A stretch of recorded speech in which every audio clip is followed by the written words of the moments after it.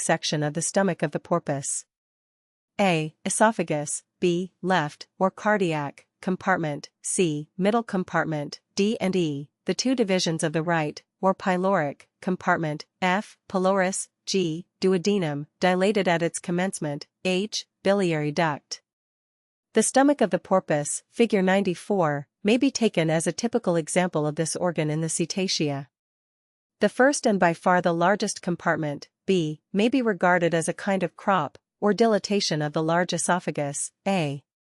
It is lined by a thick white epithelium, which ceases abruptly at the entrance into the next cavity. It corresponds to the cardiac compartment of the stomach in the ungulates and certain rodents, but, although its walls do not appear to contain peptic glands, its contents undergo partial digestion, probably caused by the regurgitation into it of the secretions of the second, or true digestive compartment, C. This, which is much smaller than the first, has very thick walls, the mucous membrane being filled with numerous tubular glands. The surface of this membrane is smooth and soft, being thrown into numerous folds, which in this genus are arranged in a very peculiar and characteristic manner, so as to form a series of prominent longitudinal ridges, each of which sends off short lateral ridges at right angles to itself, which interdigitate with those proceeding from the next longitudinal ridge. The remainder of the stomach, D to F, may be compared to the pyloric antrum of the stomach of ordinary mammals. It is elongated, cylindrical, and intestiniform, with a smooth lining membrane, sharply bent upon itself, and terminating in a very small circular pyloric aperture, F. In the porpoise the commencement of this cavity is constricted off from the remainder, so as to form a small globular sac. In most dolphins, as Tursiops, Globicephalus, and Grampus, there are two such small sacs of very similar size and form, communicating by circular pylorus-like apertures, and in Hyperoodon the whole compartment is divided by a series of constrictions into as many as 7 separate cavities, which have been regarded as distinct stomachs. Immediately beyond the pylorus the duodenum has a globular dilatation, as in the camels and some other ungulates, into the lower end of which the biliary duct, H, enters.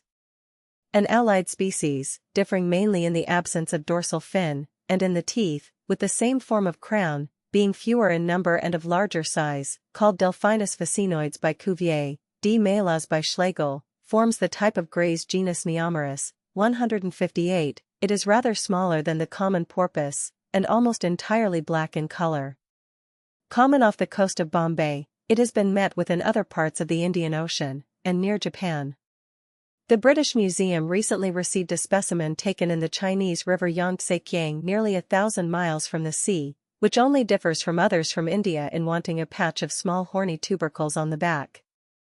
As such tubercles are present or absent in otherwise similar individuals of P. communis, it is doubtful whether they can be regarded as constituting a specific character.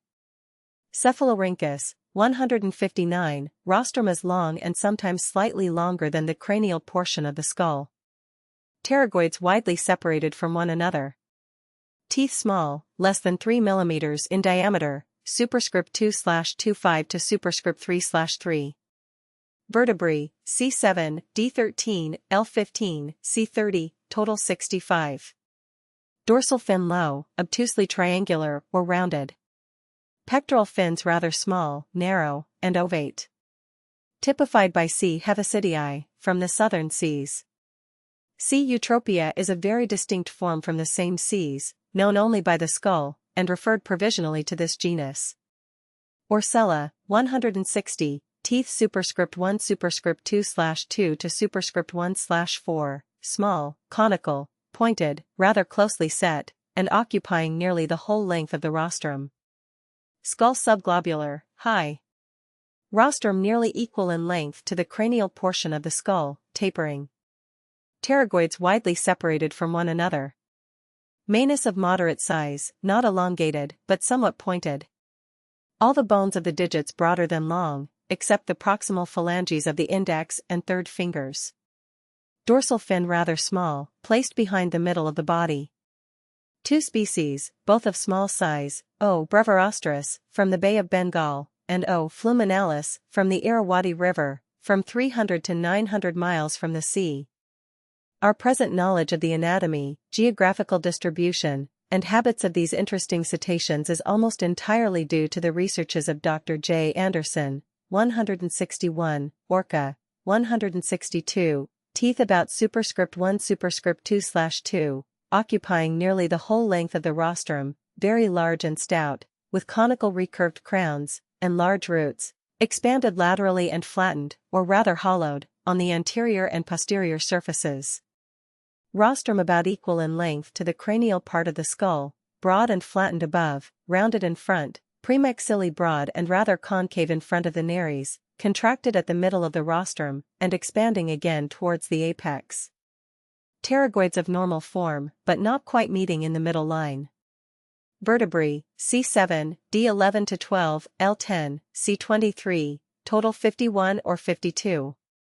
Bodies of the first and second and sometimes the third cervical vertebrae united, the rest free. Pectoral fin very large, ovate, nearly as broad as long. All the phalanges and metacarpals broader than long. General form of body robust. Dorsal fin near the middle of the back, very high and pointed. Anterior part of the head broad and depressed.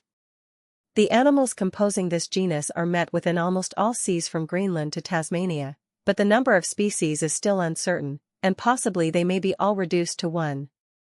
They are readily known, when swimming in the water, by the high, erect, falcate dorsal fin, whence their common German name of Schwertfisch, swordfish.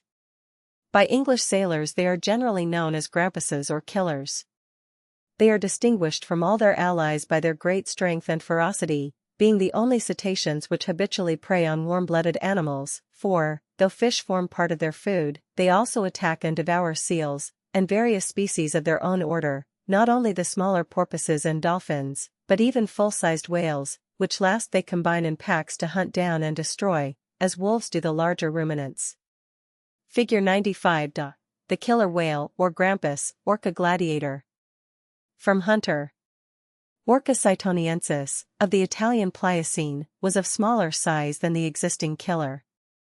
Teeth and periodic bones from the Suffolk crag not improbably belong to the same species.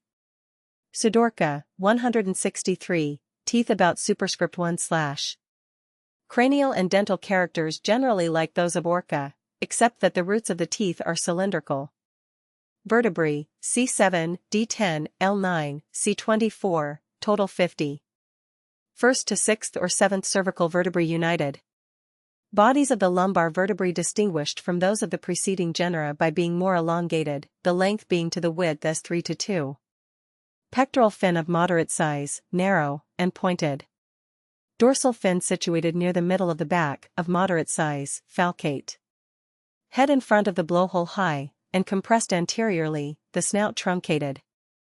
This genus was first known by the discovery of a skull in a subfossil state in a fen in Lincolnshire, named by Sir R. Owen Phocina crassidens.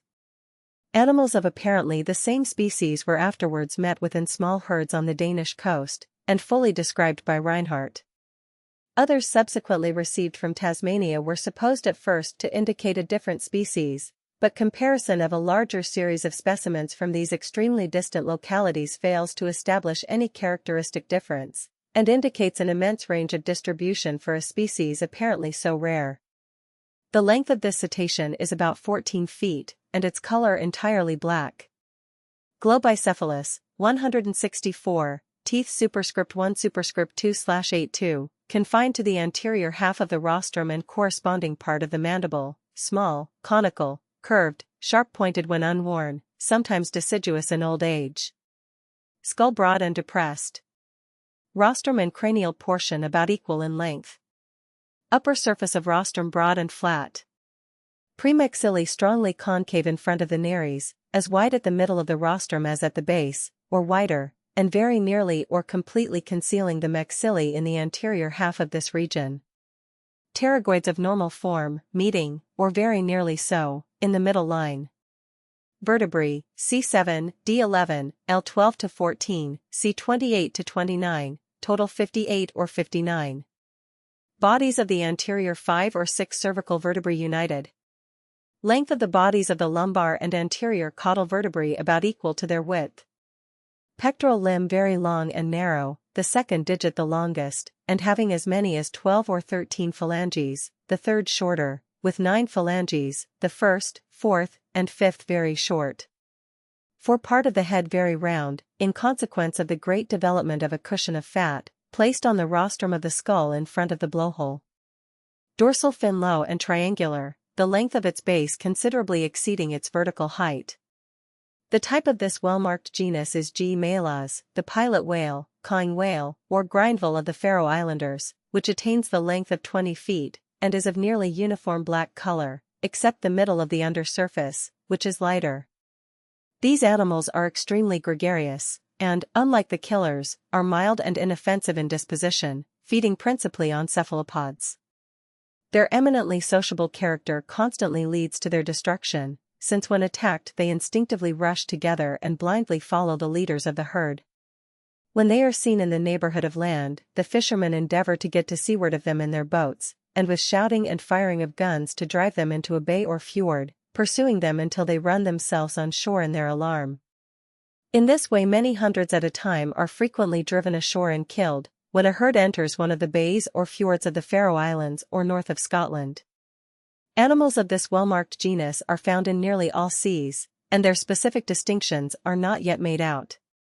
Specimens from the Australian coasts, where they are generally called blackfish, are quite indistinguishable, either by external or osteological characters, from those of the North Atlantic. Figure 96. The left periodic bone of Globicephalus uncidens, from the Suffolk crag. Natural size.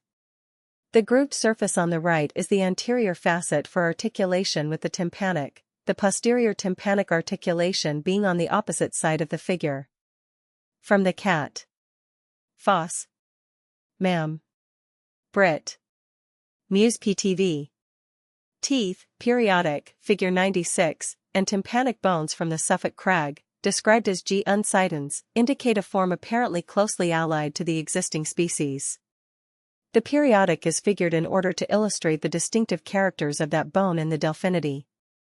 Grampus, 165, teeth none in the upper jaw, in the mandible few, 3 to 7 on each side, and confined to the region of the symphysis. Vertebrae, C7, D12, L19, C30, total 68.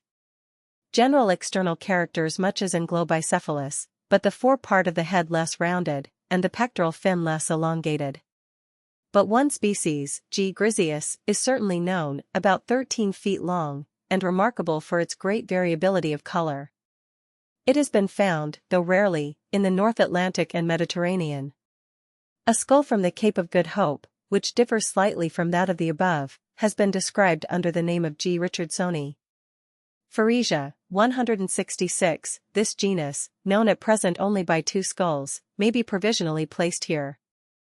These appear to indicate a form connecting Globicephalus, Grampus, and Lagenorhynchus. From the latter they differ chiefly in the smaller number, about superscript 1 superscript 2/2, and much larger size, 6 to 7 mm in diameter at base of crown, of the teeth. Lagenorhynchus, 167, rostrum scarcely exceeding the length of the cranium, broad at the base and gradually tapering towards the apex, depressed. Pterygoids normal, meeting in the middle line. Teeth small, not exceeding 4 mm in diameter, superscript 2 superscript 3/23 to superscript 3 superscript 3/33. Vertebrae very numerous, 80 to 90. Spines and transverse processes of the lumbar vertebrae very long and slender, centra short. Externally, head with a short but not very distinct beak. 2 species, L. albarostris and L. acutus, are occasionally captured on the British coasts. Other species occur elsewhere. Group B. Head with distinctly elongated rostrum, or beak, generally marked off from the prenareal adipose elevation by a V-shaped groove. Rostrum of skull considerably longer than the cranial portion.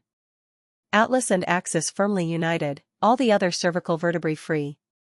If we add to it the above-mentioned genus, Lagenorhynchus, this group will include all the true dolphins, bottlenoses, or, as they are more commonly called by seafaring people, porpoises, which are found in considerable abundance in all seas, some species being habitually inhabitants of large rivers, as the Amazon. They are all among the smaller members of the order, none exceeding 10 feet in length. Their food is chiefly fish, for the capture of which their long narrow beaks, armed with numerous sharp-pointed teeth, are well adapted, but some appear also to devour crustaceans and mollusks. They are mostly gregarious, and the agility and grace of their movements in the water are constant themes of admiration to the spectators of the scene when a school of porpoises is observed playing round the bows of a vessel at sea. Delphinus, 168, teeth very numerous in both jaws, /4 to /6, occupying nearly the whole length of the rostrum, small, close-set, conical, pointed, slightly curved. Rostrum elongated, usually about double the length of the cranial portion of the skull. Pterygoids of normal form, meeting in the middle line throughout their length. Palate with deep lateral grooves. Vertebrae 73 to 75. Pectoral fin of moderate size, narrow, pointed, somewhat falcate. Second and third digits well developed, the rest rudimental. The type of the genus is the common dolphin of the Mediterranean, D. delphis, figure 97, also found in the Atlantic, and of which a closely allied if not identical form is met with in the Australian seas, D. fursteri, and in the North Pacific, D. bairdi. Other species are D. genera, D. major, etc. Figure 97. The common dolphin, Delphinus delphis. From Reinhardt. Tursiops, 169, rostrum tapering moderately from base to apex, palate not grooved, symphysis of mandible short, other cranial characters as in Delphinus. Teeth superscript 2 superscript 1/2 to superscript 2/25, stout, 6 to 7 mm in anteroposterior diameter. Vertebrae, C7, D13, L17, C27, total 64. Limbs as in Delphinus. Represented by the widely distributed T. tersio, T. catalania being a second form. Fossil remains of this genus from the Italian Pliocene have been recently described. Per Delphinus, 170, rostrum somewhat variable, mandibular symphysis short, less than 1/5 the length of the ramus, other cranial characters as in the preceding genus. Teeth superscript 3/3 to /5, small, not exceeding 3 mm in diameter. Vertebrae 73 to 78. Limbs as in Delphinus. 4 leading types of this genus are recognized, all of which have numerous synonyms, viz. P. obscurus, P. euphrosyne, P. doris, and P. longirostrus. Perron's dolphin, Delphinus leucoramphus, Perron, or Leucoramphus perroni, Liljeborg, resembles some forms of Perdelphinus in its cranial characters, but having no dorsal fin, it has been separated generically by some writers. It is not improbable that Delphinus borealis, Peel, from the North Pacific, in which there is likewise no dorsal fin, may be an allied form. Steno, 171, rostrum long, narrow, and compressed, very distinct from the cranium, mandibular symphysis as long as, or longer than 1/4 the length of the ramus, other cranial characters as in the preceding genus. Teeth superscript 2 superscript 1/2 to superscript 2/25, of comparatively large size, 5 to 6 mm in diameter, surface of their crowns finely grooved. Vertebrae, C7, D12, L15, C32, total 66. Represented by S. rostratus, from which the forms which have received other names are probably not specifically separable. Sotalia, 172, pterygoids narrow, not meeting in the middle line, and in their inner borders diverging posteriorly, instead of being parallel as in the preceding genera, other cranial characters much as in Steno. Teeth tolerably large, 4 to 5 mm in diameter, superscript 3/3 to superscript 3/35, with smooth enameled surface. Vertebrae, C7, D12, L10 to 14, C22, total 51 to 55. Pectoral fin broad at base, the breadth being caused by the considerable development and position of the 2 outer digits. 6 species are provisionally recognized as distinct, including the Chinese white dolphin, S. sinensis, and S. pallidus from the river Amazon. Bibliography of Cetacea. D. F. Eschricht, Untersuchungen über die nordischen Walftiere, 1849, contains a copious bibliography of the group up to the date of publication. Since that time numerous monographs on special families and genera have been published, and a large illustrated general work, Osteography des Cetacees, by P. J. van Beneden and P. Gervais, 1869-80. Besides those already referred to in the footnotes, the following may be mentioned, viz.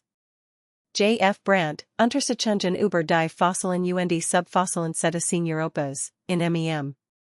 De l'Académique. Imp de St. Petersburg, 7 Ser. Volume 20. 1873, C. M. Scammon, Marine Mammals of the N.W., Coast of North America, 1874, W. H. Flower, On the Characters and Divisions of the Families of the Delphinidae, Proc. Zol. SOC 1883, page 466, and List of the Specimens of Cetacea in the British Museum, 1885, F. W. True, Review of the Family Delphinidae, Bull. U.S. Nat Museum, No. 36, 1889, P. J. van Beneden, Histoire naturelle des Cétacés de Mers d'Europe, 1889. For fossil forms, in addition to the works of van Beneden, Gervais, and Brandt, already cited, the reader may refer to various memoirs published by the former writer in the Bull. ACR Belgique and Musar, Histoire nat Belgium. See also R. Lydecker, The Cetacea of the Suffolk Crag, Quart. Journ. Geology, SOC Volume 42. Page 7, 1887, and Catalogue of the Fossil Mammalia in the British Museum, PTV, 1887. Chapter 9. The order Ungulata. Under this term may be included provisionally a large and rather heterogeneous group of mammals, the existing members of which form the Pecora and Belui of Linnaeus, the Ruminantia and Pachydermata of Cuvier. A few years ago it was found convenient to restrict the order to a well-marked and distinctly circumscribed group, comprising the two sections known as Perissodactyla and Artiodactyla, and to leave out such isolated forms as the elephant and hyrax, but the discovery of a vast number of extinct species, which could not be brought under the definition of either perissodactyle or artiodactyl ungulates, and yet are evidently allied to both, and to a certain extent bridge over the interval between. These and the isolated groups just mentioned, makes it necessary either to introduce a number of new and ill-defined ordinal divisions, or to widen the scope of the original order so as to embrace them all. The existing forms are all animals eminently adapted for a terrestrial life, and in the main for a vegetable diet. Though a few are more or less omnivorous, and may under some circumstances kill living creatures smaller and weaker than themselves for food, none are distinctly and habitually predaceous. Their teeth are markedly heterodont and diffeodont, the milk set being well developed and not completely changed until the animal attains its full stature. The molars have broad crowns with tuberculated or ridged surfaces. There are no clavicles, 173, their toes are provided with blunt, broad nails, or in the majority of cases with hoofs, more or less enclosing the ungual phalanges. The scaphoid and lunar bones of the carpus are always distinct. The humerus has no antepicondylar foramen. The number of digits varies from 5 to 1, and the radius and ulna may be united together. The more generalized of the fossil forms do not conform in all respects to the above-mentioned characters, clavicles being present in Typotherium, and perhaps in some of the Condylarthra, while in the latter group the humerus may have an antepicondylar foramen, and thus approximate to the corresponding bone of the carnivora. Wide as is the gap between existing carnivores and ungulates, there are indeed more or less strongly marked evidences of affinity between the earlier members of the two orders, as will be again noticed under the head of the suborder Condylarthra. A departure from the normal type of foot structure is exhibited by the extinct Macrotherium, provisionally included in the Perissodactyla, where the digits terminated in long and curved claws. As a general rule, the cheek teeth have distinct roots, and in those of the existing suborders a gradual increase in the height of the crowns of these teeth may be noticed in passing from the more generalized to the more specialized types. Those teeth in which the crowns are low, and their whole structure visible from the grinding surface, are termed brachydont, figure 122, while those with higher crowns, in which the bases of the enfoldings of enamel are invisible from the grinding surface, are known as hypsodont, figure 123. Again, when the tubercles on the crowns of the molars are more or less cone-like in form, the tooth is said to be bunodont, But when they are expanded in an antero-posterior direction and curved into a crescent shape, the tooth is described as solenodont. Figure 98. Right forefoot of Indian elephant. Times 1/8. U. ulna, R. radius, C. cuneiform, L. lunar, SC. scaphoid, U. unciform, M. magnum, TD. trapezoid, TM. trapezium, I to V. first to fifth digit. The whole order may be divided into the Ungulata vera, containing the suborders Perissodactyla and Artiodactyla, and a somewhat heterogeneous assemblage of animals which may be called Subungulata or Ungulata polydactyla. Cope has pointed out a character in the structure of the carpus by which the latter are differentiated from the former. Thus in all the Subungulata the bones of the proximal and distal row retain the primitive or more typical relation to each other, see figure 98, the os magnum of the second row articulating mainly with the lunar of the first, or with the cuneiform, but not with the scaphoid. But in the group to which the vast majority of modern ungulates belong, the second or distal row has been shifted altogether towards the inner side of the limb, see figure 99, so that the magnum is brought considerably into relation with the scaphoid, and is entirely removed from the cuneiform, as in the great majority of existing mammals. It will be on the whole more convenient to commence our survey of the members of this suborder with the more specialized group of the Ungulata vera, in which the Artiodactyla will be taken first. Ungulata vera, 174. In the typical ungulata the feet are never plantigrade, and the functional toes do not exceed 4, the inner digit being suppressed, at all events in all forms which have existed since the Upper Eocene period. 175. The os magnum of the carpus articulates freely with the scaphoid. The allantois is largely developed, and the placenta, so far as is known, is non-deciduate, the chorionic villi being either evenly diffused or collected in groups or cotyledons, in pecora. The testes descend into a scrotum. There is never an os penis. The uterus is bicornuate. The mammae are usually few and inguinal, or may be numerous and abdominal, as in Suena, but are never solely pectoral. The cerebral hemispheres in existing ungulates are well convoluted. The group is now, and has been throughout almost the whole of the Tertiary period, composed of two perfectly distinct sections, differing from each other, not only in the obvious characters of the structure of the limbs, but in so many other parts of their organization that they must be considered as of the rank at least of suborders. The characters of these divisions, first indicated by Cuvier, were thoroughly established by Owen, by whom the names whereby they are now generally known were proposed. Suborder Artiodactyla. This is a well-defined group, traceable from the Eocene period, though then apparently by no means so numerous as the Perissodactyls. Some of its types, as that represented in the existing swine, have retained to the present time much of the primitive character of the group, but others have been gradually becoming more specialized and perfected in structure, and its latest modification, the cavicorn ruminants or bovidae, antelopes, sheep, and oxen, are now the dominating members of the great ungulate order, widespread in geographical range, rich in generic and specific variation, and numerous in individuals, forming in all these respects a great contrast to such decadent types as those represented by the tapirs and rhinoceroses. Figure 99. Bones of right forefoot of existing artiodactyls.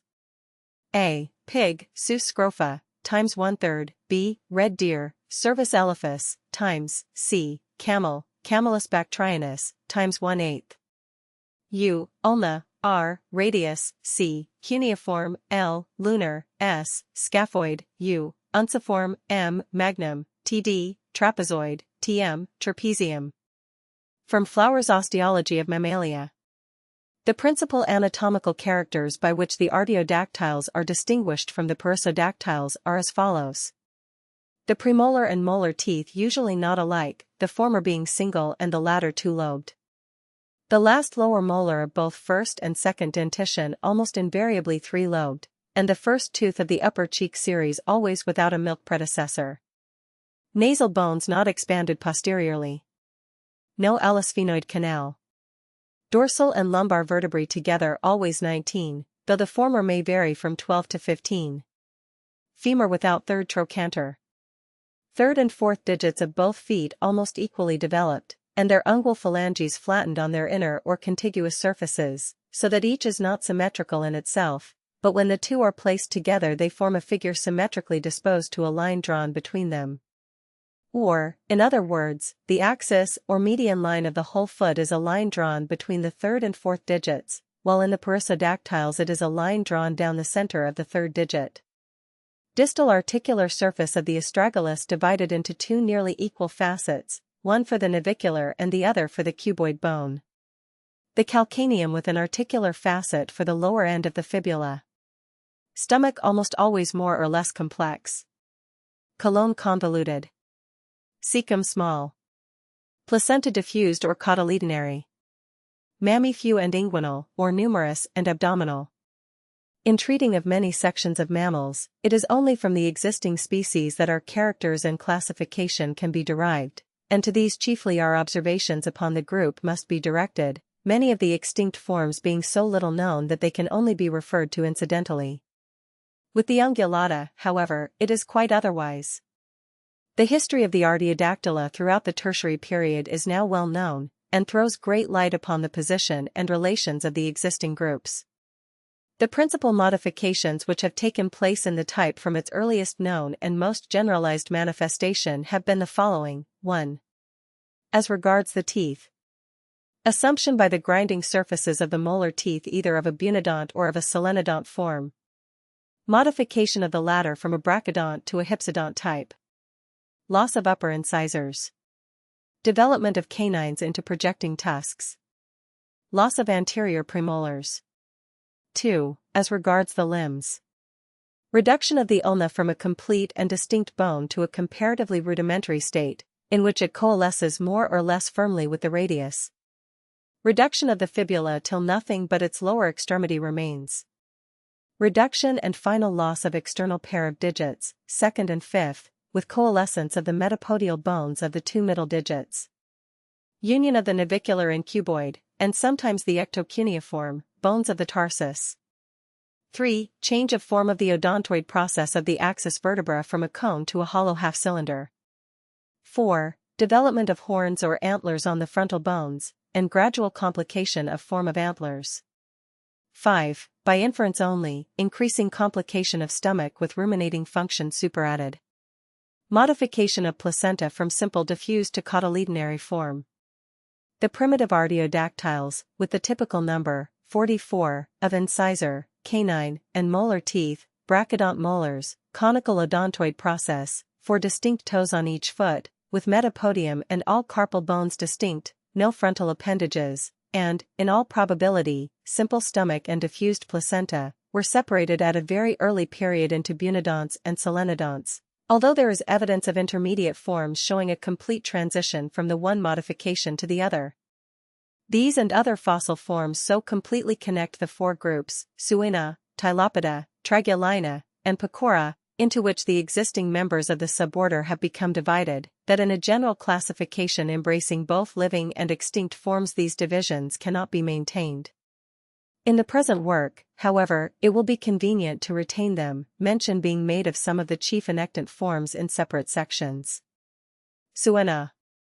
The existing members of this group are characterized by their bunodont molars, and the absence of a complete fusion of the third and fourth metapodials to form a cannon bone.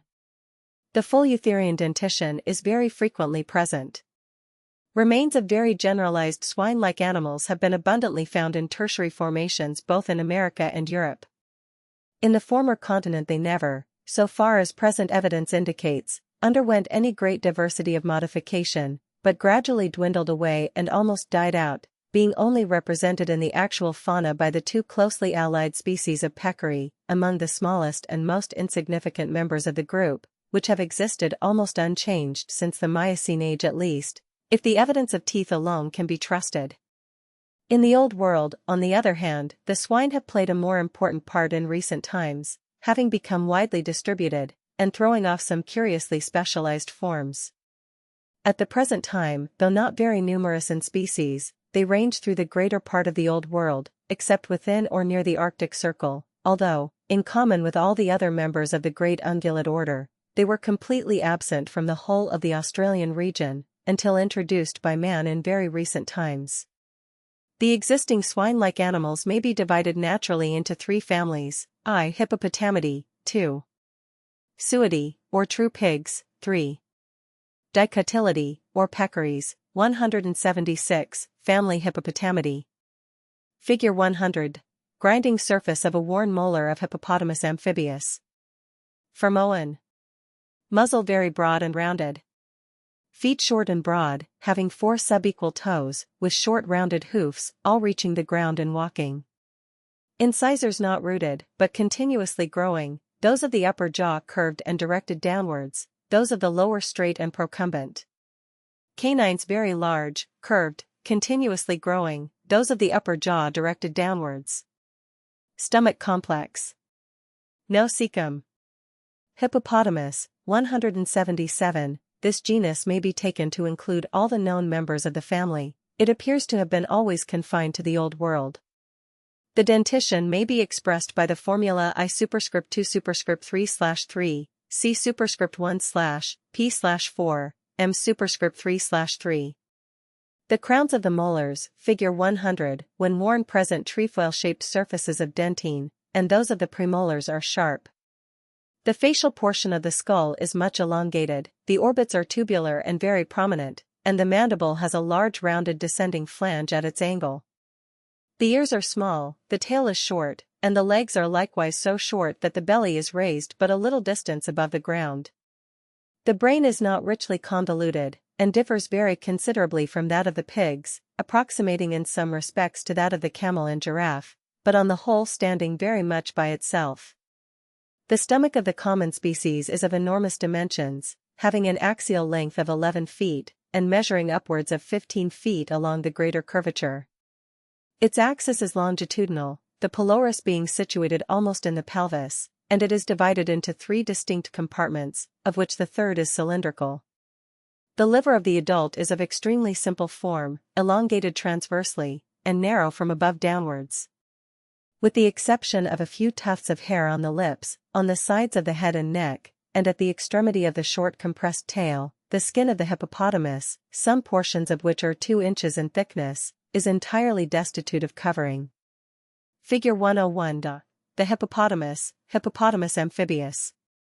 The common hippopotamus, H. amphibius, widely distributed in the rivers and lakes of the African continent, is a huge bulky animal, characterized by having only 2 incisors on either side of each jaw, the central lower pair being very much larger than the outer ones. A male from the Upper Nile which lived for nearly 30 years in the gardens of the Zoological Society of London measured 12 feet along the back from the nose to the root of the tail. The hippopotamus lives in herds of from 20 to 40 individuals on the banks and in the beds of rivers, in the neighborhood of which it finds its food. This consists chiefly of grass and aquatic plants, of which it consumes enormous quantities, the stomach being capable of containing from 5 to 6 bushels. These animals feed principally by night, remaining in the water during the day, although in districts where they are undisturbed by man they are less exclusively aquatic. In such regions they put their heads boldly out of the water to blow, but when rendered suspicious by persecution, they become exceedingly cautious, only exposing their eyes and nostrils above the water, and even this they prefer doing amid the shelter of water plants. In spite of their enormous size and uncouth form, they are expert swimmers and divers, and can remain under the water from 5 to 8 minutes. They are said to walk with considerable rapidity on the bottoms of rivers, beneath at least a foot of water. At nightfall they come on land to feed, and when, as often happens on the banks of the Nile, they reach cultivated ground, they do immense damage to growing crops, destroying by their ponderous tread even more than they devour. A much smaller species, known as the pygmy hippopotamus, H. liberiensis, inhabits some of the rivers of western Africa, and is characterized by having only a single pair of lower incisors. Mainly on this account, it has been proposed to regard this species as representing a distinct genus, under the name of Coeropsis, but since it agrees so essentially in other characters with the common form, and sometimes has 2 incisors on one side of the lower jaw, it appears preferable to include it in the type genus. The greater relative size of the brain cavity as compared with the facial portion of the skull renders, indeed, the contour of the skull decidedly different from that of H. amphibius, but this is a feature generally found in young individuals of larger species, and also in the adults of allied smaller forms. Both the existing species are now exclusively confined to Africa, but in the Pleistocene and Pliocene periods the genus was widely spread over the Old World. Thus in the Upper Pliocene of the continent and the Pleistocene of England we meet with remains of a very large fossil hippopotamus which cannot be specifically distinguished from H. amphibius. In the Pleistocene and Pliocene of India there are two species having 3 pairs of incisors in both jaws. Of these H. paleindicus has the second pair in the lower jaw very minute, and evidently just about to disappear, from which we learn that it is this pair which is missing in H. amphibius. In the still more generalized H. civilensis the 3 incisors in the lower jaw are of equal size. Hexaprotodont species also occur in the upper tertiaries of Burma and Algeria. Small tetraprotodont species, H. pentlandi and H. minutus, have left their remains in enormous quantities in the caves and fissures of Sicily and Malta.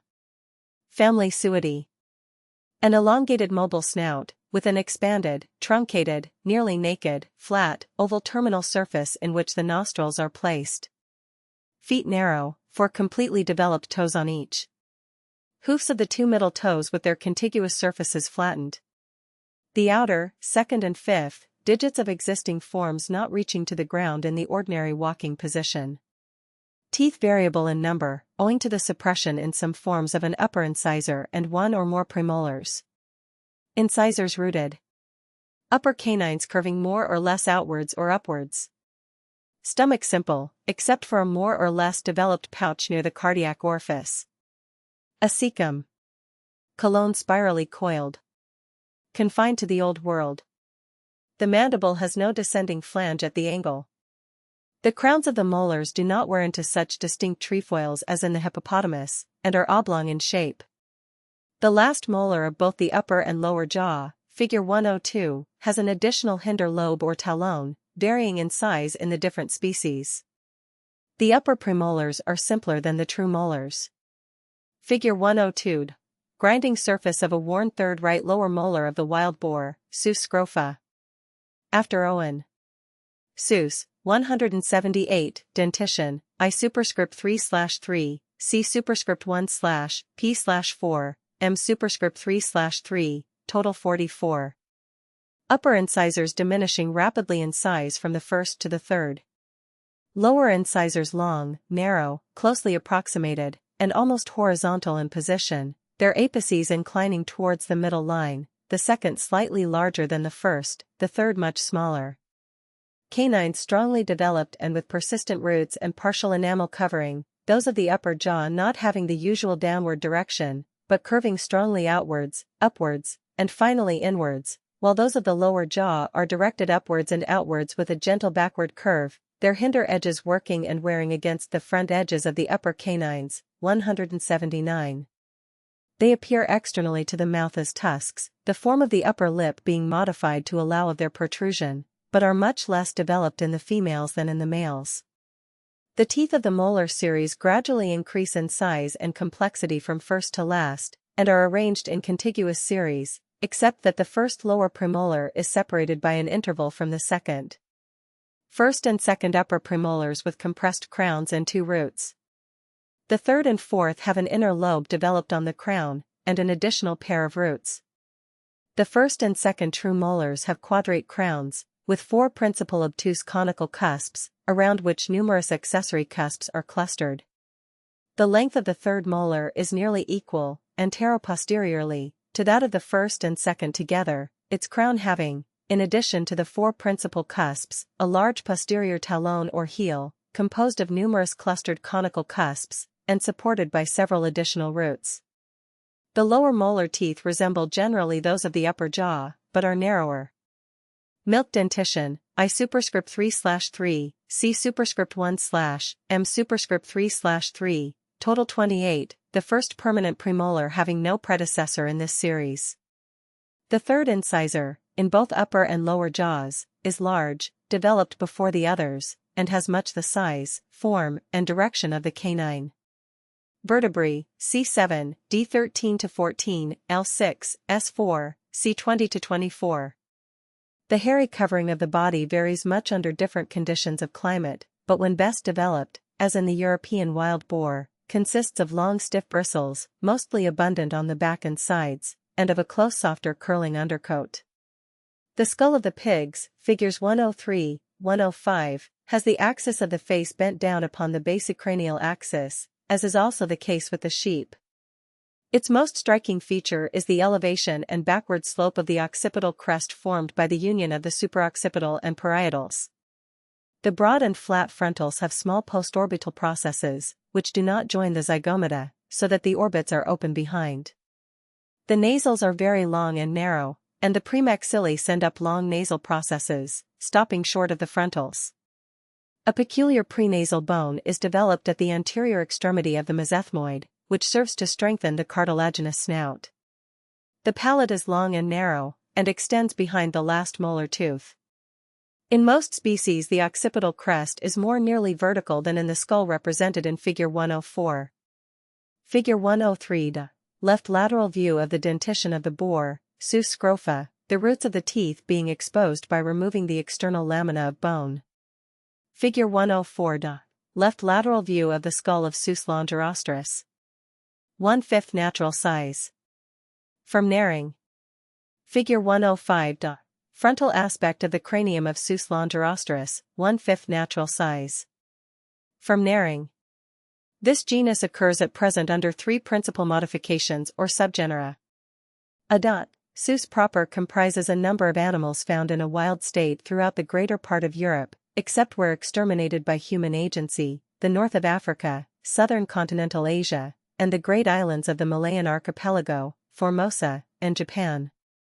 The following among others have been admitted by many zoologists as distinct species: Sus scrofa, the wild boar of Europe, Asia Minor, and North Africa, once common throughout the British Isles, S. senerensis, Northeast Africa, S. cristatus, India, S. vittatus, Java, Borneo, Amboina, Batchian, S. papuensis, New Guinea, S. timorensis, Timor and Rodi, S. andamanensis, Andaman Islands, S. tivanus, Formosa, S. leucomistax, Japan, S. verrucosus, Java, Borneo, Ceram, S. barbatus, Borneo, S. celebensis, Celebes, Philippines, and Moluccas, S. longirostrus, Borneo and Java.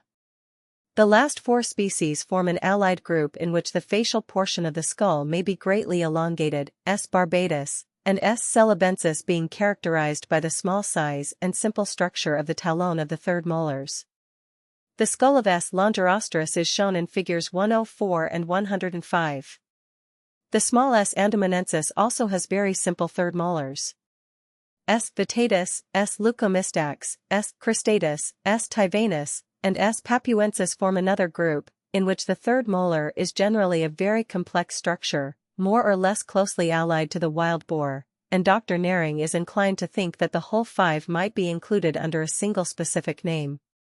This list will give some idea of the geographical distribution of wild pigs, but it must be borne in mind that through the whole of this region, and in fact now throughout the greater part of the habitable world, pigs are kept by man in a domesticated state, and it is still an open question whether some of the wild pigs of the islands named above may not be local races derived originally from, or crossed with, imported domestic specimens.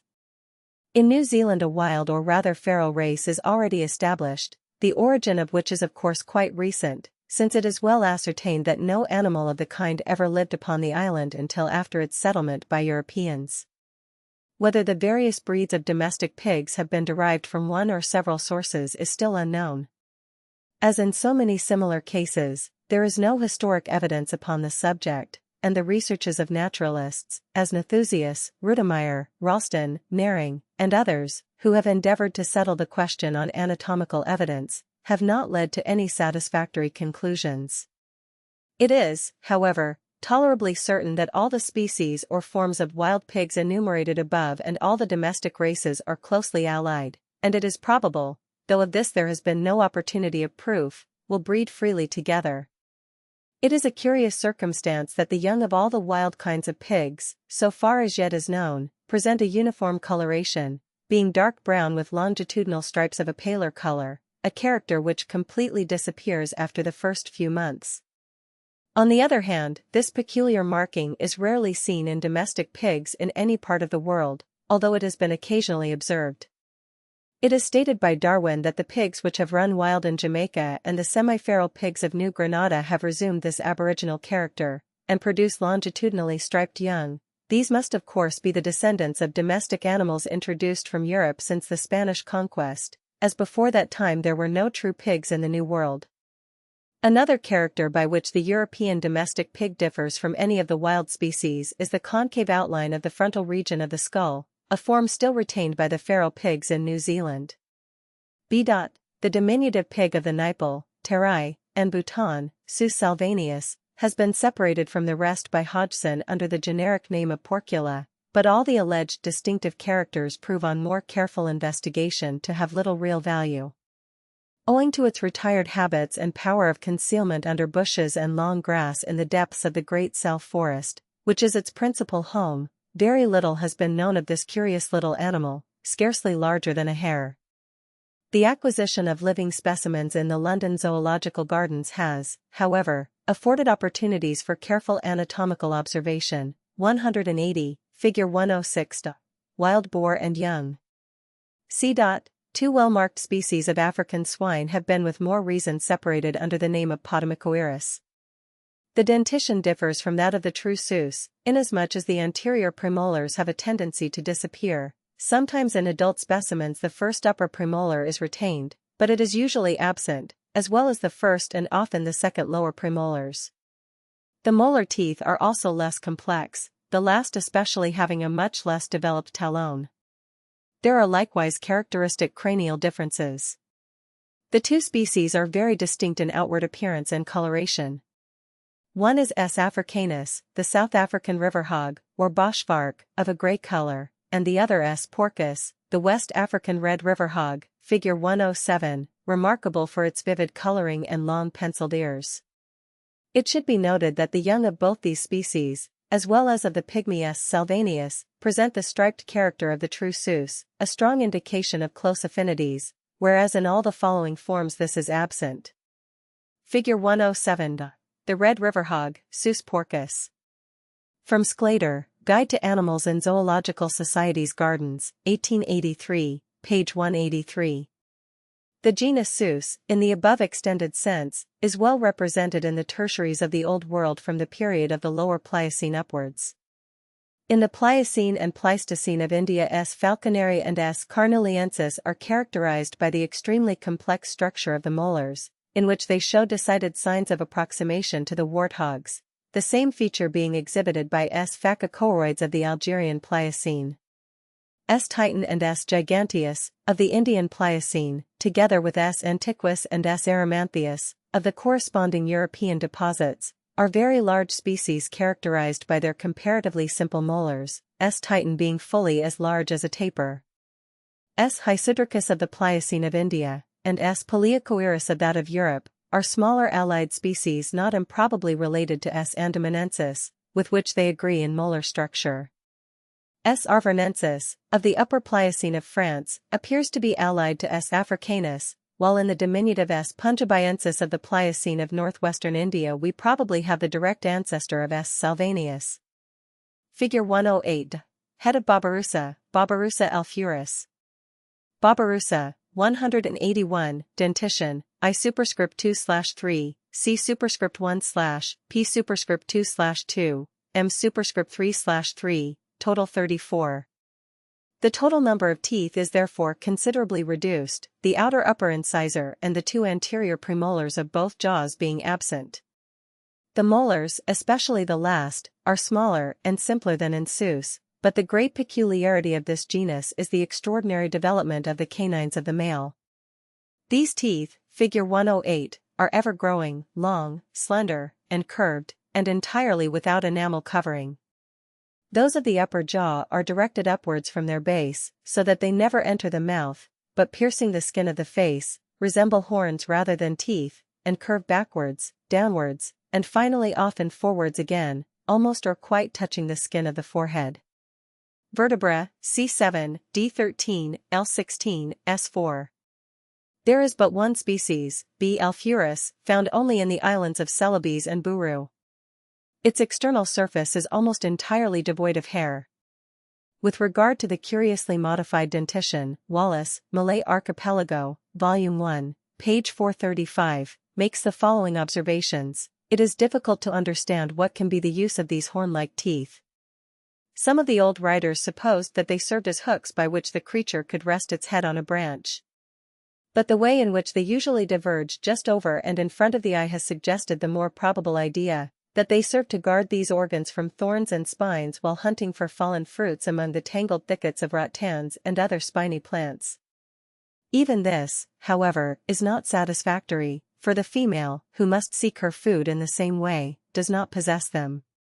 I should be inclined to believe rather that these tusks were once useful, and were then worn down as fast as they grew, but that changed conditions of life have rendered them unnecessary, and they now develop into a monstrous form, just as the incisors of the beaver and rabbit will go on growing if the opposite teeth do not wear them away. In old animals they reach an enormous size, and are generally broken off as if by fighting. Phacocheirus, 182, the warthogs, so called from the large cutaneous lobes projecting from each side of the face, have the teeth still more remarkably modified than in Babirusa.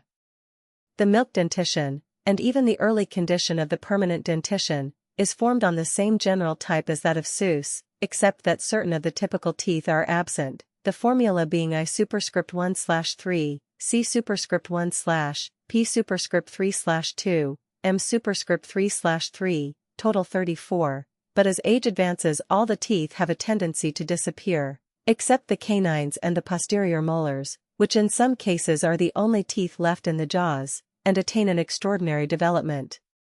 The upper canines especially are of great size, and curve outwards, forwards, and upwards. Their enamel covering is confined to the apex, and soon wears away. The lower canines are much more slender, but follow the same curve, except on the posterior surface, their crowns are covered with enamel. Unlike those of the Babirusa, the canines of the warthog are large in both sexes. The third molar tooth of both jaws is of great size, and presents a structure at first sight unlike that of any other mammal, being composed of numerous, 22 to 25, parallel cylinders or columns, each with pulp cavity, dentine, and enamel covering, and packed together with cement.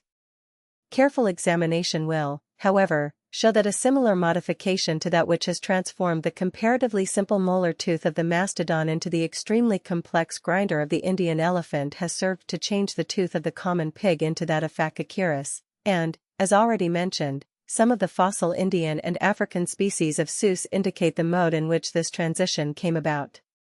The tubercles which cluster over the surface of the crown of the molars of the common pig are elongated and drawn out into columns in the warthog, as the low transverse ridges of the mastodon's tooth become the leaf-like plates of the elephant's. Two species of this genus are commonly but rather doubtfully distinguished, P. africanus, alien's warthog, widely distributed over the continent, and P. ethiopicus, Pallas's warthog, confined to southeastern Africa.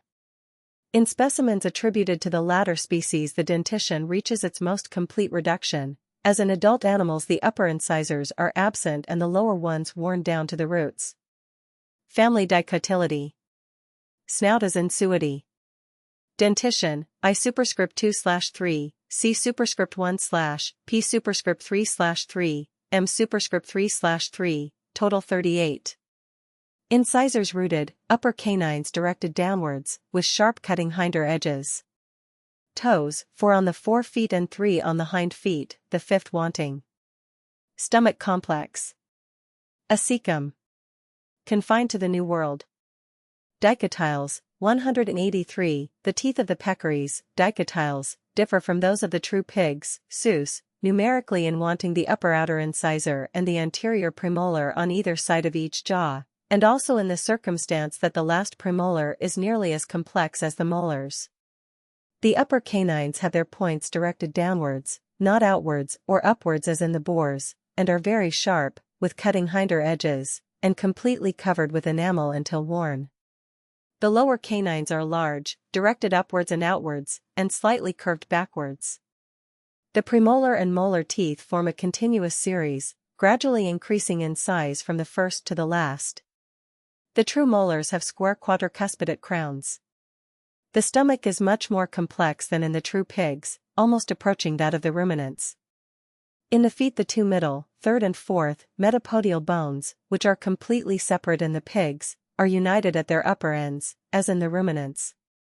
On the forefoot, the two, second and fifth, outer toes are equally developed as in pigs, but on the hind foot, although the inner, or second, is present, the outer, or fifth, toe is entirely wanting, giving an unsymmetrical appearance of the member, very unusual in artiodactyls. Vertebrae, C7, D14, L5, S4, C7. As in the pigs, the snout is truncated, and the nostrils are situated in its flat, expanded, disc-like termination. The ears are rather small, ovate, and erect, and there is no external appearance of a tail. The surface of the body is well covered with thick bristly hair, and rather behind the middle of the back is a large and peculiar gland, which secretes an oleaginous substance with a powerful musky odor. This was mistaken by the old travelers for a second navel, a popular error which suggested to Cuvier the name of dicotyls. When the animal is killed for food, it is necessary speedily to remove this gland, otherwise it will taint the whole flesh so as to render it uneatable. Figure 109. The collared peccary, Dicotyls tajacu. There are two species, 184, so nearly allied that they will breed together freely in captivity. Unlike the true pigs, they never appear to produce more than two young ones at a birth. The collared peccary, D. tajacu, Linn., Torquatus, Cuvier, Figure 109, ranges from the Red River of Arkansas through the forest districts of Central and South America as far as the Rio Negro of Patagonia. Generally it is found singly or in pairs, or at most in small herds of from 8 to 10, and is a comparatively harmless creature, not being inclined to attack other animals or human beings. Its color is dark gray, with a white or whitish band passing across the chest from shoulder to shoulder. The length of the head and body is about 36 inches. The white-lipped peccary or worry, D. labiatus, Cuvier, is rather larger, being about 40 inches in length, of a blackish color, with the lips and lower jaw white. Its range is less extensive, since it is not found farther north than British Honduras or south of Paraguay. It is generally met with in large herds of from 50 to 100 or more individuals, and is of a more pugnacious disposition than the former species, and capable of inflicting severe wounds with its sharp tusks. A hunter who encounters a herd of them in a forest has often to climb a tree as his only chance of safety. Both species are omnivorous, living on roots, fallen fruits, worms, and carrion, and when they approach the neighborhood of villages and cultivated lands they often inflict great devastation upon the crops of the inhabitants. Remains of the two existing species of peccary, as well as of one much larger extinct form, are found in the cavern deposits of Brazil, while large peccaries also occur in the Pleistocene of the United States, which, although they have been referred to a distinct genus, Platygonus, on account of their relatively smaller incisors and somewhat simpler premolars, may well be included in dicotyls. Figure 110. The three left upper molars of Hyotherium paraments, from the Pliocene of India. Allied extinct generid. In the tertiary deposits of both the Old and New World occur remains of pig-like animals which, so far as we can judge, appear to connect the peccaries so closely with the true pigs as to render the dicotylity really inseparable from the suidae. Of these the American genus Cinoheus has the lower canine with a triangular cross-section and received into a notch in the upper jaw, as in the peccaries, but the fourth upper premolar is simpler than the molars, as in the undermentioned genus Hyotherium.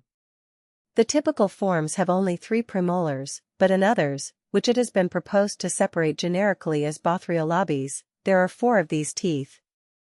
Hyotherium, of the Pliocene and Miocene of the Old World, is a generalized form allied both to sus and dicotyls as well as to certain extinct genera. The upper molars, figure 110, are characterized by their square crowns, the last having no distinct third lobe, and coming into use before the first is much worn, while the last premolar is simpler than the true molars. The canines, which have an oval section and are scarcely larger than the incisors, are not received into a notch in the upper jaw. In the Pliocene of India there occurs an apparently allied genus known as Hippoheus, in which the crowns of the molars are much taller, and have lateral enfoldings of the enamel, producing a very complex pattern on the worn crowns. The European Miocene genus Listriodon, with the dental formula I superscript 3/3, C superscript 1/P superscript 3/3, M superscript 3/3, differs from all the preceding in having the anterior and posterior pairs of tubercles of the molars united into ridges running across their crowns, so that these teeth resemble the lower molars of the taper. The genus is also found in the lower Pliocene of India. Extinct transitional artiodactyls. In this place it will be convenient to notice briefly a few of the extinct types of tertiary artiodactyls which connect the existing Bunodont suina with the more specialized solenodont groups mentioned below so closely as to show that in a strictly paleontological classification such groups cannot be maintained. It should be mentioned that while some of these extinct forms were in all probability actual ancestral links between the Bunodonts and solenodonts, others, like the Anoplotheres, died out entirely without giving rise to any more specialized descendants. Figure 111. The imperfect third left upper molar of Hyopotamus giganteus, Miocene, India. From the Paleontologia Indica. Choropotamidid. In this family the molars are intermediate in structure between those of the Suidae and the next family. The upper ones have very broad crowns, with the 5 columns arranged as in Anthracotherium, while the premolars are not secant, and may be very large. The best-known forms are the small Sebochirus of the Phosphorites of central France, Choropotamus of the Upper Eocene, the type species of which was of the size of a large pig, with the dental formula I superscript 3/3, C superscript 1/P/3, M superscript 3/3, and no distinctly solenodont structure in the molars, the much larger Eleutherium, from the Upper Eocene and Lower Miocene of both the Old and New Worlds, which presents the very rare feature of the absence of a third lobe to the last lower molar, and the equally large Tetraconodon of the Pliocene of India, in which this third lobe was present and the premolars were of enormous size. The remarkable North American Eocene genus Echinodon should perhaps also be placed here. Figure 112. A right upper molar of Maricopotamus pusillus, Pliocene, India. From the Paleontologia Indica. Anthracotheriidid. The genera Anthracotherium and Hyopotamus, of the Upper Eocene and Miocene, have the typical Eutherian dental formula, the upper molars, figure 111, carrying 3 columns on the anterior and 2 on the posterior half of the crown, all of which are of a more or less decidedly solenodont structure. The mandible has a descending flange at the angle. The figured tooth, in which the anterointernal and anteromedian columns are imperfect, may be compared with the diagram given in Figure 5 and P32, when the homology of the columns or tubercles will be at once apparent, the broken anteromedian column representing the protoconyle. Some of the species are of large size, while others are comparatively small. Maricopotamus. The genus Maricopotamus of the Lower Pliocene of India may be regarded as an anthracotheroid which has lost the anteromedian column to the upper molars, figure 112, so that these teeth are consequently quadrituberculate, and may thus be regarded as typical examples of the brachysolenodont modification of molar structure. Caudalopidid. The Miocene genus Caudelops, Oreodon, 185, is the type of a large American family in which the upper molars are solenodont and usually have 4 columns, while the lower canine is approximated to the incisors and its form and function assumed by the first premolar. The last upper premolar is simpler than the molars. There is no flange to the angle of the mandible, and the feet have 4 digits. The affinities of this peculiar family are probably widely spread, but they may have been derived from the Anthracotheriidae. The type genus has the full Eutherian dentition, but in some of the more specialized forms, Cyclopedius, the upper incisors may be wanting, and large vacuities occur in the lacrimal region. The generalized genus Protoreodon, of the Upper or Uinta Eocene, has 5 cusps on the upper molars, arranged as in the Anthracotheriidae. The pollex is retained in the manus of the type genus. Figure 113. Restoration of Anoplotherium commune, Upper Eocene. Cuvier. The family may be divided into subfamilies as follows: I. Upper molars with 4 columns. 1. Orbits open, no lacrimal fossa, a diastema, the last upper premolar with 2 outer columns, outer wall of upper molars concave and inclined inwards. Agriocoerini, Agriocoerus. 2. Orbits closed, a lacrimal fossa, no diastema, the last upper premolar with one outer column, outer wall of upper molars flattened. Cautelopony, Cautelops, Epiriodon, Maricocoeris, Cyclopedius, etc. 2. Upper molars with 5 columns. Protoriontony, Protoriodon. Anoplotheridae. This family includes several Upper Eocene European genera, with solenodont upper molars, carrying 5 columns arranged as those in Anthracotherium. One of the earliest known, Anoplotherium, was fully described by Cuvier from remains found in the Paris gypsum beds, Upper Eocene. Its 44 teeth formed a series unbroken by a gap or diastema, and were of uniform height, as in man alone of existing mammals. Its tail was long, with large chevron bones underneath, not usually found in ungulates, and there were either 3 or 2 toes on each foot. It was in many respects a much specialized form, apparently not on the line of descent of any of the existing groups. Dacrotherium is an allied genus whose dentition leads on to that of the smaller Xiphodon. The latter genus is characterized by the compressed and elongated form of the crowns of the first 3 premolars, which thus approximate to those of the Chevrotains. There were only 2 functional digits to the feet.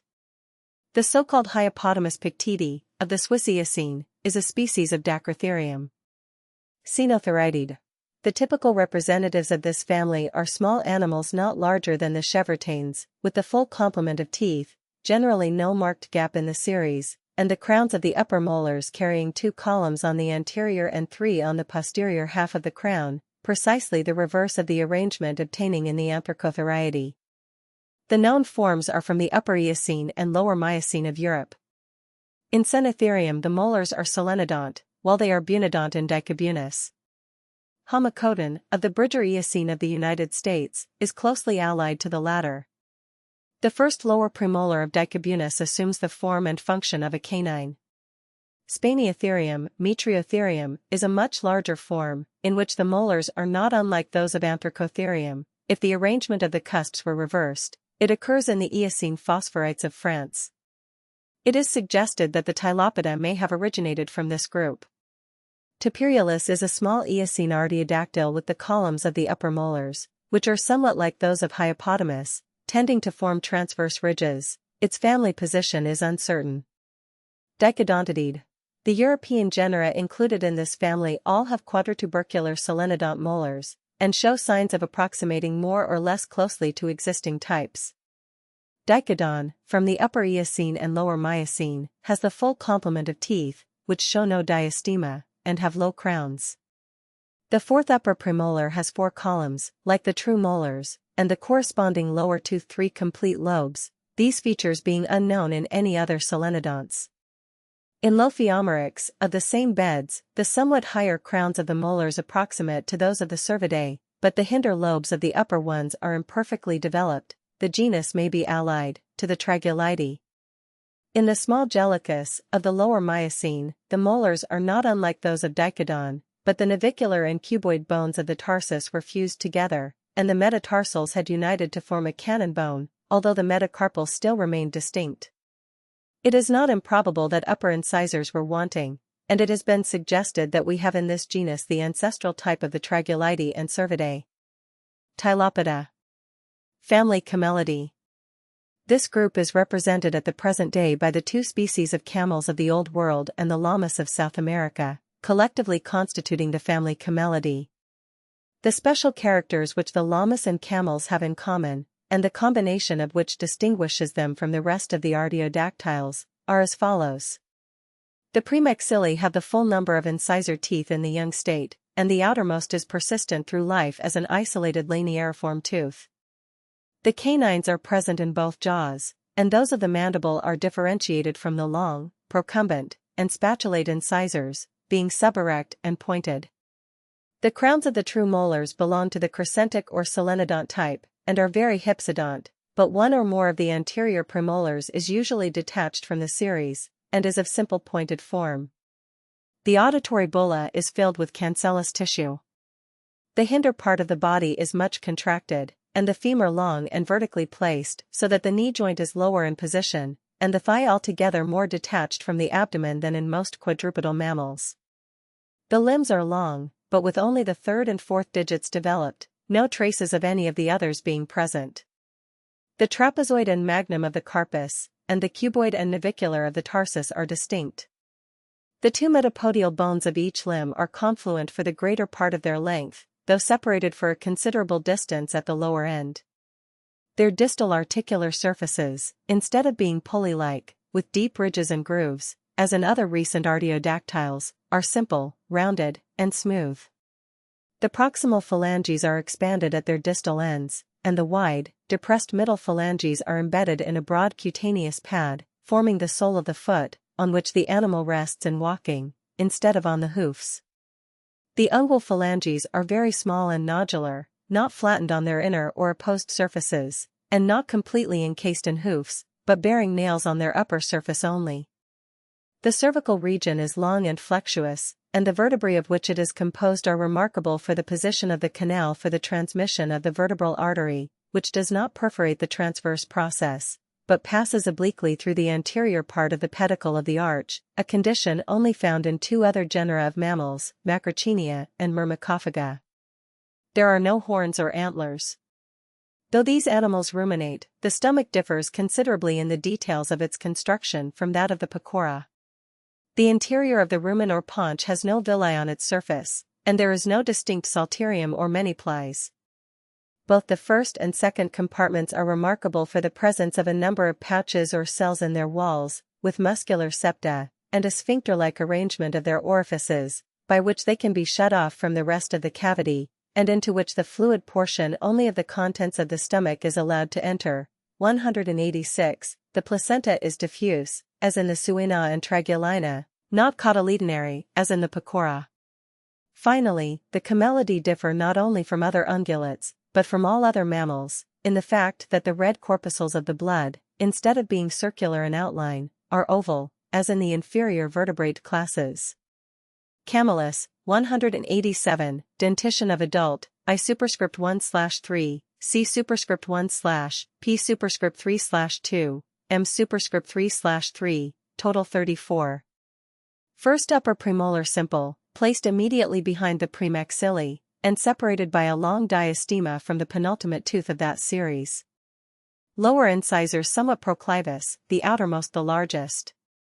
Skull elongated, with an overhanging occiput, orbits completely surrounded by bone, and the premaxilla not articulating with the arched and somewhat elongated nasals. Vertebrae, C7, D12, L7, S4, C13 to 15. Ears comparatively short and rounded. 1 or 2 dorsal adipose humps. Feet broad, with the toes very imperfectly separated. Tail well developed, tufted at the end. Hair nearly straight, and not woolly. Size very large and bulky. The genus is now represented by 2 species, viz. the single-humped Arabian camel, Camelus dromedarius, and the double-humped Bactrian camel, C. bactrianus, figure 114. 188, the former is quite unknown in a wild state, but it is reported that wild Bactrian camels occur in the more remote parts of Turkestan. The latter species is found in a domesticated state throughout a large portion of Turkestan and the neighboring region, extending as far as the Crimea in the west and to Lake Baikal and Pekin in the east. It is a heavier and more clumsy animal than the Arabian camel, with thicker hair, shorter legs, and the feet more callous and better adapted to a hard ground. The hair is most developed upon the top of the head, neck, humps, arm, and wrist. Bactrian camels are occasionally brought over the stupendous mountain passes south of Yarkand to within a few days' journey of Leh, in Kashmir territory. Figure 114. The Bactrian camel, Camelus bactrianus. The Arabian camel is commonly employed as a beast of burden in Africa and India, and has of late years been introduced into Australia for the same purpose. It is especially valuable in crossing long stretches of arid desert from its power of existing for a considerable period of time without water. The female goes fully 11 months with young, and produces but a single calf at a birth, which is suckled for a whole year. In disposition, the camel is surly and subject to furious outbursts of temper, especially during the rutting season. At such periods the male utters a peculiar and highly disagreeable bubbling noise in its throat, well known to all who have traveled in India with camels as their transport. It has been said that the camel is docile, but Palgrave observes, if docile means stupid, well and good, in such a case the camel is the very model of docility. But if the epithet is intended to designate an animal that takes an interest in its rider so far as a beast can, that in some way understands his intentions, or shares them in a subordinate fashion, that obeys from a sort of submissive or half-fellow feeling with his master, like the horse or elephant, then I say that the camel is by no means docile, very much the contrary. He takes no heed of his rider, pays no attention whether he be on his back or not, walks straight on when once set a-going, merely because he is too stupid to turn aside, and then should some tempting thorn or green branch allure him out of the path, continues to walk on in the new direction simply because he is too dull to turn back into the right road. In a word, he is from first to last an undomesticated and savage animal, rendered serviceable by stupidity alone, without much skill on his master's part, or any cooperation on his own save that of an extreme passiveness. Neither attachment nor even habit impress him, never tame, though not wide awake enough to be exactly wild. The two species breed together freely, and among the Uruks of Asia Minor, hybrids, or mules, the produce generally of a male Bactrian and a female Arabian camel are preferred to either of the pure breeds.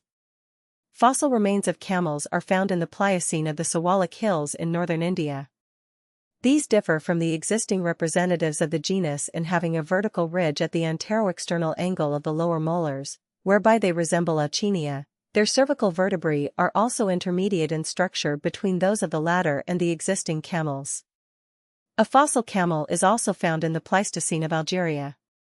Audiobiblia, 189, dentition of adults normally, I superscript 1/3, C superscript 1/P superscript 2/2, M superscript 3/3, total 32, one of the lower premolars may, however, be wanting.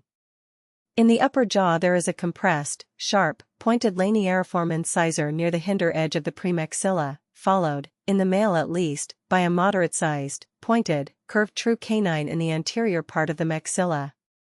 The isolated canine-like premolar which follows in the camels is not present. The teeth of the molar series, which are in contact with each other, consist of two very small premolars, the first almost rudimentary, and three broad molars, constructed generally like those of Camelus. In the lower jaw the three incisors are long, spatulate, and procumbent, the outer ones being the smallest. Next to these is a curved, suberect canine, followed after an interval by an isolated, minute, and often deciduous simple conical premolar, then a contiguous series of one premolar and three molars, which differ from those of existing species of Camelus in having a small accessory column at the anterior outer edge. The skull generally resembles that of Camelus, the relatively larger brain cavity and orbits and less developed cranial ridges being due to its smaller size. The nasal bones are shorter and broader, and are joined by the premaxilli. Vertebrae, C7, D12, L7, S4, C15 to 20. Ears rather long and pointed. No dorsal hump. Feet narrow, the toes being more separated than in the camels, each having a distinct plantar pad. Tail short. Hairy covering long and woolly. Size, in existing forms, smaller, and general form lighter than in the camels. At present and within historic times the genus is entirely confined to the western side and southernmost parts of South America, but fossil remains have been found in the caves of Brazil, in the pampas of the Argentine Republic, and in Central and North America. Figure 115. Llama, Audiobiblia glama, from an animal living in the gardens of the Zoological Society of London. The word llama, sometimes spelt llama, is the name by which the Peruvians designated one of a small group of closely allied animals, which, before the Spanish conquest of America, were the only domesticated hoofed mammals of the country, being kept, not only for their value as beasts of burden, but also for their flesh, hides, and wool, in fact, supplying in the domestic economy of the people the place of the horse, the ox, the goat, and the sheep of the Old World. The word is now sometimes restricted to one particular species or variety of the group, and sometimes used in a generic sense to cover the whole. Although they were often compared by early writers to sheep, and spoken of as such, their affinity to the camel was very soon perceived, and they were included in the genus Camelus in the Systema Naturae of Linnaeus.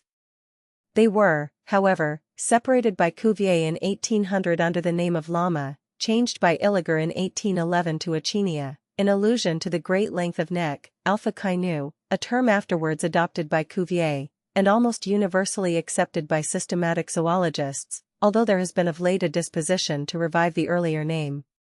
In essential structural characters, as well as in general appearance and habits, all the animals of this genus very closely resemble each other, so that the question as to whether they should be considered as belonging to one, two, or more species has been one which has led to a large amount of controversy among naturalists. The question has been much complicated by the circumstances of the great majority of individuals which have come under observation being either in a completely or partially domesticated state, and descended from ancestors which from time immemorial have been in like condition, one which always tends to produce a certain amount of variation from the original type. It has, however, lost much of its importance since the doctrine of the distinct origin of species has been generally abandoned. Figure 116. Head of vicuna, from an animal living in the gardens of the Zoological Society of London. The four forms commonly distinguished by the inhabitants of South America are recognized by some naturalists as distinct species, and have had specific designations attached to them, though usually with expressions of doubt, and with great difficulties in defining their distinctive characteristics. These are, 1. The llama, Achinia glama, Linn., or Llama peruana, Tiedemann, 2. The alpaca, A. pacos, Linn., 3. The guanaco or guanaco, A. guanacus, Molina, and 4. The vicuna, A. vicuna, Molina, or A. vicuna, Cove. The first and second are only known in the domestic state, and are variable in size and color, being often white, black, or piebald. The third and fourth are wild, and of a nearly uniform light brown color, passing into white below. They certainly differ from each other, the vicuna being smaller, more slender in its proportions, and having a shorter head, figure 116, than the guanaco, figure 117. It may therefore, according to the usual view of species, be considered distinct. It lives in herds on the bleak and elevated parts of the mountain range bordering the region of perpetual snow, amidst rocks and precipices, occurring in various suitable localities throughout Peru, in the southern part of Ecuador, and as far south as the middle of Bolivia. Its manners very much resemble those of the chamois of the European Alps, and it is as vigilant, wild, and timid. The wool is extremely delicate and soft, and highly valued for the purposes of weaving, but the quantity which each animal produces is not great. Figure 117. Head of guanaco, from an animal living in the gardens of the Zoological Society of London. The guanaco has an extensive geographical range, from the highlands of the Andean region of Ecuador and Peru to the open plains of Patagonia, and even the wooded islands of Tierra del Fuego. It constitutes the principal food of the Patagonian Indians, and its skin is invaluable to them, as furnishing the material out of which their long robes are constructed. It is about the size of a European red deer, and is an elegant animal, being possessed of a long, slender, gracefully curved neck and fine legs. Dr. Cunningham, 190, speaking from observation on wild animals, says, "It is not easy to describe its general appearance, which combines some of the characters of a camel, a deer, and a goat. The body, deep at the breast but very small at the loins, is covered with long, soft, very fine hair, which on the upper parts is of a kind of fawn color, and beneath varies from a very pale yellow to the most beautiful snow white. The head is provided with large ears, in general carried well back, and is covered with short grayish hair, which is darkest on the forehead. Occasionally the face is nearly black. As a rule it lives in flocks of from half a dozen to several hundreds, but solitary individuals are now and then to be met with. They are very difficult to approach sufficiently near to admit of an easy shot, as they are extremely wary, but, on being disturbed, canter off at a pace which soon puts a safe distance between them and the sportsman, even though he should be mounted. Despite their timidity, however, they are possessed of great curiosity, and will sometimes advance within a comparatively short distance of an unknown object, at which they will gaze fixedly till they take alarm, when they effect a speedy retreat. Their cry is very peculiar, being something between the belling of a deer and the neigh of a horse.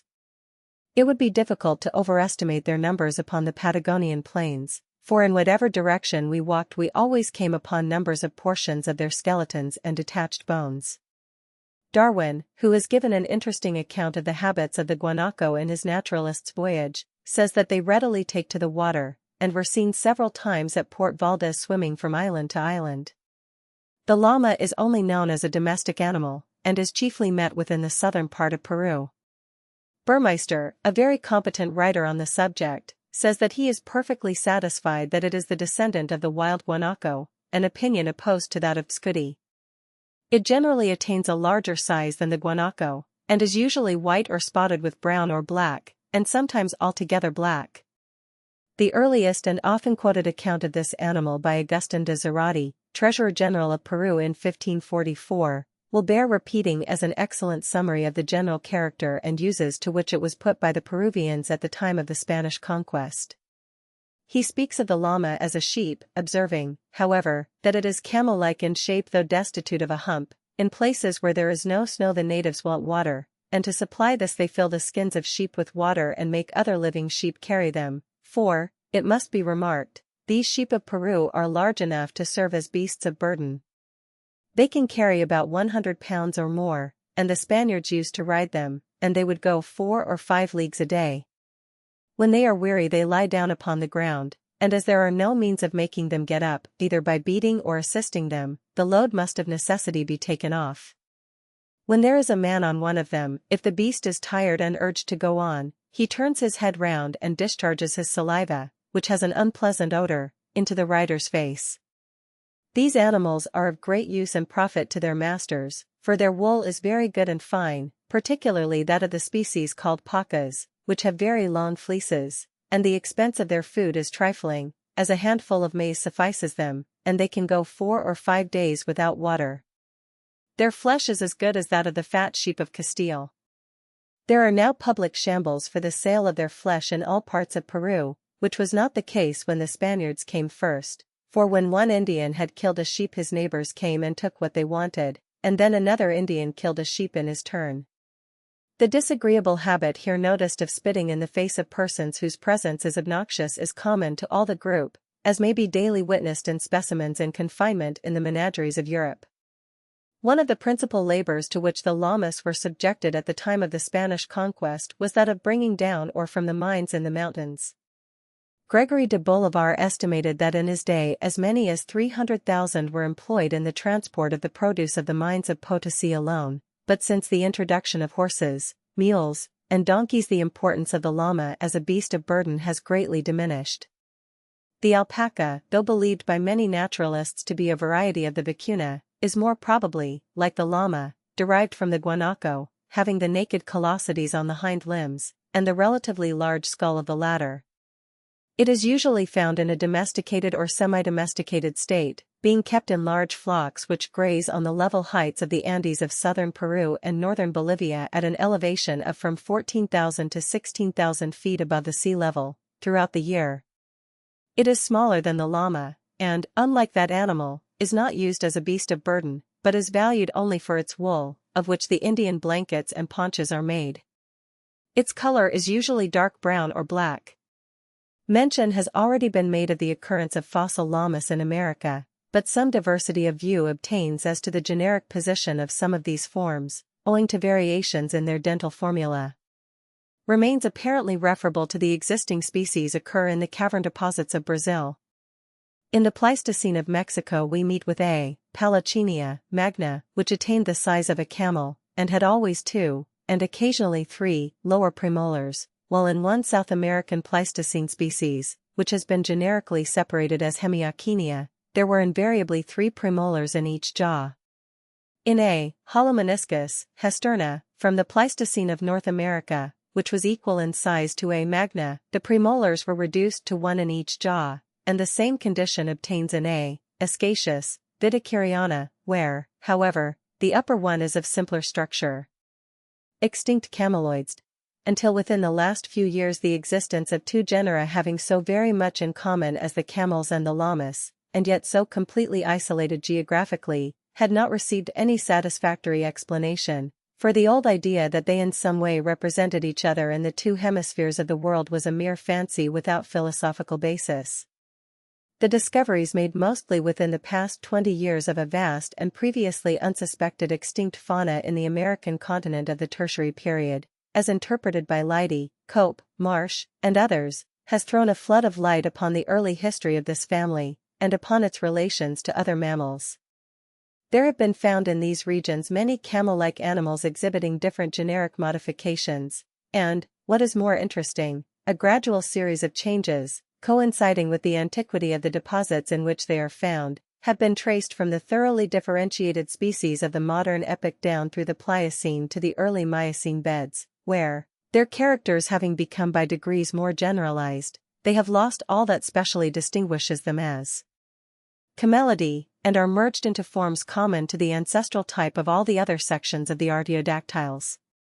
Hitherto none of these annectant forms have been found in any of the fossiliferous strata of the Old World, and it may therefore be fairly surmised, according to the evidence at present before us, that America was the original home of the Tylopoda, and that the true camels have passed over into the Old World, probably by way of the north of Asia, where we have every reason to believe there was formerly a free communication between the continents, and then, gradually driven southward, perhaps by changes of climate, having become isolated, have undergone some further special modifications, while those members of the family that remained in their original birthplace have become, through causes not clearly understood, restricted solely to the southern or most distant part of the continent. The occurrence in the dentition of the fossil Sawalic camels of a feature now found only in Oceania is especially interesting from this point of view.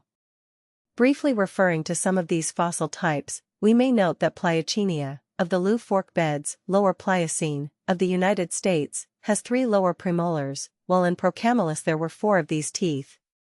In Protolobes of the Miocene we have a more generalized form, in which the dental formula is I superscript 3/3, C superscript 1/P/4, M superscript 3/3, and from this type a transition may be traced to Poabertherium, which, while having the same dental formula, was no larger than a fox, and had the 3rd and 4th metacarpals separate, with rudiments of the 4th and 5th. The earliest undoubted representative of the group is Leptotragulus, of the Uinta Eocene, which appears to have been closely allied to Poabertherium. It is, however, probable that the first lower premolar was wanting, while the other premolars of the mandible were much shorter anteroposteriorly than in the last-named genus. The manus, moreover, appears to have been less reduced, the second metacarpal retaining its connection with the magnum. It is suggested that Leptotragulus may have been derived from the bunodont genus Homocodon of the Bridger Eocene, mentioned among the Cenotheridae. Tragulina. Family Tragulidae. No teeth in premaxilla. Upper canines well developed, especially in the males, narrow and pointed. Lower canines incisiform.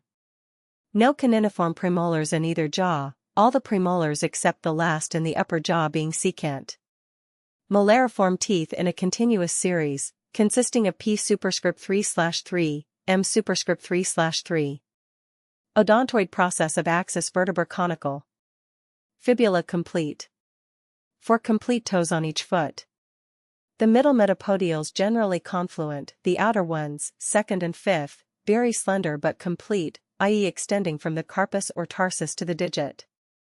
Navicular, cuboid, and ectocuneiform bones of tarsus united. Tympanic bully of skull filled with cancellar tissue. No frontal appendages. Ruminating, but the stomach with only 3 distinct compartments, the manyplies or third cavity of the stomach of the pecora being rudimentary. Placenta diffused. This section is represented only by the single family Tragulidae, containing a few animals of small size, commonly known as chevrotains, intermediate in their structure between the deer, the camels, and the pigs. The large size of the canines of the male and the absence of horns caused them to be associated formerly with Moscus, one of the Cervidae, hence they are often spoken of as pygmy musk deer, although they have no musk-secreting gland, or, except in the above-named trivial external characters, no special affinities with the true musk deer. There has scarcely been a more troublesome and obdurate error in zoology than in this association of animals so really distinct. It has been troublesome, not only in preventing a just conception of the relations of existing artiodactyls, but also in causing great confusion and hindrance in paleontological researches among allied forms, and most obdurate, inasmuch as all that has been recently done in advancing our knowledge of both groups has not succeeded in eradicating it, not only from nearly every one of our zoological textbooks, whether British or continental, but even from works of the highest scientific pretensions. The family is now generally divided into two genera. Tragulus, 191, containing the smallest of the existing ungulates, animals having more of the general aspects and habits of some rodents, as the agudas, than of the rest of their own order. The best-known species are T. javanicus, T. napu, T. stanleyanus, and T. memina. The first three are from the Malay Peninsula, or the islands of the Indo-Malayan archipelago, the last from Ceylon and India. A fossil species occurs in the Pliocene of the latter country. Dorcitherium, 192, is distinguished chiefly by the feet being stouter and shorter, the outer toes better developed, and the two middle metacarpals not ankylosed together. Its dental formula, as that of Tragulus, is usually I/3, C superscript 1/P superscript 3/3, M superscript 3/3 equals 34. Vertebrae, C7, D13, L6, S5, C12 to 13. The only existing species, D. aquaticum, figure 118, from the west coast of Africa, is rather larger than any of the Asiatic chevrotains, which it otherwise much resembles, but it is said to frequent the banks of streams, and have much the habits of pigs. It is of a rich brown color, with back and sides spotted and striped with white. It is evidently the survivor of a very ancient form, as remains of the type species, D. noi, only differing in size, occur in the lower Pliocene and Miocene of Europe. Fossil species are also found in the Indian Pliocene. In D. noi there are, at least frequently, 4 lower premolars, while the existing species has but 3 of these teeth. Figure 118. The African water chevrotain, Dorcitherium aquaticum. Extinct traguloids. A number of small solenodont artiodactyls from various Miocene and Pliocene deposits appear to connect the modern Tragulinus so closely with Gellicus, page 294, and thus with the ancestral Cervidae, that their classification is almost an impossibility. Thus Leptomeryx, from the Miocene of the United States, is regarded as a traguloid, having 4 premolars in each jaw and with the metatarsals fused into a cannon bone.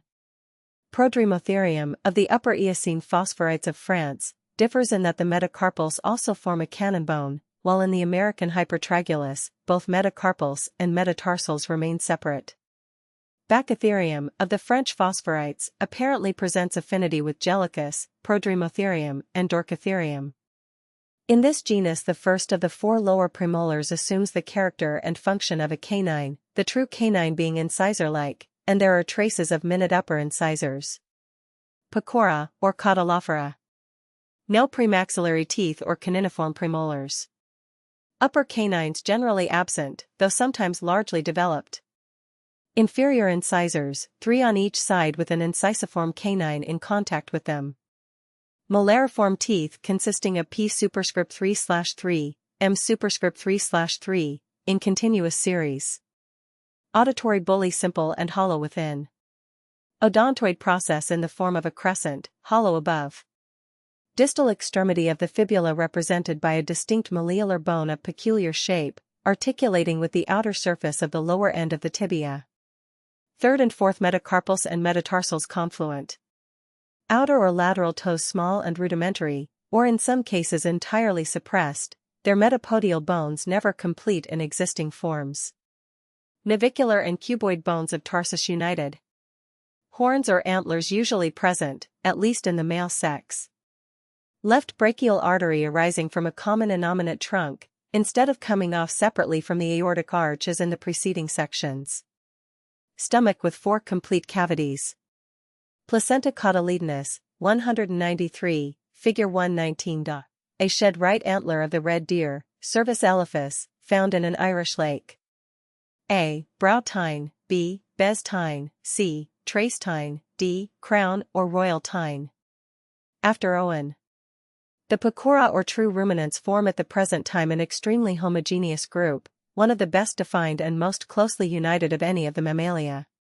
But, though the original or common type has never been departed from in essentials, variation has been very active among them within certain limits, and the great difficulty which all zoologists have felt in subdividing them into natural minor groups arises from the fact that the changes in different organs, feet, skull, frontal appendages, teeth, cutaneous glands, etc., have proceeded with such apparent irregularity and absence of correlation that the different modifications of these parts are most variously combined in different members of the group.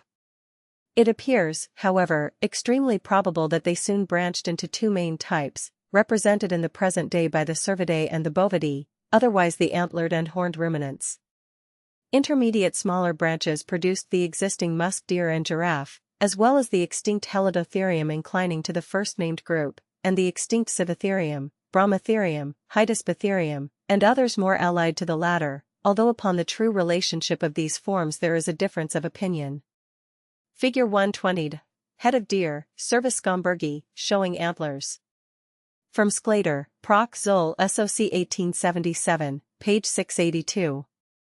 The earliest forms of true Pecora, as Paleomyrex, generally had no frontal appendages, and some few forms continue to the present day in a similar case.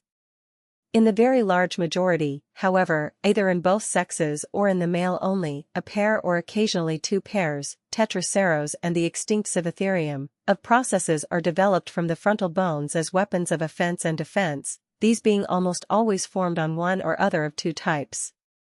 1. Antlers are outgrowths of true bone, covered during their growth with vascular, sensitive integument coated with short hair. When the growth of the antler is complete, the supply of blood to it ceases, the skin dies and peels off, leaving the bone bare and insensible, and after a time, by a process of absorption near the base, it becomes detached from the skull and is shed, figure 119. A more or less elongated portion or pedicle always remains on the skull from the summit of which a new antler is developed. In the greater number of existing species of deer this process is repeated with great regularity at the same period of each year. The antler may be simple, straight, subcylindrical, tapering and pointed, but more often it sends off one or more branches called tines or snags, figure 119. In this case the main stem is termed the beam. Commonly all the branches of the antler are cylindrical and gradually tapering. Sometimes they are more or less expanded and flattened, the antler being then said to be palmate. In young animals the antlers are always small and simple, and in those species in which they are variously branched or palmate, this condition is only gradually acquired in several successive annual growths. An interesting parallel has been observed here, as in so many other cases, between the development of the race and that of the individual. Thus the earliest known forms of deer, those of the lower Miocene, generally have no antlers, as in the young of the existing species. The deer of the middle Miocene have simple antlers, with not more than two branches, as in existing deer of the second year, but it is not until the Pliocene and Pleistocene times that deer occur with antlers developed with that luxuriance of growth and beauty of form characteristic of some of the existing species in a perfectly adult state. Among recent Cervidae, antlers are wanting in the genera Moschus and Hydropotes, they are present in both sexes in Tarandus, the reindeer, and in the male sex only in all others. In those forms with the most complex antlers, figures 119, 120, the tine immediately over the forehead is termed the brow tine, the next one the bez tine, and the third one the trace tine, the massive points at the summit of the antler being termed either the royal and surroyal tines, or collectively the crown. The nodulated bony ring at the base of the antler, just above the point at which it separates from the pedicle when it is shed, is termed the burr. Figure 121. Head of antelope, Gazella grantii, showing horns. From Sir V. Brooke, Proc. Zoll. SOC 1878, page 724. 2. The horns of the bovidae consist of permanent, conical, usually curved bony processes, into which air cells continued from the frontal sinuses often extend, called horn cores, ensheathed in a case of true horn, an epidermic development of fibrous structure, which grows continuously, though slowly, from the base, and wears away at the apex, but is very rarely shed entire. The only existing species in which the latter process occurs regularly and periodically is the American prongbuck, Antelope capra, in which the horns also differ from those of all others in being bifurcated. Horns are not present at birth, but begin to grow very soon afterwards. The males of all existing bovidae possess them, and they are also present, though usually not so fully developed, in the females of all except the genera Bucelaphus, Strepsiceros, Trigelaphus, Antelope, Epiceros, Saiga, Cobus, Cervicapra, Pelli, Nanotragus, Neotragus, Cephalophus, and Tetraceros, as well as in some species of gazella, such as G. picticandata and G. walleri. Figure 122. Crown surface of a worn left upper molar of Paleomyrix civilensis, to show brachydont type. From the Paleontologia Indica. Another character by which different members of the Pecora can be distinguished among themselves is derived from the nature of the molar teeth. Although there is nothing in the general mode and arrangement of the enamel folds, or in the accessory columns, absolutely distinctive between the two principal families, existing species may generally be distinguished, inasmuch as the true molars of the Cervidae are more or less brachydont, and those of the Bovidae generally hypsodont, i.e., the teeth of the former have comparatively short crowns, figure 122, which, as in most mammals, take their place at once with the neck, or point where the crown and root join, on a level with or a little above the alveolar border, and remain in this position throughout the animal's life, whereas in the other forms, figure 123, the crown being lengthened and the root small, the neck does not come up to the alveolar level until a considerable part of the surface has worn away, and the crown of the tooth thus appears for the greater part of the animal's life partially buried in the socket. In this form of tooth, which is almost always most developed in the posterior molars of the permanent series, the constituent columns of the crown are necessarily nearly parallel, whereas in the first described they diverge from the neck towards the free or grinding surface of the tooth. In the completely hypsodont form, the interstices of the lengthened columnar folds of enamel and dentine are filled up with cement, which gives stability to the whole organ, and is entirely or nearly wanting in the short crown teeth.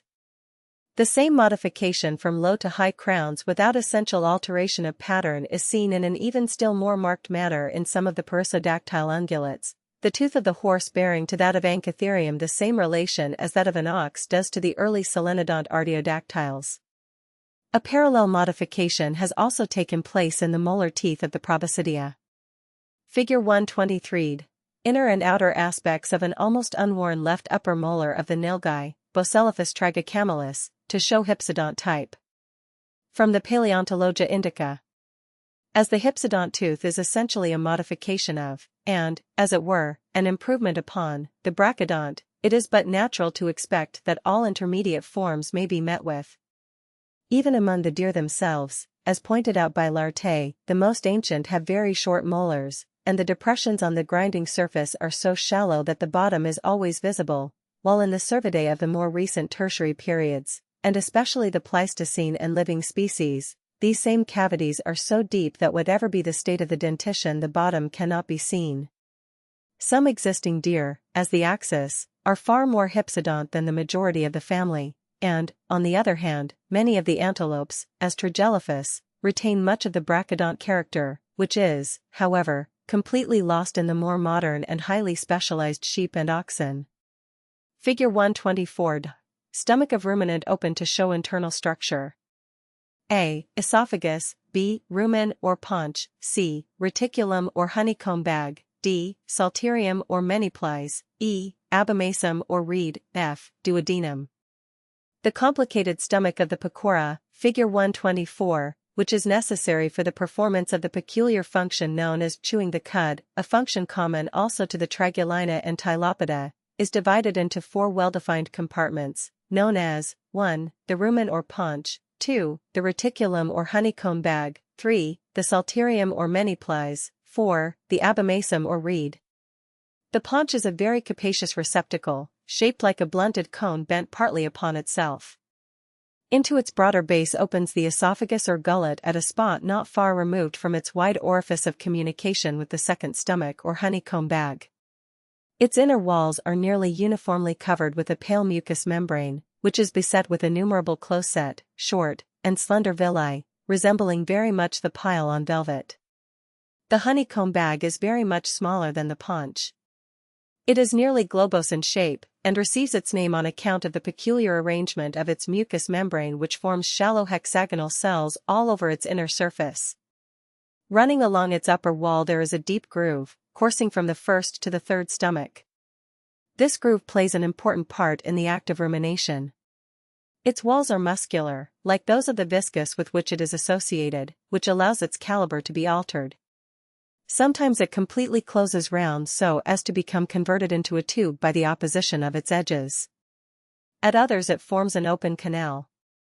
The manyplies is globular in form, and its lining membrane is raised into longitudinal folds or laminae arranged very much like the leaves of a book, and very close together. Their surfaces are roughened by the presence of small projections or papillae. The reed is the proper digestive stomach, corresponding with the same organ in man. Its shape is somewhat piriform, and its walls are formed of a smooth mucous membrane, which secretes the gastric juice. When the food is first swallowed it is conveyed into the paunch, and after undergoing a softening process there it is regurgitated into the mouth, and undergoes a further trituration by the molar teeth and mixture with the secretion of the salivary and buccal glands.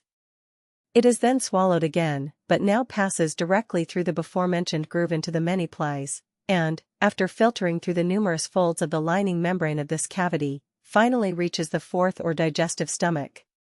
The placenta of the pecora is characterized by the fetal villi being collected into groups or cotyledons, which may present either a convex or a concave surface to the uterus.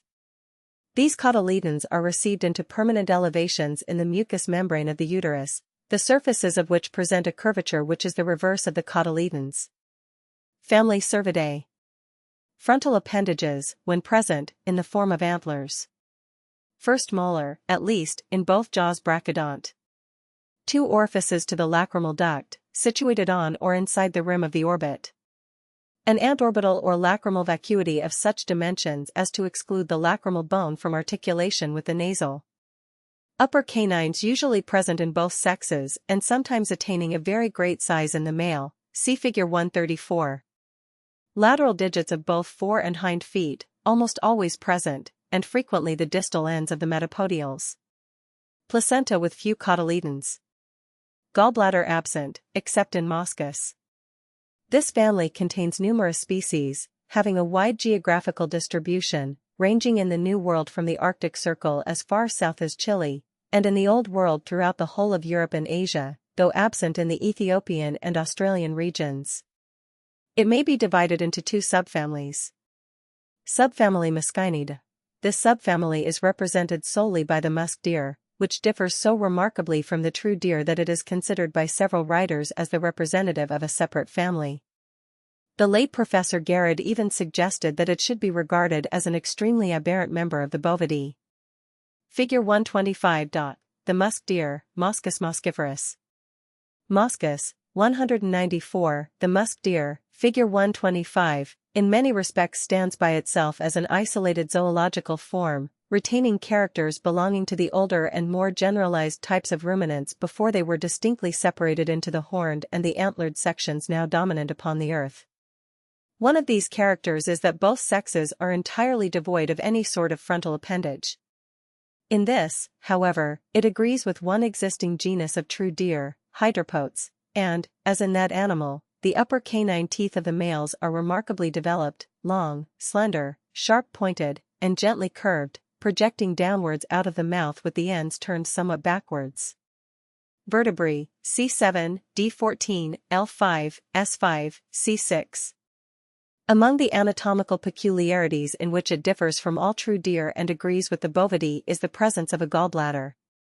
The hemispheres of the brain are but slightly convoluted, and the cotyledons of the placenta are arranged in a peculiar linear manner, 195, although, owing to variations of color presented by different individuals in different localities and seasons, several nominal species have been described. Zoologists are now generally agreed that there is but one, the Moschus mosciferus of Linnaeus. In size it is rather less than the European roe deer, being about 20 inches high at the shoulder. Its limbs, especially the hinder ones, are long. The feet are remarkable for the great development of the lateral pair of hoofs, and for the freedom of motion they all present, so that they appear to have the power of grasping projecting rocky points, a power which must be of great assistance to the animal in steadying it in its agile bounds among the crags of its native haunts. The ears are large, and the tail quite rudimentary.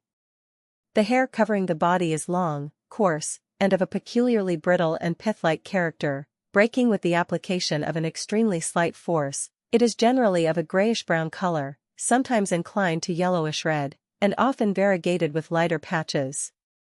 The musk deer has a wide distribution over the highlands of Central and Eastern Asia, including the greater part of southern Siberia, and extends to Kashmir on the southwest and Cochin China on the southeast, always, however, at considerable elevations, being rarely found in summer below 7,000 feet above the sea level, and ranging as high as the limits of the thickets of birch or pines, among which it mostly conceals itself in the daytime. It is a hardy, solitary, and retiring animal, chiefly nocturnal in its habits, and almost always found alone, rarely in pairs, and never in herds. It is exceedingly active and sure-footed, having few equals in traversing rocky and precipitous ground, and it feeds on moss, grass, and leaves of the plants which grow on the mountains among which it makes its home. Most of the animals of the group to which the musk deer belongs, in fact the large majority of mammals, have some portion of the cutaneous surface peculiarly modified and provided with glands secreting some odorous and oleaginous substance specially characteristic of the species.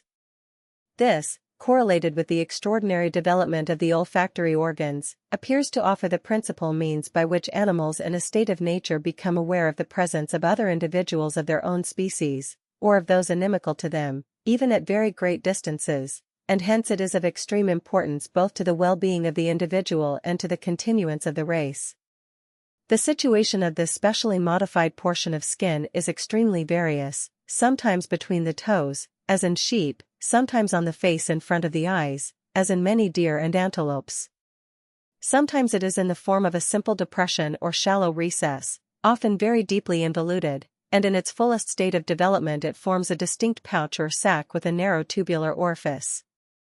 In this sac a considerable quantity of the secretion can accumulate until discharged by the action of a compressor muscle which surrounds it. This is the form taken by the special gland of the musk deer, which has made the animal so well known, and has proved the cause of an unremitting persecution to its possessor. It is found in the male only, and is a sac about the size of a very small orange, situated beneath the skin of the abdomen, the orifice being immediately in front of the preputial aperture. The secretion with which the sac is filled is of dark brown or chocolate color, and when fresh described as being of the consistence of moist gingerbread, but becoming dry and granular after keeping. It has a peculiar and very powerful scent, which when properly diluted and treated forms the basis of many of our most admired perfumes. When the animal is killed the whole gland or pod is cut out and dried, and in this form reaches the market of the Western world, chiefly through China. Subfamily Cervinidae. This subfamily includes all the true deer. According to the arrangement proposed by Sir V. Brooke, 196, the existing Cervini may be divided into the sections Plesiometacarpalia and Telemetacarpalia. Plesiometacarpalia. In this section, which is mainly characteristic of the Old World, the proximal portions of the lateral, second and fifth, metacarpals persist, and the vomer is never so ossified as to divide the posterior osseous nares into two distinct passages. The premaxilli nearly always articulate with the nasals. Cervulus, 197, antlers half the length of the head, placed on pedicles nearly equal to them in length.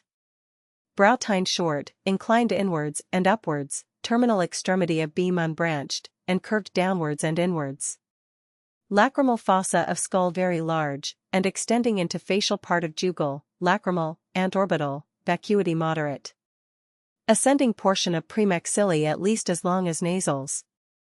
A permanent ridge extending from each pedicle over the orbit, lacrimal fossa, and vacuity. Auditory bulla much inflated. Upper canines of males very large. Ectocuneiform united with naviculo-cuboid of tarsus. No traces of the phalanges of the lateral digits. The native name muntjac has been generally adopted in European languages for a small group of deer indigenous to the southern and eastern parts of Asia and the adjacent islands, which are separated by very marked characters from all their allies. They are also called kijang or kidjang, and constitute the genus Cervulus of Blainville and most zoologists, Styloceros of Hamilton Smith, and Prox of Ogleby. They are all of small size compared with the majority of deer, and have long bodies and rather short limbs and neck. The antlers, which as in most deer are present in the male only, are small and simple, and the main stem or beam, after giving off a very short brow tine, inclines backwards and upwards, is unbranched and pointed, and when fully developed curves inwards and somewhat downwards at the tip. These small antlers are supported upon pedicles or permanent processes of the frontal bones, longer than in any other deer, and the front edges of which are continued downwards as strong ridges passing along the sides of the face above the orbits, and serving to protect the large supraorbital glands lying on their inner sides. The lacrimal fossa of the skull, in which is lodged the large suborbital gland or crumen, is of great depth and extent. The upper canine teeth of the males are strongly developed and sharp, curving downwards, backwards, and outwards, projecting visibly outside the mouth as tusks, and loosely implanted in their sockets. In the females they are very much smaller. The limbs exhibit several structural peculiarities not found in other deer. The lateral digits of both fore and hind feet are very little developed, the hoofs alone being present and their bony supports, found in all other deer, wanting. There is a tufted gland on the outer side of the metatarsus. The muntjac are solitary animals, very rarely even two being seen together. They are fond of hilly ground covered with forests, in the dense thickets of which they pass most of their time, only coming to the skirts of the woods at morning and evening to graze. They carry the head and neck low and the hindquarters high, their action in running being peculiar and not very elegant, somewhat resembling the pace of a sheep. Though with no power of sustained speed or extensive leap, they are remarkable for flexibility of body and facility of creeping through tangled underwood. They are often called by Indian sportsmen barking deer, a name given on account of their alarm cry, a kind of short shrill bark, like that of a fox but louder, which may often be heard in the jungles they frequent both by day and by night. When attacked by dogs, the males use their sharp canine teeth with great vigor, inflicting upon their opponents deep and even dangerous wounds. There is some difference of opinion among zoologists as to the number of species of the genus Cervulus. Sir Victor Brooke, who investigated this question in 1878, see Proceedings of the Zoological Society of London for that year, page 898, came to the conclusion that there are certainly three which are quite well marked, viz. C. muntjac, figure 126, found in British India, Burma, the Malay Peninsula, Sumatra, Java, Hainan, Bangka, and Borneo.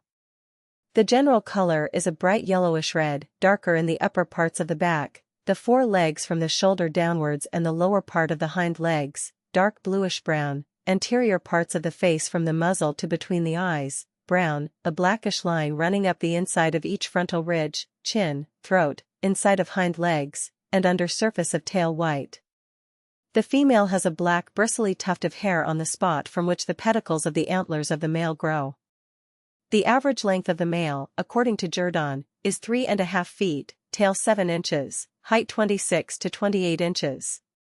The female is a little smaller. The specimens from Java, Sumatra, and Borneo are of larger size than those from the mainland, and may possibly be of distinct species or race. Figure 126. The muntjac, Cervulus muntjac.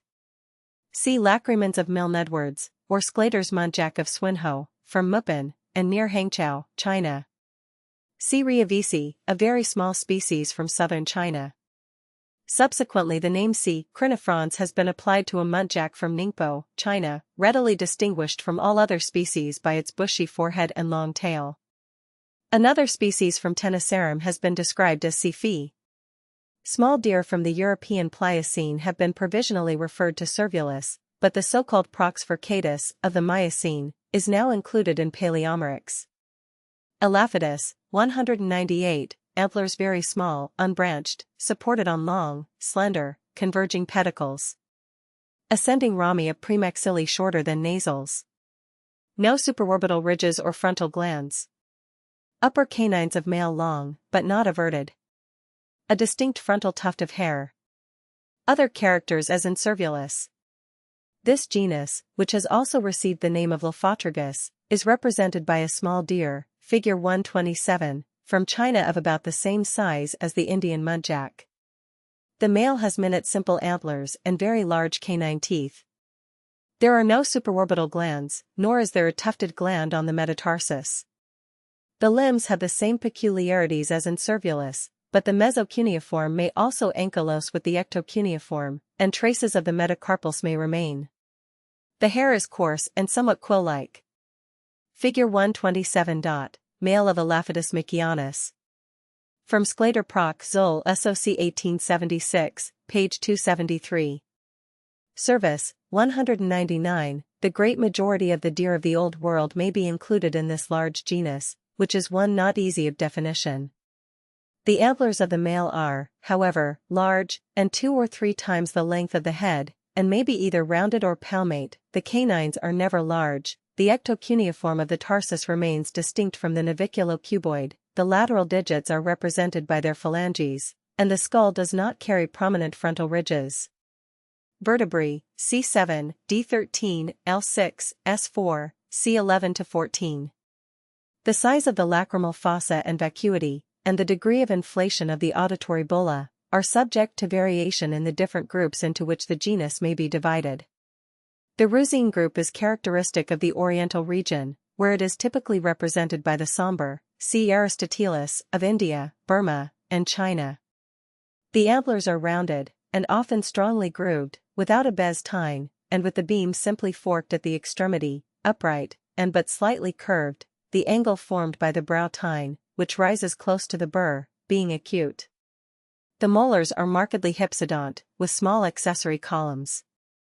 The lacrimal fossa is deep and the vacuity large. The auditory bulla is slightly inflated and rugose.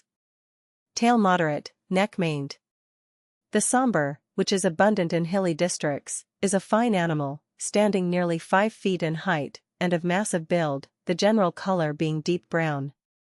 C. equinus, of Borneo, Sumatra, and Singapore, C. swinhoai, of Formosa, C. philippinus, and C. alfredi of the Philippines, are closely allied species, of which the 2 latter are of smaller dimensions. The Indian hog deer, C. porcinus, is a still smaller form, not larger than the roe. C. hipelephus of Java, C. timoriensis, and C. molixensis are distinguished by the posterior branch of the beam of the antler being considerably larger than the anterior. The Rucervine group is another strictly oriental one, and is represented by the swamp deer, C. duboselli, of India, the closely allied C. scombergi of Siam, of which the antlers are shown in Figure 119, page 309, and C. ld of Burma and Hainan.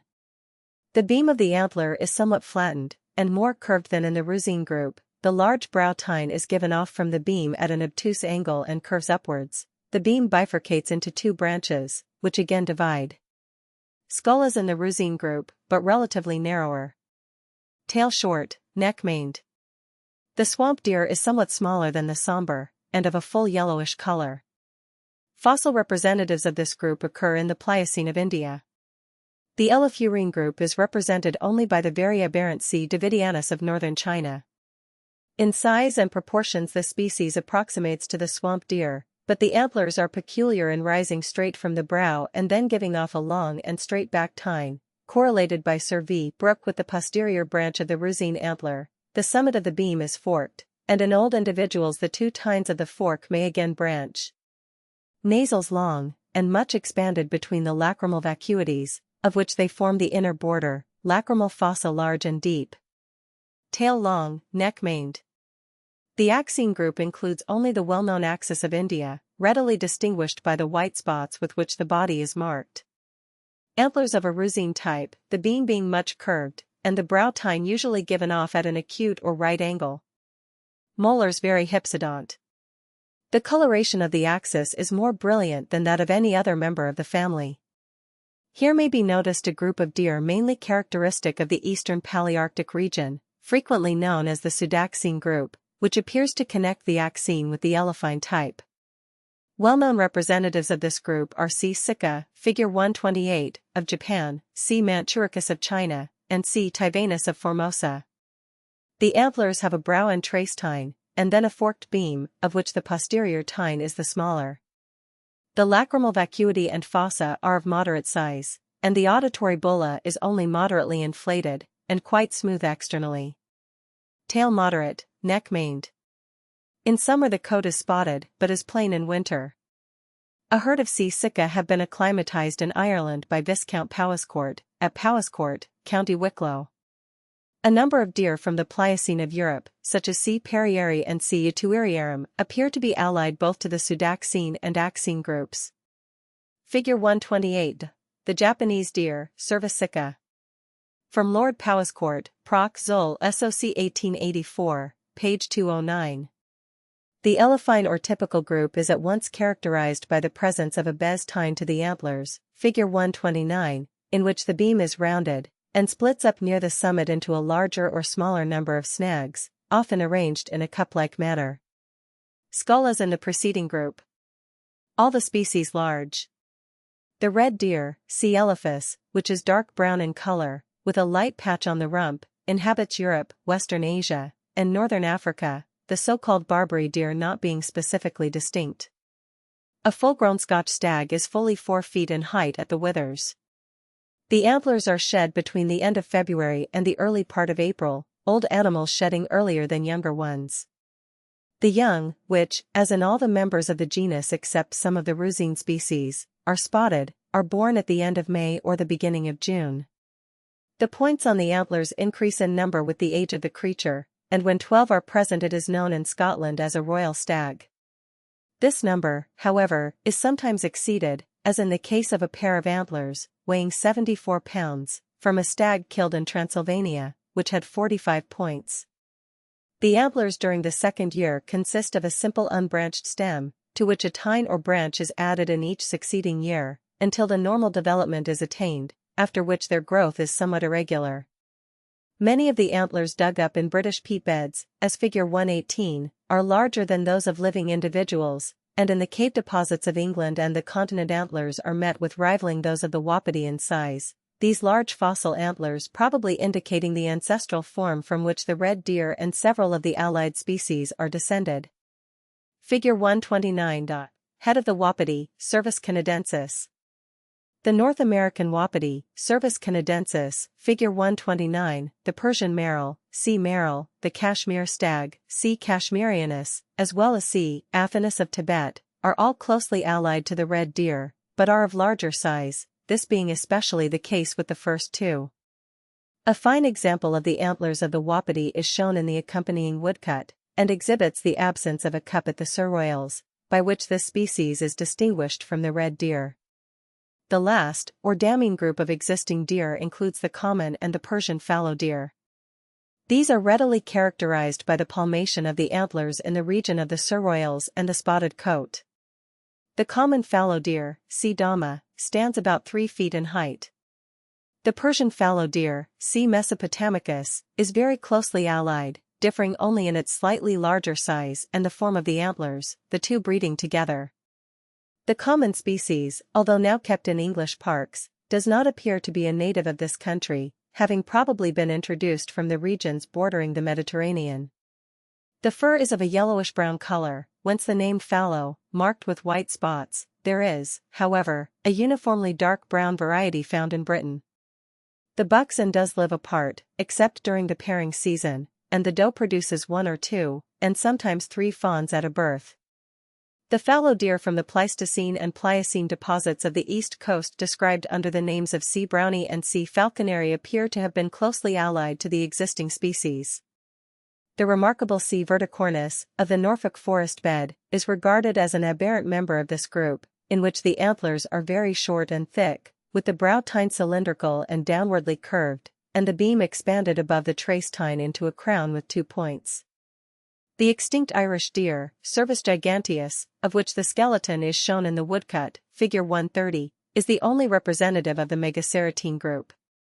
The antlers, which may have a span of over 11 feet, are enormously palmate, and have a bifurcated brow tine, a small bez tine, and a third posterior tine. The skeleton measures upwards of 6 feet at the withers. Remains of this species are especially common in the peat bogs of Ireland, but are also met with in Pleistocene deposits over a large part of Europe.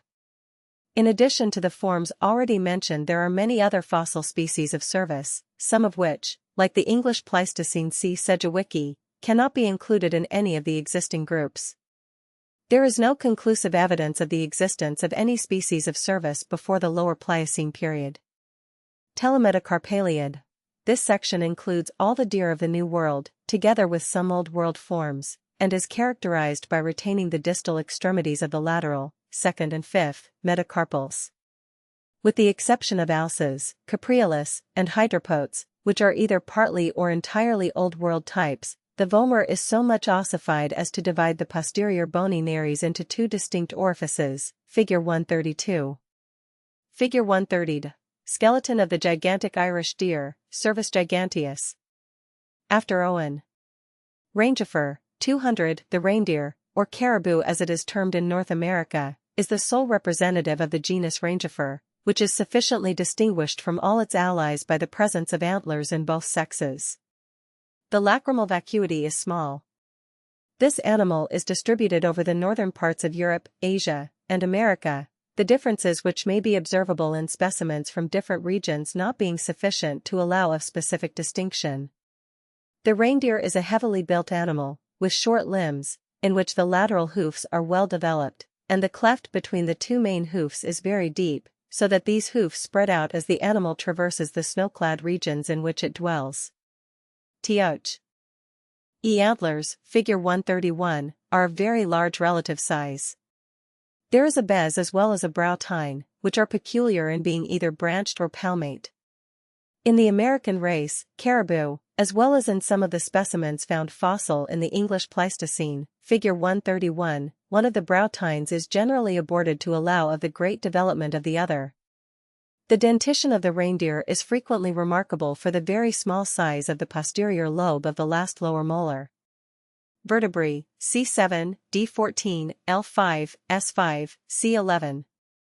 Figure 131. Skull and antlers of the reindeer, Rangifer tarandus, from an English Pleistocene deposit. Br, brow tine, Bz, bez tine. After Owen. The reindeer has long been domesticated in Scandinavia, and is of especial value to the Laplanders, whom it serves as a substitute for the horse, cow, sheep, and goat. It is capable of drawing a weight of 300 pounds, and its fleetness and endurance are remarkable. Harnessed to a sledge, it will travel without difficulty 100 miles a day over the frozen snow, on which its broad and deeply cleft hoofs are admirably adapted for traveling. During the summer, the Lapland reindeer feeds chiefly on the young shoots of the willow and birch, and since at this season migration to the coast seems necessary to the well-being of this animal, the Laplander, with his herds, sojourns for several months in the neighborhood of the sea. In winter its food consists chiefly of the so-called reindeer moss and other lichens which the animal makes use of its hoofs in seeking for beneath the snow.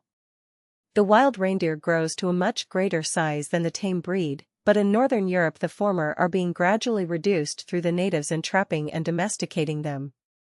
The tame breed found in northern Asia is much larger than the Lapland form, and is their use to ride on. Remains referable to the existing species are found in the cavern and other Pleistocene deposits of Europe. Figure 132. Hinder part of the base of the cranium of the Virginian deer, Coriacus virginianus.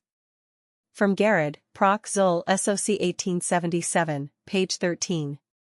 Alces, 201. The elk or moose, Alces machlis, has the same general distribution as the reindeer, and is likewise the single existing representative of its genus. It is the largest existing member of the family, attaining sometimes a height of 8 feet at the withers. The antlers, Figure 133, have neither brow nor bez tine, but form an enormous basin-shaped palmation, primarily composed of an anterior and a posterior branch. Their weight may be as much as 60 pounds. The nasal bones are very short, and the narial aperture of great size.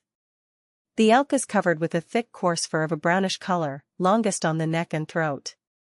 Its legs are long and its neck short, and as it is thus unable to feed close to the ground, it browses on the tops of low plants, the leaves of trees, and the tender shoots of the willow and birch. Its antlers attain their full length by the 5th year, but in after years they increase in breadth and in the number of snags, until 14 of these are produced. Although spending a large part of their lives in forests, elks do not suffer much inconvenience from the great expanse of their antlers, as in making their way among trees they are carried horizontally to prevent entanglement with the branches. Their usual pace is a shambling trot, but when frightened they break into a gallop. The natural timidity of the elk forsakes the male at the rutting season, and he will then attack whatever animal comes in his way. The antlers and hoofs are his principal weapons, and with a single blow from the latter he has been known to kill a wolf. The female often gives birth to 2 fawns, and with these she retires into the deepest recesses of the forest, the young remaining with her till their 3rd year.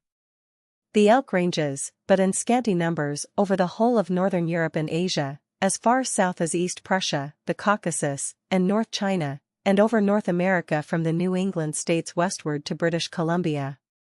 Fossil species are found in the Pleistocene deposits of Europe. Servalces, 202, a remarkable extinct deer from the Pleistocene of North America, described as servalces, appears in some respects, although a true telemetacarpalian, to connect alces with cervus. Thus the palmate antlers are divided into anterior and posterior branches, but below this division there are 2 tines apparently corresponding to the base and posterior tines of Cervus giganteus, figure 130. Figure 133. Head of elk, alces machlis. Capreolus, 203, antlers, in the existing species, less than twice the length of the head, usually with 3 tines on each. Brow tine developed from the anterior surface of the upper half of the antler, and directed upwards. Lacrimal vacuity small. Premaxilla not always articulating with nasals. Auditory bully slightly inflated, rugose externally. Vertebrae, C7, D13, L6, S6, C8. Tail very short. Glands in 4 feet rudimentary, large in hind feet. The roe, or roe deer, Capreolus caprea, is a small form distributed over Europe and Western Asia, being one of the species found in the British Isles. The male is somewhat over 2 feet in height at the withers, of a dark reddish-brown color in summer, with a white patch on the rump. The small antlers are approximated at their bases, and consist of a rugged beam rising vertically for some distance, then bifurcating, and the posterior branch again dividing. The roe dates from the Pleistocene period. Extinct deer from the continental Pliocene have been provisionally referred to Capreolus.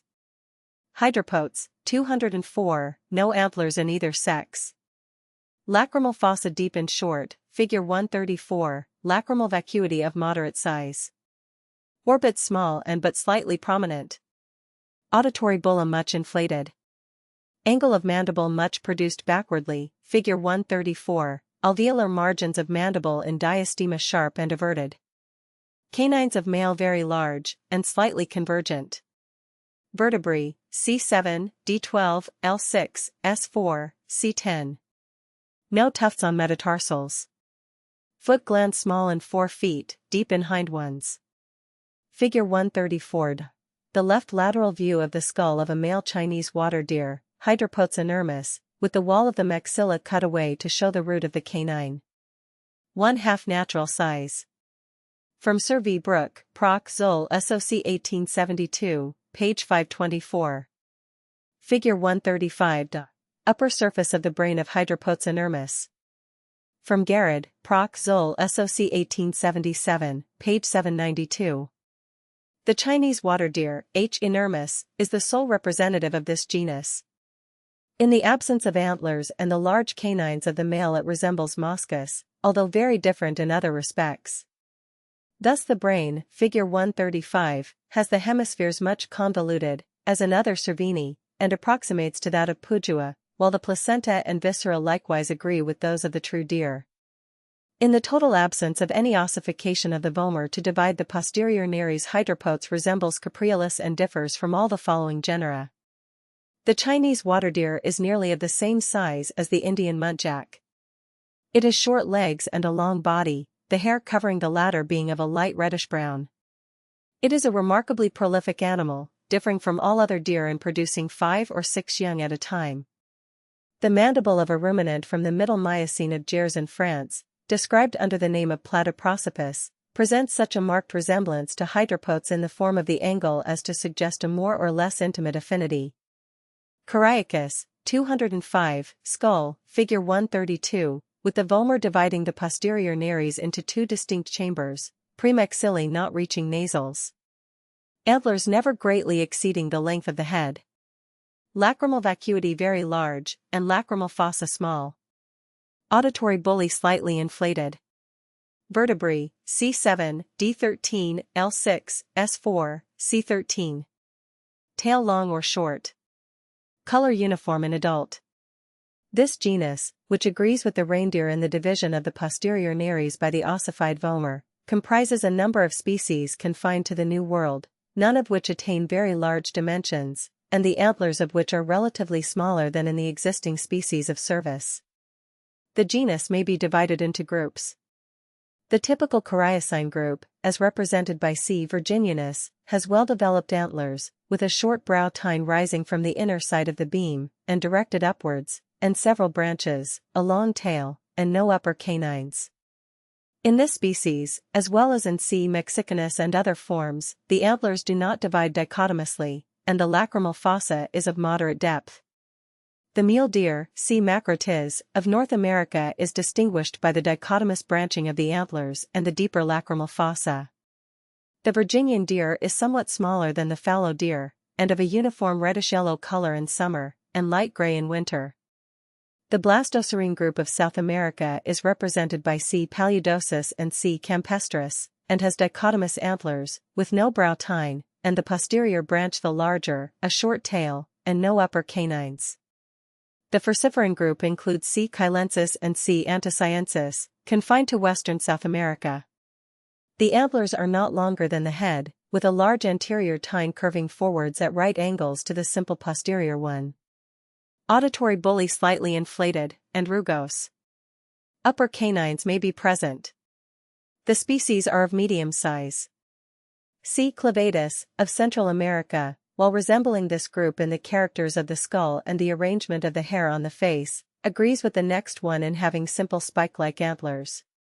The South American coacine group comprises the small forms known as brockets, in which the antlers form simple spikes not exceeding half the length of the head.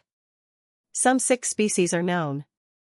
Remains of Coriacus, mostly or entirely referable to existing species, are of common occurrence in the Brazilian cave deposits. Blastomeryx, of the Pliocene of North America, is believed to be an allied type. Pugua, 206, antlers in the form of minute simple spikes. Distinguished from the coacine group of Coriacus by the articulation of the premaxilla with the nasals, as in the furciferan group, and the coalescence of the ectocuneiform with the naviculo-cuboid, as well as by various external characters. No upper canines. Represented only by the very small P. humilis of the Chilean Andes. Extinct genera. In the European and other tertiary deposits several genera of extinct Cervidae occur, of which the more important may be briefly mentioned. Amphitragulus, of the lower Miocene of the continent, has 4 lower premolars, brachydont molars, and no antlers, the largest species being somewhat bigger than the musk deer. The closely allied Paleomeryx, Dremotherium or Micromeryx, generally has but 3 lower premolars, and the brachydont upper molars, figure 122, like those of Amphitragulus, want the small accessory inner column, 207, found in modern deer. In P. finu, of the lower Miocene, the lateral metacarpals, although slender, were complete, and the males had large canines, but no antlers. P. furcatus, of the middle Miocene, had small antlers, and the canines appear to have been reduced in size. This genus, besides being represented in the European Miocene, also occurs in the Pliocene of India and China, some of the species being as large as the red deer. Family Giraffidae. In the existing genus the frontal appendages consist of a pair of short, erect, permanent bony processes placed over the union of the frontal and the parietal bones, ossified from distinct centers, though afterwards ankylosed to the skull, covered externally with a hairy skin, present in both sexes, and even in the newborn animal. Anterior to these is a median protuberance on the frontal and contiguous parts of the nasal bones, which increases with age, and is sometimes spoken of as a third horn. Skull with a lacrimal vacuity. No upper canines. Molars brachydont, with rugose enamel, the upper ones having no inner accessory column. Lateral digits entirely absent on both fore and hind feet, even the hoofs not developed. Humerus with double bicipital groove. Vertebrae, C7, D14, L5, S3, C20. Gallbladder generally absent. Male reproductive organs and placenta of a bovine type. Dentition, I/3, C/P superscript 3/3, M superscript 3/3. Figure 136. The giraffe, Giraffa camelopardalis. Giraffa, 208. The giraffe, G. camelopardalis, is the sole existing representative of the genus, now confined to the Ethiopian region. In addition to the characters noticed above, the giraffe is characterized by its great size and peculiar proportions, the neck and limbs being of great length, and the back inclining upwards from the loins to the withers. To produce the extremely elongated neck, the 7 cervical vertebrae are proportionately long, which gives a somewhat stiff and awkward motion to the neck. The ears are large, the lips long and thin, the nostrils closable at the will of the animal, the tongue very long and extensile, and the tail of considerable length, with a large terminal tuft. An adult male may have a total height of 16 feet. The coloration consists of large blotches of darker or lighter chestnut brown on a paler ground, the lower limbs and under parts being of a uniform pale color. The giraffe feeds almost exclusively on the foliage of trees, showing a preference for certain varieties of mimosa, and for the young shoots of the prickly acacia, for browsing on which its prehensile tongue and large free lips are specially adapted. It is gregarious in its habits, living in small herds of about 20 individuals, although Sir S. Baker, who hunted it in Abyssinia, states that he has seen as many as 100 together.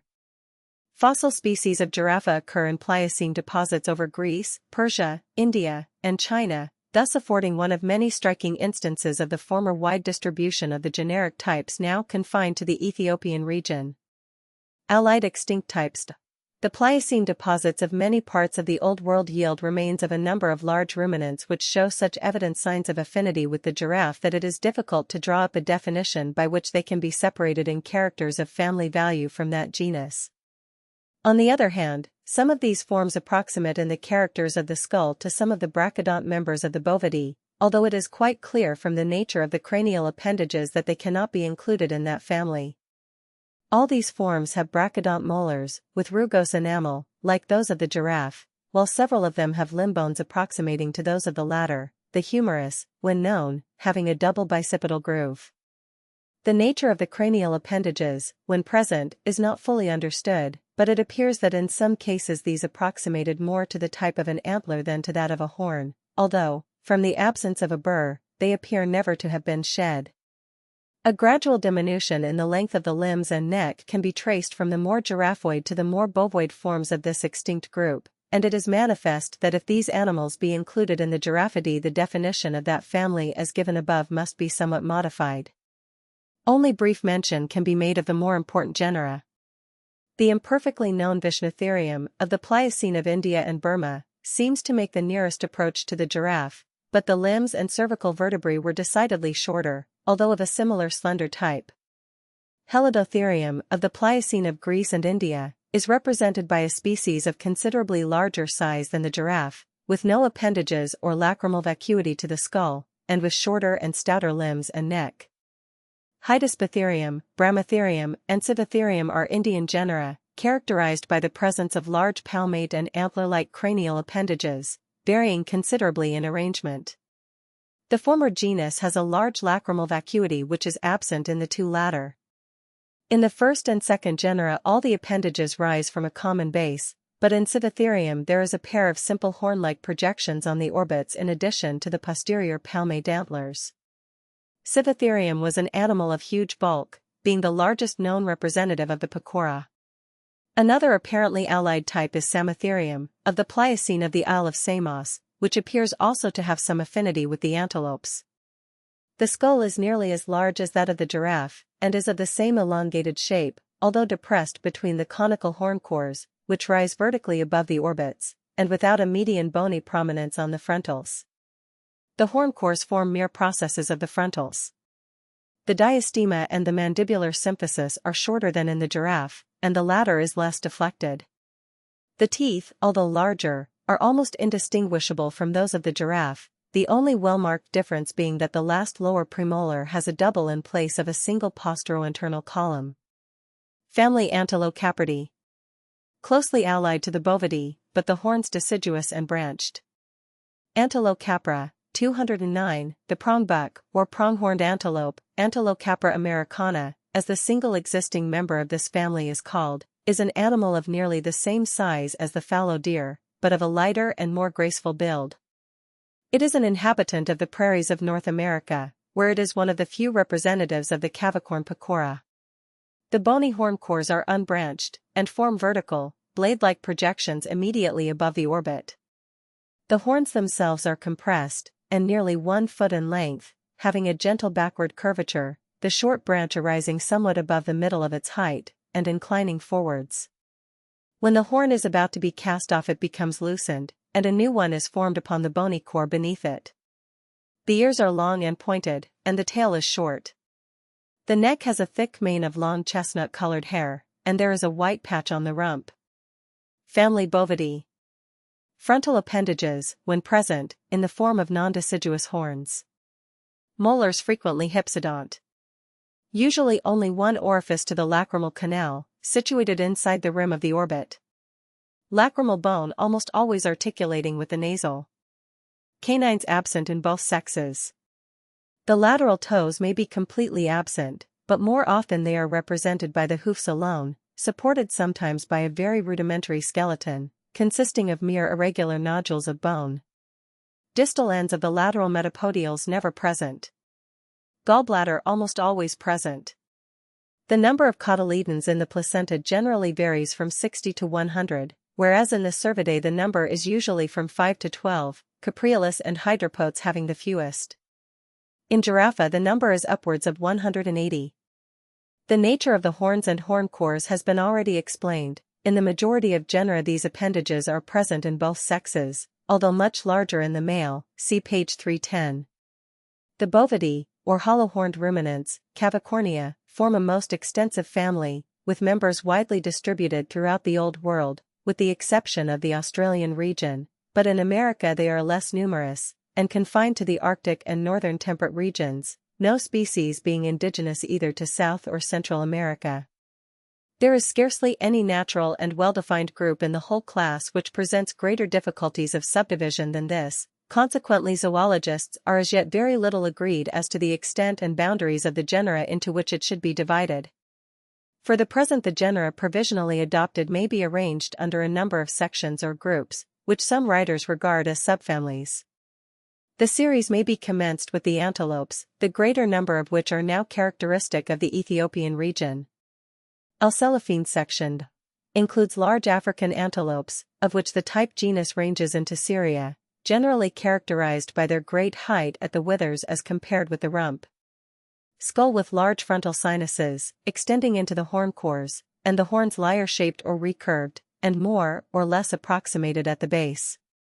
No large pits at apertures of supraorbital foramina in frontals, upper molars hypsodont and narrow. Horns in both sexes. General color mostly uniform. Alcelophus, 210, if Damalis be included, this genus is represented by some 9 or 10 living species. Head more or less long and narrow, with the muffle moderately broad and naked. Nostrils approximated, edged with stiff hairs. Horns compressed and ringed at the base, more or less lyrate, and bent back at the tips. Hoofs small. Tail of moderate length, and heavy. 2 mammae.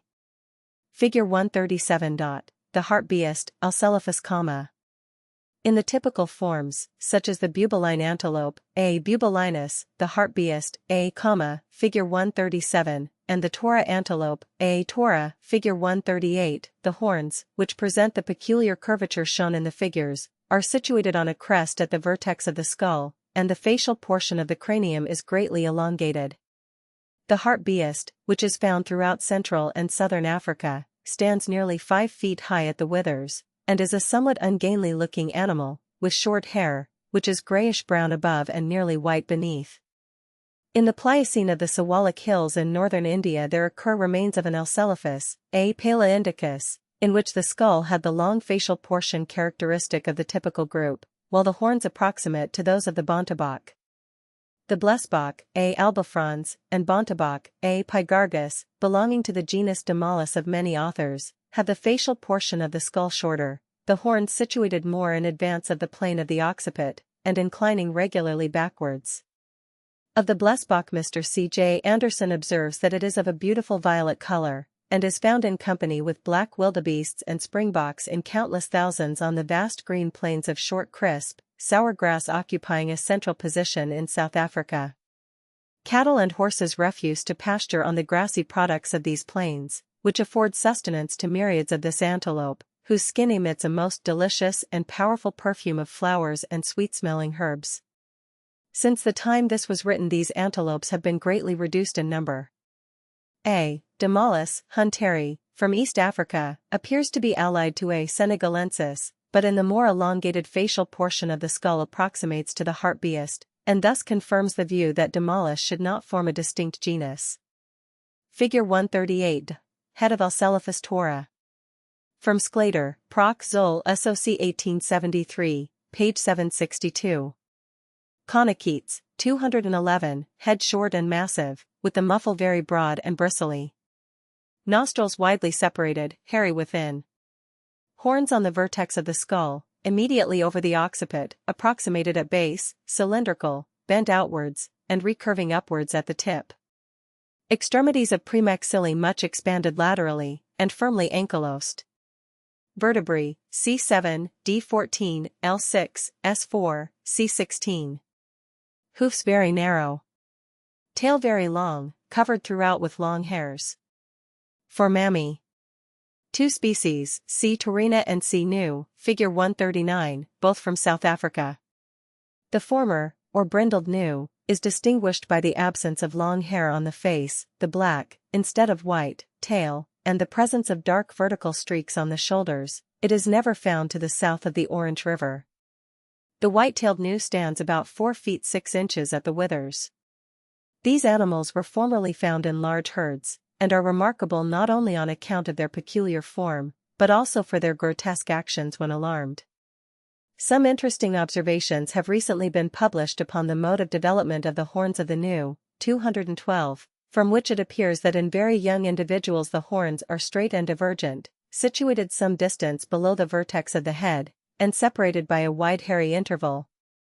These young horns form the straight tips of those of the adult, the basal downwardly curved portion being subsequently developed. In the fully adult animal, the base of the horns forms a helmet-like mass on the forehead which completely obliterates the hairy frontal space of the young. Figure 139. The white-tailed nu, Conchoites nu. Cephalophene sectioned. Small or medium-sized African and Indian antelopes, with simple horns present only in the males, a more or less elongated suborbital gland, a lacrimal depression in the skull, and square-crowned upper molars, figure 140. Lateral hoofs well developed.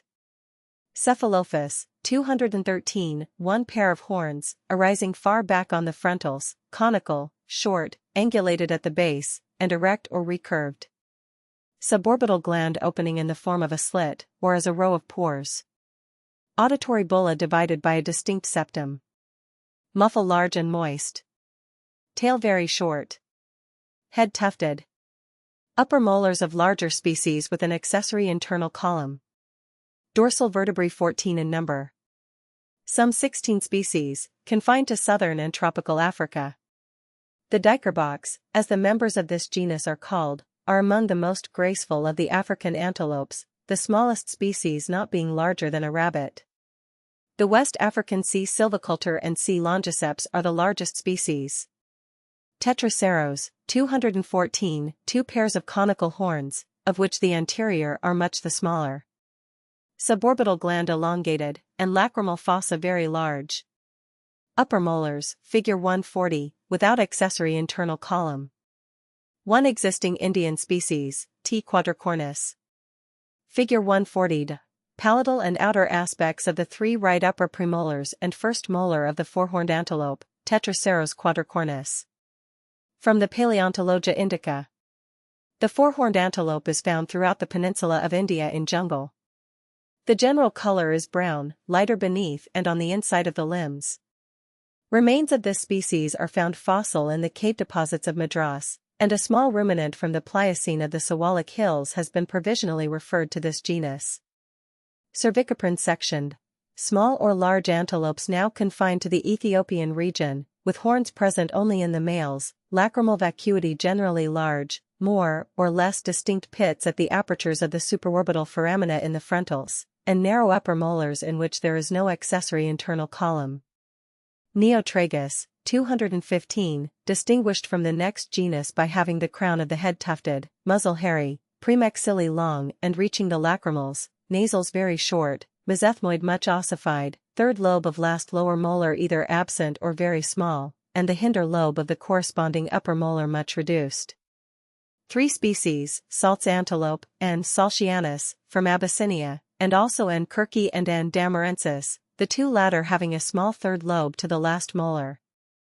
Writing of the first named species, Mr. W. T. Blanford, 216, observes that the Beni Israel, or Digdig, one of the smallest antelopes known, abounds on the shores of the Red Sea and throughout the tropical and subtropical regions of Abyssinia. It is occasionally, but rarely, found at higher elevations. I heard of instances of its being shot both at Seraphi and Dildi, but it is not often seen above about 6,000 feet. It inhabits bushes, keeping much to heavy jungle on the banks of watercourses, and is usually single, or in pairs, either a male and female or a female and young being found together. Less often the female is accompanied by 2 young ones, which remain with her until full grown. Nanotragus, 217, horns small, parallel with frontals, and rising immediately above postorbital process of frontals, in front of the frontoparietal suture. Lacrimal fossa very large, suddenly descending in front of the orbit, and extending on to the maxilla, lacrimal vacuity small. Auditory bulla large and smooth, without internal septum. Nasals of moderate length.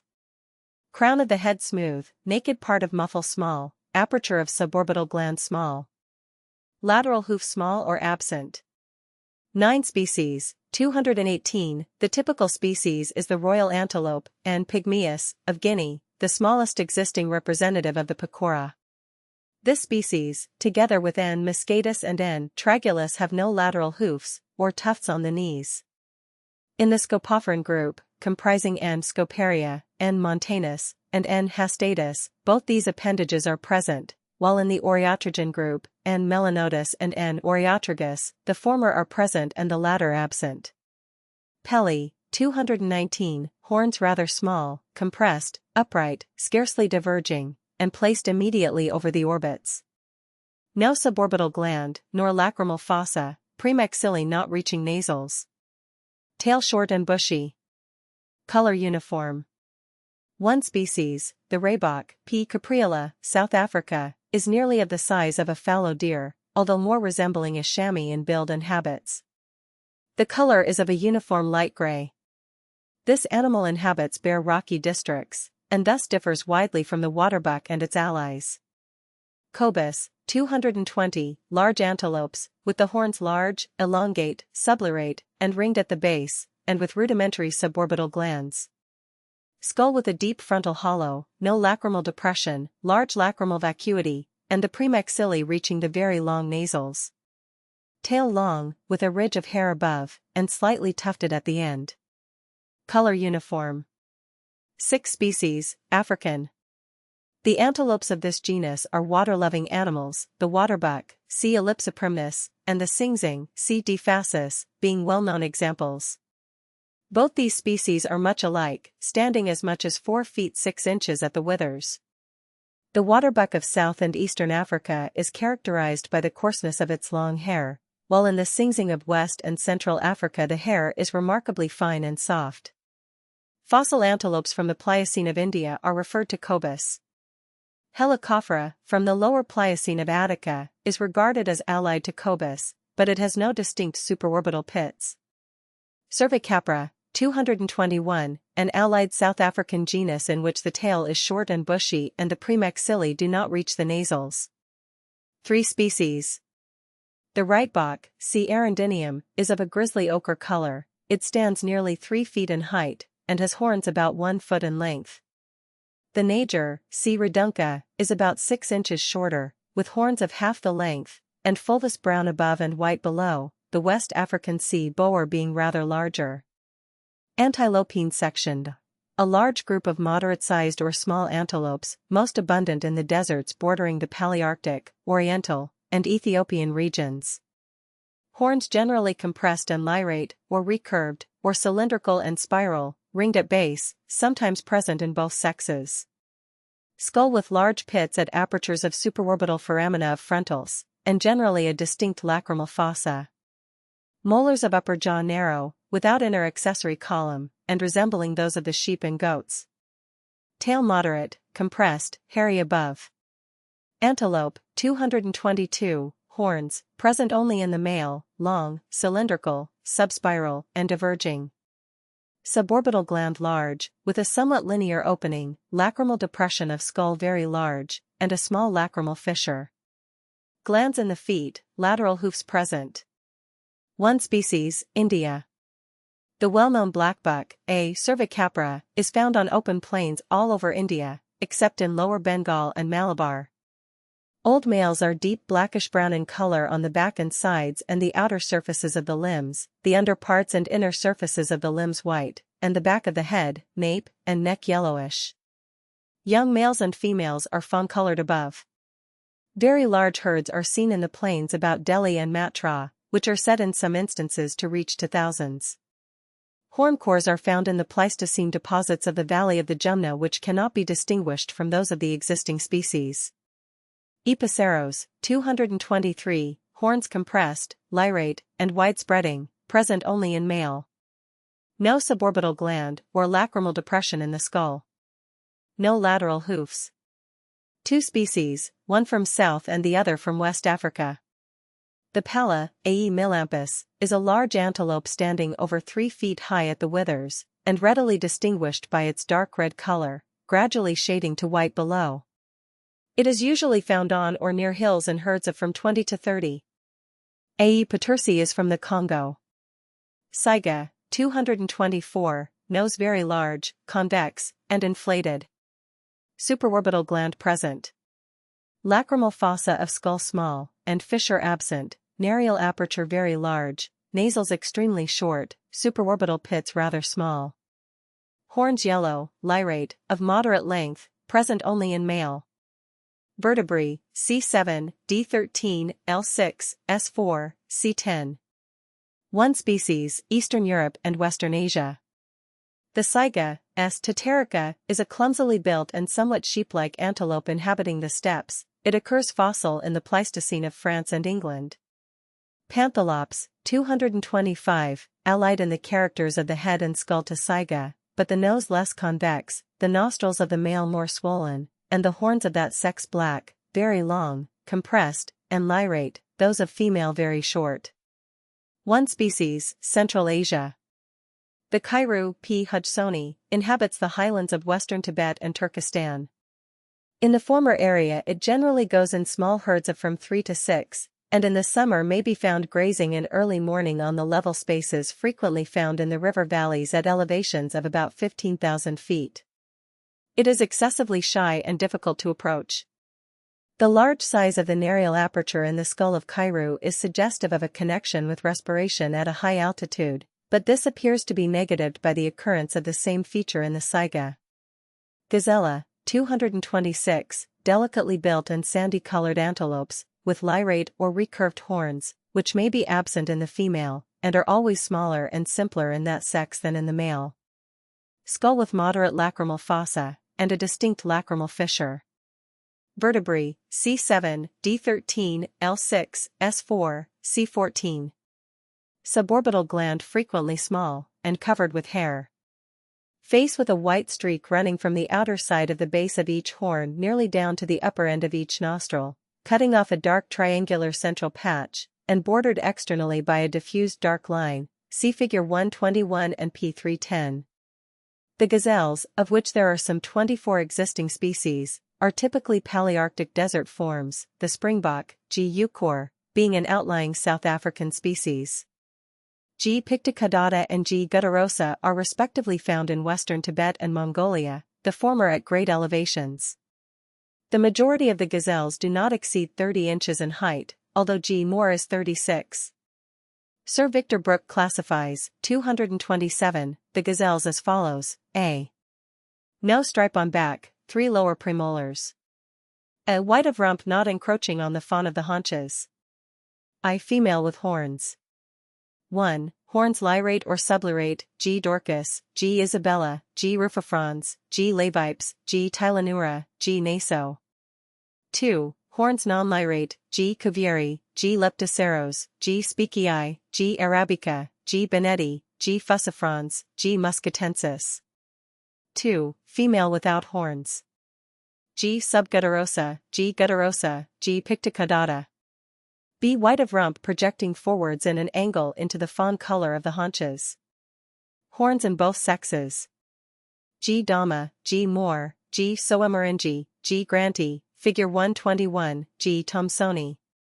B. A white stripe down the back, 2 lower premolars. Horns in both sexes. G. euchor. The East African G. walleri is an aberrant species, in which the females are hornless, which has been made the type of the genus Lithocranius. It is characterized by the extreme density of the horns and skull, the slenderness of the mandible, and the small size of the cheek teeth, the upper molars being relatively broader and lower than usual. The cranium is remarkable for the shortness of its facial portion, the large size and production backwards of the supraoccipital, and for the circumstance that the long basic cranial axis is nearly parallel with the plane of the palate. Fossil species of gazella are found in the Pliocene and Pleistocene deposits of Europe and India. G. deperdita, brevicornis, of the lower Pliocene of France and Greece, appears to be a generalized species in which the lower molars frequently have accessory columns, traces of which are found in some of the existing forms. Hippotryggene sectioned. Includes very large African antelopes, with long horns, present in both sexes, which are placed over or behind the orbit, and are either recurved, straight, or subspiral. Skull with no distinct pits at apertures of supraorbital foramina in frontals, no lacrimal fossa, and only a small lacrimal fissure. No suborbital gland. Tail long, cylindrical, and tufted at the end. Upper molars extremely hypsodont, very broad, and with large accessory columns, thus closely resembling those of the oxen. Some authorities divide this section into 2. Figure 144. Nemoritus crispus. From Sclater, List of Animals in Zoological Society's Gardens, 1883, page 151. Nemoritus, 236, horns rounded, gradually recurving, without distinct hook at the end.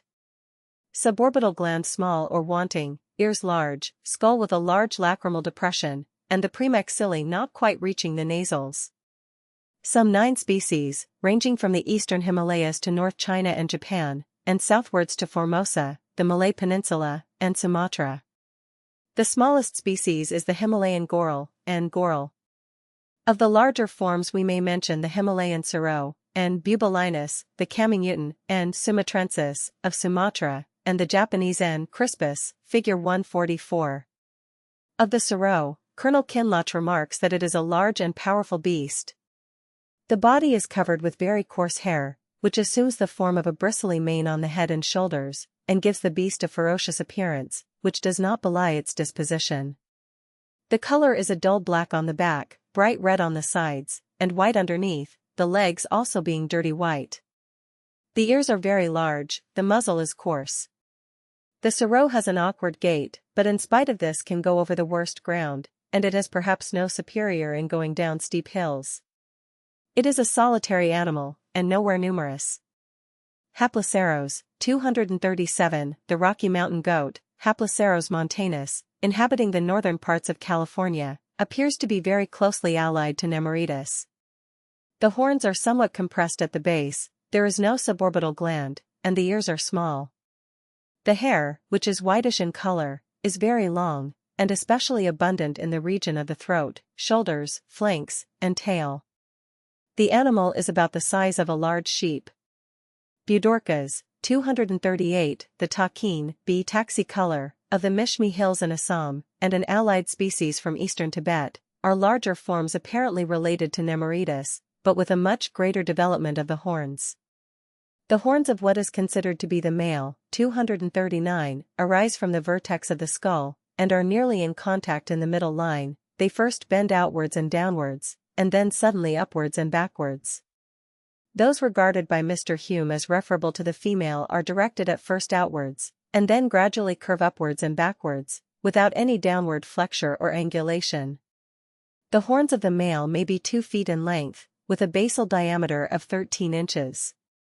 The muzzle is hairy, with a small naked muffle. There appear to be considerable seasonal and sexual variations in color, the body being in some cases of a yellow dun, while in others it is a dusky, reddish-brown, with much black intermingled. The heads of large males are blackish. Scarcely anything is known of the habits of the takin, which never appears to have been seen alive by Europeans. Caprine sectioned. Both sexes with horns, but those of the female small. Horns usually compressed, triangular, with transverse ridges, and either curving backwards or spiral. Muzzle hairy, without naked muffle. Suborbital gland small or absent, lacrimal fossa of skull present or absent. Tail short and flattened. Foot glands frequently present. Molars very hypsodont, those of the upper jaw being narrow, without an accessory internal column. Mainly Palearctic, but with some outlying forms. This section includes the goats and sheep, which are so closely connected that it is difficult to give well-marked generic characters that will hold good for all the species. They seem to be one of the latest developments of the Bovidae, since they are unknown before the Pliocene period, and are essentially mountain forms. Figure 145. The alpine ibex, Capra ibex. Capra, 240, horns flattened from side to side, and either curving backwards, figure 145, or spirally twisted. No suborbital gland, and no lacrimal fossa in the skull. Foot glands, if present, only in the 4 feet. Chin more or less bearded. Males with a strong odor. Vertebrae, C7, D13, L6, S4, C9 to 13. Some dozen species, ranging over all the higher mountains of southern Europe, from Spain to the Caucasus, also found in Abyssinia, Persia, Sind, and Baluchistan, thence through the higher Himalaya, and so on to Tibet and northern China. One outlying species occurs in the Nilgiris of southern India. The European ibex or steinbok, figure 145, which may be taken as a typical goat, stands about 2.5 feet in height at the shoulder. In summer the hair is short and smooth, and of an ashy gray color, but a long coat is developed in winter. The horns of the male rise in a bold backward sweep from the forehead, and are characterized by the strong transverse ridges on the broad and flat anterior surface. They are said to be not more than some 2 feet in length, but these dimensions are greatly exceeded by the horns of the Himalayan ibex. The alpine ibex lives at a greater height than the chamois, spending the day just at the limit of perpetual snow, and descending at night to graze at lower levels. Both this and the Himalayan species generally live in small herds of from 5 to 15 or more. They are wary animals, although not so much so as many of the wild sheep. The following list, mainly taken from 2 papers by Mr. Sclater, 241, gives the distribution of the various species of goats, with some remarks on their peculiarities. 1. C. ibex, confined to the Alps of Switzerland, Savoy, and the Tyrol, and now nearly extinct, except where artificially preserved. 2. C. sibirica, closely allied to the preceding, but with larger horns, occurs in the Altai Mountains, and throughout the Himalaya from Kashmir to Nepal, and northward towards Turkestan. 3. C. Sinaitica, of the mountains of Upper Egypt, the Sinaitic Peninsula, and Palestine, is allied to the 2 preceding species, but has the horns somewhat more compressed, with a difference in the ridges on the front. 4. C. caucasica, a very distinct species, confined to the Caucasus, where it inhabits the western part of the Great Caucasus, with thick horns curving backwards and outwards in one plane, with the exception of their tips, which incline inwards. 242. 5. C. pallassi is an allied species from the eastern Caucasus, distinguished, among other features, by the curvature of the horns, which lie flatter and twist more outward from the forehead, with a greater terminal inward bend. 6. C. Pyrenaica, of the Pyrenees, and the higher ranges of central Spain, Andalusia, and Portugal, is another nearly related species. 7. C. gaigris, formerly abundant over the Grecian archipelago, but now restricted in Europe to Crete and some of the Cyclades, is found throughout the mountains of Asia Minor and Persia, and thence to Baluchistan and Sind. The horns are thinner and sharper in front than in the ibexes, and this species is generally regarded as the ancestral stock of the various breeds of domestic goats. 8. C. dorcas, a goat from the island of Jura, near Euboea, has been described under this name, and is apparently nearly allied to C. gaigris. 9. C. whaley, an apparently well-characterized species from the highest ranges of Abyssinia. 10. C. falconeri, the markhor differs from all the preceding species by the spiral twisting of its horns, which attain enormous dimensions. It occurs in the Pir Punjal range south of Kashmir, and thence into Afghanistan and the Sulayman range, and northwards to Astur, Gilgit, and Skardu, Baltistan. The specimens from the Sulayman range have the spiral of the horns very close, somewhat as in the eland, while in those from Astur, Gilgit, and Skardu it is very open, as in the kudu.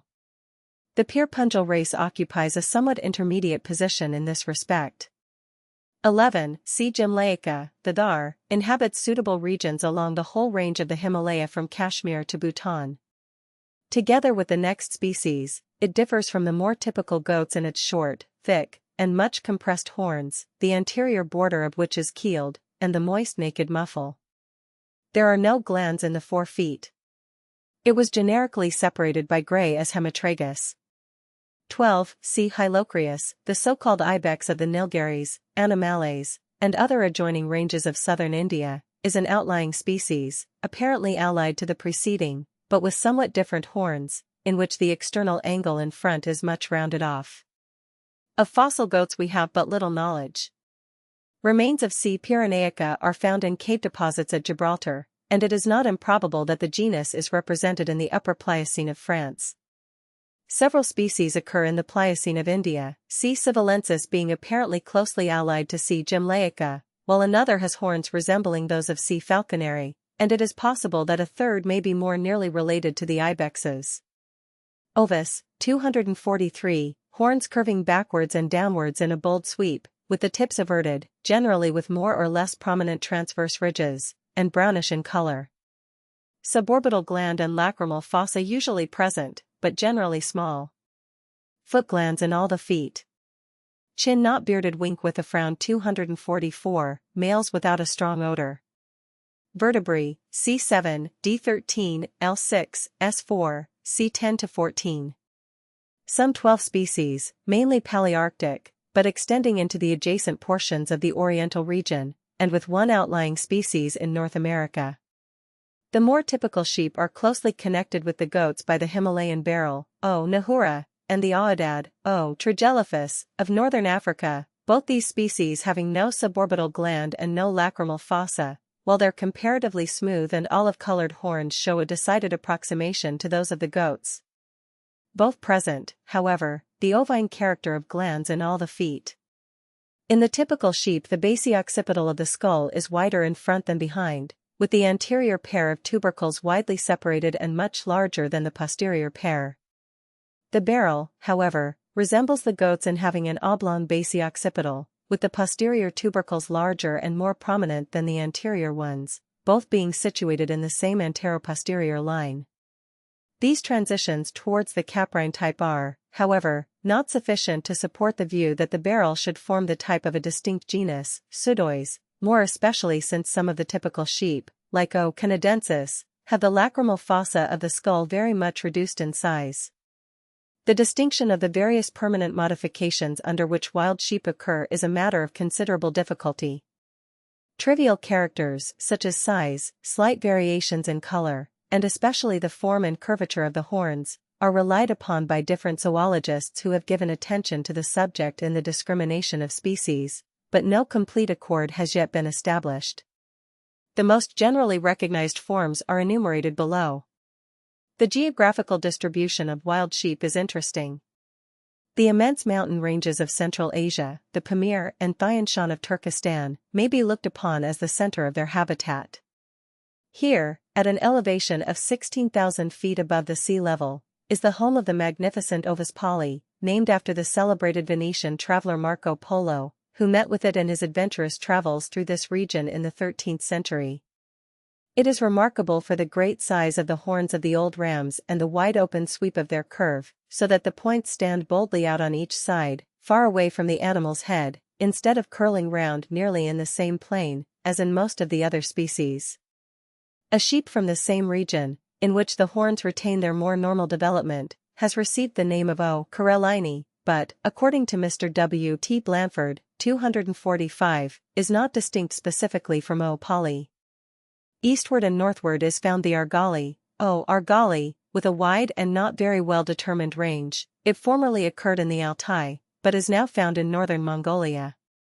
Still farther north, in the Stanovoy Mountains and Kamchatka, is O. navicola, and away on the other side of Bering Strait, in the Rocky Mountains and adjacent highlands of western North America, is the bighorn or mountain sheep, O. canadensis, the only member of the genus found in that continent, and indeed, except the bison, muskox, mountain goat, haploceros, and the prongbuck, Antilocapra, the only hollow-horned ruminant, being like the rest obviously a straggler from the cradle of its race. The two last-named species are nearly allied, and are characterized by the slight development of the ridges on their horns and the very shallow lacrimal fossa. Turning southward from the point from which we started, and still a little to the east, in Nepal and western Tibet, is the Himalayan argali, O. hodgsoni, having massive and strongly curved horns, with bold ridges, like those of the true argali. Indeed, were it not for their isolated areas there would appear to be no grounds for distinguishing these two closely allied forms, and it is not improbable that they are really identical. O. bruckii appears to have been founded on a hybrid between O. hodgsoni and O. vignii. In the same districts, and also in southern Ladakh, there occurs the barrel, O. nahura, with smaller, smoother, and more spreading horns. Passing in a southwesterly direction we find a series of smaller forms, O. vignii of Ladakh, O. cycloceros of northern India, Persia, and Baluchistan. O. gmelini of Asia Minor and Persia, O. ophion, confined to the elevated pine-clad Troodos Mountains of the island of Cyprus, and said at the time of the British occupation in 1878 to have been reduced to a flock of about 25 individuals, and O. musimon, the mouflon of Corsica and Sardinia, see figure 146, believed to have been formerly also a native of Spain. In the three latter species the females are hornless. Lastly, we have the somewhat aberrant, goat-like aoudad, O. trigelaphus, of the great mountain ranges of North Africa, in which, as already mentioned, the skull and horns resemble those of the barrel, although the tail is longer, and there is a thick fringe of long hair on the throat, chest, and four legs. Figure 146. The mouflon, Ovis musimon. From a living animal in the London Zoological Gardens. We thus find that sheep are essentially inhabitants of high mountainous parts of the world, for dwelling among which their wonderful powers of climbing and leaping give them special advantages. No species frequent by choice either level deserts, open plains, dense forests, or swamps.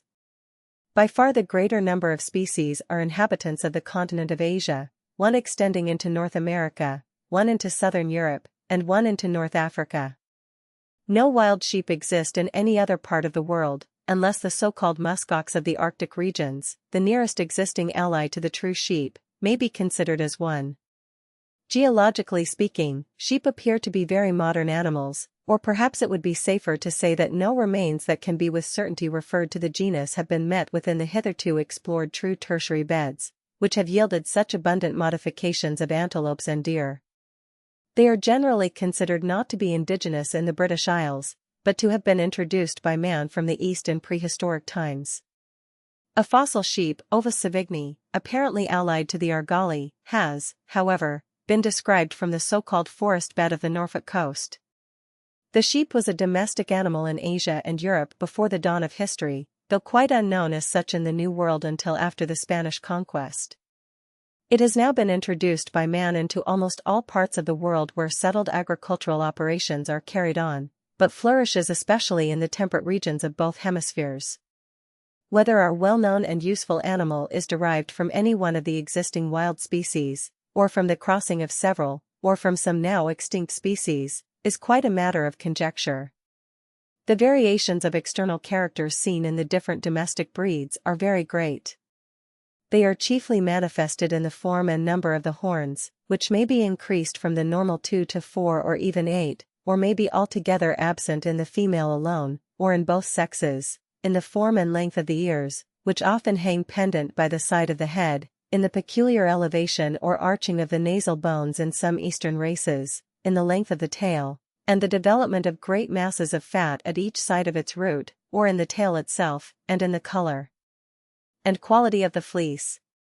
Ovibos, 246. This genus is generally considered to be a connecting link between the caprine and bovine sections, but should rather be regarded as an aberrant type of the former. Horns of adult male rounded, smooth, and closely approximated at their bases, where they are depressed and rugose, curving downwards, and then upwards and forwards. Muzzle caprine, no suborbital gland, no lacrimal fossa or fissure in skull, orbits tubular, a large narial aperture and very short nasals, premaxilla not reaching nasals. Tail short, and molar teeth caprine. 1 existing and 2 fossil species, Palearctic and Nearctic. Figure 147. The muskox, Ovibos moschatus.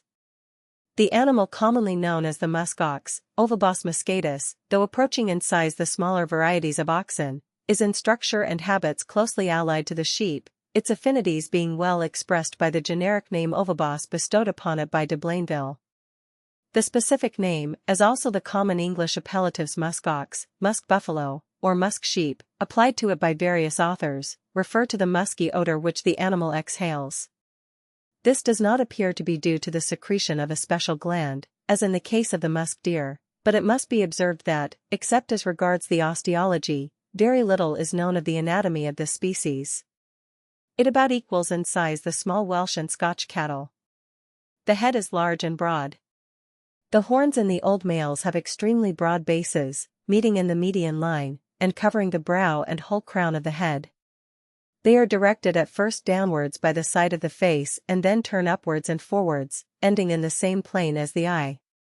Their basal halves are of a dull white color, oval in section and coarsely fibrous, their middle part smooth, shining, and round, their tips black. In the females and young males the horns are smaller, and their bases are separated from each other by a space in the middle of the forehead. The ears are small, erect, and pointed, and nearly concealed in the hair. The space between the nostrils and the upper lip is covered with short close hair, as in sheep and goats, without any trace of the bare muffle of the oxen. The greater part of the animal is covered with long brown hair, thick, matted, and curly on the shoulders, so as to give the appearance of a hump, but elsewhere straight and hanging down, that of the sides, back, and haunches reaching as far as the middle of the legs and entirely concealing the very short tail. There is also a thick woolly underfur, shed in the summer. The hair on the lower jaw, throat, and chest is long and straight, and hangs down like a beard or dewlap, though there is no loose fold of skin in this situation as in oxen. The limbs are stout and short, terminating in unsymmetrical hoofs, the external one being rounded, the internal pointed, and the sole partially covered with hair. The muskox is at the present day confined to the most northern parts of North America, where it ranges over the rocky barren grounds between the 60th parallel and the shores of the Arctic Sea. Its southern range is gradually contracting, and it appears that it is no longer met with west of the Mackenzie River, though formerly abundant as far as Eschscholtz Bay. Northwards and eastwards it extends through the Parry Islands and Grinnell Land to North Greenland, reaching on the west coast as far south as Melville Bay, and it was also met with in abundance by the German polar expedition of 1869-70 at Sabine Island on the east coast. No trace of it has been found in Spitsbergen or Franz Josef Land. As proved by the discovery of fossil remains, it ranged during the Pleistocene period over northern Siberia and the plains of Germany and France, its bones occurring very generally in river deposits along with those of the reindeer, mammoth, and woolly rhinoceros. It has also been found in Pleistocene gravels in several parts of England, as Maidenhead, Bromley, Freshfield near Bath, Barnwood near Gloucester, and also in the lower brick earth of the Thames Valley at Crayford, Kent. It is gregarious in habit, assembling in herds of 20 or 30 head, or, according to Hearn, sometimes 80 or 100, in which there are seldom more than 2 or 3 full-grown males. The muskox runs with considerable speed, notwithstanding the shortness of its legs. Major H.W. Filden, naturalist to the Arctic expedition of 1875, says, "No person watching this animal in a state of nature could fail to see how essentially ovine are its actions. When alarmed they gather together like a flock of sheep herded by collie dog, and the way in which they pack closely together and follow blindly the vacillating leadership of the old ram is unquestionably sheep-like. When thoroughly frightened they take to the hills, ascending precipitous slopes and scaling rocks with great agility. They feed chiefly on grass, but also on moss, lichens, and tender shoots of the willow and pine. The female brings forth a single young one in the end of May or beginning of June after a gestation of 9 months. According to Sir J. Richardson, when this animal is fat its flesh is well tasted, and resembles that of the caribou, but has a coarser grain. The flesh of the bulls is highly flavored, and both bulls and cows when lean smell strongly of musk, their flesh at the same time being very dark and tough, and certainly far inferior to that of any other ruminating animal existing in North America. The carcass of a muskox weighs, exclusive of fat, above 3 cwt. On this subject, Major Filden, 247, says, "The cause of the disagreeable odor which frequently taints the flesh of these animals has received no elucidation from my observations. It does not appear to be confined to either sex, or to any particular season of the year, for a young unweaned animal, killed at its mother's side and transferred within an hour to the stewpans, was as rank and objectionable as any. The flesh of some of these animals of which I have partaken was dark, tender, and as well flavored as that of 4-year-old Southdown mutton. Remains of 2 fossil species of this genus, O. bombifrons and O. cavifrons, have been described from Pleistocene beds in the United States, the one from Kentucky and the other from the Arkansas River. Both, if indeed they be valid species, appear closely allied to the living form. Bovine sectioned. Horns present and of nearly equal size in both sexes, in form rounded or angulated, placed on or near the vertex of the skull, extending more or less outwards, and curving upwards near the extremities, external surface comparatively smooth and never marked by prominent transverse ridges or knobs. Muzzle broad, with large naked muffle, nostrils lateral, no suborbital gland. Skull without any trace of lacrimal fossa or fissure. Tail long and cylindrical, generally tufted at the extremity, rarely hairy throughout. Males usually with a dewlap on the throat. No foot glands. Molar teeth extremely hypsodont, those of the upper jaw with a nearly square cross-section, and a large accessory inner column. The section is abundantly represented in the Palearctic, Oriental, and Ethiopian regions, with one Nearctic species and an outlying and aberrant species in Celebes. Bos, 248, the whole of the species of oxen were included by Linnaeus in the single genus Bos, and although the species have been distributed by modern zoologists in several genera, such as Anoa, Bubalus, Bison, Poephagus, Bibos, and Bos, the characters by which they are separated are so slight that it seems, on the whole, preferable to retain the old genus in its original wide sense. Using then the term Bos in this sense, it will include all the representatives of the section, about a dozen in number, and may be divided into several groups. The first group includes the buffaloes, genus Bubalus, chiefly characterized by their more or less flattened and angulated horns, which incline upwards and backwards, with an inward curve towards their tips, and are placed below the plane of the occiput, or vertex of the skull. The premaxilla reach to the nasals, and the vomer is peculiar in being so much ossified as to join the posterior border of the palate. The back has a distinct ridge in the region of the withers, and the forehead is frequently convex. Oriental and Ethiopian region, and Celebes. The most generalized representative of this group is the small Anoa, B. depressicornis, of Celebes, the type of the genus Anoa or Probubalus, which has the same cranial structure as in the more typical buffaloes, to the young of which, as was pointed out by the late Professor Garrod, it presents a striking resemblance. Its color is black, and the short and prismatic horns are directed upwards from the forehead. In the Pliocene Sawalics of India there occur the remains of larger buffaloes, B. occipitalis and B. acuticornis, closely allied to the Anoa, but with longer and more distinctly angulated horns. The still larger B. platyceros of the last named deposits, in which the horns are wide-spreading and much flattened, appears to be in some respects intermediate between the preceding and following forms. The typical Indian buffalo, Bos bufalus, which has been domesticated over Southeast Asia, Egypt, and southern Europe, is, in the wild state, a gigantic animal with enormous horns. These horns are longer, more slender, and more outwardly directed in the female than in the male, and in the former sex may have a length of more than 6 feet from base to tip. They are widely separated at their bases, the forehead is very convex, and the ears are not excessively large, and have no distinct fringe.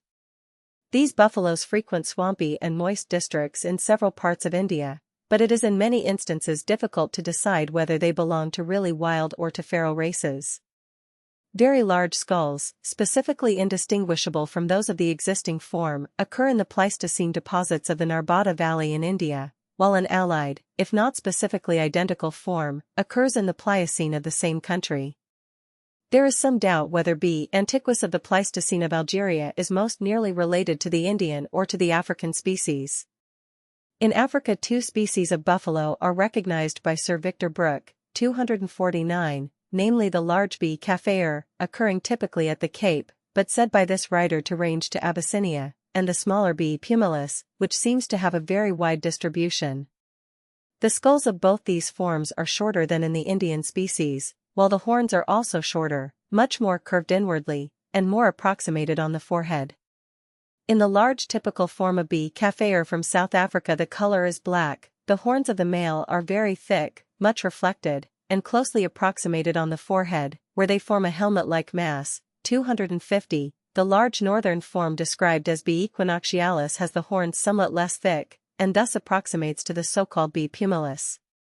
The latter occurs typically in Western Africa, where it has also been described as B. brachyceros. In the typical form the horns are thinner and less reflected than in B. caféer, and in some specimens they are more widely separated on the forehead, and are marked at their bases by distinct rugae. The color is ruddy brown, inclining to rufous in one specimen.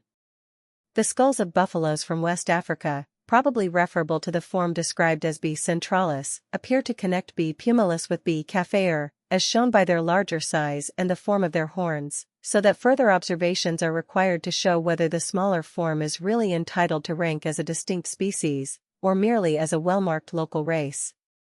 The second group comprises the bisons, which are more nearly allied to the true oxen, having similar rounded horns, but the skull being less massive, with a longer and more tapering frontal region, and a wider frontal diameter. The superior part of the forehead is transversely arched, the intercornual space elevated in the middle, the horns situated below the plane of the occiput, and the orbits more or less prominent. The premaxilla do not extend upwards to reach the nasals. The bisons, figure 148, have the body covered with short, crisp, woolly hair, while on the head and neck there is an abundance of much longer and darker hair, which forms a mane concealing the eyes, ears, and the bases of the horns. There is also a long beard beneath the chin, while a line of long hair extends from the head nearly to the tail, the latter being tufted at the extremity. The withers are much higher than the hind quarters, so that there is a kind of hump at the shoulders. The group is represented by 2 species, the European and the American bison.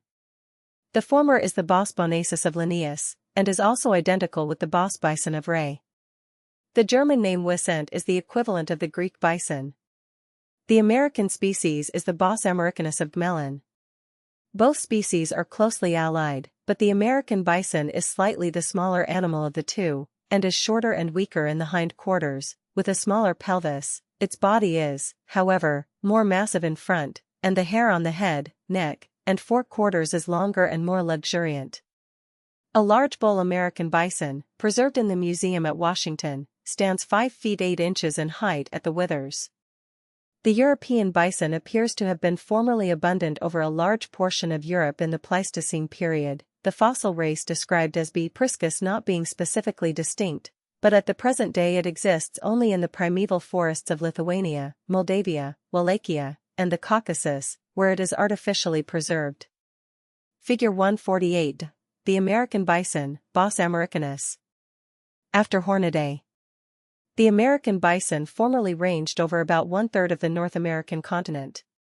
Thus, to quote from Mr. Hornaday, 251, starting almost at tidewater on the Atlantic coast, it extended across the Allegheny Mountain system to the prairies along the Mississippi, and southward to the delta of that great system. Although the Great Plain country of the West was the natural home of the species, where it flourished most abundantly, it also wandered south across Texas to the burning plains of northeastern Mexico, westward across the Rocky Mountains into New Mexico, Utah, and Idaho, and northward across a vast treeless waste to the bleak and inhospitable shores of the Great Slave Lake itself. In consequence of the settlement of the country by Europeans, the area inhabited by the bison was gradually contracted, till about 1841 mighty herd occupied the center of its former range. The completion of the Union Pacific Railway in 1869 divided this great herd into a southern and a northern division, the former comprising a number of individuals estimated at nearly 4 millions, while the latter contained about 1.5 million. Before 1880 the southern herd had, however, practically ceased to exist, while the same fate overtook the northern one in 1883. In 1889 some 20 stragglers in Texas represented the last of the southern herd, while there were a few others in Colorado, Wyoming, Montana, and Dakota. A herd of some 200 wild individuals, derived from the northern herd, is preserved by the United States government in the Yellowstone National Park, and it is believed that some 500 of the race known as wood bison exist in British territory, but with these exceptions this magnificent species is exterminated. The multitudes in which the American bison formerly existed are almost incredible, the prairies being absolutely black with them as far as the eye could reach, and the numbers in the herds being, as we have said, reckoned by millions. Mr. Hornaday even considers that the whole of the game in South Africa was never equal to the number of bison on an equal area of the American prairies. Figure 149. The yak, Bos grunniens, domestic variety. An extinct bison from the Pleistocene of Texas, known as Bos latifrons, was probably the ancestor of the recent American species.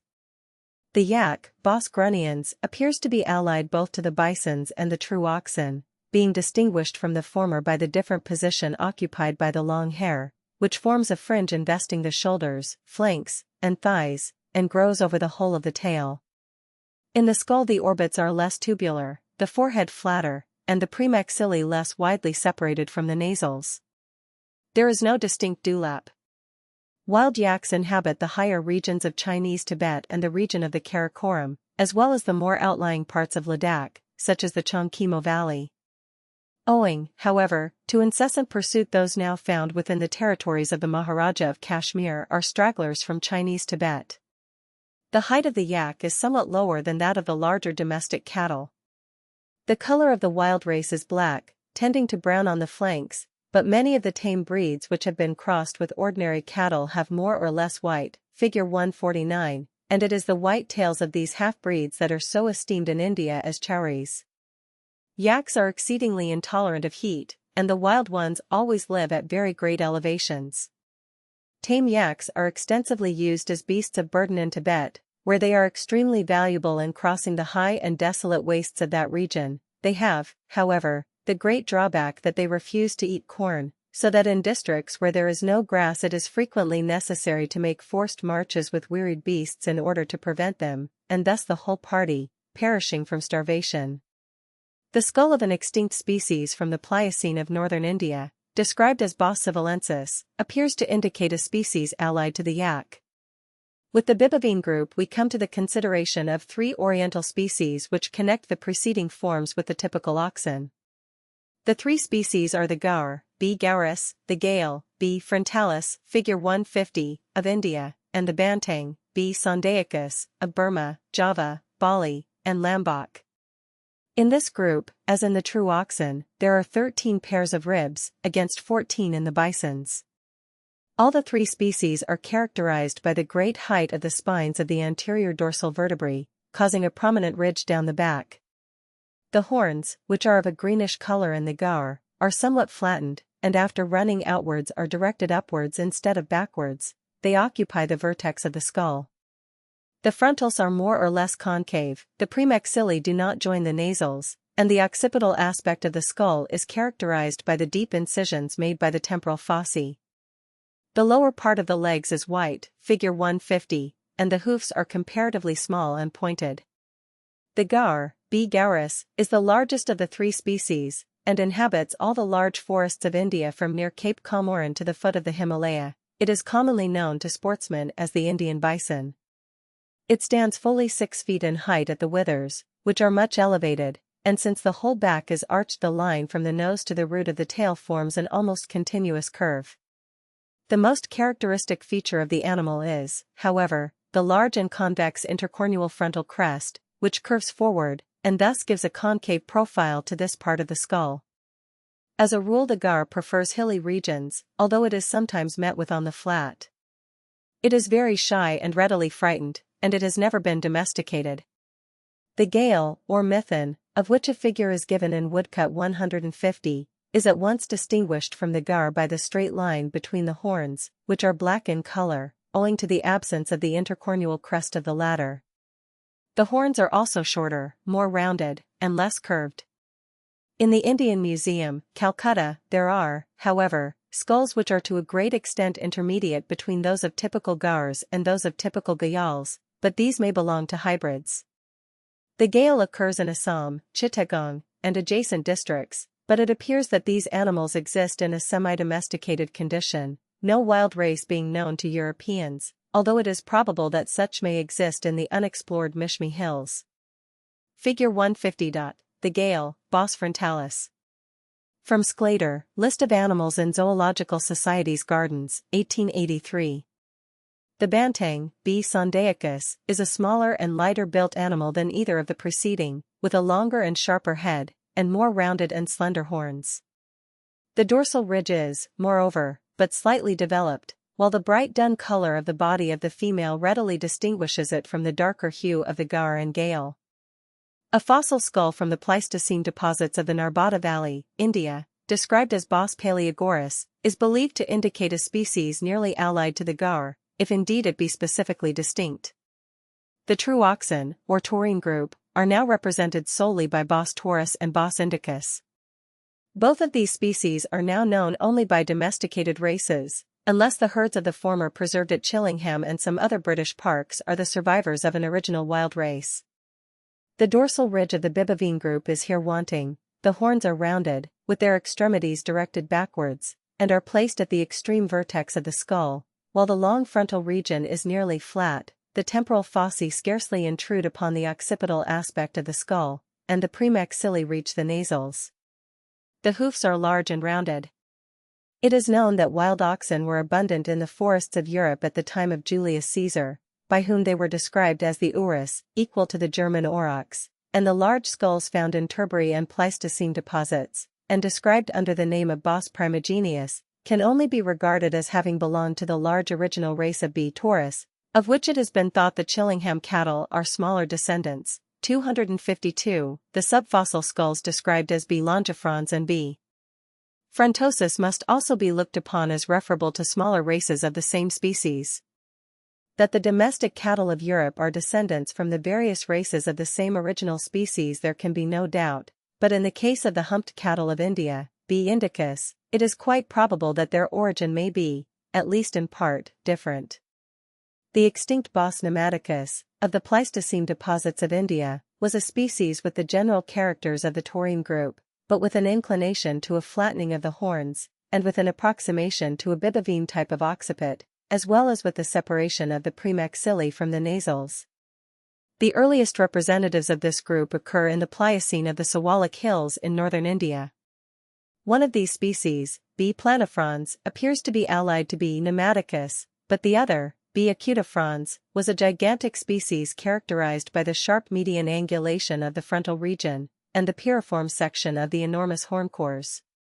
The extinct B. elatus, from the Upper Pliocene of France and Italy, is the representative of a generalized type, which may be known as the leptobovine group. The males had rounded horncores widely separated at their bases, and placed low down on the forehead. The females, which have been described as leptobos, were often or always hornless. The limbs were unusually slender. This group also occurs in the Pliocene of the Siwalik Hills. Suborder Perissodactyla.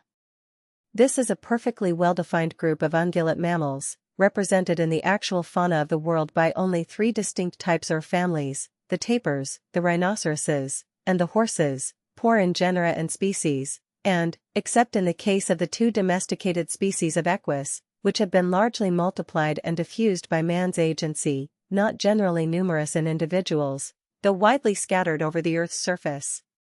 Paleontological records, however, show very clearly that these are but the surviving remnants of a very extensive and much varied assemblage of animals, which flourished upon the Earth through the Tertiary geological period, and which, if it could be reconstructed in its entirety, would not only show members filling up structurally the intervals between the existing apparently isolated forms, but would also show several marked lines of specialization which have become extinct without leaving any direct successors.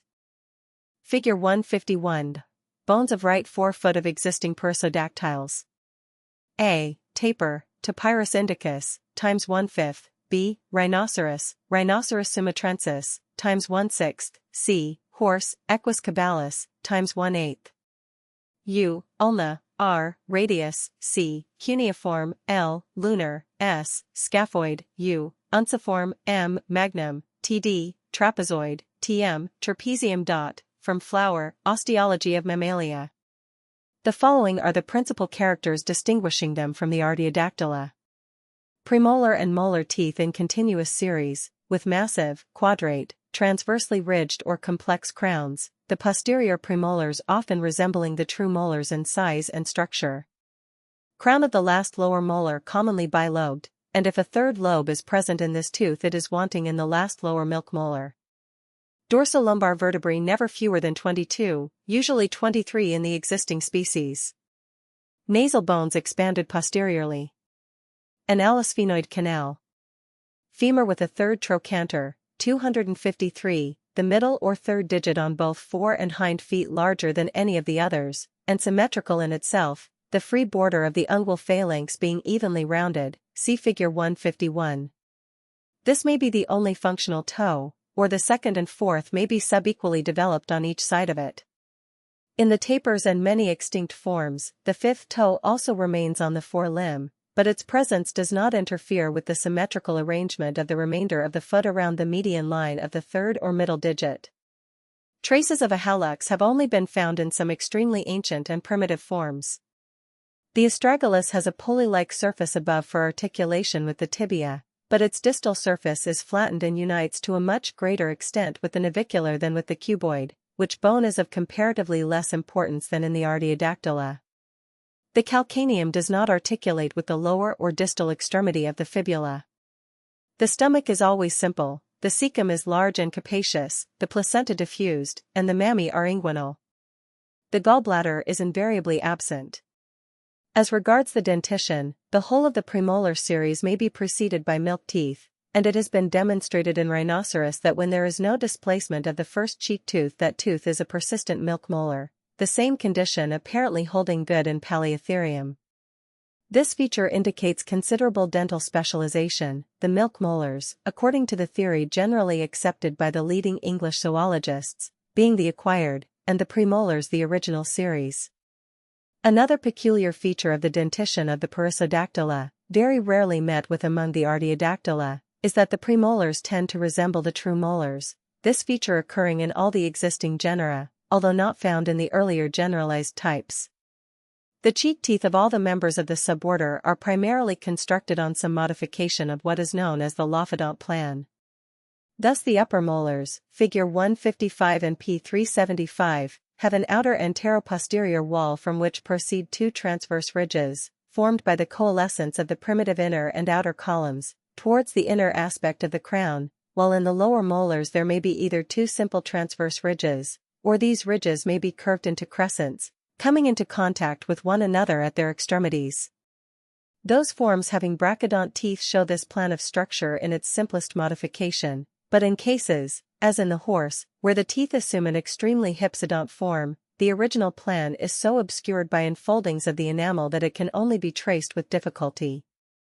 At the present day the Perissodactyla are sharply differentiated into horses, tapirs, and rhinoceroses, But the knowledge already gained of the extinct representatives of the suborder shows such a close alliance between these groups that it is exceedingly difficult to make any satisfactory classification of the whole. This is of course exactly what might have been expected, and the same would doubtless be the case with all other groups if we knew as much of their past history as we do of that of the perissodactyls. The detailed account of the anatomy of the horse given in the sequel will afford much information as to the general structure of the members of the suborder. Family Tapiridae. Both upper and lower cheek teeth brachydont and simply bilophodont, hinder premolars as complex as the molars, last lower molar without third lobe, first upper cheek tooth with a milk predecessor, 254, outer columns of upper molars conical. 4 digits in the manus, and 3 in the pes. Tapirus, 255, dentition I superscript 3/3, C superscript 1/P/3, M superscript 3/3, total 42. Of the upper incisors, the first and second are nearly equal, with short, broad crowns. The third is large and conical, considerably larger than the canine, which is separated from it by an interval. Lower incisors diminishing in size from the first to the third, the canine, which is in contact with the third incisor, large and conical, working against, and behind, the canine-like third upper incisor. In both jaws there is a diastema between the canines and the commencement of the teeth of the cheek series, which are all in contact. First upper premolar with a triangular crown, narrow in front owing to the absence of the anterior inner cusp.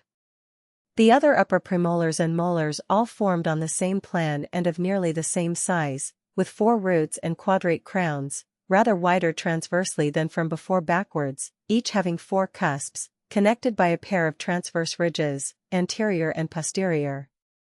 The first lower premolar compressed in front, the others composed of a simple pair of transverse crests, with a small anterior and posterior circular ridge. Skull elevated and compressed. Orbit and temporal fossa widely continuous, there being no true postorbital process from the frontal bone. Anterior narial apertures very large, and extending high on the face between the orbits, nasal bones short, elevated, triangular, and pointed in front. Vertebrae, C7, D18, L5, S6, C about 12. Limbs short and stout. 4 feet with 4 toes, having distinct hoofs, the first is absent, the third the longest, the second and fourth nearly equal, the fifth the shortest and scarcely reaching the ground in the ordinary standing position. Hind feet with the typical perissodactyl arrangement of 3 toes, the middle one being the largest, the 2 others nearly equal. Nose and upper lip elongated into a flexible, mobile snout or short proboscis, near the end of which the nostrils are situated. Eyes rather small. Ears of moderate size, ovate, erect. Tail very short. Skin thick and but scantily covered with hair. The existing species of tapir may be grouped into 2 sections, the distinctive characters of which are only recognizable in the skeleton. A. With a great anterior prolongation of the ossification of the nasal septum, mesethmoid, extending in the adult far beyond the nasal bones, and supported and embraced at the base by ascending plates from the maxillae, genus Elasmognathus, gill. 2 species, both from Central America, Tapirus bairdi and T. dowi. The former is found in Mexico, Honduras, Nicaragua, Costa Rica, and Panama, the latter in Guatemala, Nicaragua, and Costa Rica. B. With ossification of the septum not extending farther forward than the nasal bones, Tapirus proper. 3 species, T. indicus, the largest of the genus, from the Malay Peninsula, as far north as Tavoy and Mergui, Sumatra, and Borneo, distinguished by its peculiar coloration, the head, neck, fore and hind limbs, being glossy black, and the intermediate part of the body white, T. americanus, T. terrestris, Linn., the common tapir of the forests and lowlands of Brazil and Paraguay, figure 152, and T. rollini, the pinchak tapir of the high regions of the Andes. All the American species are of a nearly uniform dark brown or blackish color when adult, but it is a curious circumstance that when young, and in this the Malay species conforms with the others, they are conspicuously marked with spots and longitudinal stripes of white or fawn color on a darker ground. The habits of all the kinds of tapirs appear to be very similar. They are solitary, nocturnal, shy, and inoffensive, chiefly frequenting the depths of shady forests and the neighborhood of water, to which they frequently resort for the purpose of bathing, and in which they often take refuge when pursued.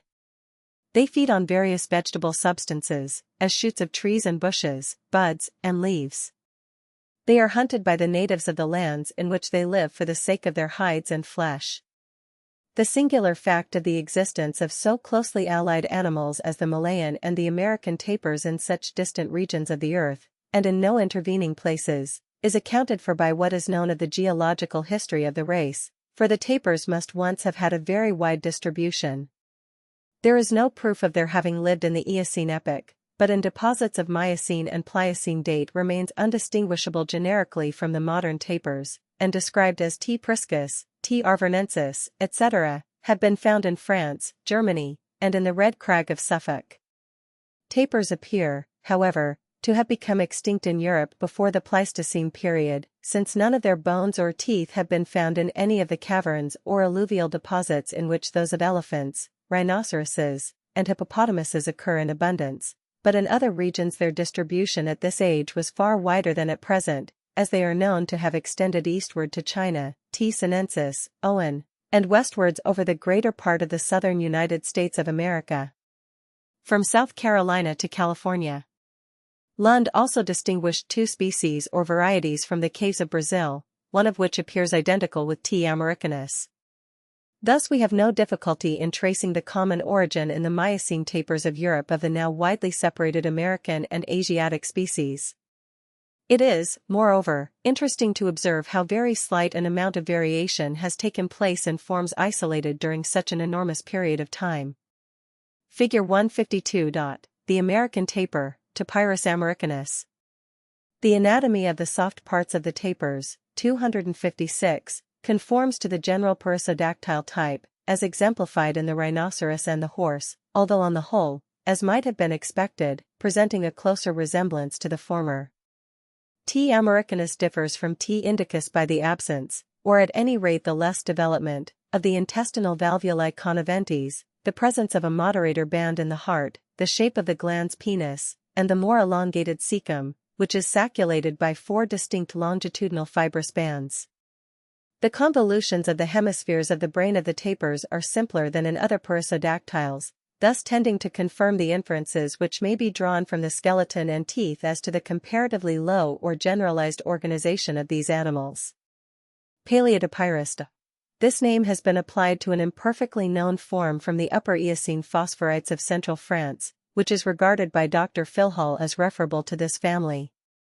Family Lophiodontidae. Molars brachydont and bilophodont, those of the lower jaw with either straight or imperfectly crescentoid ridges, premolar smaller and usually simpler than the molars, last lower molar generally with a third lobe.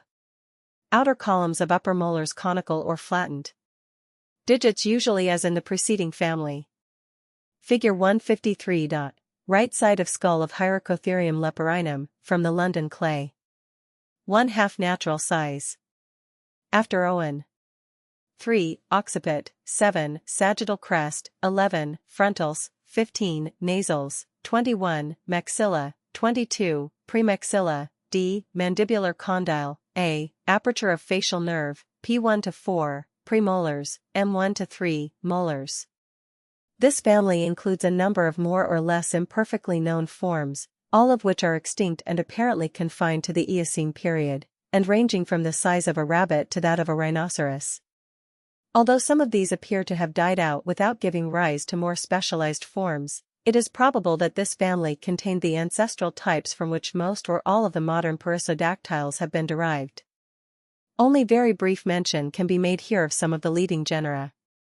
Lophiodon, of the Middle and Upper Eocene of Europe, with the dental formula, I superscript 3/3, C superscript 1/ P superscript 3/3, M superscript 3/3, includes the largest representatives of the family, and is generally regarded as a stock which has died out without giving rise to later forms.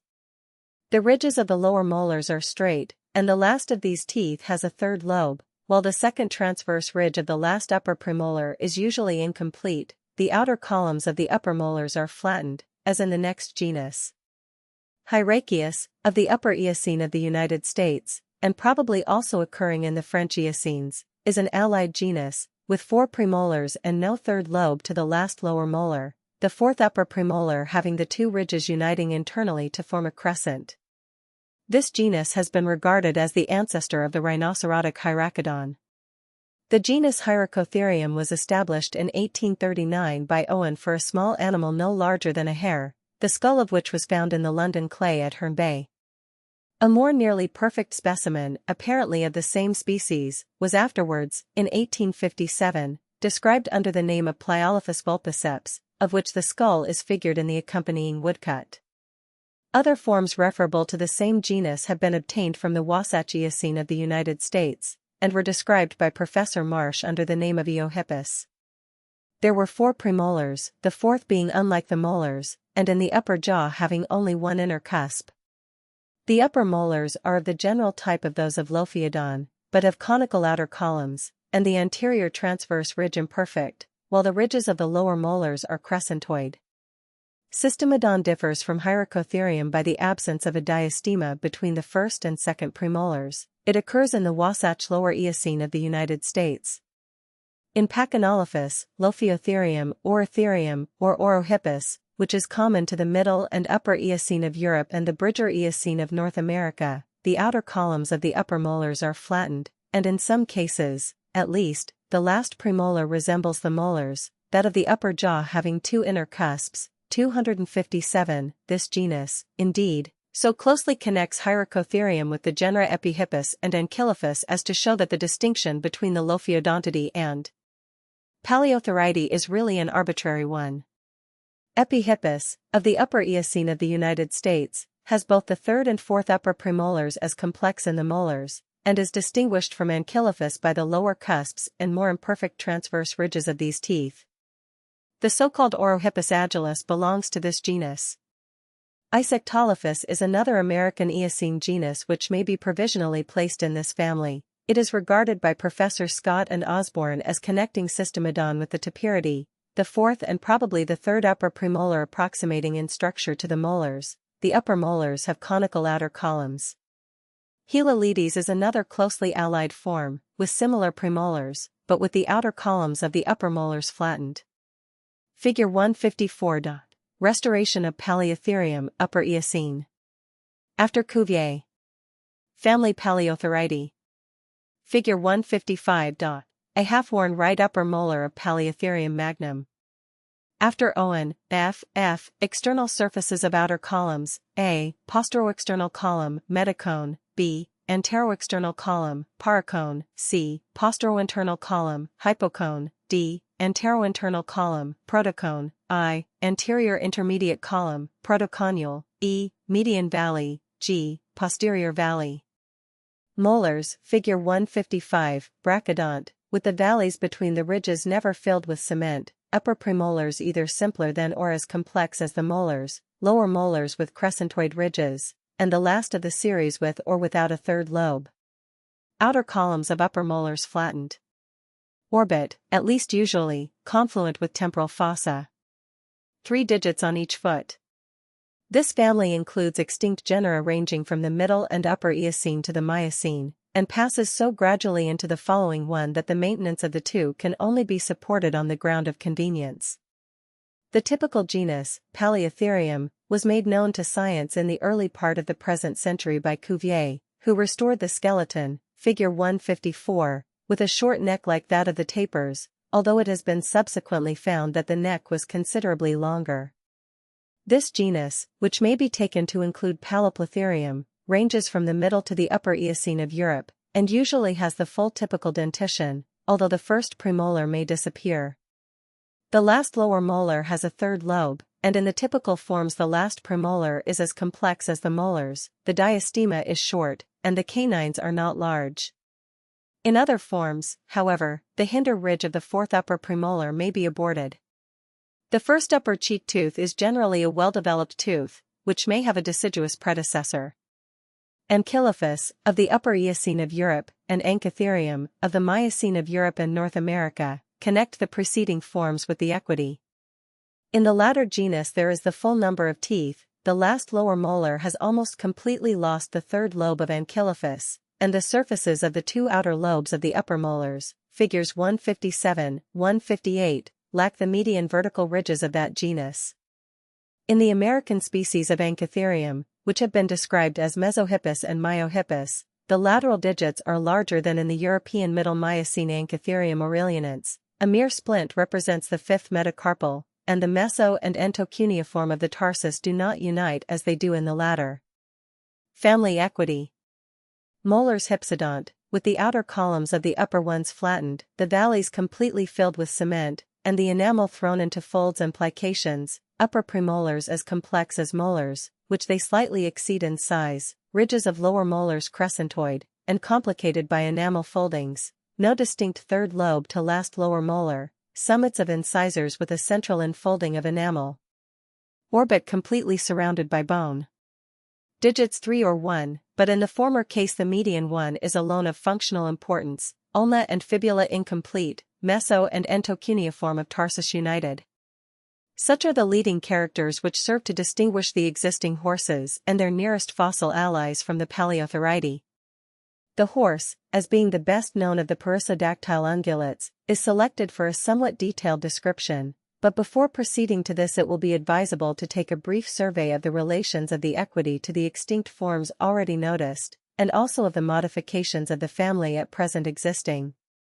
The earliest form which can be certainly included in this line of descent is the American Lower Eocene genus Phenacodus, noticed below under the head of the suborder Condylarthra, in which there were 5 complete digits to the feet. From this form there is but a step to Systemodon and Hyracotherium, in which the functional digits of the manus were reduced to 4, as in Pachynolophus, figure 156, a, although one species retained a rudiment of the metacarpal of the pollex. Figure 156. Successive stages of modification of the feet of extinct forms of horse-like animals, chiefly from marsh, showing gradual reduction of the outer and enlargement of the middle toe. 3. A. Pachynolophus, Eocene, B. Ankytherium, Early Miocene, C. Ankytherium, Late Miocene, D. Hipparion, Pliocene, E. Equus, Pleistocene. The transition from these animals of the Eocene period to the horses of modern times has been accompanied by a gradual increase in size. The diminutive Hyracotherium of the lower, and Pachynolophus of the middle and upper Eocene were succeeded in the Miocene period by the forms to which the name of Ankytherium has been given, of the size of sheep, these again in Pliocene times by Hipparion and Protohippus, as large as the modern donkeys, and it is mainly in the Pleistocene period that equity occur which approach in size the existing horse. Important structural modifications have also taken place, with corresponding changes in the mode of life of the animal. Thus the neck has become elongated, the skull altered in form, the teeth greatly modified, and the limbs have undergone remarkable changes. The last two require to be described more in detail. Figure 157. A. Grinding surface of unworn molar tooth of Ankytherium. B. Corresponding surface of unworn molar of young horse. C. The same tooth after it has been some time in use. The uncolored portions are the dentine or ivory, the shaded parts the cement filling the cavities and surrounding the exterior. The black line separating these two structures is the enamel or hardest constituent of the tooth. The teeth in the Eocene forms had, as mentioned above, the characteristic number of 44.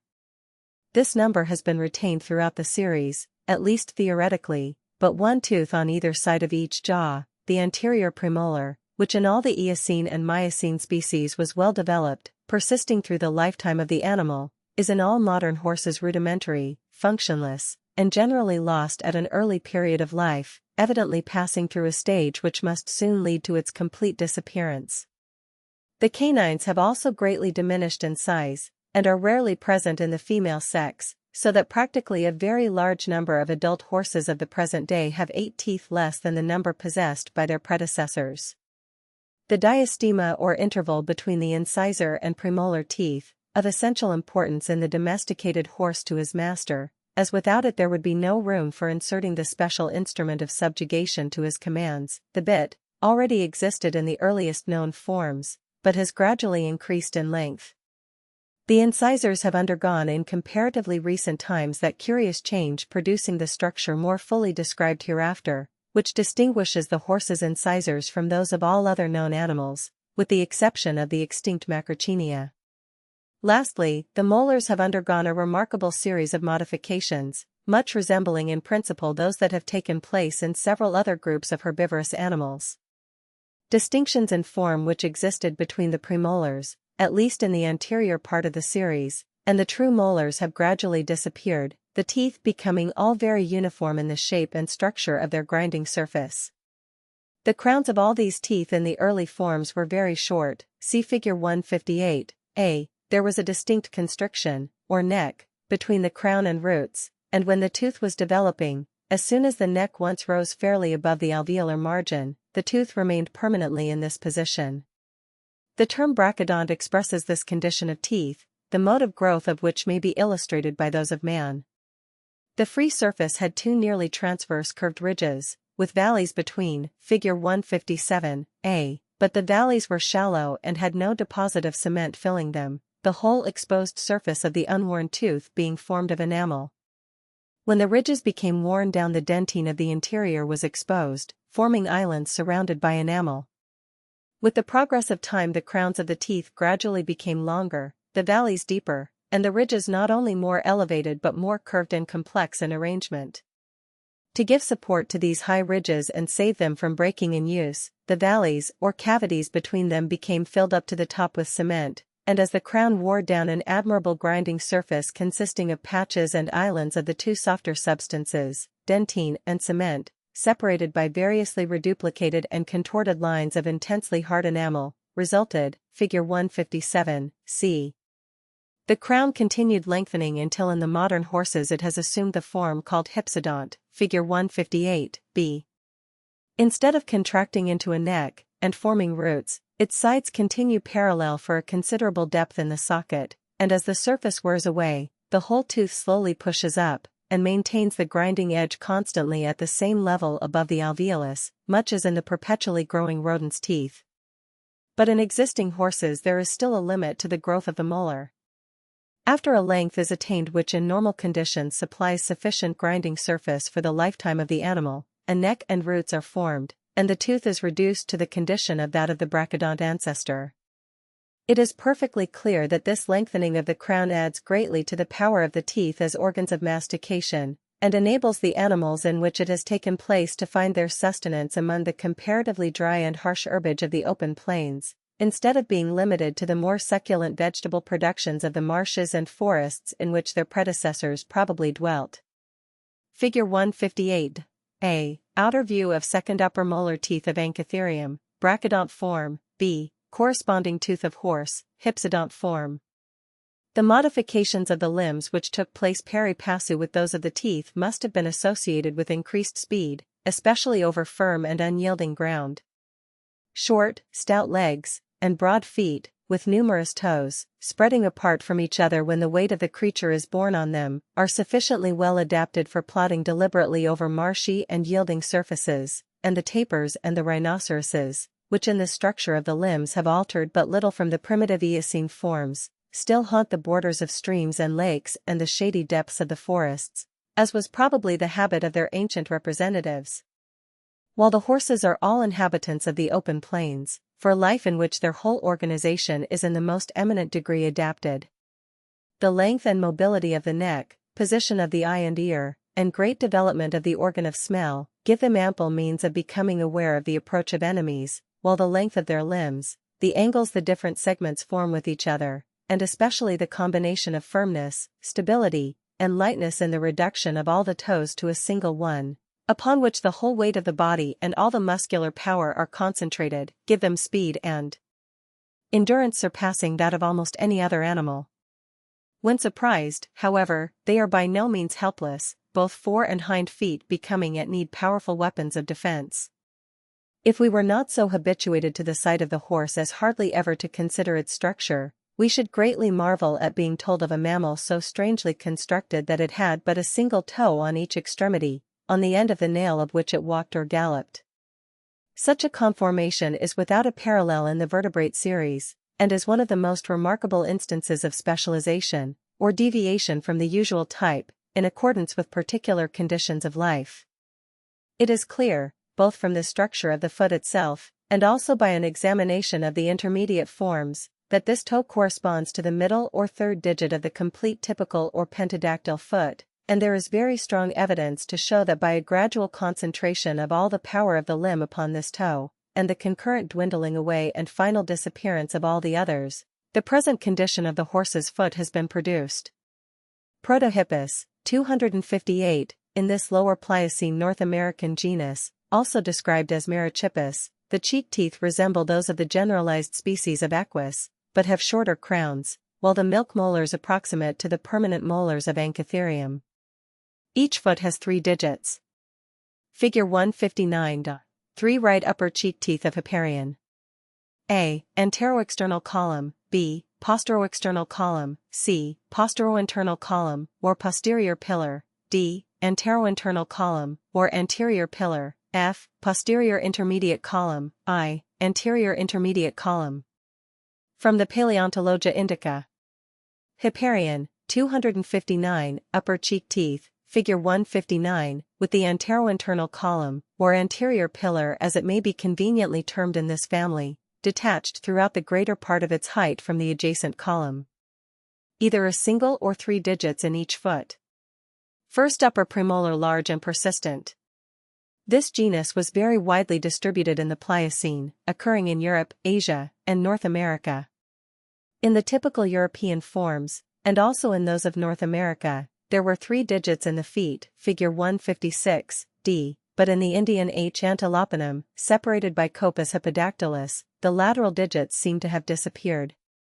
There is some doubt whether or no Hipparion should occupy a place in the direct ancestry of the horse, and Professor Cope suggests that while in America the intermediate place between Anchitherium and Equus was held by Protohippus, in Europe the same position was occupied by Hipparion, a view which involves the dual origin of the horses of the New and Old Worlds.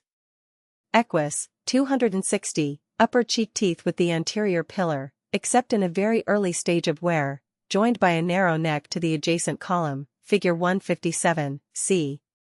Each foot with a single complete digit, but with remnants of the proximal portions of the second and fourth metapodials, figure 156, e. Some extinct forms having claw-like rudiments of the terminal phalangeals of the lateral digits. First upper premolar very small or altogether absent in existing species, but in some fossil species larger and persistent. First lower premolar only occasionally developed in some fossil forms. Ears long. Tail long, with long hairs either at the end or throughout. A callosity on the inner side of the forelimb above the carpus. Fossil species. In the Pleistocene horses of South America described as Hippidium, as well as in the closely allied ones from North America for which the name Pliohippus has been proposed, the upper molars are shorter and more curved than in the existing species, while their anterior pillar is not longer anteroposteriorly than in Hipparion, the lateral claw-like hoofs persisting.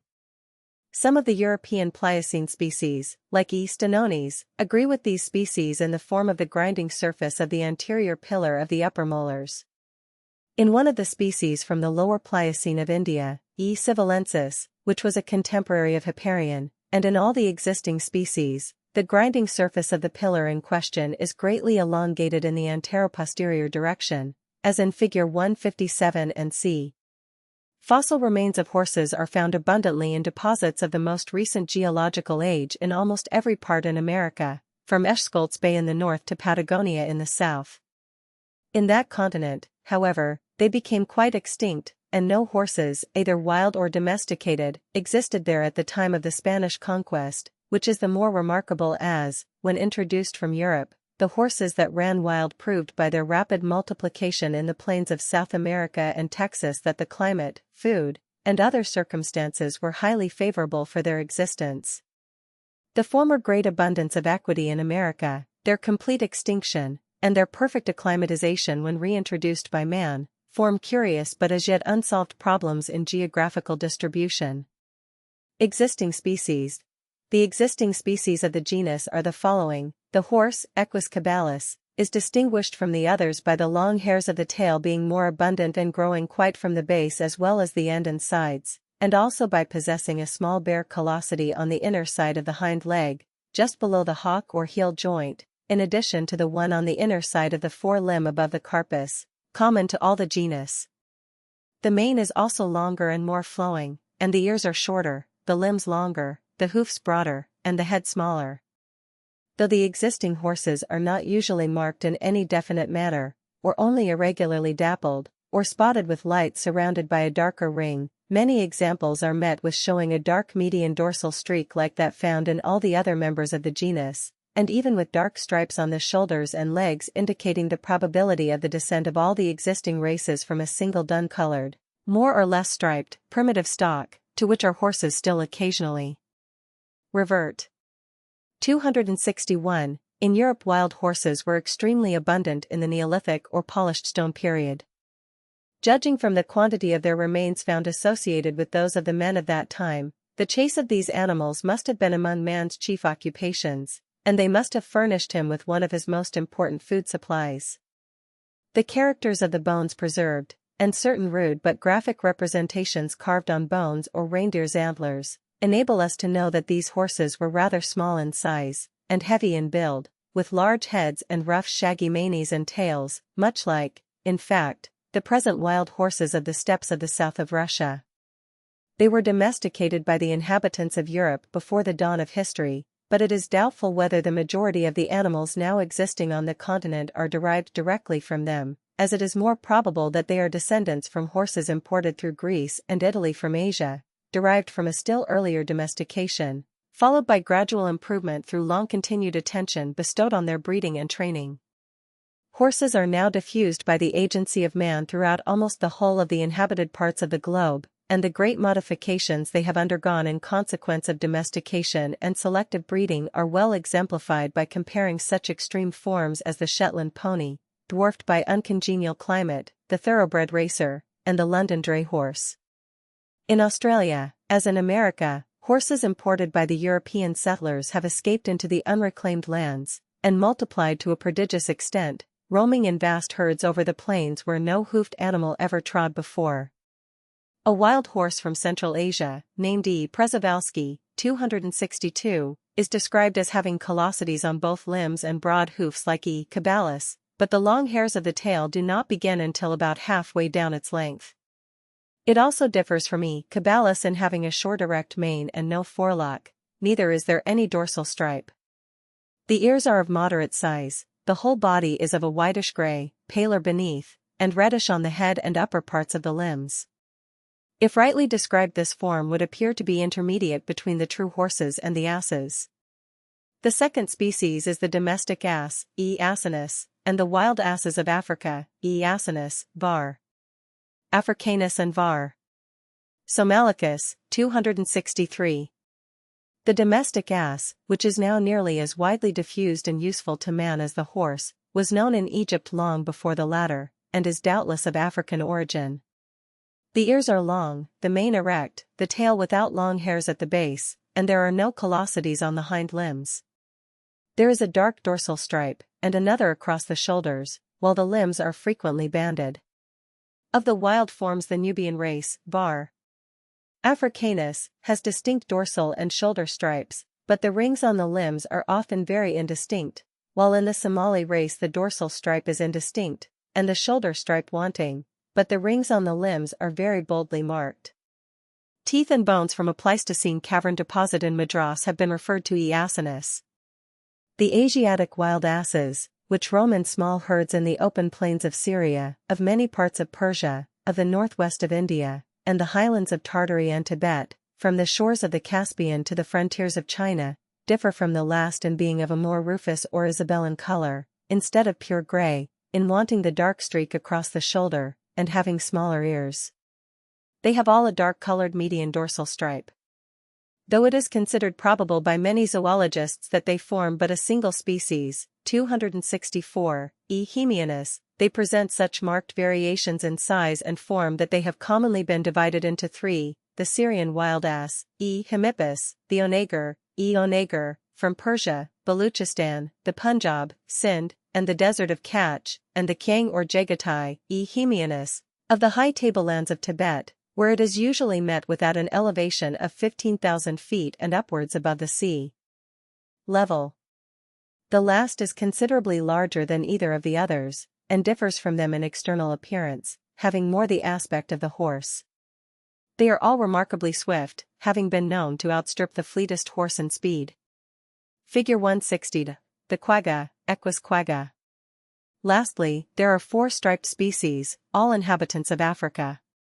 These constitute the genus Hippotigris of Hamilton Smith, but they are not separable except by their coloration from the true asses, and one of them, the quagga, quagga, may be considered as intermediate.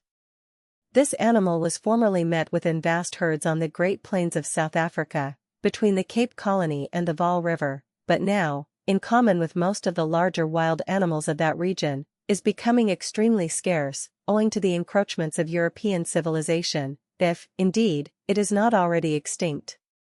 In length of ears and character of tail it more resembles the horse than it does the ass, although it agrees with the latter in wanting the callosity on the inner side of the hind leg, just below the hock, characteristic of the horse. The color of the head, neck, and upper parts of the body is reddish-brown, irregularly banded and marked with dark brown stripes, stronger on the head and neck and gradually becoming fainter until lost behind the shoulder. There is a broad dark median dorsal stripe. The undersurface of the body, the legs, and tail are nearly white, without stripes. The crest is very high, surmounted by a standing mane, banded alternately brown and white. Though never really domesticated, quaggas have occasionally been trained to harness. The accompanying figure is reduced from a painting made from one of a pair which were driven in Hyde Park in the early part of the present century. The name is an imitation of the shrill barking neigh of the animal, wag-ga, the last syllable very much prolonged. It must be remembered, however, in reading books of African travel that the same word is very commonly applied by hunters to Burchell's zebra. Of the zebras proper, the one which was first known to Europeans, and was formerly considered the most common, is the true zebra, zebra, sometimes called the mountain zebra. It inhabits the mountainous regions of the Cape Colony, but now, owing to the advances of civilized man into its somewhat restricted range, it has become very scarce, and is even, like the quagga, threatened with extermination at no distant date. The second species, Burchell's zebra, burchelli, still roams in large herds over the plains to the north of the Orange River, but in yearly diminishing numbers. Both species are subject to considerable individual variations in marking, but the following are the principal characters by which they can be distinguished. Figure 161. True or mountain zebra, Equus zebra. Zebra, figure 161, is the smaller of the two, about 4 feet high at the shoulders, and has longer ears, a tail more scantily clothed with hair, and a shorter mane. The general ground color is white, and the stripes are black. The lower part of the face is bright brown. With the exception of the abdomen and the inside of the thighs, the whole of the surface is covered with stripes, the legs having narrow transverse bars reaching quite to the hoofs, and the base of the tail being also barred. The outsides of the ears have a white tip and a broad black mark occupying the greater part of the surface, but are white at the base. Perhaps the most constant and obvious distinction between this species and the next is the arrangement of the stripes on the hinder part of the back, where there are a number of short transverse bands passing from the median longitudinal dorsal stripe towards, and sometimes joining with, the uppermost of the broad stripes which run obliquely across the haunch from the flanks towards the root of the tail. There is often a median longitudinal stripe under the chest. Figure 162. Burchell's zebra, Equus burchelli. Burchelli, figure 162, is a rather larger and more robust animal, with smaller ears, a longer mane, and fuller tail. The general ground color of the body is pale yellowish-brown, the limbs nearly white, the stripes dark brown or black. In the typical form they do not extend on to the limbs or the tail, but there is a great variation in this respect, even in animals of the same herd, some being striped quite down to the hoofs. This form has been named Chapmani.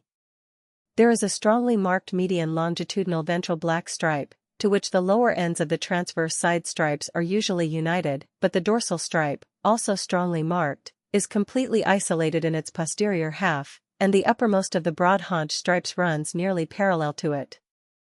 A much larger proportion of the ears is white than in the other species. In the middle of the white intervals between the broad black stripes of the flanks and haunches fainter stripes are generally seen. Greviida. Under this name a zebra has been described which was sent in 1882 to Paris from the Gallic country, lying to the south of Abyssinia, the most northern locality in which zebras have previously been met with. In many of its characters it resembles a zebra, but the stripes are much finer and more numerous than in the typical examples of that species, and it has a strong, black, and isolated dorsal stripe. Even allowing for the great variations that are met within the markings of animals of this group, the aberrant characters of this individual are quite sufficient to separate it specifically from the true zebra of South Africa. Other similar specimens have been recently brought from the Somali country. The flesh of the zebras is relished by the natives as food, and their hides are very valuable for leather.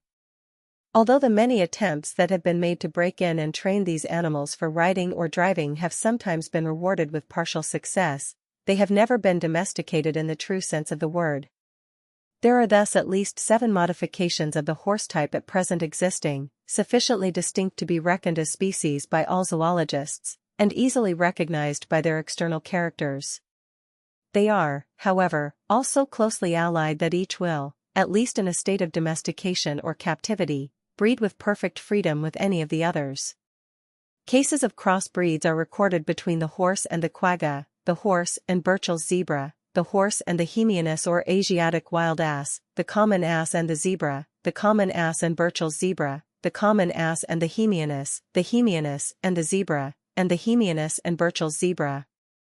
The two species which are perhaps the farthest removed in general structure, the horse and the ass, produce, as is well known, hybrids or mules, which in some qualities useful to man excel both their progenitors, and in some countries, and for certain kinds of work, are in greater requisition than either.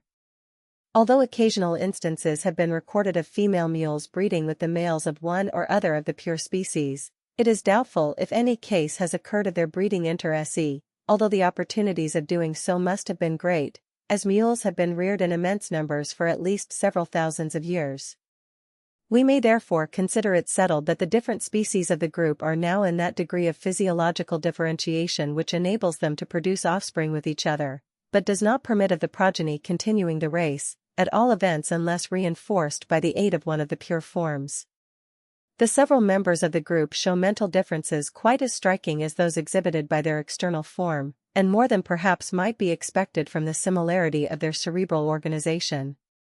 The patience of the ass, the high spirit of the horse, the obstinacy of the mule, have long been proverbial. It is very remarkable that, out of so many species, 2 only should have shown any aptitude for domestication, and that these 2 should have been from time immemorial the universal and most useful companions and servants of man, while all the others remain in their native freedom to this day. It is, however, still a question whether this really arises from a different mental constitution causing a natural capacity for entering into relations with man, or whether it may not be owing to their having been brought gradually into this condition by long-continued and persevering efforts when the need of their services was keenly felt.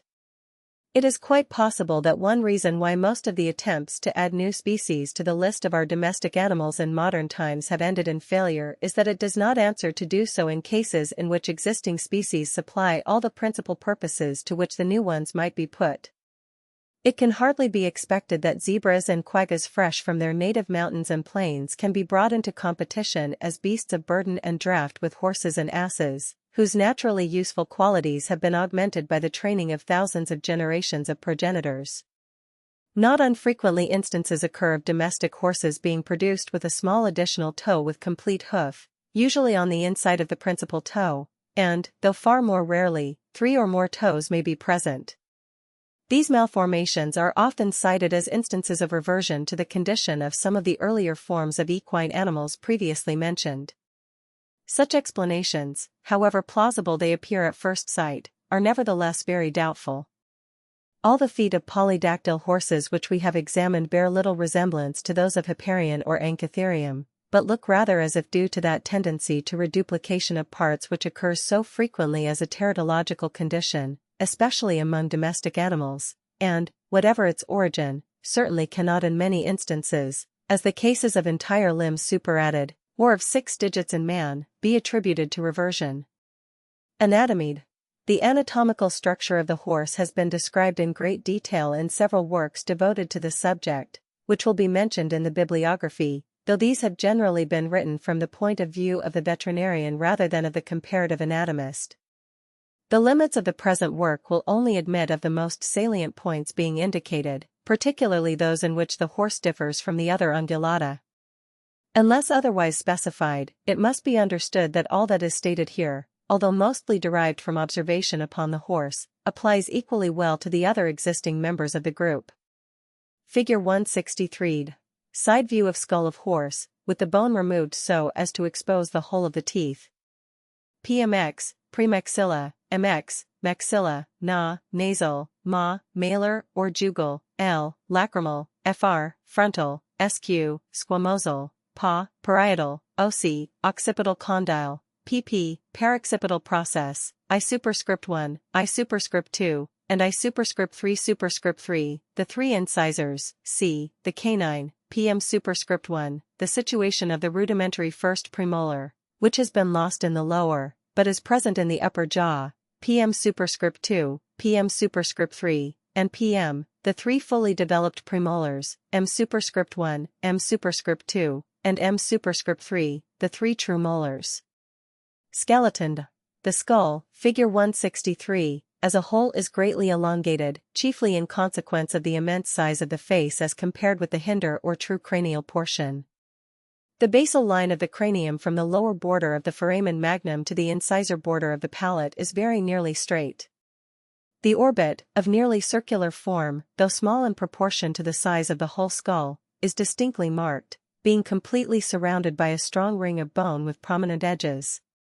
Behind it, and freely communicating with it beneath the osseous bridge, the postorbital process of the frontal, forming the boundary between them, is the small temporal fossa occupying the whole of the side of the cranium proper, and in front is the great flattened expanse of the cheek, formed chiefly by the maxilla, giving support to the long row of cheek teeth, and having a prominent ridge running forward from below the orbit for the attachment of the masseter muscle.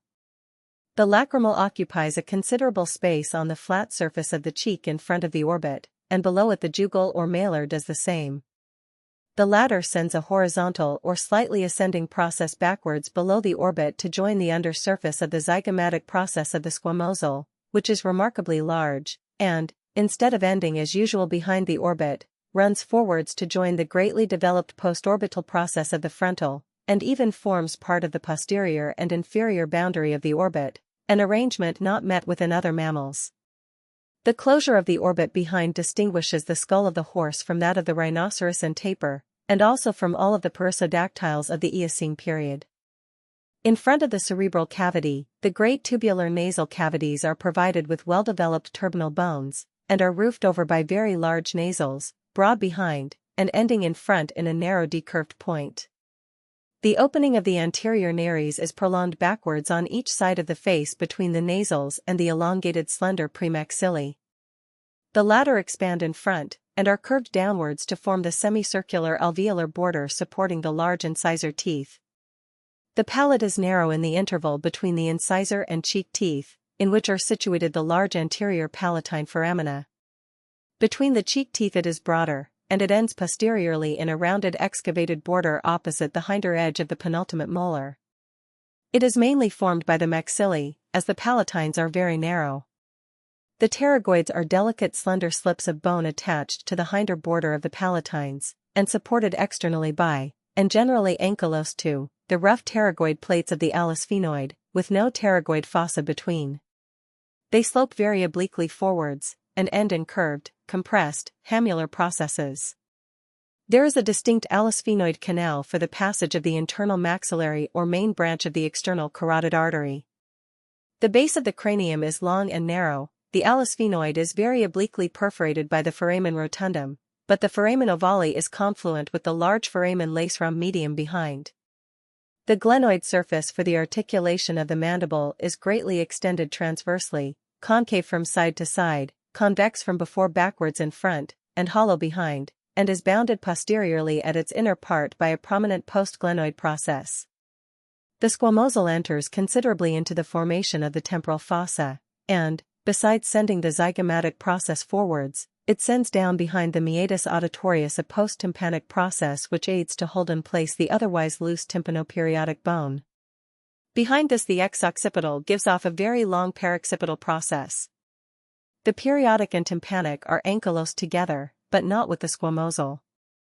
The former has a wide but shallow floccular fossa on its inner side, and sends backwards a considerable pars mastoidea, which appears on the outer surface of the skull between the post-tympanic process of the squamosal and the ex-occipital. The tympanic forms a tubular meatus auditorius externus directed outwards and slightly backwards. It is not dilated into a distinct bulla, but ends in front in a pointed styliform process, and completely embraces the truncated cylindrical tympanoheal, which is of great size, in correspondence with the large development of the whole anterior arch of the hyoid. This consists mainly of a long and compressed stylohyle, expanded at the upper end, where it sends off a triangular posterior process. The basihial is remarkable for the long, median, pointed, compressed glossohyle process, which it sends forward from its anterior border into the base of the tongue. A similar but less developed process is found in the rhinoceros. The mandible is largely developed, especially the region of the angle, which is expanded and flattened, giving great surface for the attachment of the masseter muscle. The condyle is greatly elevated above the alveolar border, its articular surface is very wide transversely, and narrow and convex from before backwards. The coronoid process is slender, straight, and inclined backwards. The horizontal ramus, long, straight, and compressed, gradually narrows towards the symphysis, where it expands laterally to form with the ankylosed opposite ramus the wide, semicircular, shallow alveolar border for the incisor teeth. The vertebral column consists of 7 cervical, 18 dorsal, 6 lumbar, 5 sacral, and 15 to 18 caudal vertebrae. There may be 19 rib-bearing vertebrae, in which case 5 only will be reckoned as belonging to the lumbar series. The odontoid process of the atlas is wide, flat, and hollowed above, as in the ruminants. The bodies of the cervical vertebrae are elongated, strongly keeled, and markedly episthoscealous, or concave behind and convex in front. Their neural laminae are very broad, the spines almost obsolete, except in the 7th, and the transverse processes not largely developed. In the trunk vertebrae the episthoscealous character of the centrum gradually diminishes. The spinous processes of the anterior thoracic region are high and compressed. To these is attached the powerful elastic ligament, ligamentum nuchae, or paxwax, which passing forwards in the middle line of the neck above the neural arches of the cervical vertebrae, to which it is also connected, is attached to the occiput and supports the weight of the head. The transverse processes of the lumbar vertebrae are long, flattened, and project horizontally outwards or slightly forwards from the arch. The metapophyses are moderately developed, and there are no anapophyses. The caudal vertebrae, except those quite at the base, are slender and cylindrical, without processes and without chevron bones beneath. The ribs are 18 or 19 in number on each side, flattened, and united to the sternum by short, stout, tolerably well ossified sternal ribs. The sternum consists of 6 pieces, the anterior or presternum being extremely compressed, and projecting forwards like the prow of a boat. The segments which follow gradually widen, and the hinder part of the sternum is broad and flat. As in all other ungulates, there are no clavicles. The scapula is long and slender, the suprascapular border is rounded, and slowly and imperfectly ossified. The spine is very slightly developed, rather above the middle its edge is thickened and somewhat turned backwards, but it gradually subsides at the lower extremity without forming any acromial process. The coracoid process is a prominent rounded nodule. The humerus is stout and rather short, and has a double bicipital groove. The ulna is quite rudimentary, being only represented by little more than the olecranon. The shaft gradually tapers below, and is firmly ankylosed to the radius. The latter bone is of nearly equal width throughout. The 3 bones of the first row of the carpus, the scaphoid, lunar, and cuneiform, are subequal in size. The second row consists of a very broad and flat magnum, supporting the great third metacarpal, having to its radial side the trapezoid, and to its ulnar side the unciform, which are both small, and articulate distally with the rudimentary second and fourth metacarpals. The pisiform is large and prominent, flattened, and curved, articulating partly with the cuneiform and partly with the lower end of the radius. The large metacarpal is called in veterinary anatomy cannon bone. The small lateral metacarpals, which gradually taper towards their lower extremities, and lie in close contact with the large one, are called splint bones. The single digit consists of a moderate-sized proximal, os suffraginis, or large pastern, a very short middle, os coroni, or small pastern, and a wide, semilunar, ungual phalanx, os pedis, or coffin bone. There is a pair of large nodular sesamoids behind the metacarpophalangeal articulation, and a single large transversely extended sesamoid behind the joint between the second and third phalanx, called the navicular bone. 265. The carpal joint, corresponding to the wrist of man, is commonly called the knee of the horse, the joint between the metacarpal and the first phalanx the fetlock, that between the first and second phalanges the pastern, and that between the second and third phalanges the coffin joint. In the hind limb the femur is marked, as in other perissodactyls, by the presence of a third trochanter, a flattened process, curving forwards, arising from the outer side of the bone, about 1/3 of the distance from the upper end. The fibula is reduced to a mere styliform rudiment of the upper end, its lower part being absent or completely fused with the tibia. The calcaneum has a long and compressed calcaneal process. The astragalus has a large flat articular surface in front for the navicular, and a very small one for the cuboid. The navicular and the external cuneiform bones are very broad and flat. The cuboid is small, and the internal and middle cuneiform bones are small and united together. The metapodials and phalanges resemble very closely those of the forelimb, but the principal metatarsal is more laterally compressed at its upper end than is the corresponding metacarpal. The joint between the femur and tibia, corresponding to the knee of man, is called the stifle joint, while that between the tibia and tarsus, corresponding to the ankle of man, is termed the hock. The bones and joints of the foot have the same names as in the forelimb. The horse is eminently digitigrade, standing on the extremity of the single digit of each foot, which is kept habitually in a position approaching to vertical. The muscles, 266, of the limbs are modified from those of the ordinary mammalian type in accordance with the reduced condition of the bones and the simple requirements of flexion and extension of the joints, no such actions as pronation and supination, or opposition of digits, being possible or needed. The muscles, therefore, which perform these functions in other mammals are absent or rudimentary. Figure 164. Section of foot of horse.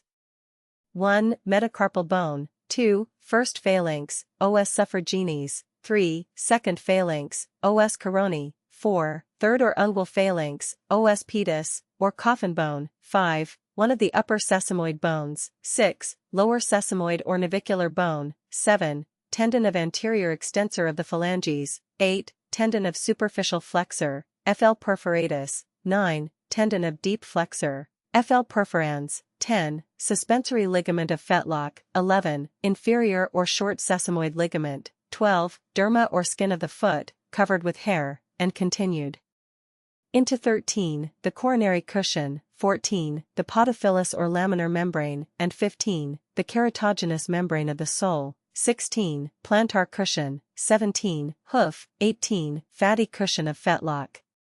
Below the carpal and tarsal joints the fore and hind limbs correspond almost exactly in structure as well as function. On the anterior or extensor surface of the limb a powerful tendon, 7 in figure 164, that of the anterior extensor of the phalanges, corresponding to the extensor communis digitorum of the arm and extensor longus digitorum of the foot of man, passes down over the metacarpal bone and phalanges, to be inserted mainly into the upper edge of the anterior surface of the last phalanx or pedal bone. There is also a much smaller second extensor on the outer side of this in each limb, the lateral extensor of the phalanges. In the foreleg the tendon of this muscle, which corresponds with the extensor minimi digiti of man, receives a slip from that of the principal extensor, and is inserted into the first phalanx. In the hind leg, where it is the homologue apparently of the peroneus brevis of man, the tendon becomes blended with that of the large extensor. A very strong ligamentous band behind the metapodium, arising from near the upper extremity of its posterior surface, divides into two at its lower end, and each division, being first connected with one of the paired upper sesamoid bones, passes by the side of the first phalanx to join the extensor tendon of the phalanges. This is called in veterinary anatomy the suspensory ligament of the sesamoids, or of the fetlock, 10 in Figure 164, but its attachments and relations, as well as the occasional presence of muscular fibers in its substance, show that it is the homologue of the short flexor muscle of other mammals, curiously modified both in structure and function to suit the requirements of the horse's foot. Behind or superficial to this are placed the two strong tendons of the long flexor muscles, the most superficial, or flexor perforatus, 8, dividing to allow the other to pass through, and then inserted into the middle phalanx. The flexor perforans, 9, is as usual inserted into the terminal phalanx. In the foreleg these muscles correspond with those similarly named in man. In the hind leg, the perforated tendon is a continuation of that of the plantaris, passing pulley-wise over the tuberosity of the calcaneum. The perforating tendon is derived from the muscle corresponding with the long flexor of man, and the smaller tendon of the oblique flexor, tibialis posticus of man, is united with it. The hoof of the horse corresponds to the nail or claw of other mammals, but is so constructed as to form a complete and very solid case to the expanded termination of the toe, giving a firm basis of support formed of a non-sensitive substance, which is continually renewed by the addition of material from within as its surface wears away by friction against the ground. The terminal phalanx of the toe is greatly enlarged and modified in form to support this hoof, and the size of the internal framework of the foot is further increased by a pair of lateral fibrocartilaginous masses attached on each side to the hinder edges of the bone, and by a fibrocellular and adipose plantar cushion in the median part. These structures are all enclosed in the keratogenous membrane or subcorneous integument, a continuation of the ordinary derma of the limb, but extremely vascular, and having its superficial extent greatly increased by being developed into papillae or laminae. From this the horny material which constitutes the hoof is exuded. A thickened ring encircling the upper part, called coronary cushion, 13, and the sole, 15, are covered with numerous thickly set papillae or villi, and take the greatest share in the formation of the hoof. The intermediate part constituting the front and side of the foot, 14, corresponding with the wall of the hoof, is covered with parallel, fine longitudinal laminae, fitting into corresponding depressions in the inner side of the horny hoof. The horny hoof is divided into a wall or crust consisting of the front and sides, the flattened or concave sole, and the frog, a triangular median prominence, notched posteriorly, with the apex turned forwards, situated in the hinder part of the sole. It is formed of pavement epithelial cells, mainly grouped in a concentric manner around the vascular papillae of the keratogenous membrane, so that a section near the base of the hoof, cut transversely to the long axis of these papillae, shows a number of small circular or oval orifices, with cells arranged concentrically round them. The nearer the surface of the hoof, or farther removed from the seat of growth, the more indistinct the structure becomes. Small round or oval plates of horny epidermis called chestnuts, growing like the hoof from enlarged papillae of the skin, are found on the inner face of the forelimb, above the carpal joint, in all species of equidae, and in the horse, cabalus, alone similar formations occur near the upper extremity of the inner face of the metatarsus. Their use is unknown. Behind the joint between the metapodium and the first phalanx is a prominence formed by the fatty cushion of the fetlock, 18 in Figure 164. On the middle of this is a small bare patch covered with thickened epidermis, the ergot or spur, generally concealed beneath the long hair which grows around it. This is the functionless vestige of the large callus pad found in this situation in the tapir, and in fact in all mammals in which this part reaches the ground in walking. Figure 165. Longitudinal and transverse section of upper incisor of horse. P. Pulp cavity. D. Dentine or ivory. E. Enamel. C. Outer layer of cement. C. Inner layer of cement, lining A. The pit or cavity of the crown of the tooth. Dentition. The dentition of the horse, when all the teeth are in place, is, as stated before, expressed by the formula I superscript 3/3, C superscript 1/P/3, M superscript 3/3 equals 42. The incisors of each jaw are placed in close contact, forming a semicircle. The crowns are broad, somewhat awl-shaped, and of nearly equal size. They have all the great peculiarity, not found in the teeth of any other living mammal, of an involution of the external surface of the tooth, see Figure 165, forming a deep fossa or pit, the bottom of which becomes partially filled up with cement. As the tooth wears, the surface, besides the external enamel layer as in an ordinary simple tooth, shows in addition a second inner ring of the same hard substance surrounding the pit, thus of course adding greatly to the efficiency of the tooth as an organ for biting tough, fibrous substances. This pit, generally filled in the living animal with particles of food, is conspicuous from its dark color, and constitutes the mark by which the age of the horse is judged, as in consequence of its extending only to a certain depth, it becomes obliterated as the crown wears away, when the tooth assumes the character of an ordinary incisor, consisting only of a core of dentine surrounded by the external enamel layer. It is not quite so deep in the lower as in the upper teeth. The canines are either quite rudimentary or entirely absent in the female. In the male they are compressed, pointed, and smaller than the incisors, from which they are separated by a slight interval. The teeth of the cheek series are all in contact with each other, but separated from the canines by a considerable toothless space. The anterior premolars are quite rudimentary, often, especially in the lower jaw, not developed at all, and generally fall by the time the animal attains maturity, so that there are but 6 functional grinding teeth, 3 that have predecessors in the milk dentition, and hence are considered as premolars, and 3 true molars, but otherwise, except the first and last of the series, not distinguishable in form or structure. These teeth in both upper and lower jaws are extremely long-crowned or hypsodont, Figure 158, successive portions being pushed out as the surface wears away, a process which continues until the animal becomes advanced in age. The enameled surface is enfolded in a complex manner, a modification of that found in other perissodactyls, see Figures 155, 167, the folds extending quite to the base of the crown, and the interstices being filled and the surface covered with a considerable mass of cement, which binds together and strengthens the whole tooth.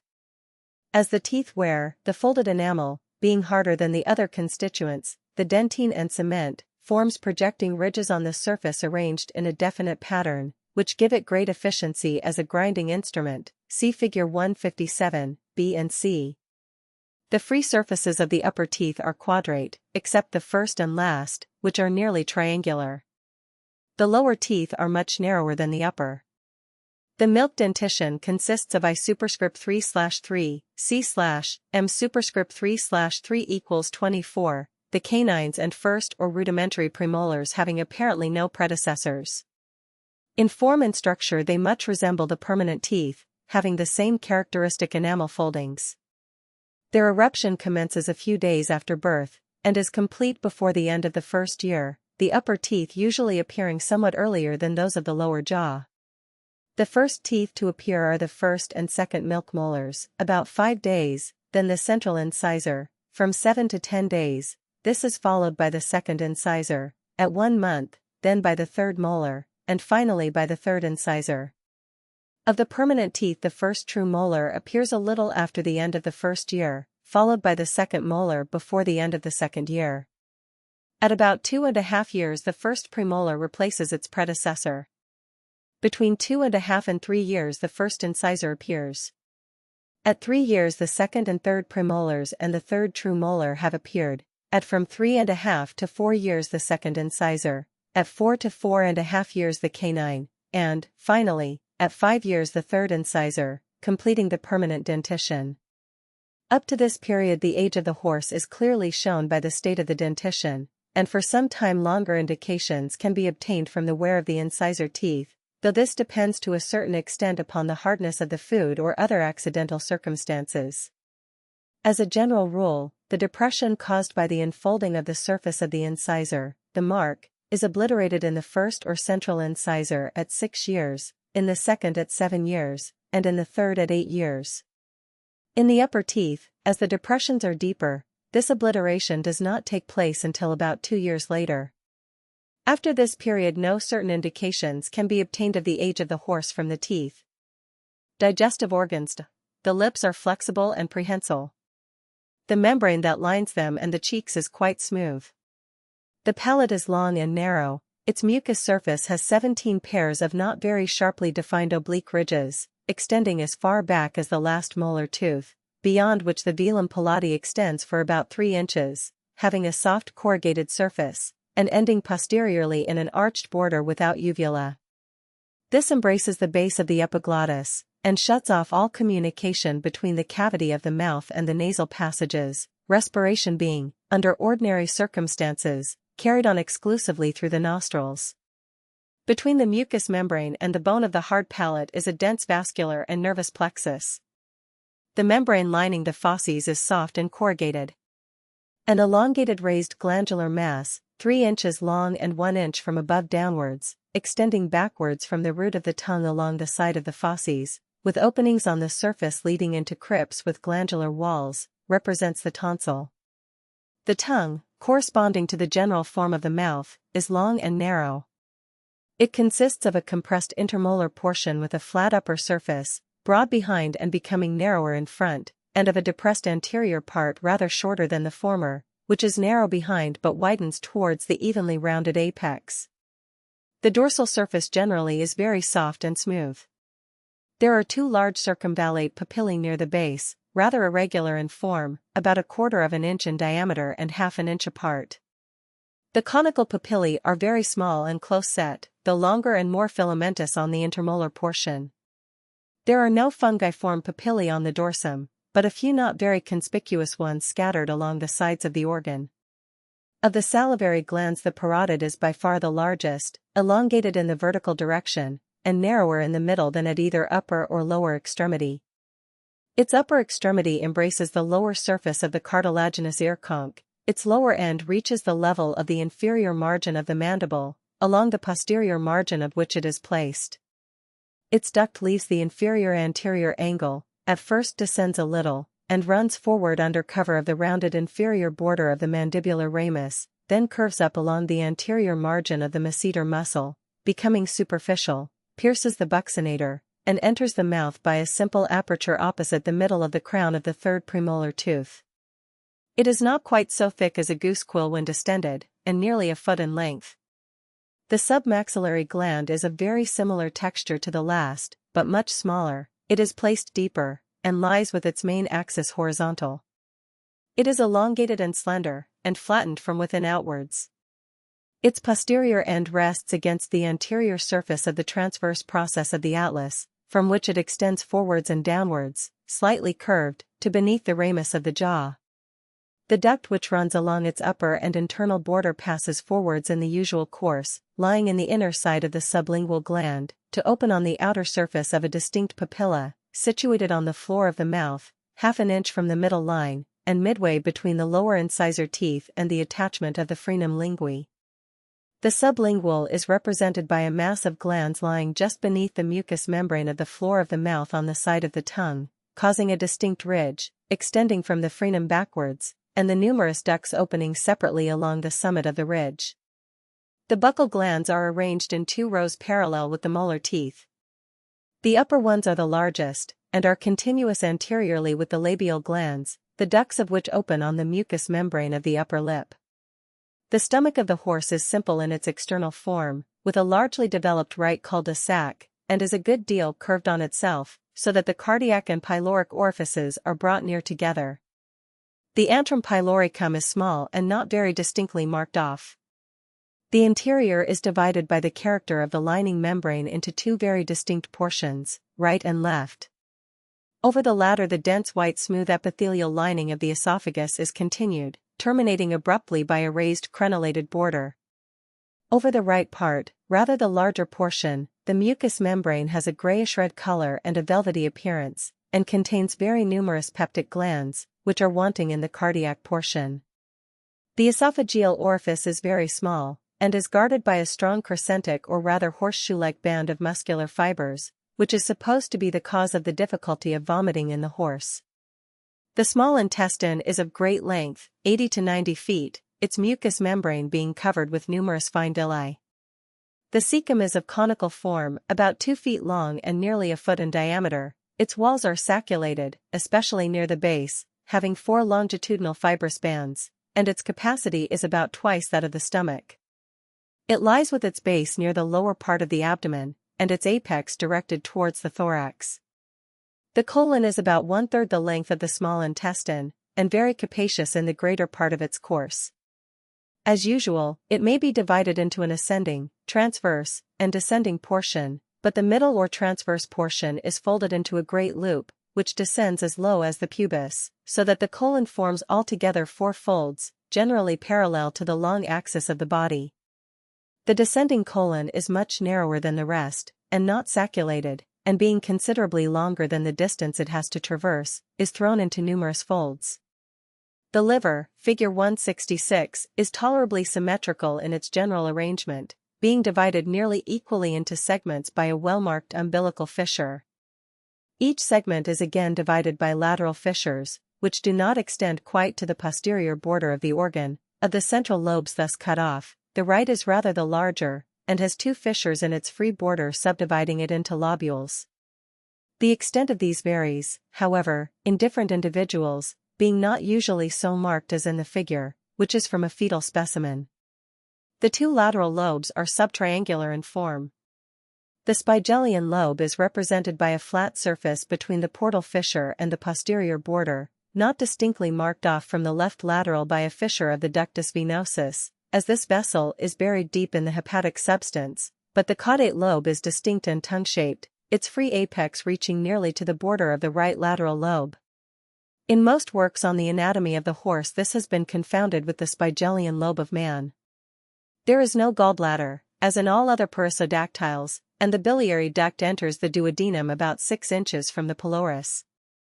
The pancreas has 2 lobes or branches, a long one passing to the left and reaching the spleen, and a shorter right lobe. The principal duct enters the duodenum with the bile duct, and there is often a second small duct which opens separately near to this. Figure 166. Under surface of the liver of the horse.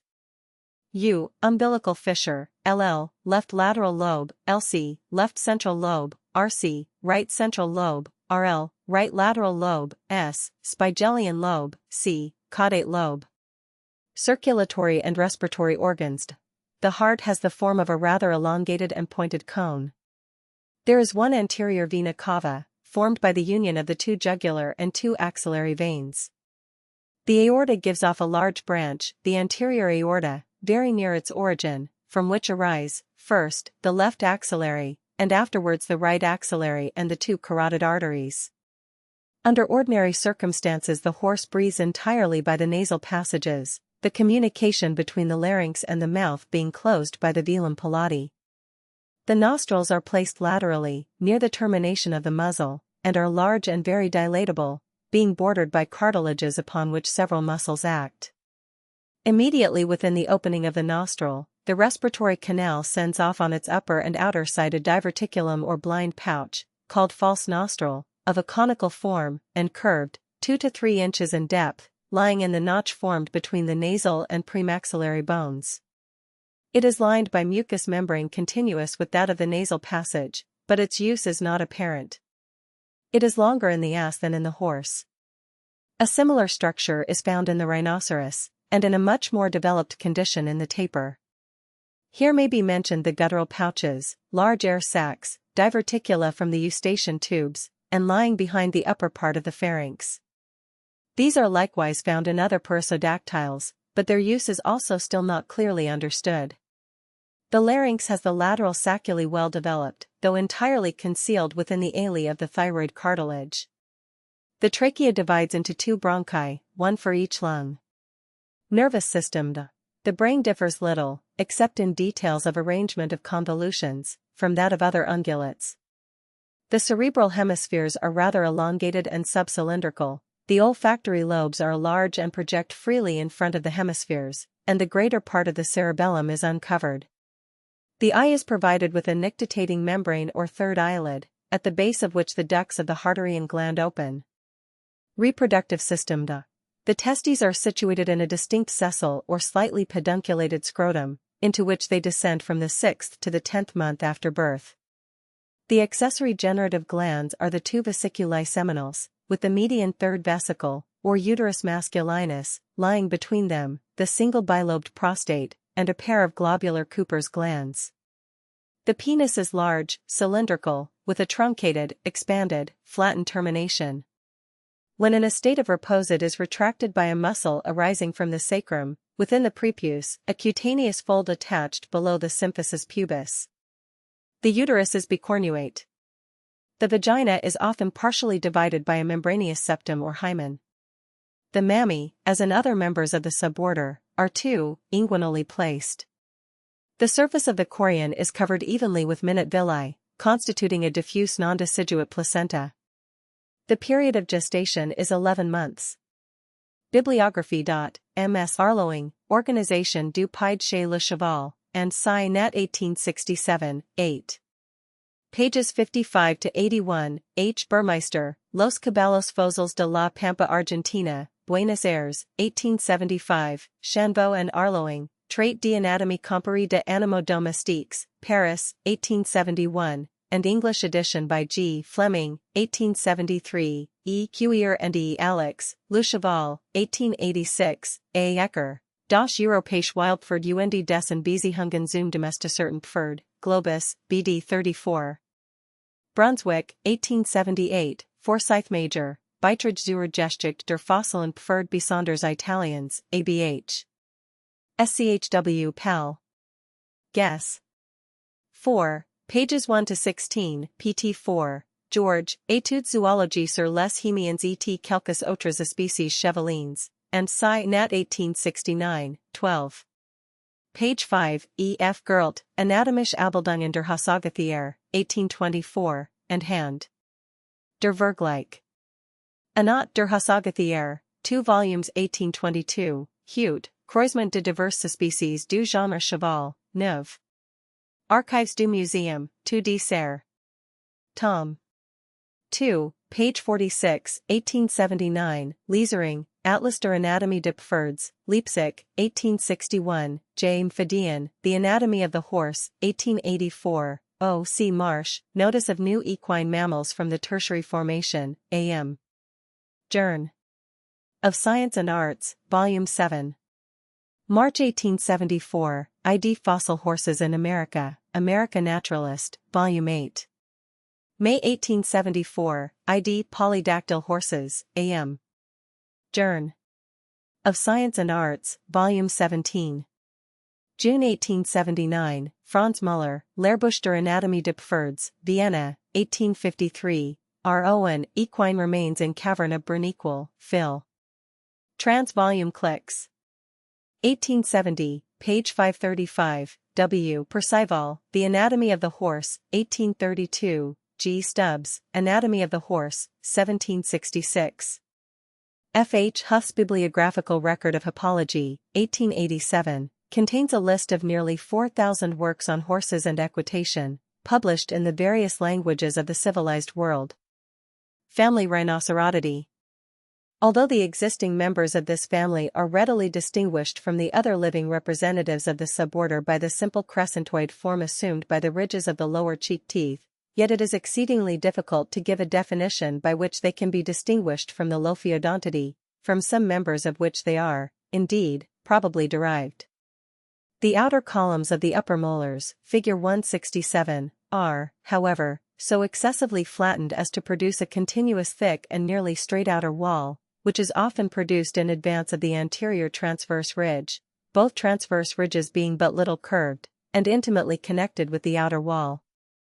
The upper premolars are in most cases nearly or quite as complex as the molars, and the ridges of the lower cheek teeth are crescentoid. The last lower molar has no third lobe. The height of the crowns of the cheek teeth is variable. The skull is large, with the orbit confluent with the temporal fossa. There are either 3 or 4 digits in the manus, and 3 in the pes. 1 or more dermal horns are attached to the frontonasal region of the skull of existing forms, but these were wanting in some of the fossil species. Figure 167. A partially worn second right upper molar of Rhinoceros antiquitatus. Letters as in figure 155, page 375, except K, which indicates a prolongation of the median valley. After Owen. Rhinoceros, 267, incisors variable, reduced in number, often quite rudimentary, and early deciduous. Upper canines absent. Molar series, consisting of the full number of 4 premolars and 3 molars above and below, all in contact and closely resembling each other, except the first, which is much smaller than the rest and often deciduous, and the last, in which the hinder lobe is partly aborted, so that the contour of the crown is triangular. Head large, skull elongated, elevated posteriorly into a transverse occipital crest. No postorbital processes. Nasal bones large and stout, coossified, and standing out freely above the premaxilla, from which they are separated by a deep and wide fissure, the latter small, generally not meeting in the middle line in front, often quite rudimentary. Tympanic small, not forming a bulla. Brain cavity very small for the size of the skull. Vertebrae, C7, D19-20, L3, S4, C about 22. Limbs stout, and of moderate length. 3 completely developed toes, with distinct broad rounded hoofs on each foot, figure 151 and P368, some fossil forms having a 4th in the manus. Eyes small. Ears of moderate size, oval, erect, prominent, placed near the occiput. Skin very thick, in many species thrown into massive folds. Hairy covering scanty. When one horn is present, it is situated over the conjoined nasal bones, when 2, the hinder one is over the frontals. These horns, which are of a more or less conical form and usually recurved, often grow to a great length, 3 or even 4 feet, and are composed of a solid mass of hardened epidermic cells growing from a cluster of long dermal papillae. The cells formed on each papilla constitute a distinct horny fiber, like a thick hair, and the whole are cemented together by an intermediate mass of cells which grow up from the interspaces between the papillae. It results from this that the horn has the appearance of a mass of agglutinated hairs, which, in the newly growing part at the base, readily fray out on destruction of the softer intermediate substance, but the fibers differ from true hairs in growing from a free papilla of the derm, and not within a follicular involution of the same. Figure 168. A partially worn second right upper molar of A. Rhinoceros sondaicus, and B. R. unicornis. K. Facet cut off from median valley, M. Crotchet, N. Crista, or combining plate, E. Anterior valley, L. Anterior intermediate column. Other letters as in figure 155 and P375. The large lower cutting teeth of the typical rhinoceroses have been very generally regarded as incisors, but comparison with fossil allied types, in which 3 lower incisors and canines are present, leaves little doubt but that they are really canines. The upper molar teeth present some amount of specific variation, thus while one type, figure 168, A, has only a simple crotchet projecting from the posterior transverse ridge into the median valley, in others, figure 168, B, this crotchet joins a crista, or combing plate, projecting from the outer wall to cut off a distinct facet from the median valley. Occasionally, however, as in figure 167, the crotchet and combing plate do not completely join, although the facet is distinctly indicated. The first upper premolar may occasionally be preceded by a milk tooth. The rhinoceroses differ from the horses and agree with the tapirs in the direction of the cecum. The living species of rhinoceros are all animals of large size, but of little intelligence, generally timid in disposition, though ferocious when attacked and brought to bay, using the nasal horns as weapons, by which they strike and toss their assailant. Their sight is dull, but their hearing and scent are remarkably acute. They feed on herbage, shrubs, and leaves of trees, and, like so many other large animals which inhabit hot countries, sleep the greater part of the day, being most active in the cool of the evening or even during the night. They are fond of bathing and wallowing in water or mud. None of the species have been domesticated. Animals of the group have existed in both the Old and New Worlds since the latter part of the Eocene period. In America they all became extinct before the end of the Pliocene period. In the Old World their distribution has become greatly restricted, and they are no longer found in Europe and North Asia, but only in Africa and portions of the Indian and Indo-Malayan region. Existing species. The existing, as well as many of the extinct, species of rhinoceroses naturally divide into 3 groups, which are regarded by some zoologists as of generic value. Rhinocerotic, or typical group D. The adults with a single large compressed incisor above on each side, and occasionally a small lateral one, below, a very small incisor and a very large, procumbent, pointed canine. Nasal bones pointed in front. A single nasal horn. Skin very thick, and raised into strong, definitely arranged ridges or folds. Figure 169. Indian rhinoceros, Rhinoceros unicornis. This figure, and also figures 170 and 172, are reduced from drawings by J. Wolfe, from animals living in the London Zoological Society's gardens. There are two well-marked species of one-horned rhinoceroses. 1. The Indian rhinoceros, R. unicornis, figure 169, of Linnaeus, 268, the largest and best known, from being the most frequently exhibited alive in England, is at present only met within a wild state in the Terai region of Nepal and Bhutan, and in the upper valley of the Brahmaputra or province of Assam, though it formerly had a wider range. The first rhinoceros seen alive in Europe since the time when these animals, in common with nearly all the large remarkable beasts of both Africa and Asia, were exhibited in the Roman shows, was of this species. It was sent from India to Emmanuel, King of Portugal, in 1513, and from a sketch of it, taken in Lisbon, Albert Dürer composed his celebrated but rather fanciful engraving, which was reproduced in so many old books on natural history. Both in this and the following species the post-glenoid and post-tympanic processes of the squamosal bone of the skull unite below so as to completely surround the external auditory meatus.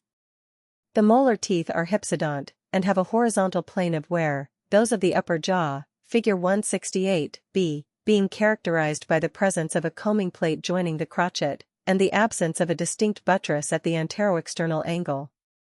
The stomach departs from the ordinary perissodactyle type. The small intestine is beset over most of its surface with long and fine villi, and the spigelian lobe of the liver is well developed. There is a gland behind the foot. Teeth from the Pleistocene of the Narbada Valley in India apparently indicate the existence of the Indian rhinoceros at that epoch. 2. The Javan rhinoceros, R. sondaicus, figure 170, is a smaller form, readily distinguished by dental and internal characters, as well as by the different arrangement of the plications of the skin, as seen in the figures. The horn in the female appears to be very little developed, if not altogether absent. This species has a more extensive geographical range, being found in the Bengal Sundarbans near Calcutta, Burma, the Malay Peninsula, Java, Sumatra, and probably Borneo.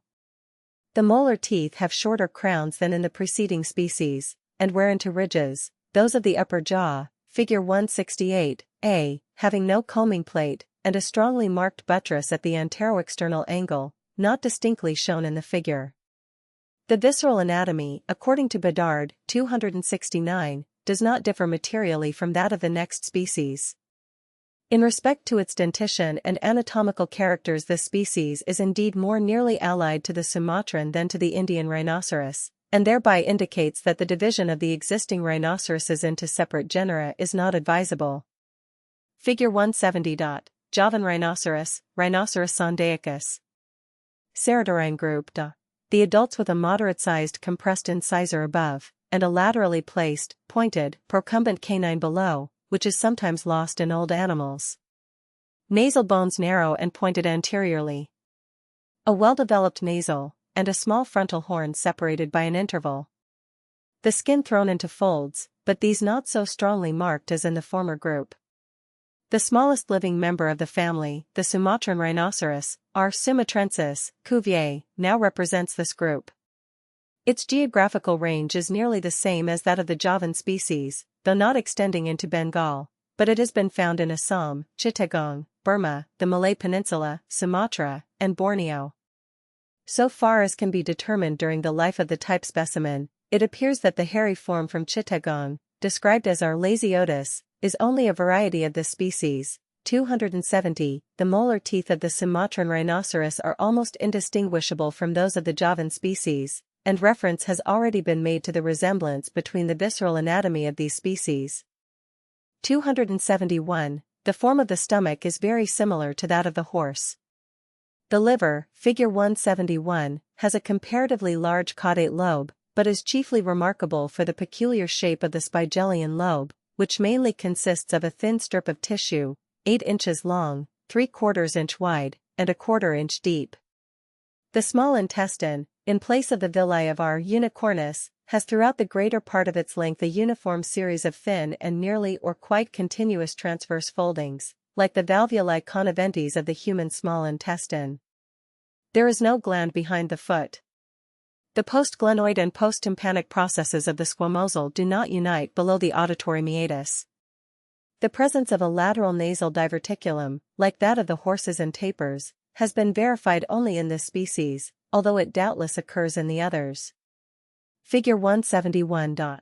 Posterior aspect of the liver of Rhinoceros sumatrensis. RC, right central lobe, RL, right lateral lobe, LC, left central lobe, LL, left lateral lobe, C, caudate lobe, SP, spigelian lobe. From Garrod, Proc. Zoll. SOC 1873, page 102. A teledyne group. In the adults the incisors and canines quite rudimentary or entirely wanting. Nasal bones thick, rounded and truncated in front. Well-developed anterior and posterior horns in close contact. Skin without any definite permanent folds. The two well-marked existing species are peculiar to the African continent. Figure 172. Common African rhinoceros, Rhinoceros bicornis. The common two-horned rhinoceros, R. bicornis, is the smaller of the two, with a pointed prehensile upper lip, and a narrow compressed deep symphysis of the lower jaw. It ranges through the wooded and watered districts of Africa, from Abyssinia in the north to the Cape Colony, but its numbers are yearly diminishing, owing to the inroads of European civilization, and especially of English sportsmen. It feeds exclusively upon leaves and branches of bushes and small trees, and chiefly frequents the sides of wood-clad rugged hills. Specimens in which the posterior horn has attained a length as great as, or greater than, the anterior have been separated under the name of R. Keatloa, but the characters of these appendages are too variable to found specific distinctions upon. The common African rhinoceros is far more rarely seen in menageries in Europe than either of the three oriental species, but one has lived in the gardens of the London Zoological Society since 1868. The molar teeth of this species are of the general type of those of R. sondaicus, having no combing plate to join the crotchet in those of the upper jaw. The conch of the ear is much rounded at its extremity, and edged by a fringe of short hairs, while the nostrils are somewhat rounded. The eye is placed immediately below the posterior horn, 272, both in this and the following species. The postglenoid and posttympanic processes of the squamosal do not unite below the auditory meatus. Nothing is known of the anatomy of the soft parts of either of them. Burchell's or the square-mouthed rhinoceros, R. simus, sometimes called the white rhinoceros, though the color, dark slate, is not materially different from that of the last species, is the largest of the whole group, and differs from all the others in having a square truncated upper lip and a wide, shallow, spatulate symphysis to the lower jaw. In conformity with the structure of the mouth, this species lives entirely by browsing on grass, and is therefore more partial to open countries or districts where there are broad grassy valleys between the tracts of bush. It is only found in Africa south of the Zambesi, and of late years has become extremely scarce, owing to the persecutions of sportsmen. Indeed, the time of its complete extinction cannot be far off. No specimen of this species has ever been brought alive to Europe. Mr. F. C. Seelis, 273, gives the following description of its habits from extensive personal observation. The square-mouthed rhinoceros is a huge ungainly-looking beast, with a disproportionately large head, a large male standing 6 feet 6 inches at the shoulder. Like elephants and buffaloes, they lie asleep during the heat of the day, and feed during the night and in the cool hours of early morning and evening. Their sight is very bad, but they are quick of hearing, and their scent is very keen. They are, too, often accompanied by rhinoceros birds, which, by running about their heads, flapping their wings, and screeching at the same time, frequently give them notice of the approach of danger. When disturbed they go off at a swift trot, which soon leaves all pursuit from a man on foot far behind, but if chased by a horseman they break into a gallop, which they can keep up for some distance. However, although they run very swiftly, when their size and heavy build is considered, they are no match for an average good horse. They are, as a rule, very easy to shoot on horseback, as, if one gallops a little in front of and on one side of them, they will hold their course, and come sailing past, offering a magnificent broadside shot, while under similar circumstances a prehensile-lipped rhinoceros will usually swerve away in such a manner as only to present his hindquarters for a shot. When either walking or running, the square-mouthed rhinoceros holds its head very low, its nose nearly touching the ground. When a small calf accompanies its mother, it always runs in front, and she appears to guide it by holding the point of her horn upon the little animal's rump, and it is perfectly wonderful to note how in all sudden changes of pace, from a trot to a gallop or vice versa, the same position is always exactly maintained. During the autumn and winter months, i.e. from March to August, the square-mouthed rhinoceros is usually very fat, and its meat is then most excellent, being something like beef, but yet having a peculiar flavor of its own. The part in greatest favor among hunters is the hump, which, if cut off whole and roasted just as it is in the skin, in a hole dug in the ground, would, I think, be difficult to match either for juiciness or flavor. The molar dentition is of the type obtaining in our unicornis, so that in this respect our simus has the same relation to our bicornis as is presented by our unicornis to our sondaicus. The ear conch of the square-mouthed rhinoceros is very large, elongated, and pointed at its extremity, which bears only a slight tuft of hair. It is much expanded in the middle, and the lower portion has its edges united to form a short tube. The nostrils have a long slit-like aperture, and the eye is situated behind the posterior horn. Extinct species. Using the generic term rhinoceros in its widest signification, a very large number of fossil forms may be referred to it, the earliest of which date from the Upper Eocene, Oligocene, phosphorites of central France. Only a few of the more important of these types can, however, be even mentioned in this place. In the Pliocene Sewalics of India, our Civalensis appears to have been the direct ancestor of our Sondaicus, while our Palaeindicus was probably nearly related to our Unicornis, although the upper molars had not developed a combing plate. Our Schleiermacheri, of the lower Pliocene of Europe, falls into the Ceratorine group, although differing from our Sumatrensis by the union of the post-glenoid and post-tympanic processes of the squamosal beneath the auditory meatus. The Middle Miocene, our Sansoniensis, was a closely allied if not identical form. The Atelidine group was very widely spread in past epochs. Thus the huge R. Platyrhinus of the Indian Pliocene, and the equally large R. Antiquitatus of the Pleistocene of Europe, were specialized forms with a dentition resembling that of R. simus, to which they were probably allied.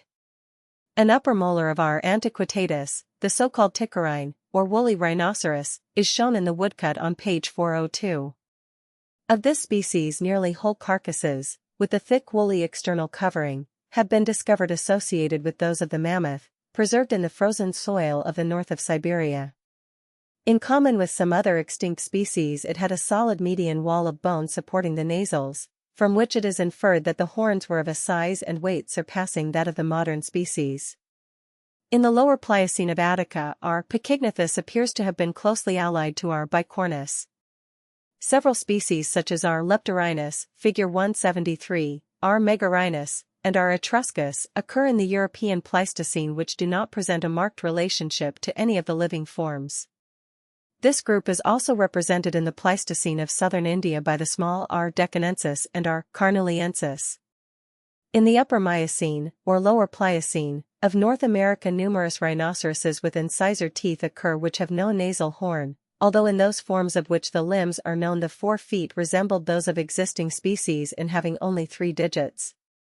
These species have been generically separated as Aphelops, but so closely do they resemble existing rhinoceroses that at one time Professor Cope proposed to refer the hornless female of our Sondaicus, described by Lesson as our Inermis, to the same genus. If these American types be included in rhinoceros, there seems no valid reason for separating the European Lower Pliocene and Miocene forms described as a Ceratherium, at least some of which have 4 digits in the manus. This group is represented in the Upper Eocene phosphorites of France, and also by a very large species in the Pliocene of India. Lastly, our Menudus, of the Lower Miocene of France, and an allied North American species are distinguished by carrying a pair of very small horns placed transversely across the nasals, from which feature it has been proposed that they should be separated genetically as Diceratherium. Figure 173. Skull of Rhinoceros leptorinus, from the Pleistocene of Essex. About 1/8 natural size. Extinct generic types. The tertiary deposits of different parts of the world have yielded remains of many extinct forms more or less closely related to the rhinoceroses, and some of which should certainly be included in the same family, although others perhaps form the types of one or more distinct families. One of the most remarkable of these extinct types is the huge elasmotherium, from the Pleistocene of Siberia, in which the dentition was reduced to 2 premolars and 3 molars on either side of each jaw. The structure of the skeleton is essentially rhinocerotic, the skull having an ossified nasal septum, and a huge frontal prominence for the support of a very large horn. The teeth are extremely hypsodont, with the enamel plicated to a remarkable degree, and unlike those of rhinoceros. The genus is evidently a very specialized one. The other genera we have to notice are more generalized types. Of these, the North American Hyracoodon, with the full typical number of teeth, and without nasal horn, appears to connect the rhinoceroses with the Lophiodont hyraceus. The genera Aminodon and Metamynodon, figure 174, from the American tertiaries, are forms allied to the rhinoceroses, with the full number of incisors and canines, and the hinder lobe of the last upper molar not aborted. The lower canines are either upright, or less proclivus than in the rhinoceroses. In Metamynodon the premolars are reduced to superscript 3/2. Molar teeth from the phosphorites of central France, described under the name of Catercotherium, are constructed on the general plan of those of the rhinoceroses, although distinguished by their extreme narrowness, this type of tooth being very similar to that found in Homolodontotherium from tertiary deposits in Patagonia. The latter has the full number of teeth, without any diastema in the series. Until we have some knowledge of the skeleton of these remarkable forms, nothing definite can be said as to their serial position. Figure 174. Right half of the palatal surface of the cranium of Metamynodon planifrons, from the Upper Miocene of North America. After Scott and Osborne. Families Lambdotheridiidae, Calicotheridae, and Titanotheridae. These families contain a large number of more or less nearly related extinct types from tertiary beds of both the Old and New Worlds, some of which present most remarkable deviations from the ordinary ungulate structure. All are characterized by their brachydont molars, which depart widely from the normal Lophodont type. The upper molars consist of 4 columns, of which the 2 external ones are expanded to form an outer wall, the posterior pair being connected in some cases by an oblique transverse ridge, while there may be traces of an anterior ridge. The premolars are simpler. Lambdotheridiidae. This family is confined to the Upper Eocene and Miocene of North America, where it is represented by Lambdotherium, Paleocyops, and Limnocyops. It presents the normal type of foot structure, and all the genera except the first have the full complement of teeth. There were 4 digits in the manus. The last lower molar has a 3rd lobe. Limnocyops differs from Paleocyops in having 2 inner columns to the last upper molar. Figure 175. Anterior and distal aspects of a phalangeal bone of Calicotherium savalens. From the Paleontologia Indica. Calicotheridae. The genus Calicotherium, which is found in the tertiaries of Europe, Asia, and North America, differs so remarkably in the structure of the feet from all other ungulates that it has been proposed to regard it as the representative of a distinct order, Ancylopoda. The molars are, however, almost indistinguishable from those of the preceding and following families, while the cervical vertebrae and portions of the limbs are of a perissodactyle type. On the other hand, the femur has lost its 3rd trochanter, while the phalanges are strangely modified, the terminal ones forming long curved claws, while the others, figure 175, have strong ginglymoid distal articulations. These phalanges were, indeed, long regarded as referable to edentates, being described in Europe as Macrotherium, and in the United States as Moratherium and Moropus. Ancylotherium, of the Grecian Picermi beds, is founded upon phalanges which indicate an allied genus. The Indian species of Calicotherium is distinguished by the loss of the incisors and the upper canine, while all the species want the 1st premolar. Titanotheridae. This exclusively North American family includes gigantic forms closely allied to the Lambdotheridiidae, but with the last upper premolar as complex as the molars, and frequently with large bony protuberances in the nasal region. The best-known genus, Titanotherium, Menidus, 274, Brontotherium, Symborodon, Olops, etc., may either have the full complement of teeth, or the incisors may be reduced to superscript 2/. The canines and incisors are small, and there is no diastema when the full dental series is developed. The skull is very like that of the rhinoceroses, but has a transverse pair of large bony prominences on the nasal region, varying considerably in shape and size in the different species, which in the living animal were probably covered with horny sheaths. The third trochanter of the femur was aborted. These huge animals, inferior in size only to the elephant, appear to have been abundant in the United States during the Miocene period. Family Macrocenidae. This extinct South American family is best known by the genus Macrocenia, as represented by M. patagonica and M. boliviensis, which are apparently from Pleistocene formations. They are very singular and specialized forms, quite out of the line of descent of any of the existing perissodactyls, and the steps by which they are connected with the rest of the group have not yet been discovered. Of the larger species, M. patagonica, the skeleton is completely known. It had the full number of 44 teeth, forming an almost uninterrupted series. The cervical vertebrae resemble those of the camels in the position of the vertebro-arterial canal, but the ends of the centra are flat, and not episthecylous as in the allied forms. In some of the limb characters it resembles the equity, but in the articulation of the fibula with the calcaneum it agrees with the artiodactyls. The structure of the feet is, however, distinctly perissodactylate, there being 3 toes on each. The teeth approximate to a rhinoceratine structure, and the incisors have an enfolding of the enamel of their crowns, as in those of the horses. The nares open on the top of the skull, and it is probable that the muzzle was produced into a short proboscis. Several other South American forms have been referred to this family, some of which have received distinct generic names, but further evidence is required before many of them can be accepted.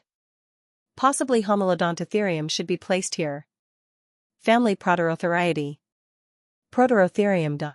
Here may be noticed certain very remarkable perissodactyls from the South American tertiaries, for which the name Proterotherium has been proposed. The cheek teeth are so like those of Anchitherium that they have been described under that name.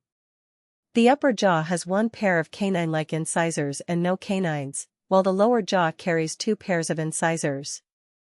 In the skull the orbits were completely closed, as in the horses. The feet were tridactyl, like those of Hipparion, but the tarsus was constructed on an artiodactyl type. Subungulata.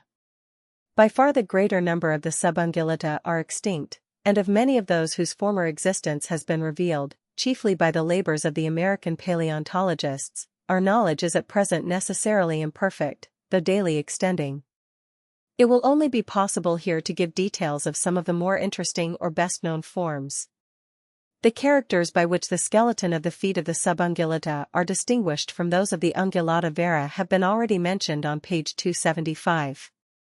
In addition to these it may be observed that the feet frequently have 5 functional digits, and may be plantigrade, while the upper surface of the astragalus is generally flattened, instead of presenting the strongly marked pulley-like ridges and grooves so characteristic of the ungulata vera.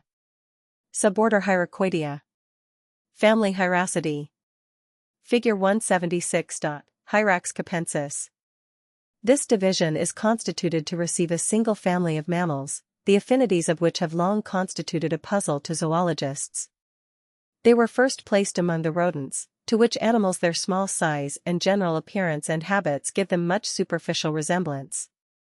Cuvier's investigations into their anatomical structure, and especially their dental characters, led him to place them among the ungulates, near the genus Rhinoceros, a position long accepted by many zoologists.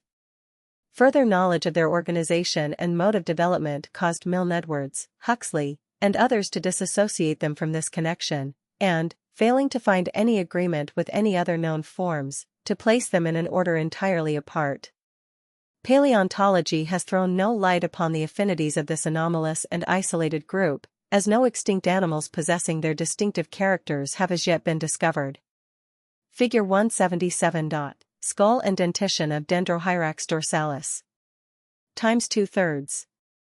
The dentition, according to the usual interpretation, consists only of incisors and molars, the formula in all known species being I superscript 1/2, C/P/4, M superscript 3/3.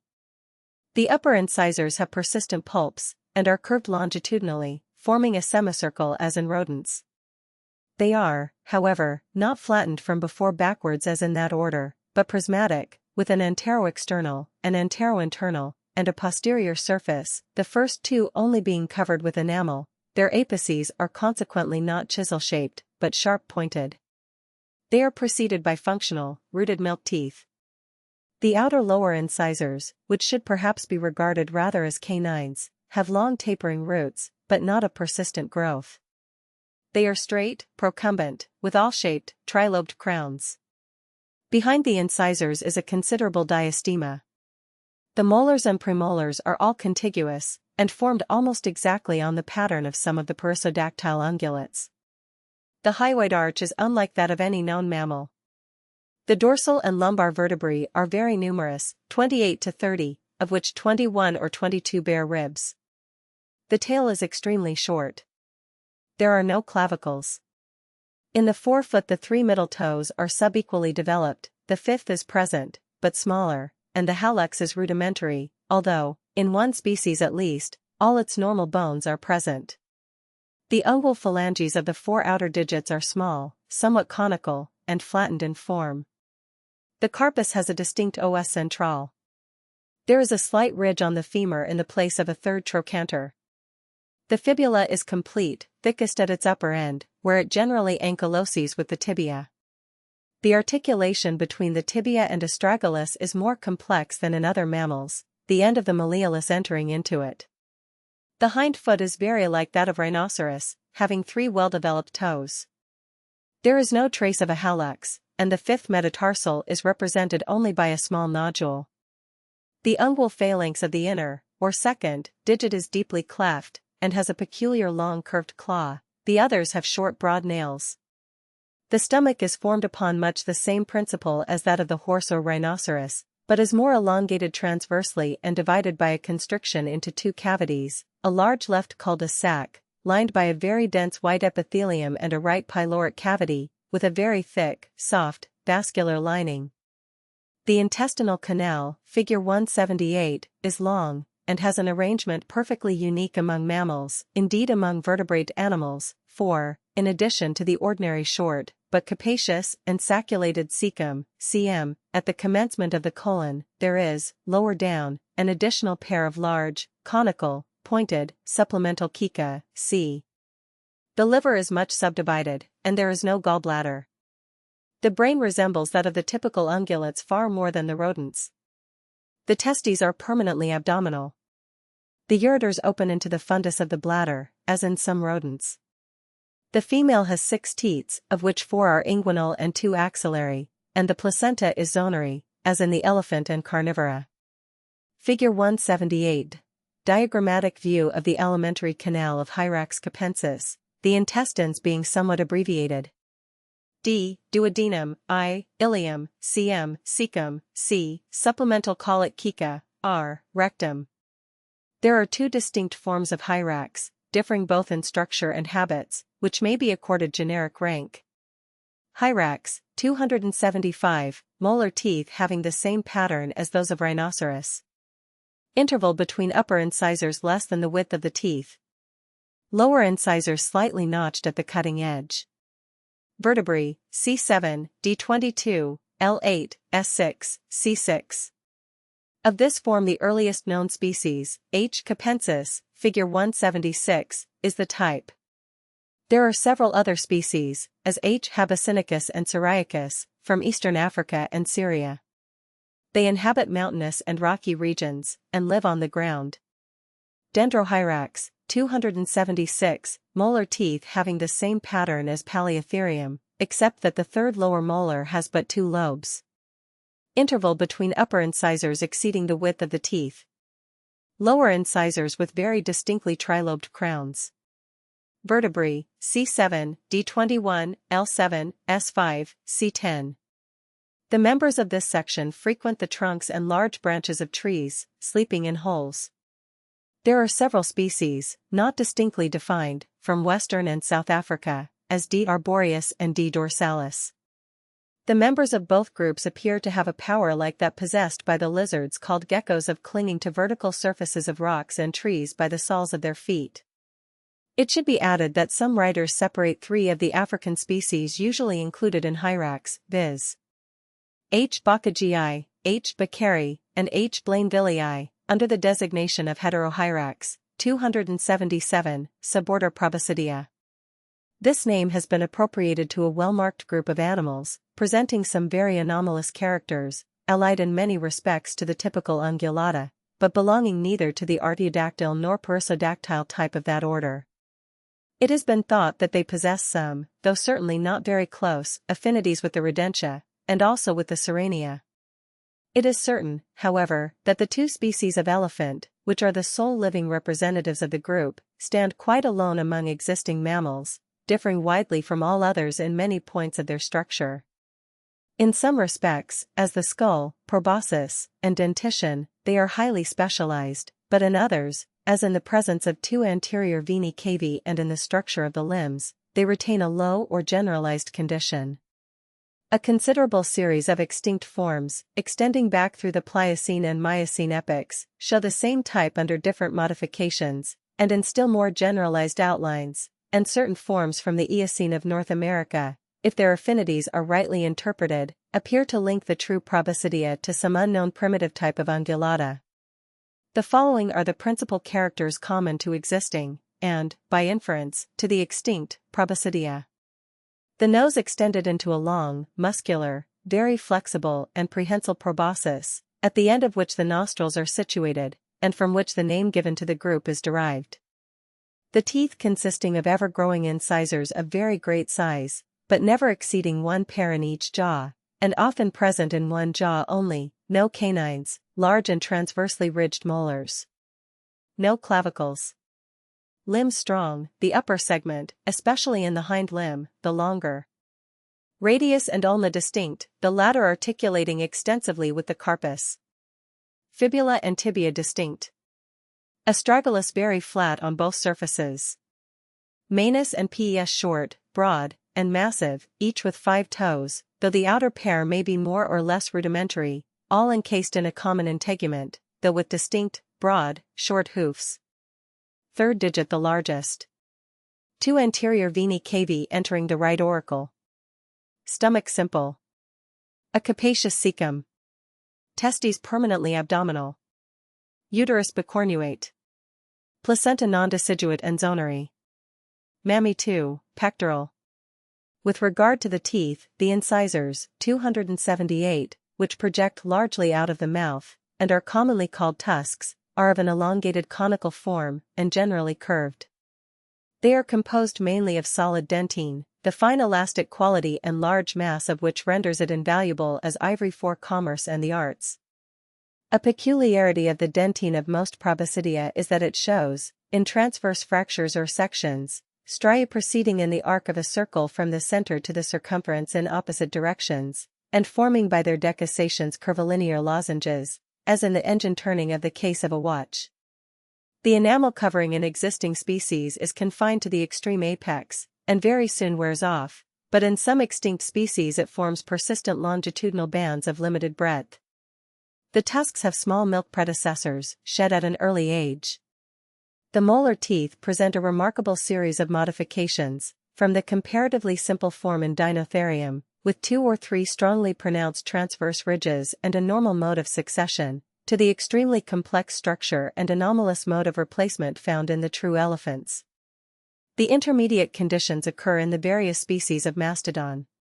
In this genus the enamel-covered transverse ridges of each tooth are generally more numerous than in Dinotherium, and often complicated by notches dividing their edge or by accessory columns attached to them, but in the unworn tooth they stand out freely on the surface of the crown, with deep valleys between, figure 179, I. In the elephants the ridges are still further increased in number, and consequently narrower from before backwards, and are greatly extended in vertical height, so that, in order to give solidity to what would otherwise be a laminated or pectinated tooth, it becomes necessary to envelop and unite the whole in a large mass of cement, which completely fills up the valleys, and gives a general smooth appearance to the organ when unworn, but as the wear consequent upon the masticating process. Proceeds, the alternate layers of tissue of different hardness, cement, dentine, and enamel, which are disclosed upon the surface form a fine and very efficient triturating instrument. The modification of the tooth of a mastodon into that of an elephant is therefore precisely the same in principle as that of the molar of a paleotherium into that of a horse, or of the corresponding tooth of one of the primitive artiodactyls into that of an ox. The intermediate stages, moreover, even in the present state of our knowledge, are so numerous that it is not possible to draw a definite line between the two types of tooth structure. See Figure 179 and 1, 2, 3, 4. Figure 179. Longitudinal sections of the crown of a molar tooth of various proboscideans, showing stages in the gradual modification from the simple to the complex form. I. Mastodon americanus, 2. Elephas insignis, 3. Elephas africanus, 4. Elephas primigenius.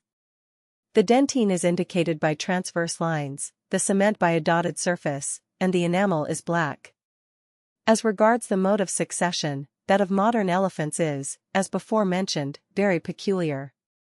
During the complete lifetime of the animal there are but 6 molar teeth on either side of each jaw, with occasionally a rudimentary one in front, completing the typical number of 7.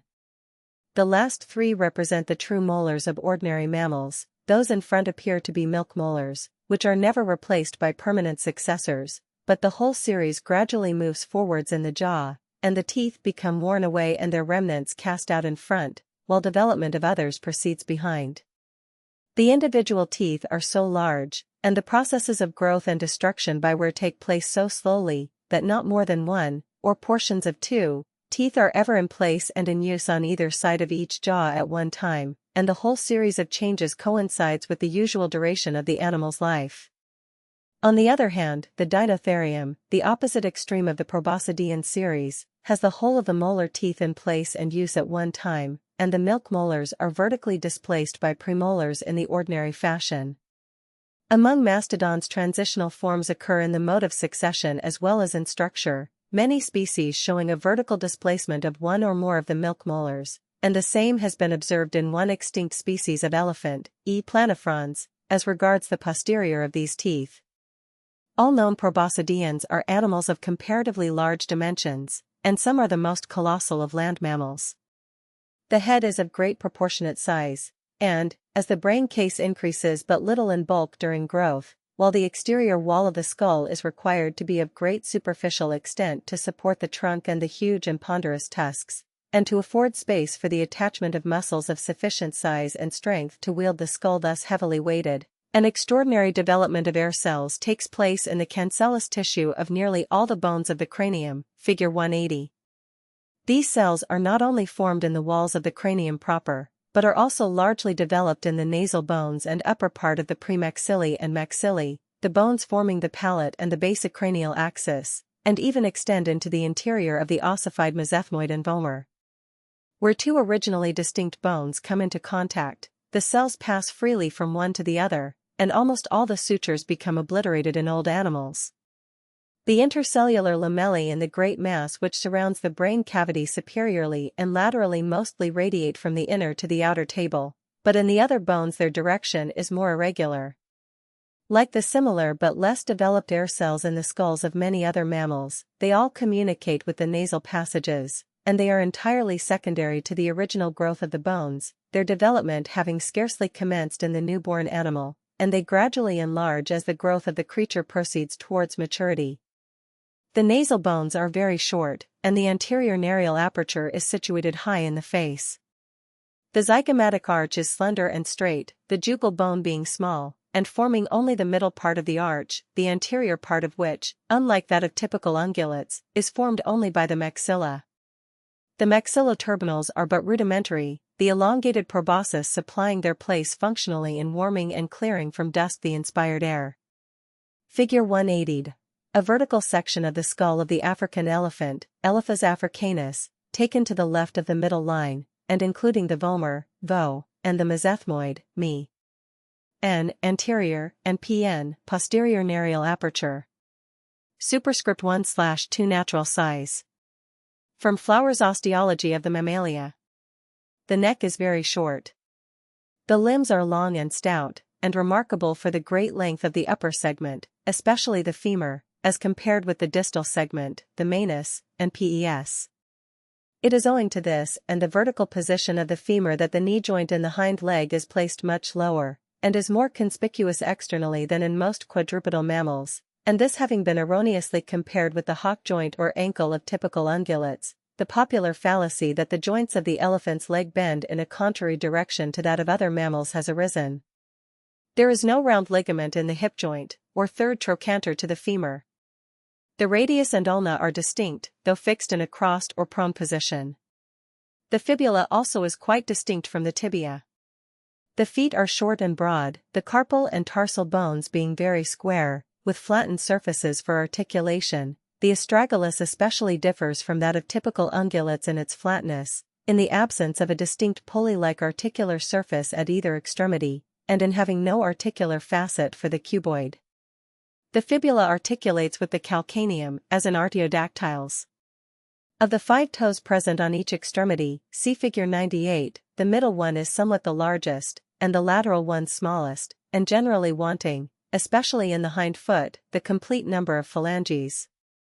The ungual phalanges are all small, irregular in form, and late in ossification. The whole are encased in a common integument, with a flat, subcircular, truncated sole, the only external indication of the toes being the broad oval nails or hoofs arranged in a semicircle around the front edge of the sole. The hind foot is smaller and narrower than the front. The liver is small and simple, and there is no gallbladder. In form the brain resembles that of the rodents and other lower orders of mammals, the cerebellum being entirely behind and uncovered by the cerebrum, but the hemispheres of the latter are richly convoluted.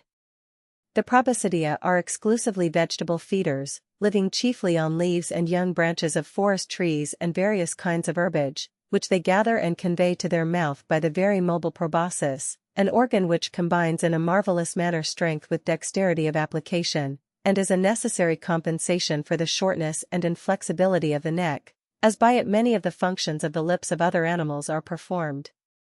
By its means the elephant is enabled to drink without bending the head or limbs, the end of the trunk being dipped into the stream or pool. A forcible inspiration fills the 2 capacious air passages in its interior with water, which, on the tip of the trunk being turned upwards and inserted into the mouth, is ejected by a blowing action, and swallowed, or if the animal wishes to refresh and cool its skin, it can throw the water in a copious stream over any part of its surface. Elephants can also throw dust and sand over their bodies by the same means and for the same purpose, and wild animals have been frequently observed fanning themselves with leafy boughs held in the trunk. The species are at present limited in their geographical distribution to the Ethiopian and Oriental regions, but they formerly had a far more extensive range. Family Elephantidae. Cheek teeth succeeding one another in an arc of a circle, and portions of only 2, or at most 3, of the hinder teeth in use at any one time. Premolars frequently lost, and in any case of no functional importance. Elephas, 279, dentition, I superscript 1/C/ DM superscript 3/3, M superscript 3/3 equals 26. The incisors variable, but usually of very large size, especially in the male sex, directed somewhat outwards, and curved upwards, without enamel except on the apex before it is worn. The molars composed of numerous flattened enamel-covered plates or ridges of dentine, projecting from a common many-rooted base, surrounded and united together by cement, and extending straight across the crown, without, in most forms, any median division into inner and outer columns. The number of plates increases from the anterior to the posterior molar in regular succession, varying in the different species, but the 3rd and 4th, or the last milk molar and the first true molar, and these only, have the same number of ridges, which always exceeds 5. Premolars nearly always wanting. Skull of adult very high and globular. Mandible ending in front in a short, deflected, and spout-like symphysis. Vertebrae, C7, D19 to 21, L3 to 4, S4, C26 to 33. The existing species of the genus differ so much that they have been referred by some writers to distinct genera, fossil forms show, however, such a transition from the one to the other that it is scarcely possible to regard them even as the representatives of distinct groups. Figure 181. Grinding surface of a half-worn lower molar of the Indian elephant, Elephas indicus. D. Dentine, E. Enamel, C. Cement. From Owen. In the well-known Indian or Asiatic elephant, E. indicus, the average number of plates of the 6 successive molar teeth is expressed by the ridge formula, 4, 8, 12, 12, 16, 24. The plates are compressed from before backwards, the anterior and posterior surfaces, as seen in the worn grinding face of the tooth, figure 181, being nearly parallel. Ears of moderate size. Upper margin of the end of the proboscis developed into a distinct finger-like process, much longer than the lower margin. 5 nails on the 4 feet, and 4, occasionally 5, on the hind feet. Figure 182. Grinding surface of a partially worn right upper molar of the African elephant, Elephas africanus. Letters as in the preceding figure. The left side of the figure is the front of the tooth, and the lower side the outer border. From Owen. This species inhabits in a wild state the forest lands of India, Burma, the Malay Peninsula, Cochin China, Ceylon, and Sumatra. The elephants from the last-named islands, presenting some variations from those of the mainland, have been separated under the name of E. sumatranus, but the distinction has not been satisfactorily established. The appearance of the Asiatic elephant is familiar to all. Though rarely breeding in captivity, it has been domesticated from the most remote antiquity, and is still extensively used in the East as a beast of burden. In the wild state it is gregarious, associating in herds of 10, 20, or more individuals, and though it may, under certain circumstances, become dangerous, it is generally inoffensive and even timid, fond of shade and solitude and the neighborhood of water. The height of the male at the shoulder when full grown is usually from 8 to 10 feet, but occasionally as much as 11. The female is somewhat smaller. Figure 183. African elephant, Elephas africanus. From a young specimen in the London Zoological Gardens. In the African elephant, E. africanus, the molars, figure 182, are of coarse construction, with fewer and larger plates and thicker enamel. Ridge formula, 3, 6, 7, 7, 8, 10. The plates not flattened, but thicker in the middle than at the edges, so that their worn grinding surfaces are lozenge-shaped. Ears very large. The upper and lower margins of the end of the trunk forming 2 nearly equal prehensile lips. But 3 hoofs on the hind foot. This species now inhabits the wooded districts of the whole of Africa south of the Sahara, except where it has been driven away by human settlements. Fossil remains of Pleistocene age, undistinguishable specifically, have been found in Algeria, Spain, and Sicily. It was trained for war and show by the ancient Carthaginians and Romans, and recent experience of the species in captivity in England shows that it is as intelligent as its Asiatic relative, if not more so, while surpassing it in courage, activity, and obstinacy. Nevertheless, in modern times, no people in Africa have been sufficiently civilized or enterprising to care to train it for domestic purposes. It is hunted chiefly for the sake of the ivory of its immense tusks, of which it yields the principal source of supply to the European market, and the desire to obtain which is rapidly leading to the extermination of the species. In size the male African elephant often surpasses that of Asia, but the female is usually smaller. The circumference of the forefoot is half the height at the shoulder, a circumstance which enables the hunters to judge from the footprints the exact size of the animals of which they are in pursuit. The African elephant also differs from its Indian congener in having tusks in both sexes, whereas in the latter the male only is so armed. Moreover, the eye is relatively larger, the forehead more convex, and the color somewhat darker. Whereas the Indian elephant frequents the depths of forests and seldom leaves their shade during the daytime, the following account by Sir Samuel Baker indicates different habits in the African species. This traveler observes, in Africa, the country being generally more open than in Ceylon, the elephant remains throughout the day either beneath a solitary tree or exposed to the sun in the vast prairies, where the thick grass attains a height of from 9 to 12 feet. The general food of the African elephant consists of the foliage of trees, especially mimosas. Many of the mimosas are flat-headed, about 30 feet high, and the richer portion of the foliage confined to the crown. Thus the elephant, not being able to reach to so great a height, must overturn the tree to obtain the coveted food. The destruction caused by a herd of elephants in a mimosa forest is extraordinary, and I have seen trees uprooted of so large a size that I am convinced no single elephant could have overturned them. I have measured trees 4 feet 6 inches in circumference and about 30 feet high uprooted by elephants. The natives have assured me that the elephants mutually assist each other, and that several engage together in the work of overturning a large tree. Figure 184.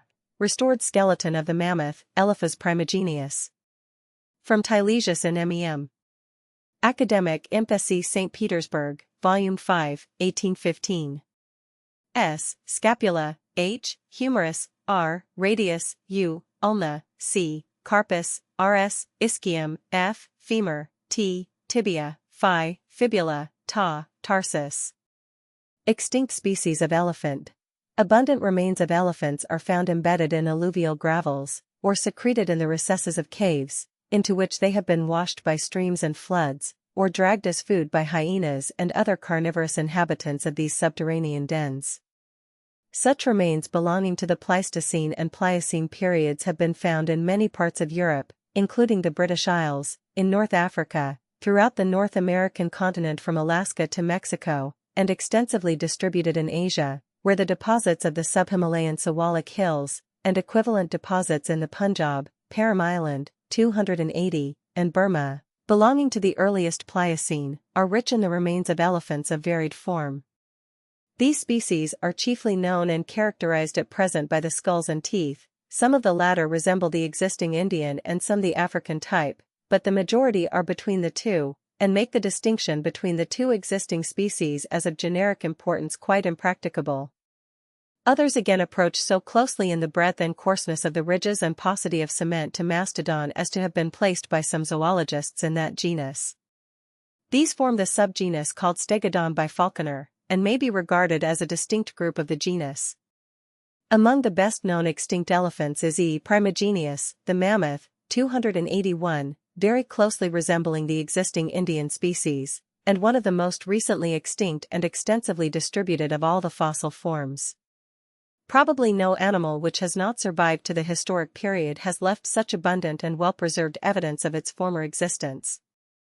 The discovery of immense numbers, not only, as in the case of most extinct creatures, in the form of fragmentary bones and teeth, but often as more or less nearly entire carcasses, or mummies, as they may be called, with the flesh, skin, and hair in situ, in the frozen soil of the tundras of northern Siberia, has for a long time given great interest to the species, and been the cause of many legendary stories among the natives of the lands in which they occur.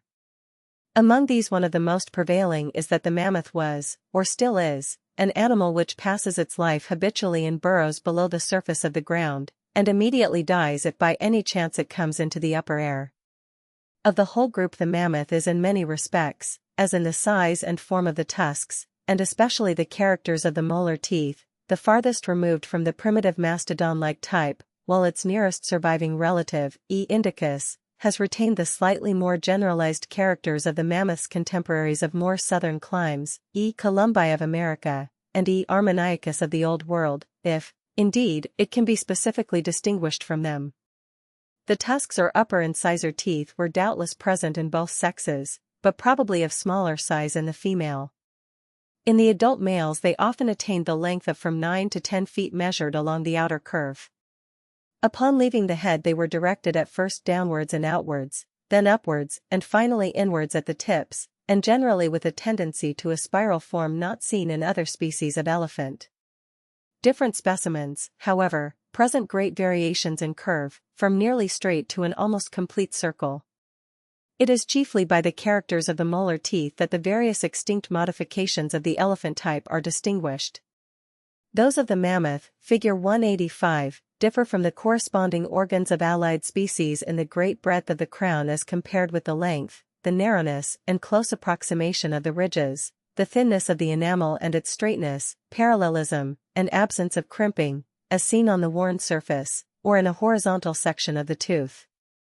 Dr. Falconer gave the prevailing ridge formula as 4, 8, 12, 12, 16, 24.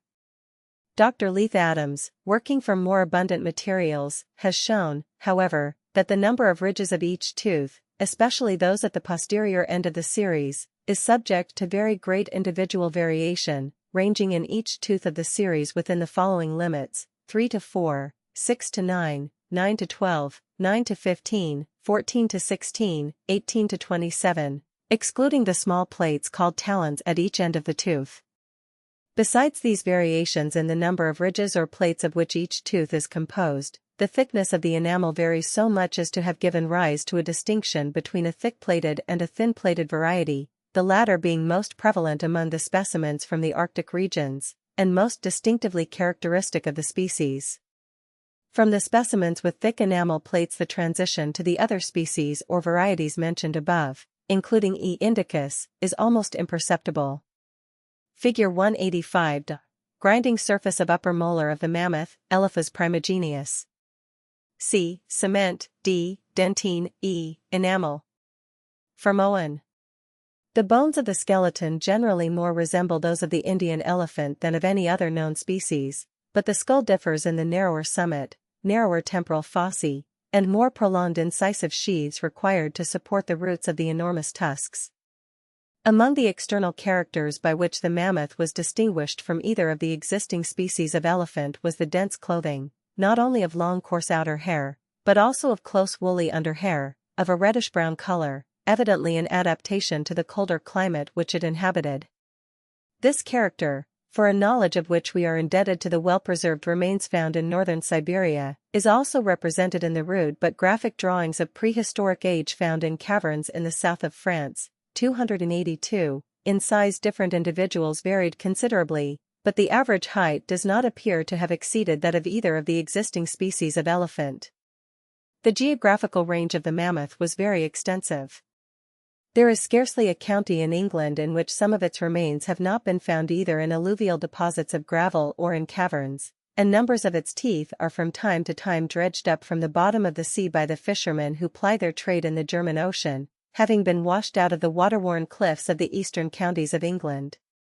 In Scotland and Ireland its remains are less abundant, but they have been found in vast numbers at various localities throughout the greater part of Central Europe, as far south as Santander in Spain and Rome, northern Asia, and the northern part of the American continent, though the exact distribution of the mammoth in the New World is still a question of debate.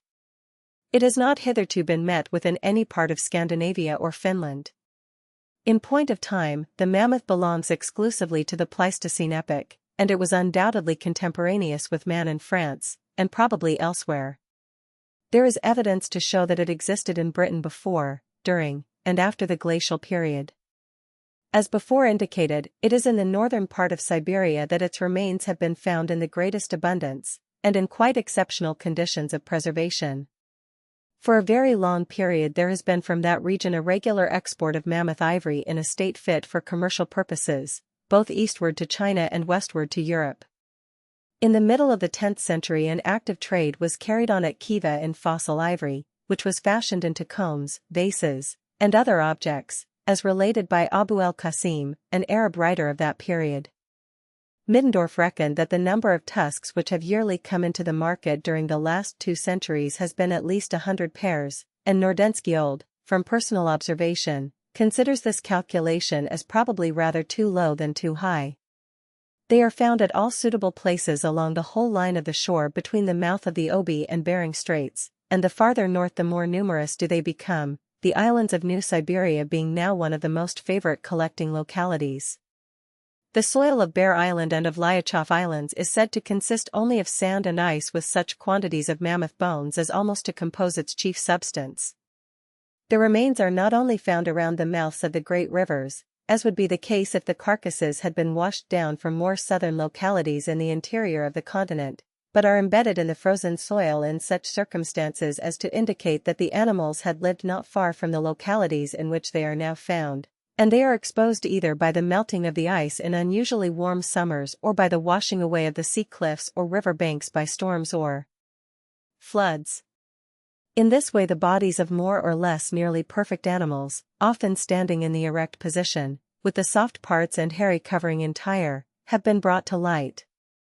References to the principal recorded discoveries of this kind, and to the numerous speculations to which they have given rise, both among ignorant peasants and learned academicians, will be found in Nordenskjöld's Voyage of the Vega, English translation, Volume 1, 1881, page 398 square, and a series of papers in the Geological Magazine for 1880 and 1881, by H. H. Howarth, as well as in a separate work on the mammoth by the same writer. For the geographical distribution and anatomical characters, see Falconer's Paleontological Memoirs, Volume 2. 1868, Boyd Dawkins, Elephas Primigenius, Its Range in Space and Time, Quart. Journ. Geology, SOC 35. Page 138, 1879, and Leith Adams, Monograph of British Fossil Elephants, Part 2, Paleontographical Society, 1879. E. Antiquus, of the European Pleistocene, has a lower ridge formula than in the mammoth, the molars being narrower, and approximating to those of the African elephant in structure. Small allied forms occur in the rock fissures and caverns of Malta, and have been described as E. nadriensis and E. melitensis, some of the individuals of the latter not exceeding 3 feet in height. The European E. meridionalis is a southern form of somewhat earlier age, very common in the Upper Pliocene of Italy and France, and also in the so-called forest bed of the Norfolk coast. It attained very large dimensions, its height being estimated at upwards of 15 feet.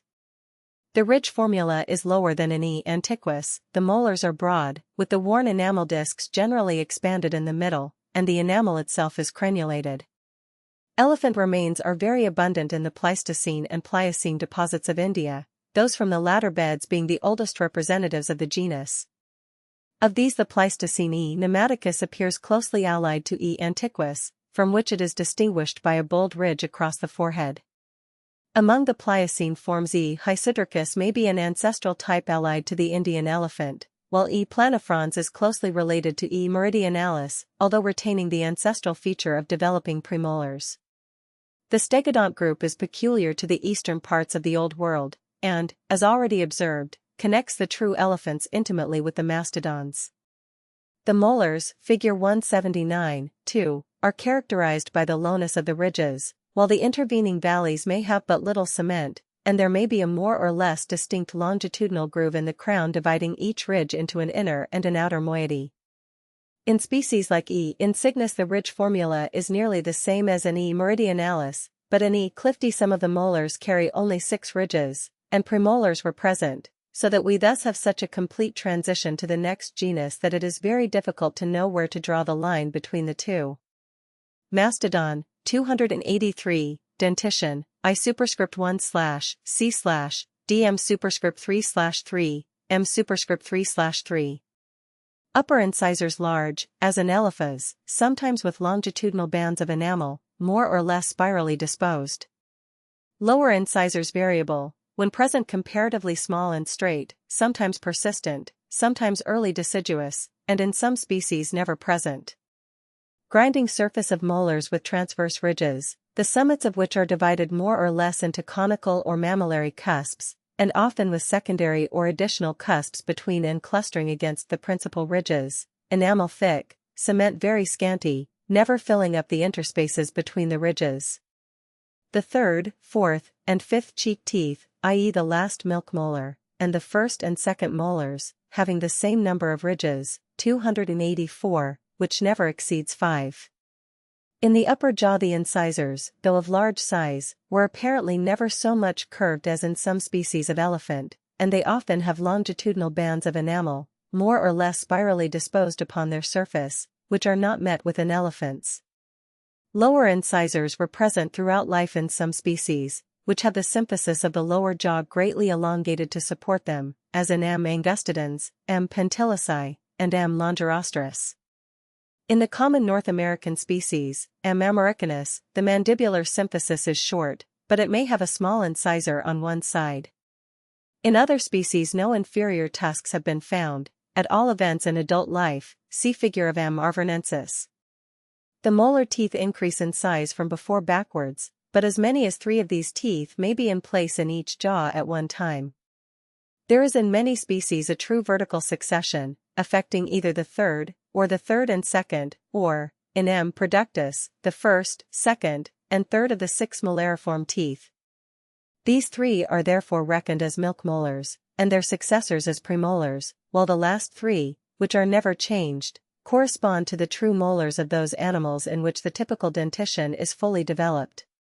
The study of the mode of succession of the teeth in the different species of mastodons is particularly interesting, as it exhibits so many stages of the process by which the very anomalous dentition of the modern elephants may have been derived by gradual modification from the typical heterodont and diffeodont dentition of the ordinary mammal. It also shows that the anterior molars of elephants do not correspond to the premolars of other ungulates, but to the milk molars, the early loss of which in consequence of the peculiar process of horizontal forward-moving succession does not require, or allow time for, their replacement by premolars. It must be noted, however, that, in the mastodon in some respects the least specialized in tooth structure, the M. americanus of North America, no vertical succession of the molars has yet been observed, although vast numbers of specimens have been examined. Figure 186. Restoration of the skeleton of Mastodon arvernensis, from the Pliocene of Europe, after Sismonda. The mastodons have fewer ridges on their molar teeth than the elephants. The ridges are also less elevated, wider apart, have a thicker enamel covering, and scarcely any cement filling up the space between them. Sometimes, as in M. americanus, the ridges are simple transverse wedge-shaped elevations, with straight or concave edges. In other species the summits of the ridges are more or less subdivided into conical cusps, and may have accessory cusps clustering around them, as in M. americanus, see figure 187. When the apices of these are worn by mastication, their surfaces present circles of dentine, surrounded by a border of enamel, and as the attrition proceeds different patterns are produced by the union of the bases of the cusps, a trilobed or trefoil form being characteristic of some species, figure 188. Figure 187. Oblique side and crown view of the last upper molar of Mastodon arvernensis. Formoans. As already mentioned, certain of the molariform teeth of the middle of the series in mastodons have the same number of principal ridges, those in front of them having fewer and those behind a greater number. These teeth were distinguished as intermediate molars by Dr. Falconer, and are 3 in number, namely the last milk molar and the first and second true molars, or the third, fourth, and fifth of the whole series. The number of ridges on these intermediate molars is nearly always 3 or 4, and the tooth in front has usually 1 fewer and that behind 1 more, so that the ridge formula of most mastodons can be reduced either to 1, 2, 3, 3, 3, 4, or 2, 3, 4, 4, 4, 5. The former characterizes the section called trilophodon, of which an intermediate molar is shown in figure 188, and the latter that called tetralophodon by Dr. Falconer. These divisions are very useful, as under one or the other all the present known species of mastodon can be ranged, but observations upon a larger number of individuals have shown that the number of ridges upon the teeth is not quite so constant as implied by the formulae given above. Their exact enumeration is even difficult in many cases, as talons or small accessory ridges at the hinder end of the teeth occur in various stages of development, until they take on the character of true ridges. Transitional conditions have also been shown, at least in some of the teeth, between the trilophodont and the tetralophodont forms, and again between the latter and what has been called a pentalophodont type, which leads on towards the condition of dental structure characteristic of the true elephants. Figure 188. Grinding surface of the partially worn last left lower milk molar of Mastodon angustidens, from the Upper Miocene of India. The lower side of the figure is the outer border of the tooth. The range of the genus Mastodon in time was from the middle of the Miocene period to the end of the Pliocene in the Old World, when it became extinct, but in America several species, especially the one best known, owing to the abundance of its remains, which has been variously called M. americanus, M. mohioticus, and M. giganteus, survived to a late Pleistocene period. The range in space will be best indicated by the following list of some of the better-known species. 1. Trilophodont series, M. angustidens, 285, Borsoni, Pentelicei, turiensis, from Europe, M. falconeri and pandiones, from India, M. americanus, obscurus, and productus, North America, and M. cordillerum and humboldti, South America. 2. Tetralophodont series, M. arvernensis, M. longirostrus, from Europe, M. latidens, civilensis, and paramensis, from India, M. mirificus, from North America. Mastodon arvernensis and M. longirostrus, together with a trilophodont species, occur in the crag deposits of Norfolk and Suffolk. Family Dinotheridia. An extinct family distinguished from the Elephantidae by the whole series of permanent cheek teeth being in use at the same time. Figure 189. Skull of Dinotherium giganteum, from the Lower Pliocene of Eppelsheim, Hessen-Darmstadt. After Kopp, p. 3, 4, premolars, 1, 2, 3, molars. Dinotherium, 286, dentition of adult, I/C/P superscript 2/2, M superscript 3/3 equals 22, all present at the same time, there being no horizontal succession, but the premolars replacing milk teeth in the ordinary manner. The presence or absence of upper incisors has not yet been clearly ascertained. Lower incisors large, conical, descending, and slightly curved backwards, implanted in a greatly thickened and deflected beak or prolongation of the symphysis. In section they do not show the decussating striae characteristic of mastodons and elephants. Crowns of molars carrying strong transverse, crenulated ridges, with deep valleys between, much resembling the lower ones of the tapirs. Ridge formula of the permanent molar series, 2, 2, 3, 2, 2. The three ridges of the first true molar are constant in both upper and lower jaws, although it is quite an anomalous character among proboscideans for this molar to have more ridges than those which come behind it. The last milk molar has also 3 ridges, the penultimate but 2. The cranium is much depressed, with comparatively little development of air cells. The remainder of the skeleton is imperfectly known, but apparently agrees in its general character with that of the other proboscideans. Remains of Dinotherium giganteum, an animal of elephantine proportions, strikingly characterized by the pair of huge tusks descending nearly vertically from the front of the lower jaw, were first discovered at Eppelsheim, near Darmstadt, and described by Kopp. They have since been met with in various lower Pliocene and higher Miocene formations in the south of Germany, France, Greece, and Asia Minor. Closely allied forms also occur in the lower Pliocene and upper Miocene of India, but none are known from America. Suborder Amblypoda. Uintatherium, 287. Among the most remarkable of the comparatively recent discoveries in the higher Eocene formations of the western states of North America has been one of a group of animals of huge size, approaching that of the largest existing elephants, presenting a combination of characters quite unlike those known among other recent or extinct creatures, and of which there were evidently many species living contemporaneously, but all of which became extinct before the close of the Eocene period. To form some idea of their appearance, we must imagine animals very elephantine in general proportions and in the structure of their limbs. The feet had 5 short toes. The tail, as in the elephants, was long and slender, but the neck, though still short, was not so much abbreviated as in the proboscideans, and there is no evidence that these animals possessed a trunk. The head differed greatly from that of the elephants, being long and narrow, more like that of a rhinoceros, and, as in that animal, was elevated behind into a great occipital crest, and it had developed upon its upper surface 3 pairs of conspicuous, laterally diverging protuberances, 1 pair in the parietal region, 1 on the maxillaries in front of the orbits, and 1, much smaller, near the forepart of the elongated nasal bones. Whether these were merely covered by bosses of callous skin, as the rounded form and ruggedness of their extremities would indicate, or whether they formed the bases of attachment for horns of still greater extent, like those of the rhinoceros or of the cavicorn ruminants, can only be a matter of conjecture. There were no upper incisors, but usually 3 on each side below, of comparatively small size, as was also the lower canine. A huge, compressed, curved, sharp-pointed canine tusk, very similar in form and position to that of the musk deer, descended from each side of the upper jaw.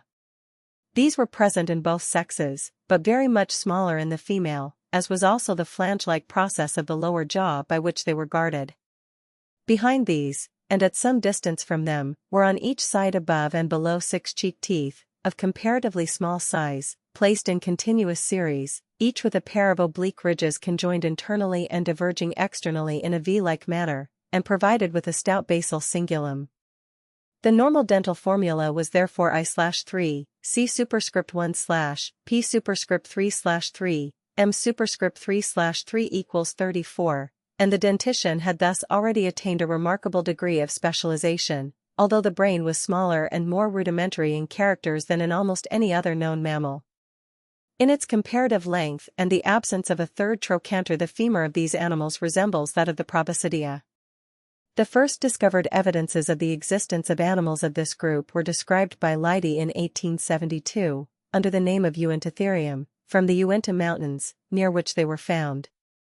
Subsequently the names Dinoceras, Tinoceras, Loxolophodon, etc., have been applied to various members of the group, but the characters by which they are distinguished do not seem of sufficient importance to allow of their separation from the type genus Uintatherium. 288, Figure 190. Skeleton of Uintatherium mirabile.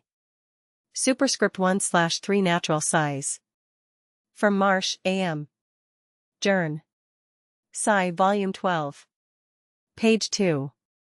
Coryphodon, 289. Another interesting form referred to this suborder is Coryphodon, which appears to connect the Uintatheridae with the most primitive Perissodactyla. It was first described by Owen in 1846 from a fragment of a jaw from the London clay. Other remains were afterwards discovered in France, and lately in great abundance, indicating many species from the size of a tapir to that of a rhinoceros, in the lower and middle Eocenes of New Mexico and Wyoming in the United States. Coryphodon had 44 teeth, the canines of both jaws were large and sharp-pointed, and the molars had strongly pronounced oblique ridges.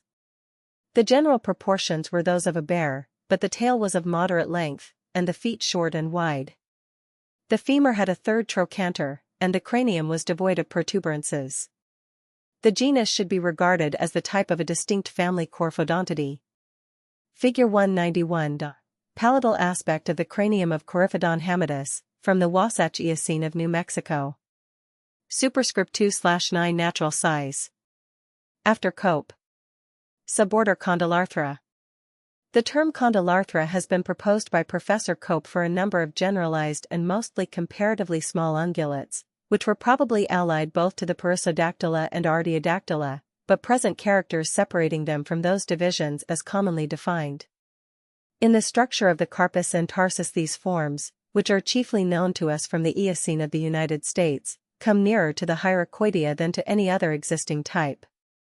As a rule they have the full dental formula. The molars are brachydont, generally bunodont, and in many instances also tritubercular, while the premolars are always simpler than the molars. The humerus is quite peculiar among ungulates in having an antepicondylar foramen. The femur has a third trochanter, and the form and relations of the astragalus are similar to those obtaining in the carnivora. The feet are usually furnished with 5 functional digits, of which the ungual phalanges are pointed. In many respects the skeleton of these remarkably generalized ungulates approximates so decidedly to a carnivorous type as to have led paleontologists to conclude that the ungulata and carnivora are branches of an original common stock. In this workspace only permits of allusion to a few of the more important types of this group. Peripticus, which occurs in the lowest Eocene of New Mexico, is a bunodont type readily distinguished by the vertical flutings of the premolars, and the small size of the incisors and canines. It has been suggested that this genus is closely related to the stock of the bunodont Artiodactyla. Of greater interest is the genus Phenacodus, which is regarded as the lowest factor in the series from which the modern horse has been evolved, where it holds the position immediately below Hyracotherium or Systemodon, see page 374. One of the species was about the size of a bulldog, while another might be compared to a small leopard. The structure of the cheek teeth is such as might readily be modified into that obtaining in Hyracotherium. All the feet had 5 fully developed digits, and the tail was long. Meniscotherium and Hyracodontitherium are more specialized forms of somewhat later age, with a lophodont dentition, the latter genus being European. Suborder Toxodontia. In addition to the macrocanidae and certain other forms noticed under the head of the Perissodactyla, the tertiaries of South America have yielded some very remarkable forms of mammalian life, the nature and affinities of which have greatly puzzled all zoologists who have attempted to unravel them. Nesodon and Toxodon. Among these Nesodon, from Patagonia, has the full typical eutherian number of teeth, the crowns of the incisors being short, and the molars having a complex rhinocerotic type of structure somewhat intermediate between Homolodontotherium, page 412, and the following genus Toxodon.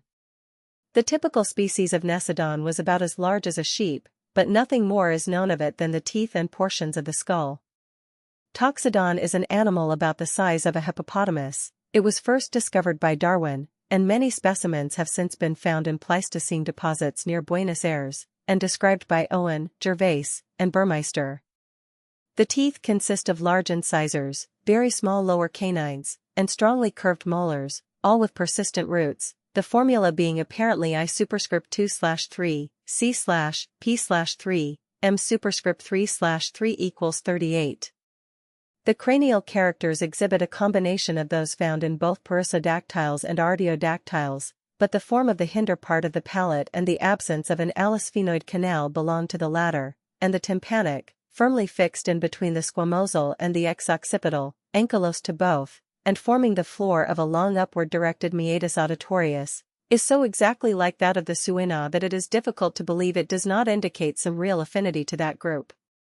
These characters seem to outweigh in importance those by which some zoologists have linked Toxodon to the Perissodactyla, and the absence of the third trochanter and the articulation of the fibula with the calcaneum tell in the same direction. According to the recent observations of Ameghino, the hind feet were certainly tridactylous, and the front feet probably so.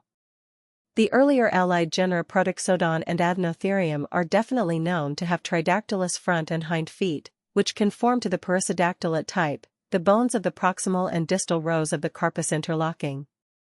Acrotherium, which has similar feet, differs from all other ungulates, and indeed from all eutherians except some individuals of the existing carnivorous genus Otocion, in having 8 cheek teeth, 5 of which have been reckoned as premolars. Figure 192. Cranium and lower jaw of Typotherium cristatum. Superscript 1/3 natural size. From Gervais. Typotherium. Typotherium, figure 192, also called Mesotherium, from the same locality as Toxodon, was an animal rather larger than a capybara, and of much the same general appearance. Its skeleton is completely known, and shows a singular combination of characters, resembling Toxodon or a generalized ungulate on the one hand, and the rodents, especially the Leporidae, on the other. In the presence of clavicles it differs from all known ungulates, and in having 2 pairs of lower incisors from all rodents. The teeth are I1/2, C/P2/2/M2/3/3 equals 24.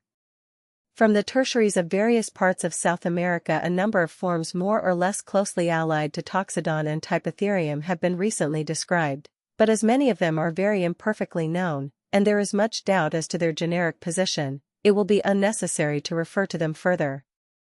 It will thus be seen that, although our knowledge of many of these forms is still very limited, we may trace among them a curious chain of affinities, which would seem to unite the ungulates on the one hand with the rodents on the other, but further materials are required before we can establish with certainty so important a relationship, one which, if true, would alter materially some of the prevailing views upon the classification of mammals. Group Tilodontia. Figure 193. Skull of Tilotherium phodians. 1/6 natural size. From Marsh. Here may be noticed a remarkable group of animals, called by Marsh, Tilodontia, the remains of which are found abundantly in the lower and middle Eocene beds of North America. They seem to combine the characters of the Ungulata, Rodentia, and Carnivora. In the genus Tilotherium of Marsh, probably identical with the previously described Ancipitys of Leidy, the skull, figure 193, resembled that of the bears, but the molar teeth were of the ungulate type, while the large incisors were very similar to those of the rodents. The dental formula is I2/2, C1/P3/4, M3/3. The first pair of incisors was very small, The upper molars were tritubercular, while the lower ones had crescentoid ridges as in Paleotherium.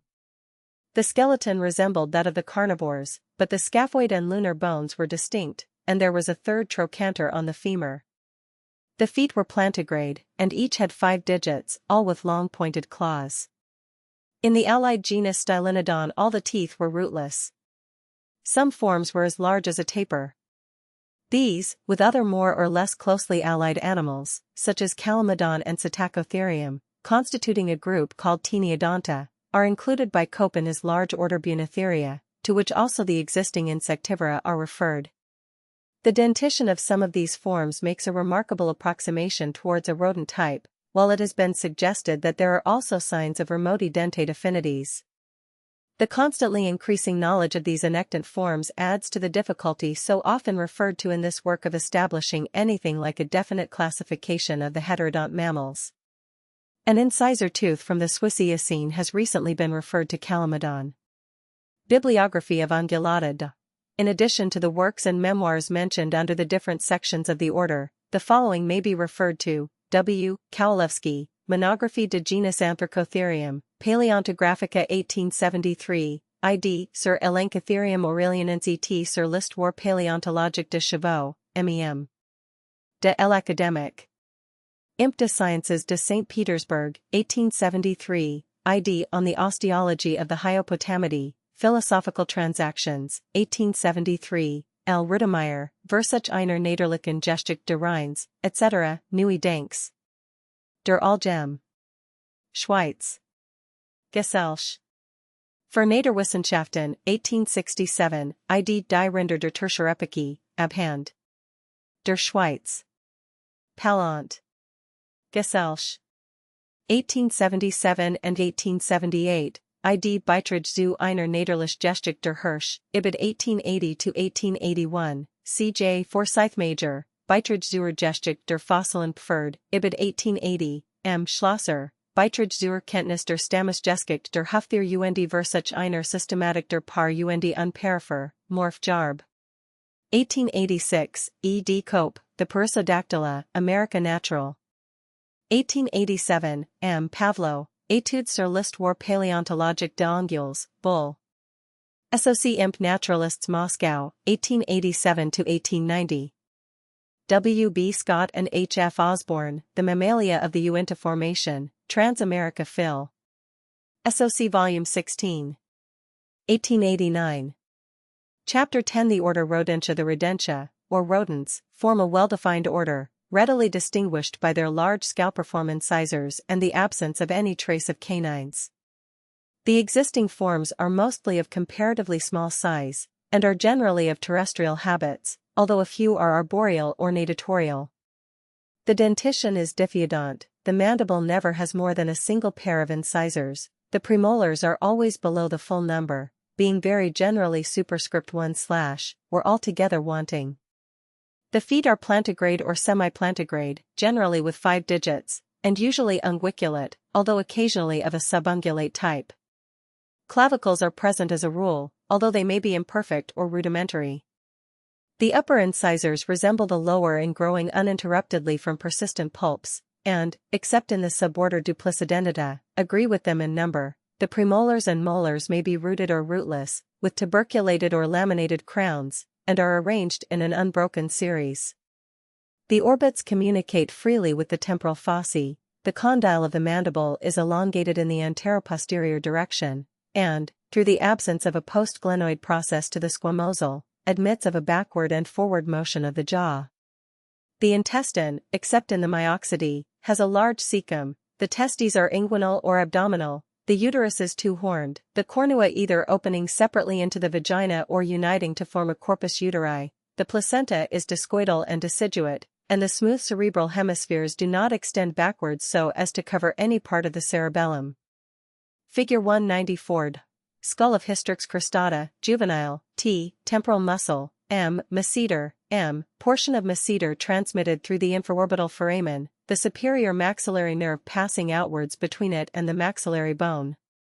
The rodents include by far the greatest number of species, and have the widest distribution of any of the orders of terrestrial mammals, being in fact cosmopolitan, although more abundant in some parts than in others. The total number of known existing species exceeds 900. South America may be regarded as their headquarters at the present day, while in Australia and Madagascar they are represented only by a few genera. All the rodents are exclusively herbivorous, and the whole of them gather their food by gnawing. They present considerable diversity of habits. Thus the squirrels are arboreal, and some of them provided with a parachute for taking flying leaps from tree to tree. The hares are cursorial, the jerboas agile jumpers, the mole rats fossorial, while the beavers and water voles are aquatic. In spite, however, of this diversity of habits, the rodents present a remarkable similarity in general structure, so much so, indeed, that the characters employed for distinguishing the various families and genera are comparatively trivial, and of slight structural importance. The skull of the rodents is characterized by the invariable presence of the zygomatic arch, of which the middle portion is formed by the jugal, figure 7 and p37, and, as already mentioned, the orbit communicates freely with the temporal fossa. There is invariably a long diastema separating the incisors from the cheek teeth, and, with the exception of the duplicedentata, the glenoid cavity of the squamosal is elongated antero-posteriorly. Postorbital processes of the frontals exist only in the squirrels, marmots, and hares. In all other genera they are rudimentary or altogether absent. The zygoma never sends upwards a corresponding process. The lacrimal foramen is always within the orbital margin. In many species the infraorbital foramen is very large, in some as large as the orbit, and transmits part of the great masseter muscle, figure 194, m, by means of which the jaws are worked. The zygomatic arch varies in its degree of development, and the position of the jugal therein is used as a distinguishing character for grouping the families. The nasals are, with few exceptions, large, and extend far forwards. The parietals are moderate, and there is generally a distinct interparietal. The palate is narrow from before backwards, this being especially pronounced in the hares, where it is reduced to a mere bridge between the premolars, while in other cases, as in the mole rats, Bathyerginae, it is extremely narrow transversely, its width being less than that of one of the molar teeth. Auditory bulli are always present, and generally large. In some genera, as in the gerbils and jerboas, there are also supplemental mastoid bulli forming great hemispherical bony swellings at the back of the skull, see figure 7, por, and in these genera, and in the true hares, the meatus auditorius is tubular and directed upwards and backwards. The mandible is characterized by the abruptly narrowed and rounded symphysial part supporting the large incisors, as well as by the small size of the coronoid process and the great development of the angular portion. The dental formula varies from I superscript 2/C/P superscript 3/2, M superscript 3/3, total 28, in the duplicedentata to I superscript 1/C/P/M superscript 2/2, total 12, in hydromes, xeromes, and one species of heterocephalus, but in the great majority of forms it is very constant, I superscript 1/C/P superscript 1/M superscript 3/3 being very typical. Only in the duplicedentata is there a second pair of upper incisors, which are of very small size, and situated immediately behind the large normal pair. This group is also peculiar in that the enamel of the incisors is not confined to their anterior surfaces, but extends partially onto their sides. It is by reason of the thick layer of enamel on their anterior surface and its absence from the posterior surface that the incisors maintain their sharp chisel-like edge, which is so essentially characteristic of the order. Both the upper and the lower incisors are regularly curved, the curvature being somewhat greater in the upper ones, and since they grew continuously from persistent pulps, it is quite evident that should any accident, such as the loss of one of them, or displacement by fracture of the jaw, prevent the regulation of the length by attrition against one another, the unopposed tooth will gradually curve upon itself until a complete circle or more has been formed, the tooth, perhaps, passing during its growth through some part of the animal's head. The molars, as already mentioned, may be rooted or rootless, tuberculated or laminated, this diversity of structure occurring even in the same family. When there are more than 3 cheek teeth, those in front of the last 3 have succeeded milk teeth, and must therefore be considered premolars. In some species, as in the agoutis, Dasyproctidae, the milk teeth are long retained, while in the allied cavies, Cavidae, they are shed before birth. Figure 195. Vertical and longitudinal section through skull of the beaver, castor fiber, showing the cerebral cavity, the greatly developed terminal lamellae, the mode of implantation of the large incisor, and the curved, rootless molars. There are generally 19 dorso-lumbar vertebrae, 13 dorsal and 6 lumbar, their form varying in the different genera. In the cursorial and leaping species, the lumbar transverse processes are generally very long, and in the hares there are large compressed hypopophyses. The caudal vertebrae exhibit great variety in structure, being in a rudimentary condition in the guinea pig, while in the jumping hares and prehensile-tailed porcupines they are of very large dimensions. The scapula is usually narrow, with a long acromion. The clavicles may be altogether absent or imperfect, as in the porcupines, cavies, and hares, but in most species they are well developed. In all existing forms the humerus has no antepicondylar foramen, and the radius and ulna are distinct. In most species the manus has 5 digits, with phalanges normally developed, the pollex being rarely rudimentary or absent. The pelvis has well-developed ischia and pubes, meeting in a long, and usually bony, symphysis. The femur varies considerably in form, but generally has a well-defined third trochanter. In the Siuran and Hystracine rodents the tibia and fibula are distinct, but in the rats and other murines, and in the hares, these bones are united, often high up. The pes is much more variable than the manus, the digits varying in number from 5, as in the squirrels and rats, to 4, as in the hares, or even 3, as in the capybara, viscacha, and agouti. In the Dipodidae the metatarsals are greatly elongated, and in some of the species, as in the jerboas, they are ankylosed together. The mouth is divided into 2 cavities communicating by a constricted orifice, an anterior one containing the large incisors, and a posterior one in which the molars are placed, the hairy integument of the face being continued inwards behind the incisors. This peculiar arrangement evidently prevents substances not intended for food getting into the mouth, as when the animal is engaged in gnawing through an obstacle. In the hares and pacas the inside of the cheeks is hairy, and in some species, as in the pouched rats and hamsters, there are large internal cheek pouches lined with the hairy integument, which open near the angles of the mouth and extend backwards behind the ears. In the New World pouched rats, Geomyidae, the pouches open externally on the cheeks. The tongue presents little variability in length, being always short and compressed, with an obtuse apex never protruded beyond the incisors. In most species there are 3 circumvallate papillae at the base, and the apical portion is generally covered with small filiform papillae, some of which in the porcupines, hystrix, become greatly enlarged, forming toothed spines. The stomach varies in form from the simple oval sac of the squirrel to the complex ruminant-like organ of the lemming. In the water vole, Arvicola amphibius, and the agouti, Dasyprocta agouti, it is strongly constricted between the esophagus and pylorus. In the common dormouse the esophagus immediately before entering the stomach is much dilated, forming a large egg-shaped sac with thickened glandular walls, and in some other species, as in Lophiomys imhausi and in the beaver, glandular masses are attached to and open into the cardiac or pyloric pouches. The alimentary canal, figure 196, of all rodents, with the exception of the dormice, Myoxidae, has a cecum, which is often of great length and sacculated, as in the hares, water voles, and porcupines. In some instances, as in the hamster and water vole, the long colon is spirally twisted upon itself near its commencement. The liver is typically divided in all, but the lobes are variously subdivided in the different species. In Capromys they are divided into minute lobules, and the gallbladder, though present in most, is absent in a few. In most species the penis, which is generally provided with a bone, can be more or less completely retracted within the fold of integument surrounding the anus, where it lies curved backwards upon itself under cover of the integument. It may, however, be carried forward some distance in front of the anal orifice, from which in the breeding season, as in the voles and marmots, the prominent testicular mass separates it.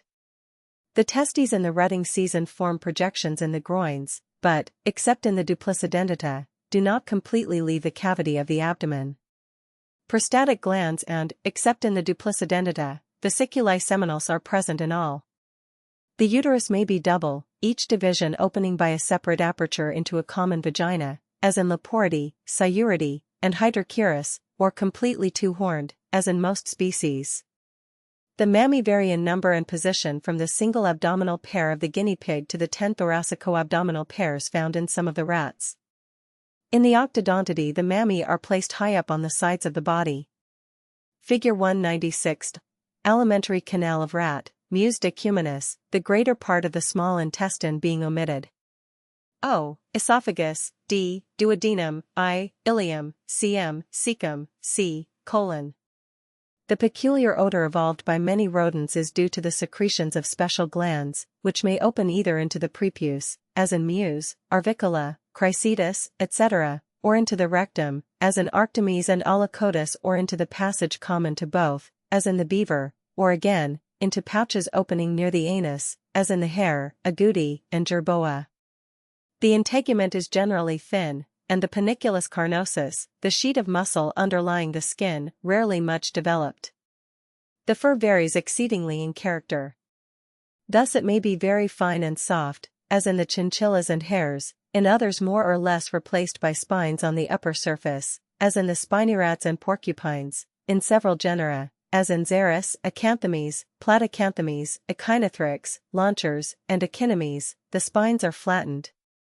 In the muscular structures, the chief peculiarities are noticeable in the comparatively small size of the temporal muscles, and in the great double masseters, figure 194, which are the principal agents in gnawing. The digastrics also are remarkable for their well-defined central tendon, and in many species their anterior bellies are united between the mandibular rami. The cladomastoid generally arises from the base occipital, and the pectoralis major is connected with the latissimus dorsi. In the porcupines and hares, the tendons of the flexor digitorum longus and flexor hallucis longus are connected in the foot, while in the rats and squirrels they are separate, and the flexor digitorum longus is generally inserted into the metatarsal of the hallux. 290. Rodents are tolerably well represented in a fossil condition from the period of the Upper Eocene, while if Decticadapus, of the Lower Eocene of Reims, is rightly referred to it, the order dates from the oldest Tertiary. All the fossil forms at present known are, however, essentially true rodents, and afford no clue as to the relations of the order with other mammals. The remote affinities of the rodents to the Proboscidea, as well as their more marked resemblances to Typotherium, have been already mentioned. Whether there is a real genetic affinity, as Professor Cope suggests, with the Tilodontia cannot be decided with the evidence at present available. Suborder Simplicidentata. Only one pair of upper incisors, having their enamel confined to their front surfaces. Incisive foramina moderate and distinct, fibula not articulating with the calcaneum. Testes abdominal, and descending periodically only into a temporary sessile scrotum. Section Sciuromorpha. Zygomatic arch slender, chiefly formed by the jugal, which is not supported by a long maxillary process extending backwards beneath it, postorbital processes of frontal present or absent, infraorbital opening small, except in Anomalurus, mandible with the angular part arising from the inferior surface of the bony socket of the lower incisor, clavicles well developed, fibula distinct. Family Animaluridae. Arboreal forms, having their limbs connected by a cutaneous expansion supported by a cartilaginous process arising from the olecranon, tail long and hairy, with large imbricated scales on its inferior surface near the root, 16 pairs of ribs, no postorbital processes on the frontals, p superscript 1/, molars not tuberculate, with transverse enamel folds. Confined to the Ethiopian region. Figure 197. Anomalurus fulgens. From Alston, Proc. Zoll. SOC 1875. Anomalurus, 291, with several species from West and Central Africa, alone represents the family. The peculiar caudal scales, which evidently assist the animal in climbing, and the position of the cartilaginous support of the parachute, are well shown in Figure 197. All the species but two are from Western Africa. A. orientalis occurs near Zanzibar, and A. pusillus is from the equatorial regions of that continent. According to Mr. O. Thomas, 292, the latter little animal is most nearly allied to the West African A. b. crofti, but differs from that species in its duller and less yellow upper side, in the entire absence of rufous on its neck and belly, and, as from all the other described species, in its diminutive size. Family Sciuridae. Arboreal or terrestrial forms, with cylindrical hairy tails, without scales, and with 12 or 13 pairs of ribs. Skull, figures 198, 199, with distinct postorbital processes, infraorbital opening small, palate broad, P superscript 2/, first upper premolar very small or deciduous, molars rooted, tubercular. Subfamily Sciurinidae. Incisors compressed, form slender, tail long and hairy. Cosmopolitan, excluding Australian region. Figure 198. Lateral view of skull of American marmot, Arctomys monax. This subfamily includes the true squirrels, of which 7 existing genera are usually recognized. Sciurus, 293, tail long and bushy, ears generally well developed, pointed, often tufted, feet adapted for climbing, the anterior having 4 digits and a rudimentary pollex, and the posterior with 5 digits, all of which have long, curved, and sharp claws. Mammy, from 4 to 6. Skull, figure 199, lightly built, with long postorbital processes. Penultimate upper premolar, when present, minute. Figure 199. Palatal aspect of cranium of squirrel, Sciurus bicolor. Natural size. True squirrels are found in most of the temperate and tropical regions of the world, exclusive of Madagascar and the Australian region.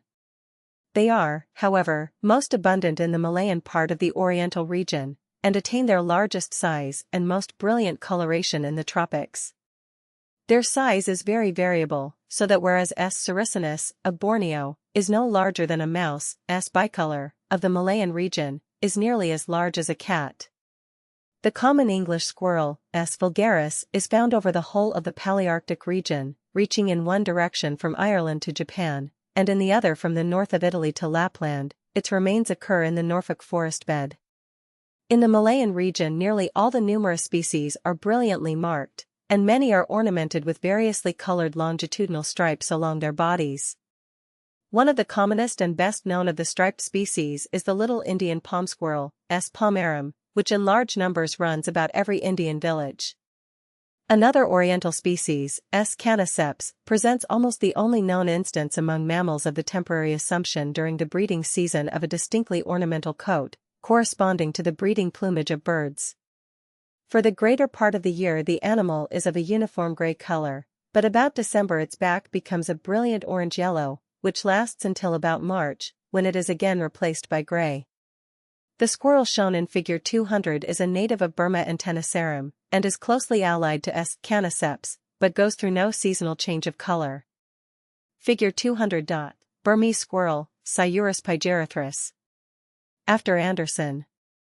The number of species in the genus is about 75, of which 3 belong to the Palearctic, 15 to the Ethiopian, about 40 to the Oriental, and 16 to the combined Nearctic and Neotropical regions. Thomas.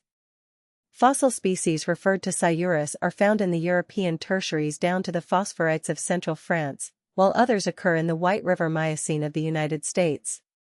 Rhythrosciurus, 294, a very striking squirrel, confined to Borneo, and as yet only known from 3 or 4 examples, has been separated generically under this name. The general shape of its skull is very different from that of other squirrels, but its most peculiar characteristic is the presence of from 7 to 10-minute parallel vertical grooves running down the front face of its incisors, no other squirrel having really grooved incisors, and no other member of the whole order incisive grooves resembling these. Its premolars number superscript 1/, and its molars are simpler and less ridged than in the other genera. This squirrel, R. macrotis, is far larger than the English, with an enormously long bushy tail, long tufted ears, and black and white bands down its sides. Xeris, 295, fur coarse and spiny. Claws long and comparatively straight. Ear conchs minute or absent.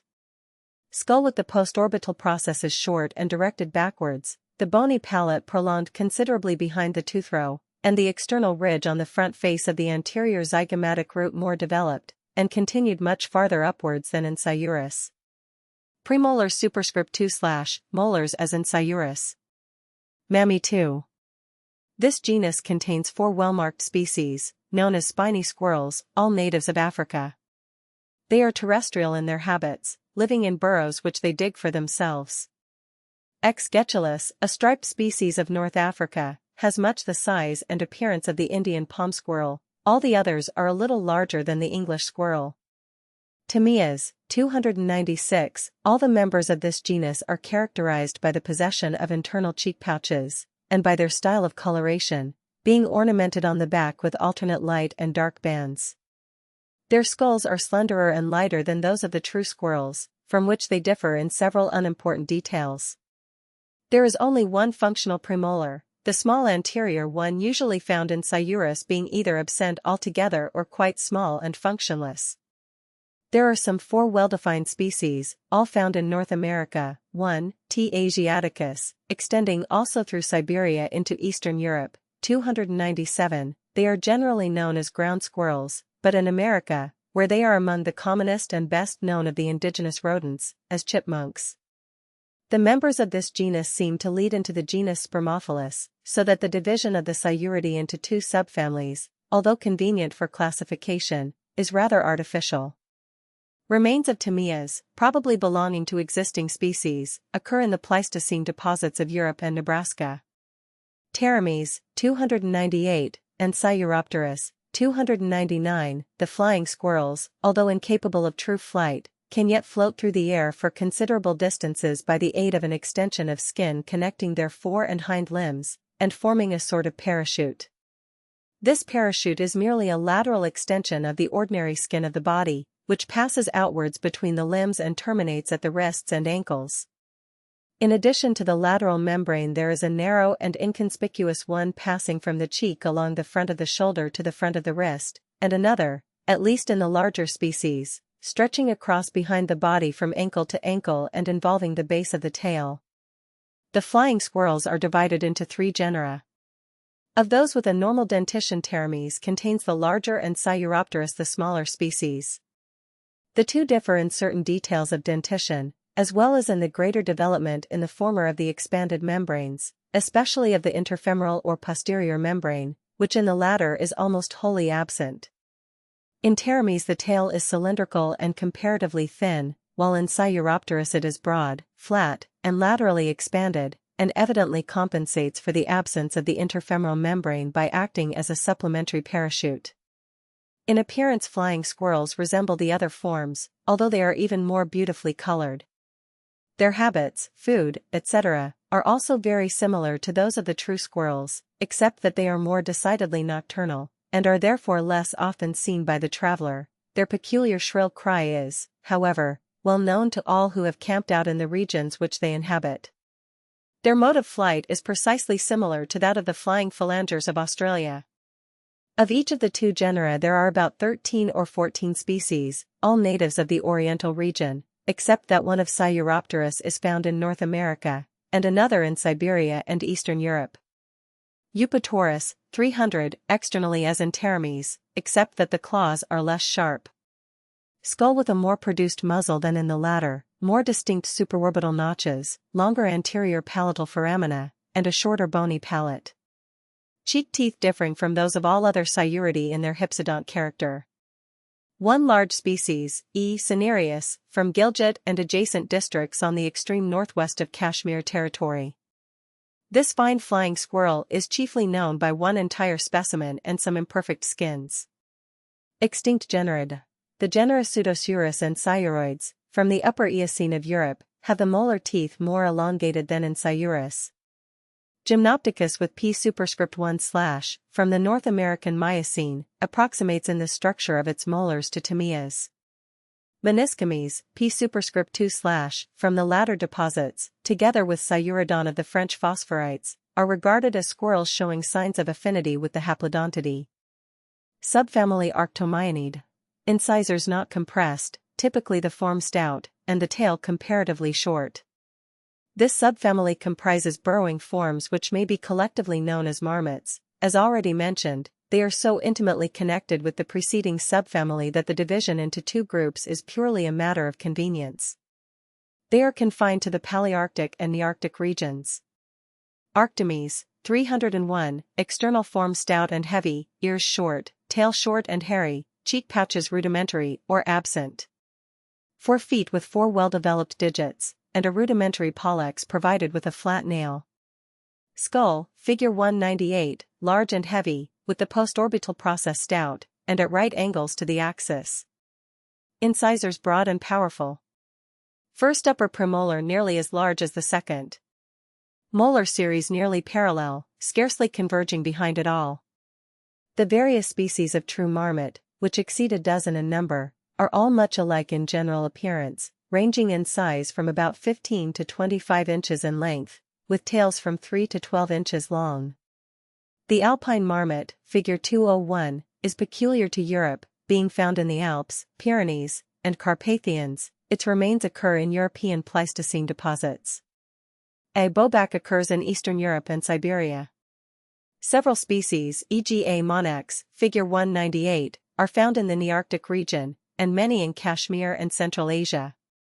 The long-tailed red marmot, A. caudatus, is a fine Himalayan species, which may be seen on the mountain passes to the north of the Valley of Kashmir, as soon as the snow begins to disappear, sitting at the entrance to its burrow, which is generally beneath a rhubarb plant. Figure 201. Alpine marmot, Arctomys marmota. After Brehm. The following account of the habits of the alpine marmot is given by Professor Blasius. Marmots live high up in the snowy regions of the mountains, generally preferring exposed cliffs, whence they may have a clear view of any approaching danger, for which, while quietly basking in the sun or actively running about in search of food, a constant watch is kept. When one of them raises the cry of warning, the loud piercing whistle so well known to travelers in the Alps, they all instantly take to flight and hide themselves in holes and crannies among the rocks, often not reappearing at the entrance of their hiding places until several hours have elapsed, and then frequently standing motionless on the lookout for a still longer period. Their food consists of the roots and leaves of various alpine plants, which, like squirrels, they lift to their mouths with their 4 paws. For their winter quarters they make a large round burrow, with but one entrance, and ending in a sleeping place thickly lined with hay. Here often from 10 to 15 marmots pass the winter, all lying closely packed together fast asleep until the spring. Cinemes, 302, size and form intermediate between Arctomys and Spermophilus. Ears and tail short. Cheek pouches shallow. 4 feet with 5 claws, that on the pollex as large as that on the 5th toe.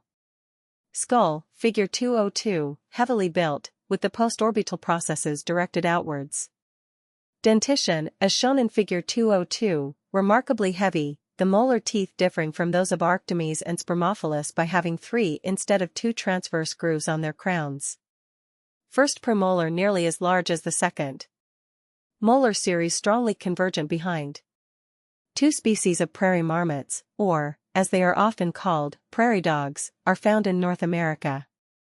They live together in large communities, inhabiting burrows excavated at short distances apart, and feeding on the buffalo grass which covers the plains.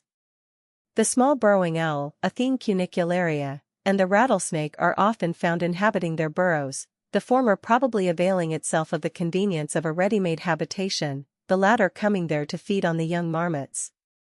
Figure 202. Palatal aspect of the cranium of the prairie marmot, Cinemes ludovicinus. Spermophilus, 303, size much smaller than in either of the preceding genera, form more slender and squirrel-like. Tail very variable, from 1 to 8 or 9 inches in length. Cheek pouches always present. 4 feet with 4 well-developed toes and a rudimentary pollex, of which the claw may be either present or absent.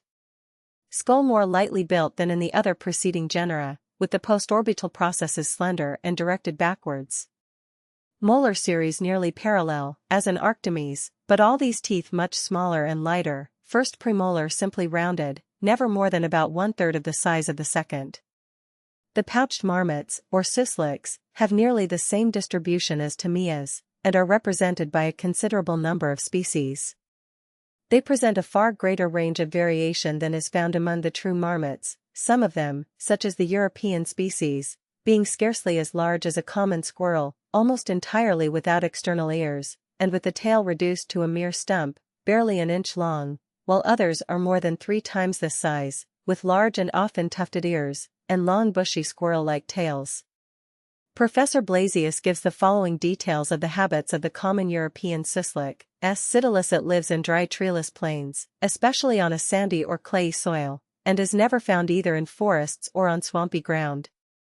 It forms burrows, often 6 or 8 feet deep, in which food is stored up and the winter sleep takes place. Each burrow has but one entrance, which is closed up when winter approaches, a second hole, however, being previously formed from the sleeping place to just below the surface of the ground. The second hole is opened the next year, and used as the ordinary entrance, so that the number of closed-up holes round a burrow gives an indication of the length of time that it has been occupied.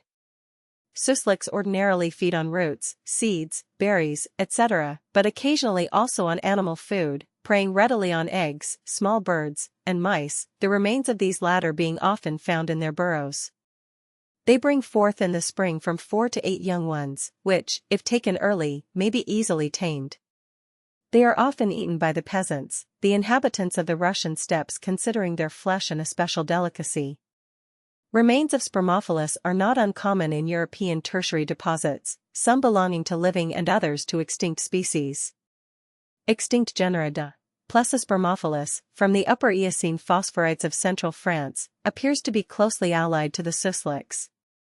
Plesiarctomys, Sciurivus or Permis, which is common to the middle tertiaries of Europe and North America, appears to be a generalized form, showing some resemblance both to Arctomys and Sciurus, but with tritubercular upper molars and no postorbital processes to the skull, in the latter respect agreeing with the next family. In the size of the preorbital vacuity the skull resembles the Hystricomorpha. Family Haplodontidae. Distinguished from the Sciuridae by the absence of postorbital processes to the frontals, the depressed skull, and the rootless cheek teeth. Premolar superscript 2/ the penultimate upper one small. Haplodon, 304, H. rufus and H. major, of North America, west of the Rocky Mountains, are the only representatives of the family. Their habits are similar to those of Cinemes. Family Castoridae. Skull massive, without postorbital processes, the angle of the mandible rounded, and the cheek teeth rootless, with re-entering enamel folds. Premolar superscript 1/. Habits natatorial. Castor, 305, the upper molars are subequal, each with 1 internal and 2 external enamel folds. The stomach has a large glandular mass situated to the right of the esophageal orifice, the anal and urethro-genital orifices open within a common cloaca, the tail is broad, horizontally flattened, and naked, and the hind feet are webbed. 1 or 2 species, Palearctic and Nearctic.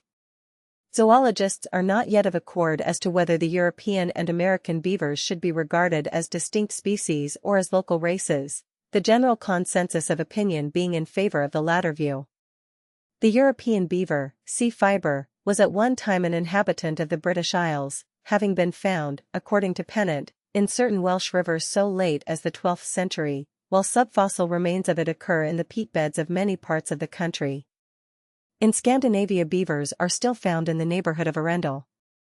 Isolated pairs are occasionally met with on the banks of the Rhone, Weser, and Elbe, and a considerable number are kept in a park belonging to the Emperor of Austria, on the banks of the Danube. They also occur sparingly in Russia and Poland, in the streams of the Ural Mountains, and in those which flow into the Caspian. They live in burrows on the banks of rivers, like the water rat, and show little of the architectural instinct so conspicuous in the American form, but this may be owing to unfavorable external conditions rather than to want of the faculty, for there is a well-authenticated instance of a colony of beavers, on a small stream near Magdeburg, whose habitations and dam were exactly similar to those found in America.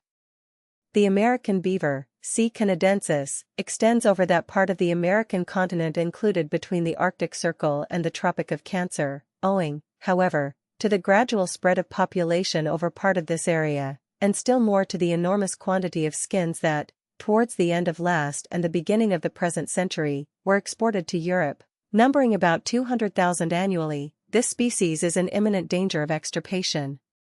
It is distinguished from the European beaver by the shorter and somewhat wider nasals. Remains of extinct species of castor occur in the Pliocene of Europe, and in the North American Miocene, the one from the last mentioned deposits being of small size, and separated by some writers as eucaster. Extinct Generid. A very large beaver known as Trogontherium diabroticus, and distinguished by the nature of the enamel folds of the molars, occurs in the Upper Pliocene and Pleistocene of Europe. Calicomes, steniofiber, is a considerably smaller form from the Miocene of Europe and the United States, distinguished from all existing rodents by the presence of an antepicondylar foramen in the humerus. Paleocaster, of the North American Miocene, is allied. Section Myomorpha. Figure 203. Side view of skull of Fiberzobethicus, natural size. Skull, Figure 203, with slender zygomatic arch, in which the jugal seldom extends far forwards, being usually supported by the long zygomatic process of the maxilla, no postorbital process, infraorbital vacuity variable, angle of mandible, except in the Bathyergeny, rising from the inferior surface of the incisive alveolus. Clavicles well developed, except in Lophiomys. Tibia and fibula united. Family Myoxidae. Small arboreal forms, with long hairy tails, large eyes and ears, and short forelimbs. No cecum in the intestine. Skull with narrow frontals, a high and narrow infraorbital vacuity of moderate size, and a long and slender coronoid process to the mandible. Premolars superscript 1/ molars rooted, with transverse enamel folds. The dormice form a natural family allied to the squirrels in form and habits, and confined to the Palearctic and Ethiopian regions. The absence of the cecum distinguishes them from all other members of the order. They are usually divided into the following 5 genera, but some of these are of very doubtful value, and it might be preferable to retain Muscardinus and include all the others in Myoxus, 306, Myoxus, 307, represented by the European M. glis, and characterized by the bushy disticus tail, simple stomach, and the large size and complex enamel folds of the molars, which have flat crowns. Eleomys, 308, tail tufted and disticus, stomach simple, and the molar small, with concave crowns and indistinct enamel folds. Some 7 species, Ethiopian and Palearctic. Graphiurus, 309, tail short, cylindrical, and tufted at the end, molars very small, with the enamel folds almost absent. Some 3 Ethiopian species. Claviglis, 310, represented by 1 West African species, said to be distinguished from all other forms by the shorter tail, which is more distinctly penciled. The right to generic distinction is, however, very problematical. Muscardinus, 311, includes the common dormouse, M. avellanarius, of Europe, distinguished by the cylindrical bushy tail, and thickened glandular walls of the cardiac extremity of the esophagus. The molars have flat crowns, with complex enamel folds. Fossil dormice. Using the generic term Myoxus in a more extended sense than the above, it has existed in Europe from the date of the Upper Eocene. A species nearly as large as a guinea pig, with very complex molars, is common in the Pleistocene of Malta. Family Lophiomyidae. Figure 204. Lophiomys imhausi. From Milne Edwards. The genus Lophiomys, 312, represented only by L. imhausi, Figure 204, of Northeast Africa, differs from the typical Muridae in having the temporal fossae roofed over by a thin plate of bone, rudimentary clavicles, and an opposable hallux. On these grounds it has been made the type of a family, but since all the features are murine, the dentition being that of a typical chrysotine, it appears doubtful whether that distinction is justifiable. The hair forms a crest along on the back, and is of a peculiar structure. The habits of this rodent are arboreal. Family Muridae. Skull, Figure 203, with contracted frontals, a short and slender jugal, generally reduced to a splint between the zygomatic processes of the maxilla and squamosal, the lower root of the former process more or less flattened into a perpendicular plate, typically, the infraorbital vacuity tall, and wide above and narrow below. Lower incisors compressed, no premolars wink with a frown 313, molars rooted, or rootless, tuberculate, or with angular enamel folds. Pollex rudimental, tail generally nearly naked and scaly. Habits various, but mostly terrestrial. This large and cosmopolitan family, which includes more than a third of the existing rodents, is represented by about 40 genera. Subfamily Hydromyinidae. Molars superscript 2/2 in number, rooted, and divided into transverse lobes. Represented by 2 Australasian genera. Hydromes, 314, external form modified for an aquatic life. Tip of muzzle extensively haired, so that the nostrils can be closed. Skull with the infraorbital vacuity crescentic, scarcely narrowed below, and its external wall without the perpendicular zygomatic plate characteristic of most of the family. Incisive foramina very small. 2 species, with habits like those of the water voles, are known from Australia, Tasmania, and New Guinea. In the typical H. chrysogaster the color of the back is black, with an admixture of golden-colored hairs, the belly being of a dark golden hue. 315, Xeromes, 316, external form murine. Tip of muzzle as in Muse, not as in Hydromes. Toes unwebbed. Tail scaly, very finely haired. Skull as in Muse, with the exception of the rounding of the supraorbital edges. Teeth as in Hydromes. Represented by X. myoides, of Queensland, a species about twice the size of the common mouse. This genus serves to connect Hydromes with the other murines, although it is difficult to say to which group it comes nearest. Subfamily Platycanthomyinidae. Molars rooted, with transverse laminae. Flattened spines mingled with the hair, tail thickly haired. Represented by 1 genus. Platycanthomes, 317, the one representative of this genus is P. laziurus, found in the clefts of rocks and hollow trees in southern India at elevations of about 3,000 feet. This elegant little animal closely resembles a dormouse, the tail and body having a length of 6 inches. Subfamily Gerbillinidae. Incisors narrow, molars with transverse laminae, figure 205. Auditory bully very large in most cases. Hind limbs elongated. Tail usually long and hairy. Ranges over the Palearctic, Oriental, and Ethiopian regions. Gerbillus, 318, upper incisors grooved, first molar with 3 laminae, second with 2, and third with 1. There are some 60 species, with a range coextensive with that of the family. The gerbils, with their large and bright eyes and long tufted tails, are very graceful creatures, inhabiting sandy plains, where they form extensive burrows. Remains of existing species are found in cavern deposits in Madras, figure 205. Figure 205. The left ramus of the mandible of Gerbillus indicus, with an enlarged view of the molars, from a cavern deposit in Madras. From the Paleontologia Indica. Pachyurames, 319, the African genus Pachyurames is distinguished by the very large size of the auditory bulla, as well as by the short and fleshy tail, which is club-shaped. The incisors are narrow and faintly grooved. Mistromes, 320, Otomes, 321, and Dacomes, 322, these genera, also from South Africa, differ from Gerbillus in the form of the molars, and are represented by a few species. Malacomes, 323, the one known species of this genus is from the Gabon, and is in some respect intermediate between the true gerbils and the rats.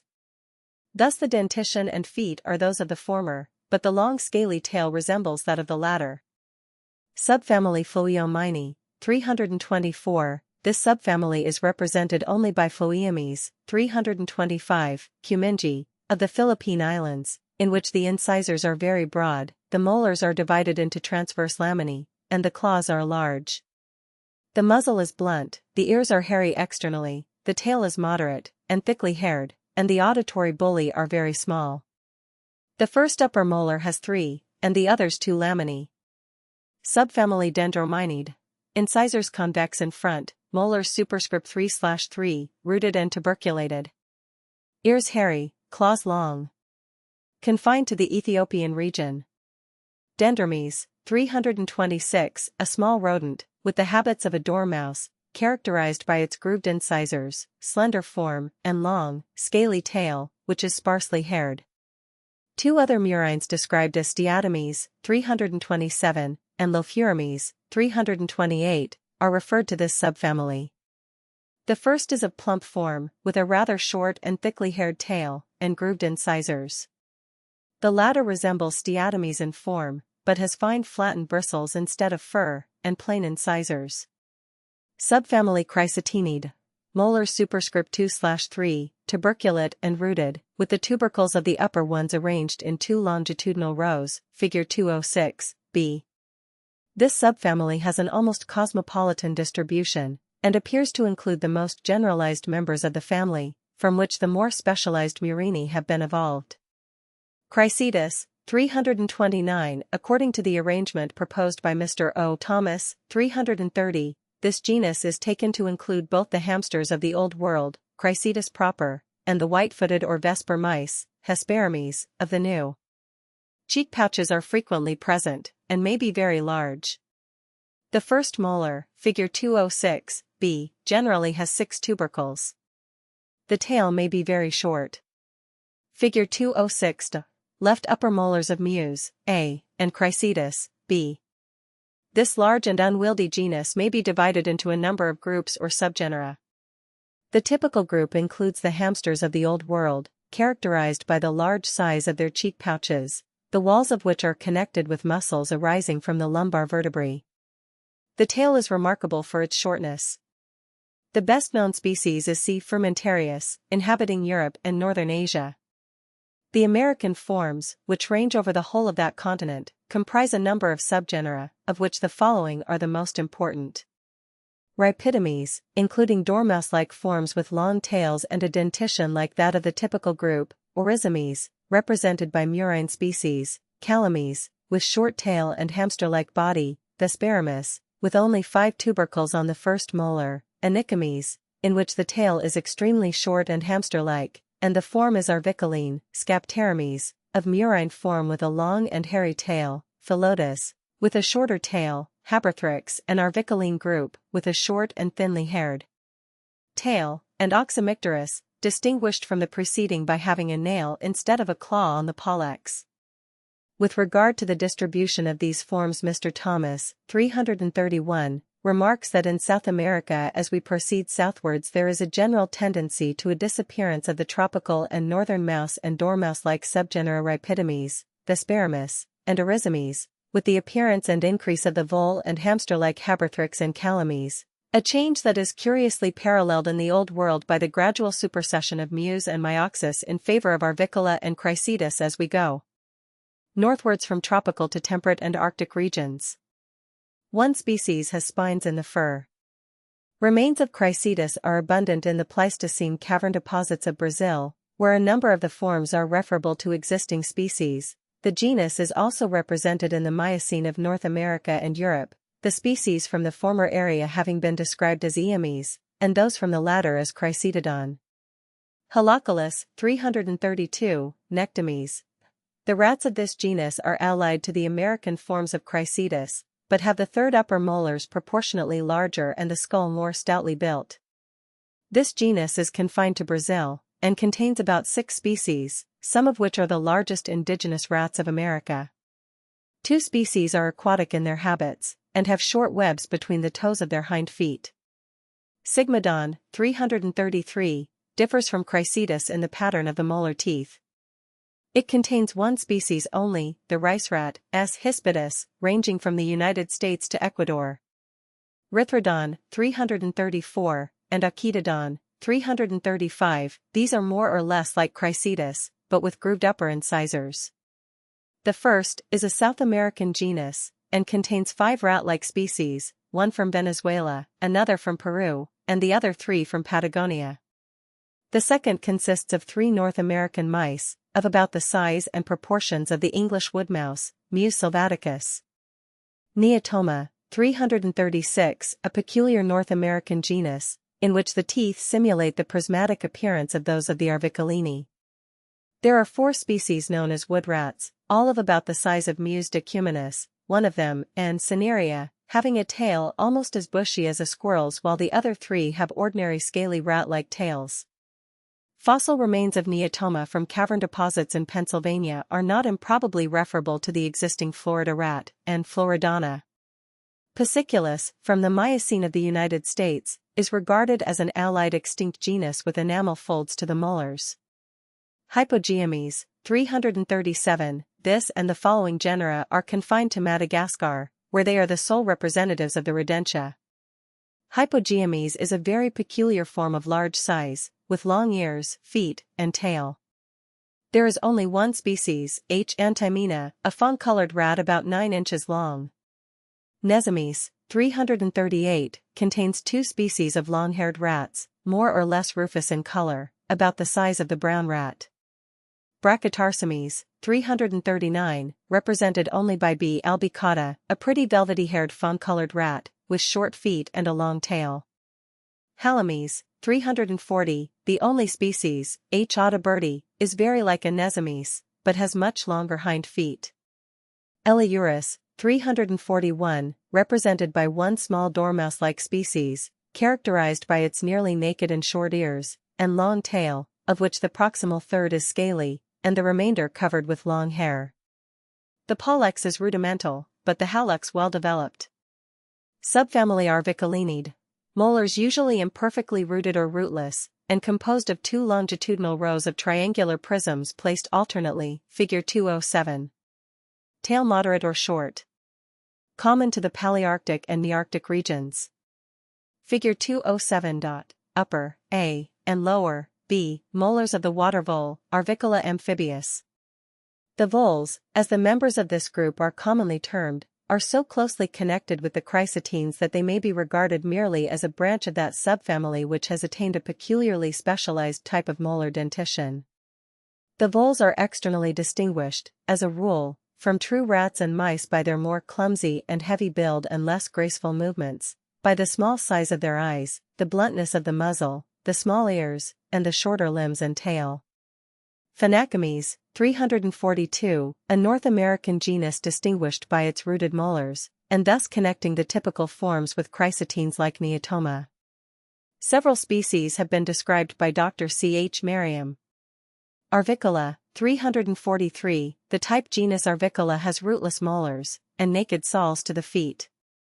It includes over 40 species inhabiting Europe, North America, and Asia, a few species entering into the northern limits of the Oriental region in India. 3 species of the genus are found in the British Isles, of which the following account is given by Mr. O. Thomas. The common water vole, A. amphibius, is as large as the brown rat. Its fur is long, soft, and thick, of a uniform grizzled brown all over, except when, as is not uncommon, it is wholly black. The tail is about half the length of its head and body, and the hind feet are unusually long and powerful, although not webbed, and have 5 rounded pads on their lower surfaces. Its molar teeth, see Figure 207, present the following number of prismatic spaces. In the upper jaw the first, or anterior, has 5, the second 4, and the third 4, of which the last is very irregular in shape, and is sometimes itself divided into 2, making 5 in all. In the lower jaw the first has 7 spaces, of which the 3 anterior are generally not fully separated from one another, the second has 5, and the third 3. These numbers for the different teeth are taken as the characters of the subgenus Paludicola of Dr. Blasius, by whom this method of subdividing the genus was first introduced. The water vole is one of the commonest English mammals, and is perhaps the most often actually seen of all, owing to its diurnal habits. It frequents rivers and streams, burrowing deeply into their banks, and in this way often causing considerable damage.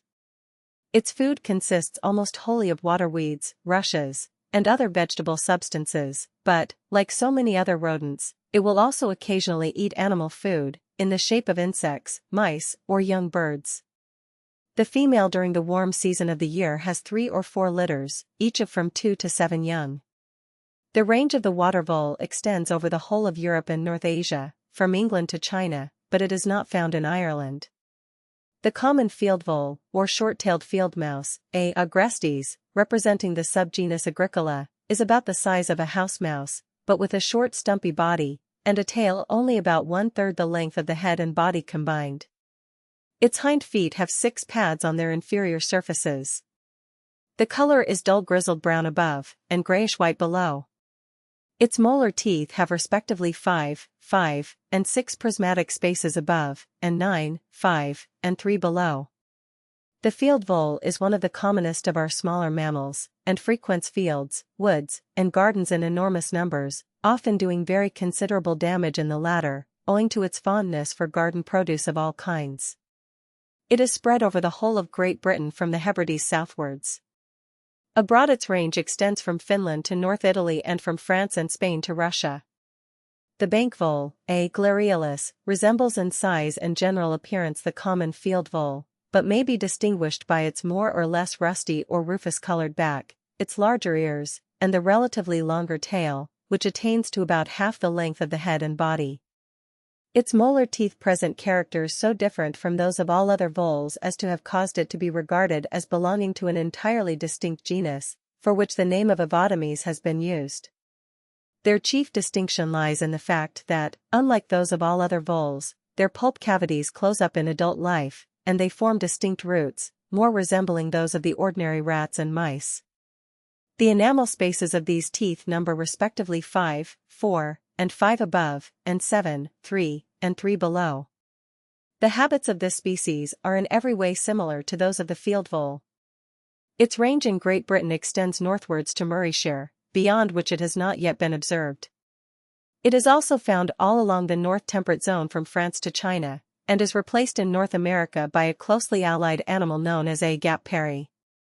It is probable, however, that both A. gap-parry and A. glareolus are only southern climatic offshoots of a still more northern species, the A. rudolus of northern Europe, Siberia, and Arctic America. Fossil remains of Arvicula are common in European Pleistocene deposits, and they have also been obtained from the Upper Pliocene of the Norwich Crag.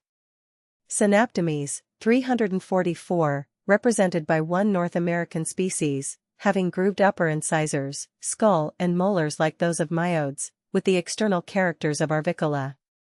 Myodes, 345, distinguished from Arvicula by the more clumsy build, convex obtuse head, extremely short and rabbit-like tail, short ears, small feet, the soles of which are furred, elongated claws, and thick fur, as well as by the breadth and massiveness of the skull, in which the zygomatic arch has a laminar expansion and the palate a peculiar contour. While the root of the lower incisor does not extend behind the last molar, the upper incisors are beveled, and not grooved, and the molars have a characteristic pattern, which cannot be well explained without a figure.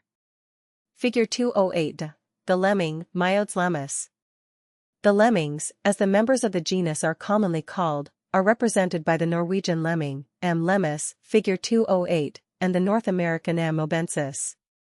Different individuals of the Norwegian lemming vary considerably both in size and color, but its usual length is about 5 inches, and its soft fur yellowish-brown, marked with spots of dark brown and black. It has a short, rounded head, obtuse muzzle, small bead-like eyes, and short rounded ears, nearly concealed by the fur. The tail is very short. The feet are small, each with 5 claws, those of the 4 feet strongest, and fitted for scratching and digging. The usual dwelling place of the lemmings is in the highlands or fells of the great central mountain chain of Norway and Sweden, from the southern branches of the Langfjeldene in Kristiansand to the North Cape and the Varangerfjord. South of the Arctic Circle they are, under ordinary circumstances, exclusively confined to the plateaus covered with dwarf birch and juniper above the conifer region, though in Tromsø Amt and in Finnmarken they occur in all suitable localities down to the level of the sea.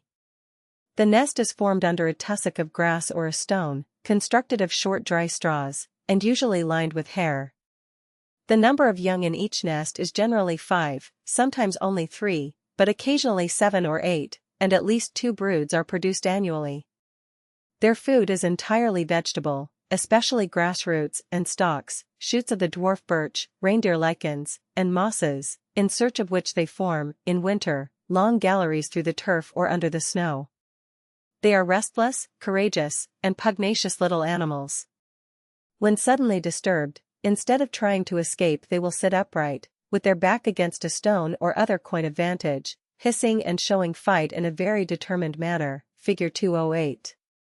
The circumstance which has given more popular interest to the lemming than to a host of other species of the same order of animals is that certain districts of the cultivated lands of Norway and Sweden, where in ordinary circumstances they are quite unknown, are occasionally and at very uncertain intervals, varying from 5 to 20 or more years, literally overrun by an army of these little creatures, which steadily and slowly advance, always in the same direction, and regardless of all obstacles, swimming across streams and even lakes of several miles in breadth, and committing considerable devastation on their line of march by the quantity of food they consume. In their turn they are pursued and harassed by crowds of beasts and birds of prey, as bears, wolves, foxes, dogs, wild cats, stoats, weasels, eagles, hawks, and owls, and never spared by man, even the domestic animals not usually predaceous, as cattle, goats, and reindeer, are said to join in the destruction, stamping them to the ground with their feet, and even eating their bodies. Numbers also die from diseases apparently produced from overcrowding. None ever return by the course by which they came, and the onward march of the survivors never ceases until they reach the sea, into which they plunge, and swimming onwards in the same direction as before perish in the waves.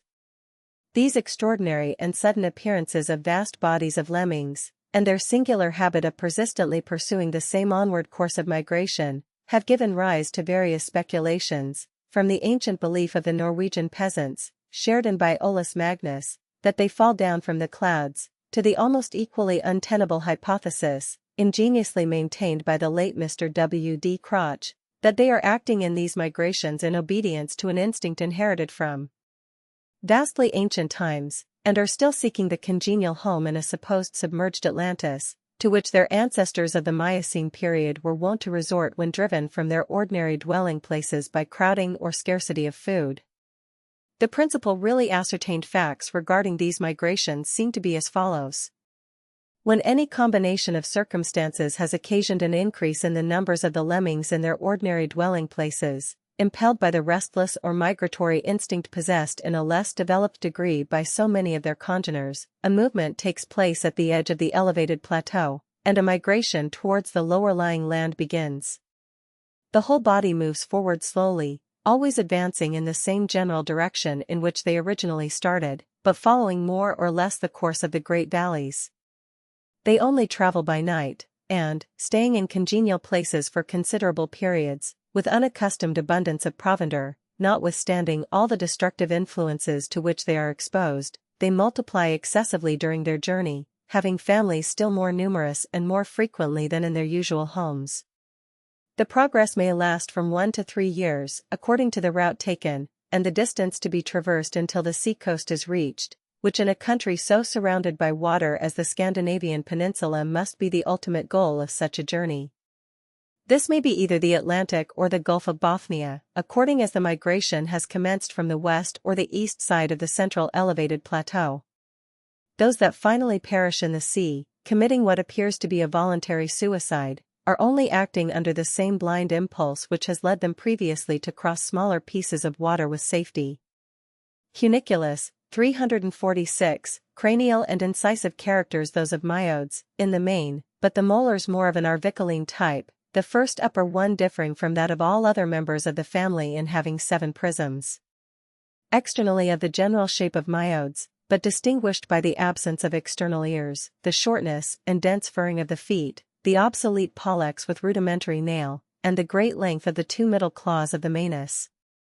Represented by one species, the banded lemming, C. torquatus, of the Arctic region.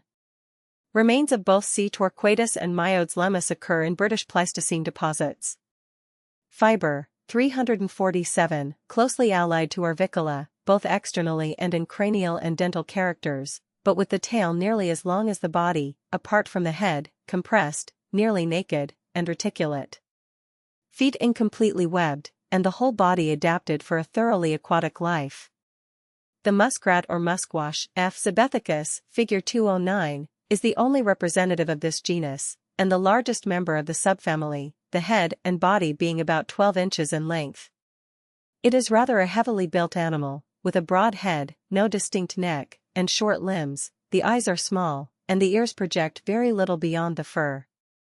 The 4 limbs have 4 toes and a rudimentary thumb, all with claws. The hind limbs are larger, with 5 distinct toes, united by short webs at their bases. The tail is laterally compressed, nearly naked, and scaly. The hair much resembles that of a beaver, but is shorter. It consists of a thick soft underfur interspersed with longer stiff, glistening hairs, which overlie and conceal the former on the upper surface and sides of the body. The general color is dark umber brown, almost black on the back and gray below. The tail and naked parts of the feet are black.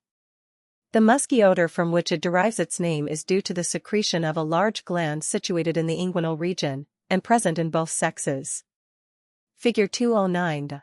The muskrat, Fibers abethicus. The muskrat is peculiar to America, being extensively distributed in suitable localities in the northern part of the continent, extending from the Atlantic to the Pacific, and from the Rio Grande to the barren grounds bordering the Arctic seas. It is aquatic in its habits, living on the shores of lakes and rivers, swimming and diving with great facility, feeding on the roots, stems, and leaves of water plants, or on fruits and vegetables which grow near the margin of the streams it inhabits. Muskrats are most active at night, spending the greater part of the day concealed in their burrows dug out of the bank, consisting of a chamber with numerous passages, all of which open under the surface of the water. For winter quarters they build more elaborate houses of conical or dome-like form, composed of sedges, grasses, and similar materials plastered together with mud.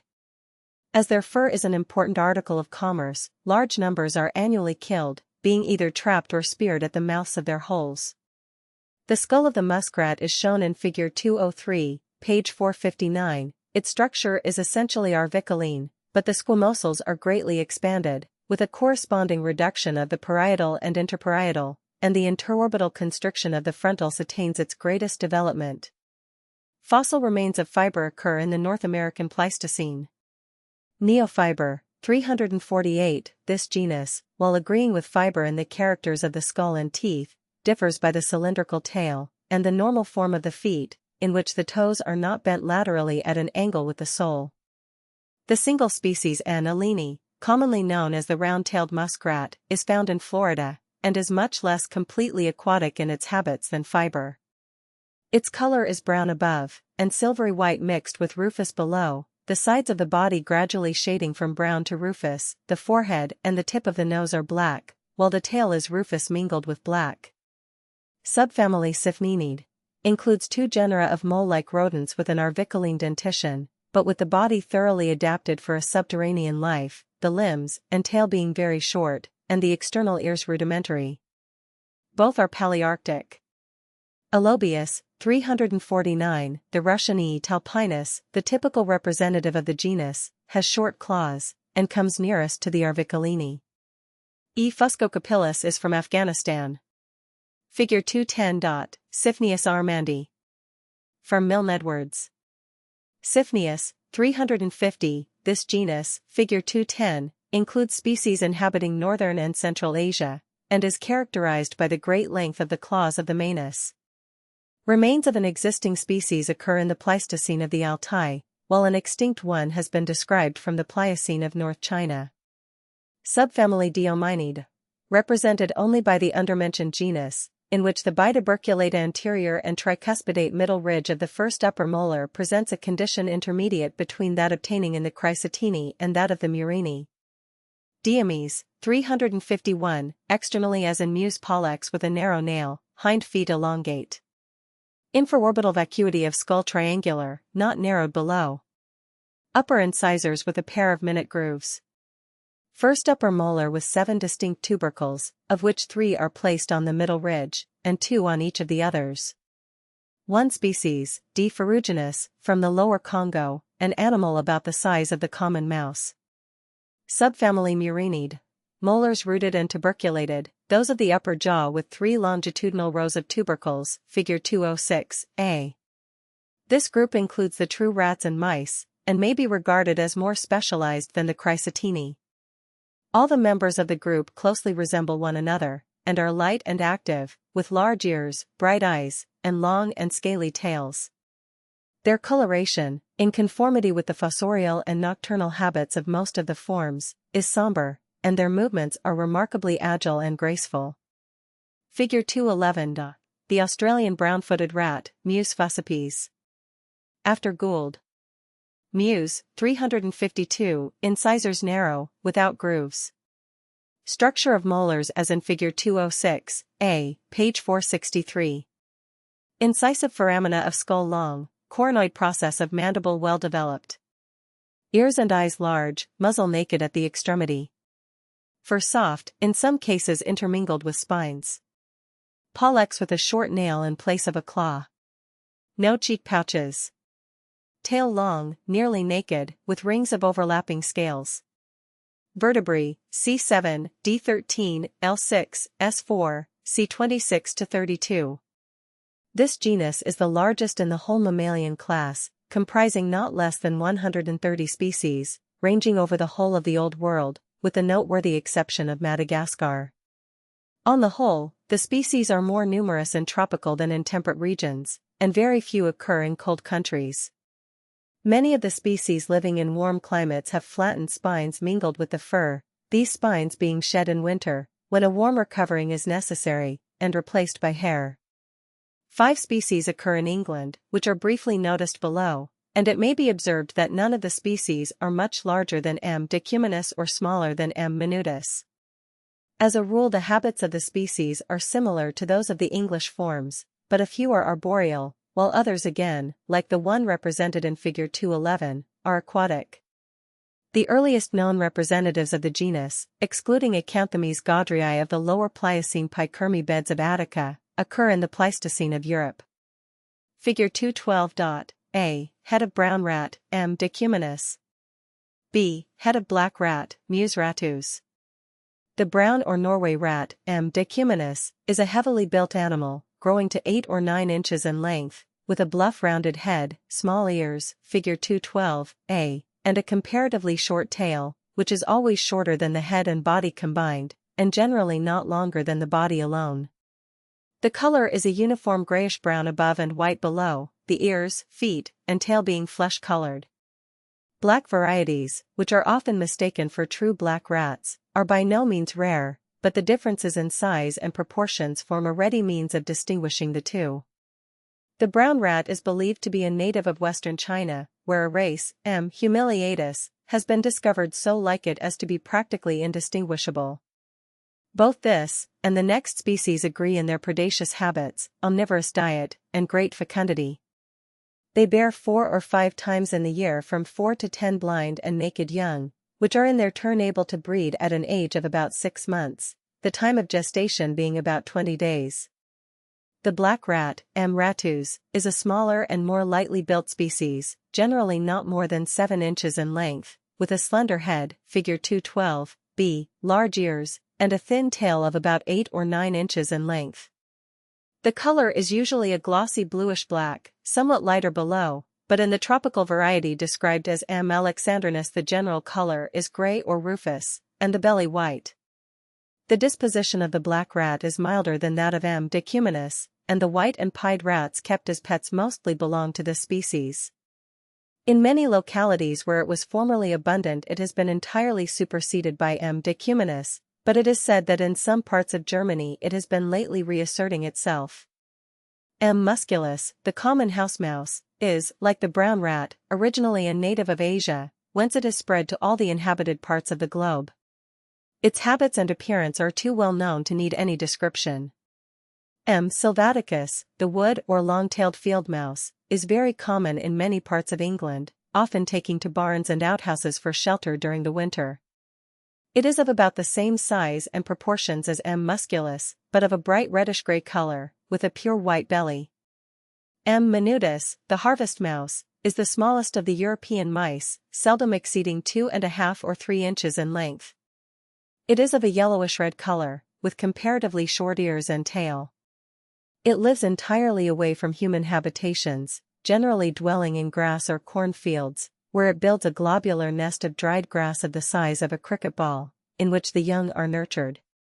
Nosotia, 353, general characters those of Mus, but the incisors and molars very much wider, and the tubercles of the latter more connected by transverse ridges, thus producing a laminated type of structure. This genus has been placed by some writers in a distinct subfamily with Phloemes, but Mr. O. Thomas regards it as so closely allied to Mus that even its generic separation may be open to question. It comprises several species, mostly spread over southern Asia, ranging from Palestine to Formosa, and from Kashmir to Ceylon, but N. scullii is found in Turkestan. The Great Indian Bandicoot rat, N. bandicota, is the largest representative of the subfamily, often exceeding a foot in length. N. bengalensis is remarkable for possessing no less than 18 mammae. Fossil remains of Nossotia occur in the Pleistocene of Madras and in the Pliocene of northern India, those from the first named deposits being referable to existing species. Galunda, 354, like mews, but with a distinct groove down the front of the upper incisors.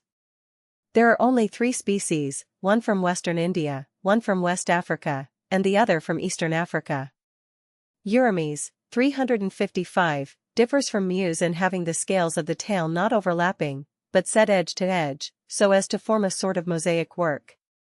There are about 6 species of urames, spread over the northern part of the Australian region from the Aru Islands to Queensland.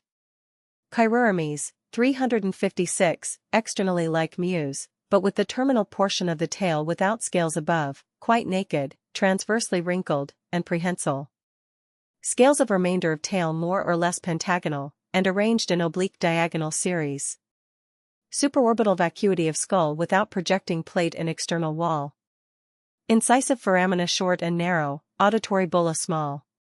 Upper molars very complex, with the tubercles, of which there are 11 in the first tooth, low, and distinctly arranged in transverse rows.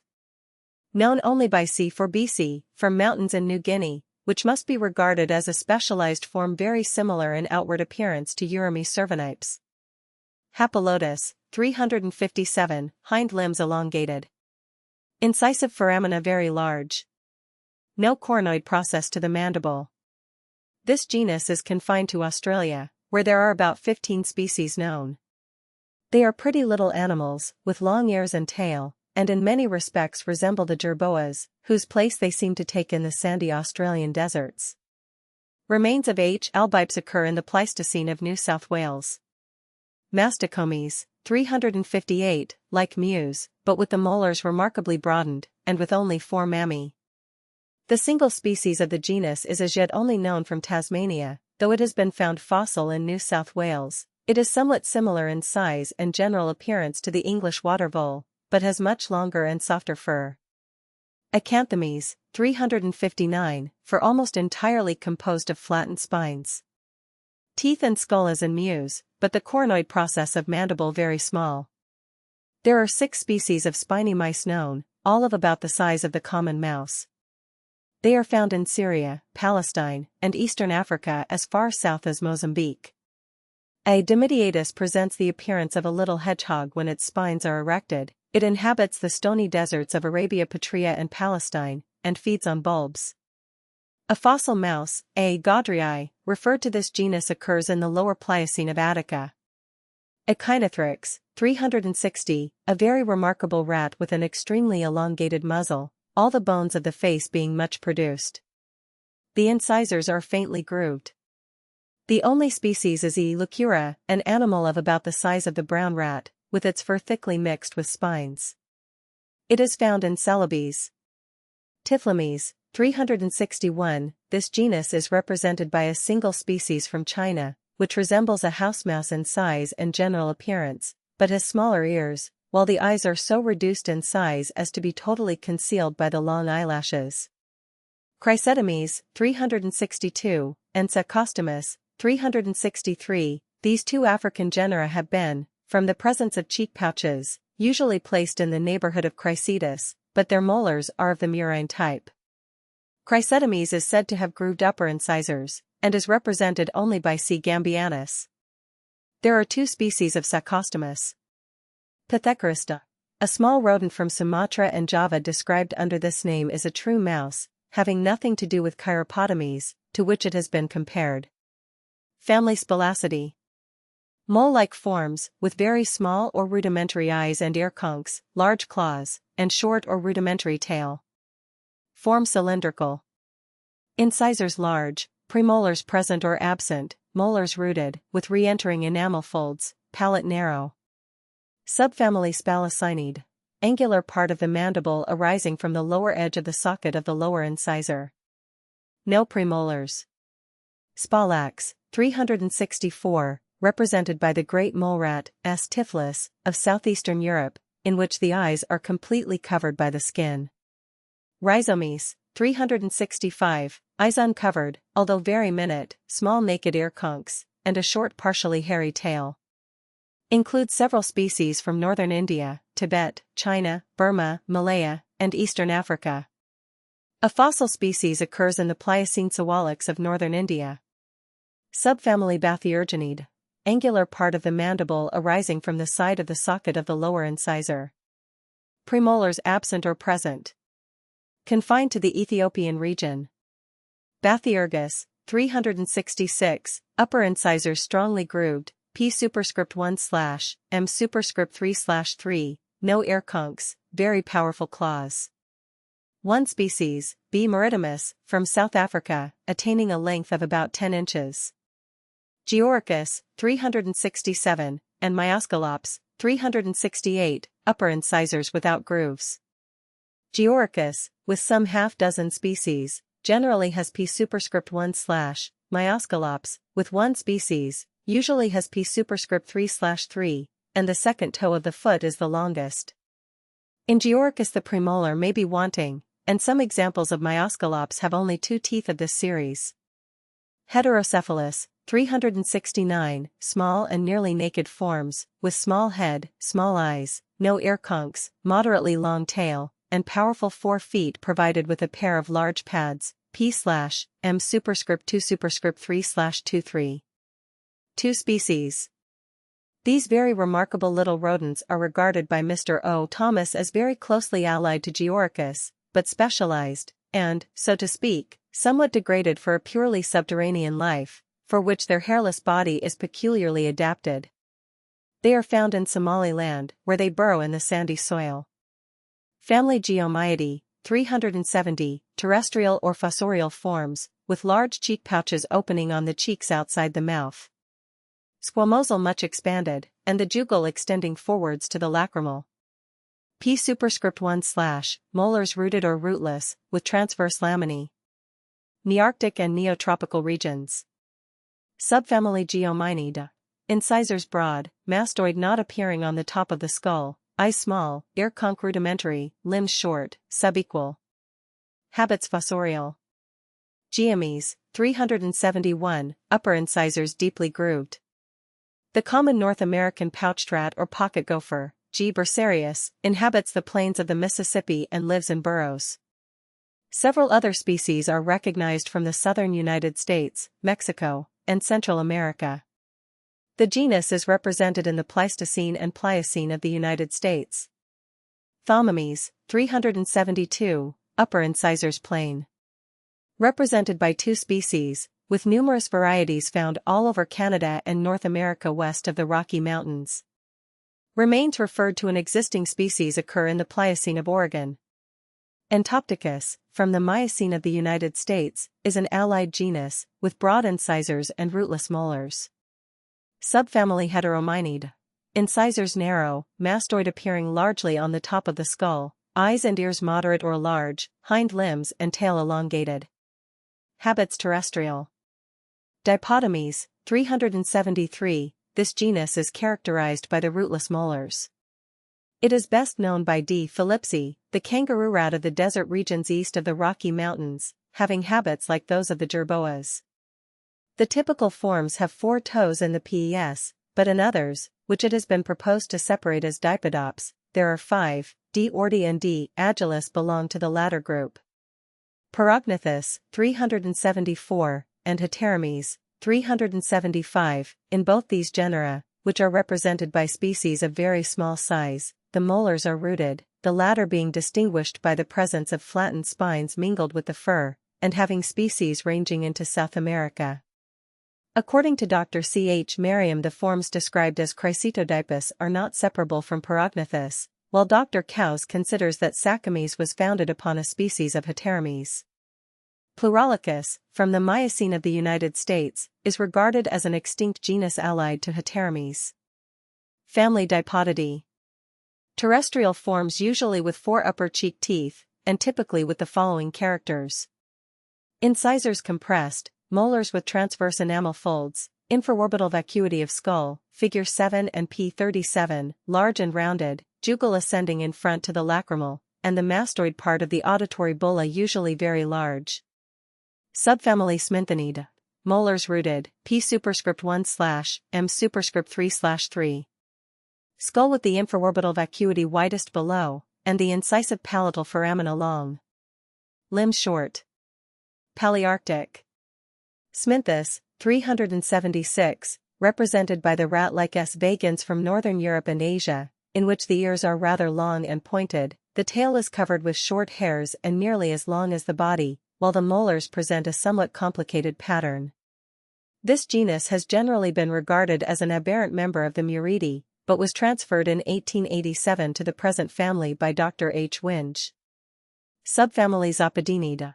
Molars rooted, P superscript 1/M superscript 3/3, cervical vertebrae free, hind limbs elongated, metatarsals separate, hind feet with 5 digits. Nearctic region. Zapis, 377, the American jumping mouse, Z. hudsonianus, extends over almost the whole North American continent from Labrador to Mexico. Subfamily Dipodinidae. Molars rooted, P superscript 1/M superscript 3/3, cervical vertebrae more or less ankylosed, hind limbs elongated, metatarsals united, hind feet with only 3 functional digits. Palearctic and Ethiopian regions. This subfamily includes the true jerboas, and contains 3 genera, Dipus, 378, with 3 toes, and Alactiga, 379, and Platycercomes, 380, with 5, the outer 2 not reaching to the ground. The latter is distinguished by the absence of premolars, and comprises many species extending from Siberia to Nubia. Remains of the existing Alactiga decumana, 381, occur in the Pleistocene of Germany, and those of Zapis hudsonianus in the corresponding strata of the United States. Platycercomes has been recorded from the Pleistocene of northern Asia. Subfamily Pedetinidae. Molars rootless, cervical vertebrae free, hind limbs elongated, metatarsals separate, hind feet with 4 digits. Vertebrae, C7, D12, L7, S3, C30. Ethiopian region. Pedites, 382, the Cape jumping hare, P. cafeer, by far the largest species of the family, extends from Mozambique and Angola to the Cape of Good Hope. Section Hystercomorpha. Skull, figure 213, with a stout zygomatic arch, jugal not supported below by a continuation of the maxillary zygomatic process, infraorbital vacuity large, mandible with the angular part arising from the outer side of the bony socket of the lower incisor. Clavicles perfect or imperfect, fibula distinct. 1 premolar in each jaw. Family Octodontidae. Clavicles complete. Skull with long incisive foramina extending into the maxillae, and usually an inferior angle to the jugal. Molars with external and internal enamel folds, P superscript 1/, except in Ptenodactylus. Mammae placed high up on the sides of the body. Confined to the Ethiopian and neotropical regions, with the exception of 1 species of Echinomes which ranges into Central America. Habits mostly terrestrial, but occasionally fossorial or natatorial. Subfamily Ptenodactylinidae. Molars semirooted, jugal as in Dipodidae, the 2 inner toes of the hind feet with a horny comb and rigid bristles. Ethiopian region. Ptenodactylus, 383, represented only by C. gundi from North Africa, on the borders of the Sahara. Has no premolars, each foot has 4 digits, the hind limbs are rather longer than the fore, the ears small, and the tail reduced to a stump. This animal is about the size of the water vole, and dwells on rocky ground, its habits being diurnal. The peculiar comb-like inner toes are employed for dressing the fur. Figure 213. Skull of Hydrocurus capybara, reduced. Pectinator, 384, closely allied to the preceding, but with a minute premolar in each jaw, and a moderately long and bushy tail. 1 species, P. speakii, from Somaliland. Subfamily Octodontinidae. Molars semirooted or rootless, with simple enamel folds, fur soft. There are some 6 existing genera, including rat-like species, all of which are South American, except Petromys, which is Ethiopian. Octodon, 385, upper and lower molars alike, ears moderate, tail of medium length and tufted. Vertebrae, C7, D12, L7, S4, C25. Typically represented by C. cumingi of Chile and Peru, with other species from Chile and Bolivia. They live in large communities. Habercoma, 386, lower molars more complex than the upper, ears large, and fur extremely soft. 2 Bolivian species. Schizodon, 387, 1 species, inhabiting elevated spots in the southern Andes, and characterized by the enamel folds of the upper molars meeting in the middle line. The external characters are much the same as in Tenomys, but the ears are larger and the claws shorter. Tenomys, 388, incisors broad, molars rootless, with kidney-shaped crowns, last molar small and cylindrical, eyes and ears very small, claws larger than the toes. Some 4 species. Fossil remains are common in the Pleistocene of Buenos Aires and the cavern deposits of Brazil. Habits fossorial. Spalacopus, 389, represented by 2 Chilean species, distinguished from the preceding genus by the rudimentary ears. These rodents store up magazines of food in their burrows. Petromys, 390, the South African P. typicus is closely allied to Spalacopus, but differs by its harsh fur, the shortness of the pollex, and the somewhat bushy tail. The teeth are semi-rooted, with single inner and outer enamel folds, nearly meeting in the middle. Subfamily Echinomaenidae. Molars semi-rooted or rootless, with deep and curved enamel folds, fur more or less harsh, frequently mixed with spines, tail generally long. 1 Ethiopian genus, and the remaining 9 or so neotropical. Many of the species are of large size, some being arboreal and others aquatic. Myopotamus, 391, incisors very large, molars with 2 internal and 2 external enamel folds in the upper, and 3 internal and 1 external in the lower jaw, last molar the largest, ears moderate, tail about 2/3 the length of the head and body, scaly, and sparsely haired, hind feet webbed, 5 digits. Vertebrae, C7, D13, L6, S4, C25. The well-known coipu, M. coipu, the only existing representative of this genus, is one of the largest living members of the order, and attains a length of about 2 feet.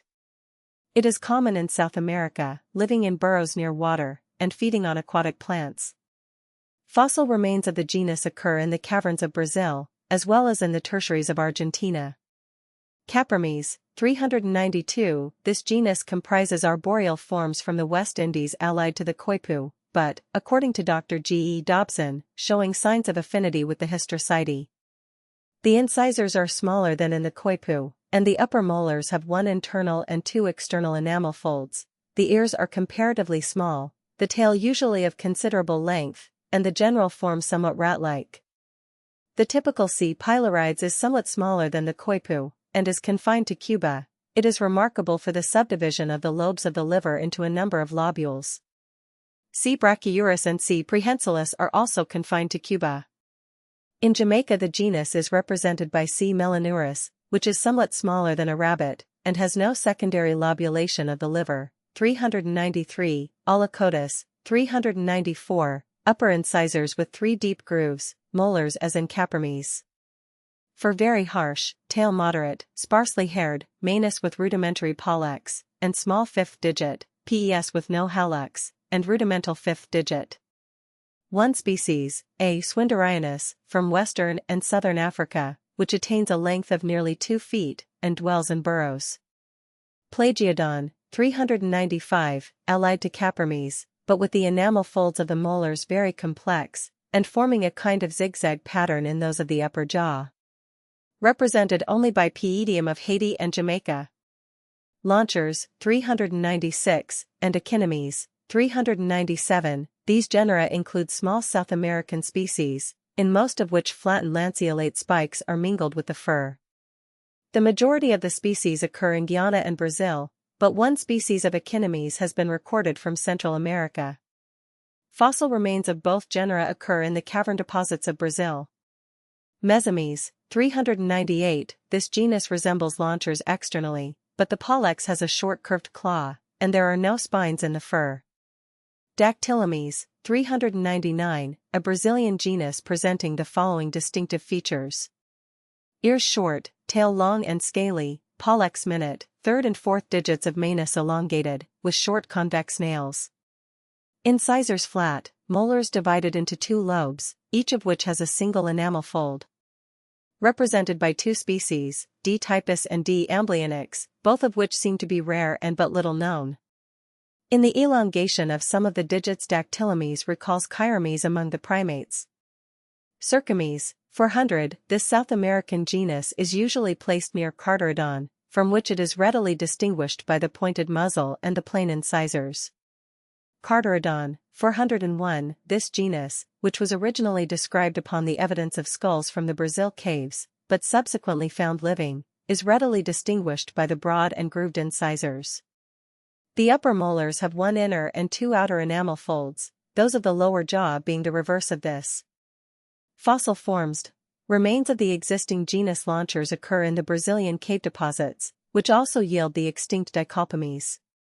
A large number of fossil Octodontidae from the tertiaries of South America have been described under many generic names, but it will be sufficient to mention that Phloremes and Pythanotomes are considered to be allied to Ctenomes, while Mornia, Orthomes, and Trilodon show affinity to Myopotamus. Pellegrinia, from the Pleistocene of Sicily, may be allied both to Ctenodactylus and Octodon. Family Theridomyidae. This extinct family, which is represented in the tertiaries of Europe and the United States, comprises several genera of comparatively small rodents, which are regarded by Dr. Schlosser as nearly related to the Octodontidae, although connected by Archaeomes with the Chinchillidae. The dental formula is the same as in the Octodontidae. In the typical genus Theridomes, from the lower Miocene and upper Eocene of Europe, the molars are rooted, and have 3 or 4 re-entering enamel folds, which form isolated discs on the worn crowns. Silophytus, from the Miocene of the United States, is closely allied. Protachynomes and Trechomes are genera from the phosphorites of central France with rooted molars, while in Archaeomes of the same deposits the molars are rootless, with the enamel folds dividing their crowns into laminae, as in the chinchillas. Family Hystricidae. Build stout. Limbs subequal. A number of long and stout spines in the integument. Facial portion of skull short and broad, and the jugal without an inferior angle. Molars with external and internal enamel folds, completely or partly rooted. Subfamily Cynotherinidae. Molars rooted, clavicles complete, upper lip not cleft, soles tuberculated, pollex absent, foramine, tail generally prehensile, spines mixed with long hairs. This group is confined to America, all the forms except one being arboreal, and their habits less strictly nocturnal than in the next subfamily. There are 3 genera. Erethosan, 402, represented by the common Canadian porcupine, E. dorsatus, a stout heavily built animal, with long hairs almost or quite hiding the spines, 4 anterior and 5 posterior toes, and a short stumpy tail. It is a native of the greater part of Canada and the United States where there is any remnant of the original forest left. Remains of Erethosan occur in cavern deposits in Pennsylvania. Figure 214. The tree porcupine, Cynotheres prehensilis. Cynotheres, 403, this genus contains some 8 or 10 species, known as tree porcupines, figure 214, found throughout the tropical parts of South America, and one of them extending northwards into Mexico. They are of a lighter build than the ground porcupines, are covered with short, close, many-colored spines, often mixed with hairs, and their tails are always prehensile. Their hind feet have only 4 toes, owing to the suppression of the hallux, but they have a peculiar fleshy pad on the inner side of the foot, between which and the toes boughs and other objects can be firmly grasped as with a hand. Vertebrae, C7, D17, L5, S3, C36. An extinct species of this genus has been described from the cavern deposits of Brazil. Chietomes, 404, distinguished by the shape of its skull and the greater complexity of its teeth. It contains only one species, C. subspinosus, a native of the hottest parts of Brazil. Subfamily Hystricinidae. Molars semirooted, clavicles incomplete, soles smooth, a rudimentary pollex, 6 mammae, tail not prehensile. Now confined to the Old World, where they occur in southern Europe, Africa, India, and the Malay archipelago as far eastwards as Borneo. Habits terrestrial and nocturnal. 3 genera. Figure 215. The common porcupine, Hystrix cristata. Hystrix, 405. This genus is readily characterized by the inflated skull, in which the nasal chamber is often considerably larger than the brain case, and by the short tail, tipped with numerous slender stalked open quills, which make a loud rattling noise when the animal moves. Vertebrae, C7, D15, L4, S4, C12. The best-known member is the common porcupine, H. cristata, figure 215, which occurs throughout southern Europe and North and West Africa, but is replaced in South Africa by H. africae australis, and in India by the hairy-nosed porcupine, H. leucura. The following account of the habits of the last-named species is from Dr. Jerdon. Hystrix leucura is found over a great part of India, from the lower ranges of the Himalayas to the extreme south, but does not occur in lower Bengal, where it is replaced by H. bengalensis. It forms extensive burrows, often in societies, in the sides of hills, banks of rivers and nullahs, and very often in the dams of tanks, and in old mud walls, etc. In some parts of the country they are very destructive to various crops, potatoes, carrots, and other vegetables. They never issue forth till after dark, but now and then one will be found returning to his lair in daylight. Dogs take up the scent of the porcupine very keenly, and on the Nilgiris I have killed many by the aid of dogs, tracking them to their dens. They charge backwards at their foes, erecting their spines at the same time, and dogs generally get seriously injured by their strong spines, which are sometimes driven deeply into the assailant. The porcupine is not bad eating, the meat, which is white, tasting something between pork and veal. Besides these 3 large crested species of Hystrix, there are 4 or 5 smaller species without nuchal crests occurring in northeast India and in the Malay region, from Nepal to Borneo. Fossil species of Hystrix occur in the Pleistocene and Pliocene of India, and in Europe from the Upper Pliocene to the Middle Miocene, being perhaps also represented in the French phosphorites. Remains from the Pliocene and Miocene of the United States have been referred to this genus, and if rightly determined are of especial interest from a distributional point of view. Atharura, 406. The brush-tailed porcupines are much smaller animals than the last, characterized by their long tails tipped with bundles of peculiar flattened spines. Of the 3 species 2 are found in the Malay region and 1 in West Africa. A fossil species occurs in the cavern deposits of Madras. Trichis, 407. This genus contains but one Bornean species, T. gentheri, externally very like an Atharura, but differing from the members of that genus in many important cranial characters. Family Chinchillidae. Terrestrial forms, with elongated hind limbs, bushy tails, very soft fur, and complete clavicles. Jugal without an inferior angle, and extending forwards to the lacrimal, palate contracted in front and deeply emarginate behind, incisors short, and the molars divided by continuous enamel folds into transverse laminae. Neotropical region. This family includes only 3 existing species, divided into as many genera. Chinchilla, 408. In this genus the 4 feet have 5 and the hind 4 digits, the tail is long and bushy, and the auditory bullae are enormous, appearing on the top of the skull. The one species, C. lanigera, is restricted to the alpine zones of the Andes from the north of Peru to the south of Chile. It is a squirrel-like rodent, about 10 inches in length, the tail somewhat exceeding 5 inches, and the ears very large. Its fur is greatly valued on account of its extreme softness and delicate gray color. Legidium, 409, and Legostomus, 410. Legidium has 4 digits in both fore and hind feet, and Legostomus 3 only in the hind feet, and the auditory bullae are much smaller than in the preceding genus. Legidium has the same distribution as Chinchilla, while Legostomus, as represented by the Vizcacha, L. trichodactylus, is found in the pampas from the Uruguay River to the Rio Negro.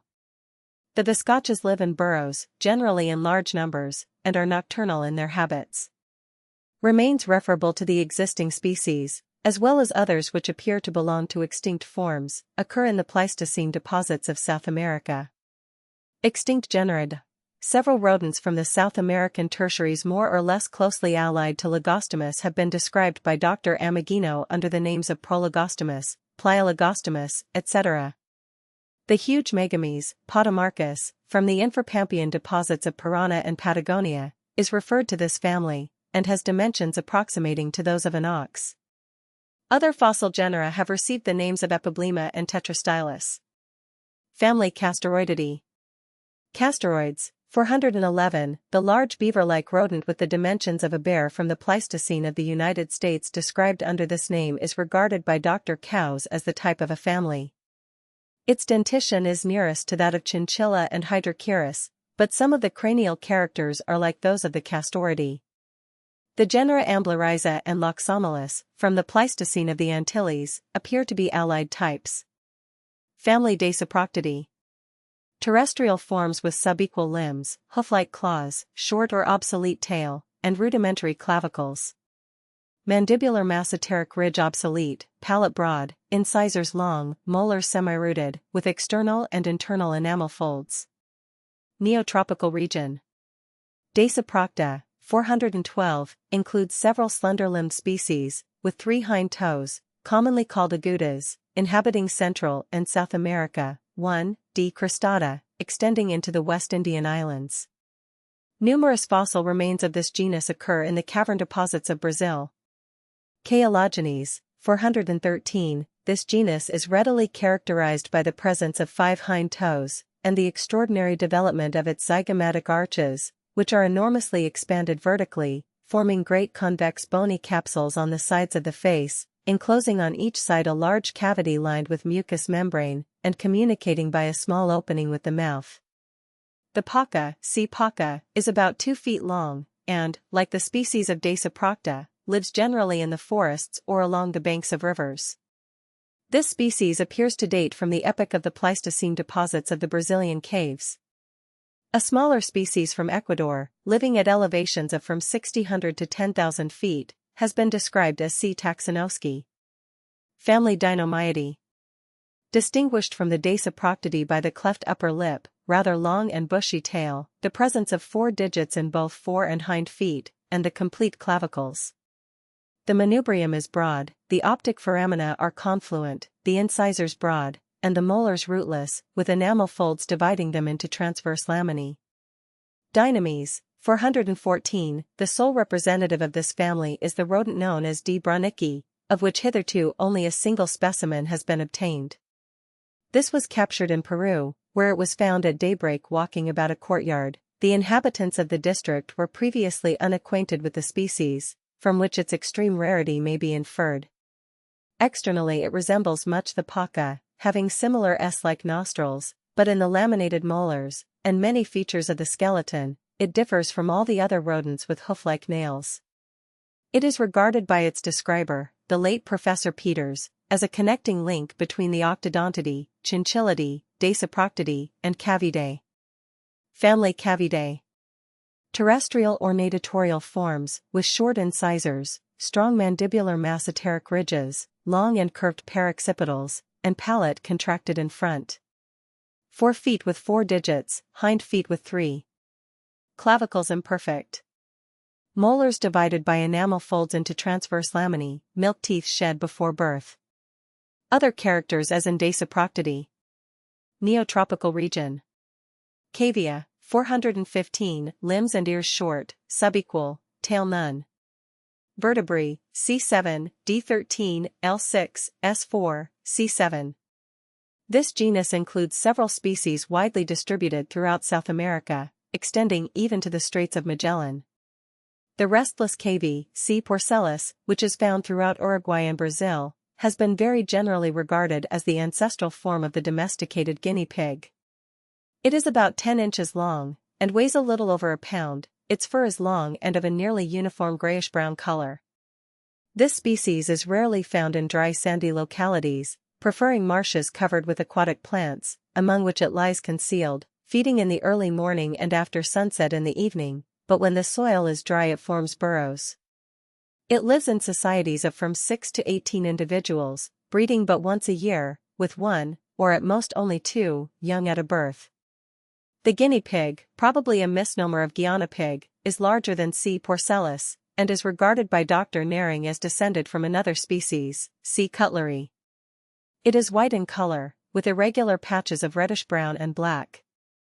The Bolivian cavy, C. boliviensis, found throughout the higher regions of Bolivia, usually at an elevation of 10,000 or 12,000 feet, is exceedingly shy, and lives in burrows, which in some districts are so numerous as to have completely undermined the soil.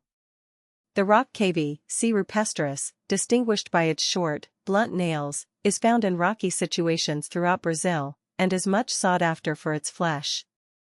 The southern cavy, C. australis, common along the coast of Patagonia, forms deep burrows, with several outlets, in sandy declivities. Remains of existing species of cavia are found in the cavern deposits of Lagoa Santa, Brazil. Dolichotis, 416, characterized by the great length of the ears and a short tail. The palate is so much contracted in front that the premolars of opposite sides touch by their anterointernal edges. Vertebrae, C7, D12, L8, S3, C10. The Patagonian cavy, D. patagonica, the only living representative of the genus, is rather larger than a hare, which it somewhat resembles in external appearance. It inhabits the dry sterile districts of Patagonia and La Plata, disappearing wherever the country becomes more humid. This animal burrows in the earth, although in districts where the vizcacha is found it is said to avail itself of the works of the latter. Unlike other cavies, its eyes are protected from the glare of the sun by prominent eyelashes. The body is covered with a long dense fur of a rusty color. 2 young are produced at a birth. 3 species of Dolichotis have been described from the Brazilian cave deposits, one of which is probably not really separable from the existing form. Hydrochirus, 417, a large aquatic form with all the feet fully webbed, the skull, figure 213 and p. 481, large, with enormous paroccipital processes, and the molars very complex, the third upper one having some 12 transverse laminae. Upper incisors grooved. Vertebrae, C7, D14, L6, S3, C8. The capybara, H. capybara, is the largest existing rodent, and the only living representative of the genus. It is a bulky and stoutly built animal, and attains a length of about 4 feet. The body is covered with long and coarse hair, reddish-brown above and brownish-yellow beneath. Capybaras are found over the whole of the eastern part of South America, and to the westward range into Bolivia and Peru. They frequent the borders of rivers and lakes, concealing themselves among reeds and other water plants. Remains of Hydrochirus are found in the cavern deposits of Brazil, which are probably referable to the existing species. One extinct species from the Pleistocene of Buenos Aires is estimated to have attained a length of 5 feet, while H. magnus of the same deposits was of still larger dimensions. The genus is also represented in the Pleistocene of South Carolina and the infrapampian beds of Parana. Extinct genera.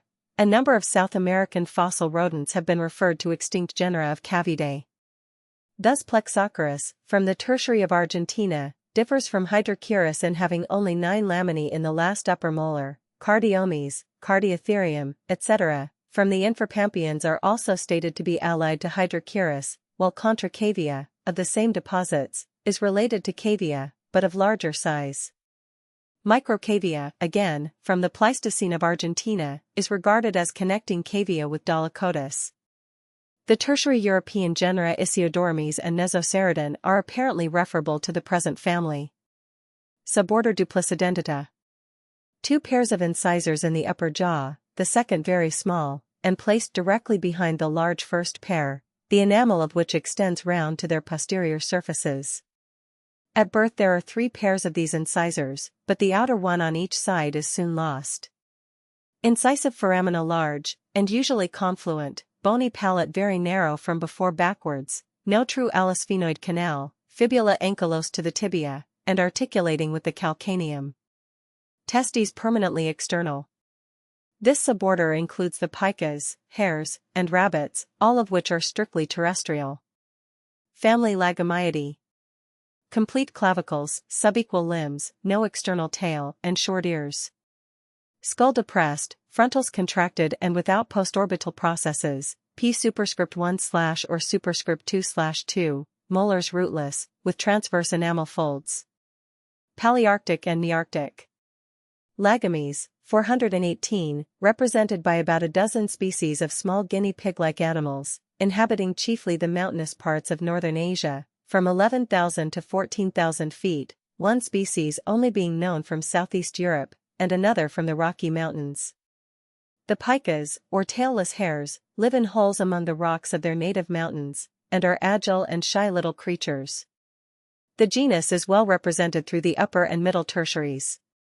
It has been proposed to separate those fossil forms with P superscript 2/ as Myologus, and those with P superscript 1/ as Titanomys, but this seems scarcely advisable. Family Leporidae. Imperfect clavicles, elongated hind limbs, short recurved tail, and long ears. Skull, figure 216, compressed, frontals with large wing-shaped postorbital processes P superscript 3/2, molars as in the Lagomyidae. Cosmopolitan, except Australasia. Vertebrae, C7, D12, L7, S4, C13 to 15. Figure 216. Skull of hare, Lepus timidus. Lepus, 419. The single genus Lepus includes about 20 species, all of which resemble one another in general external characters.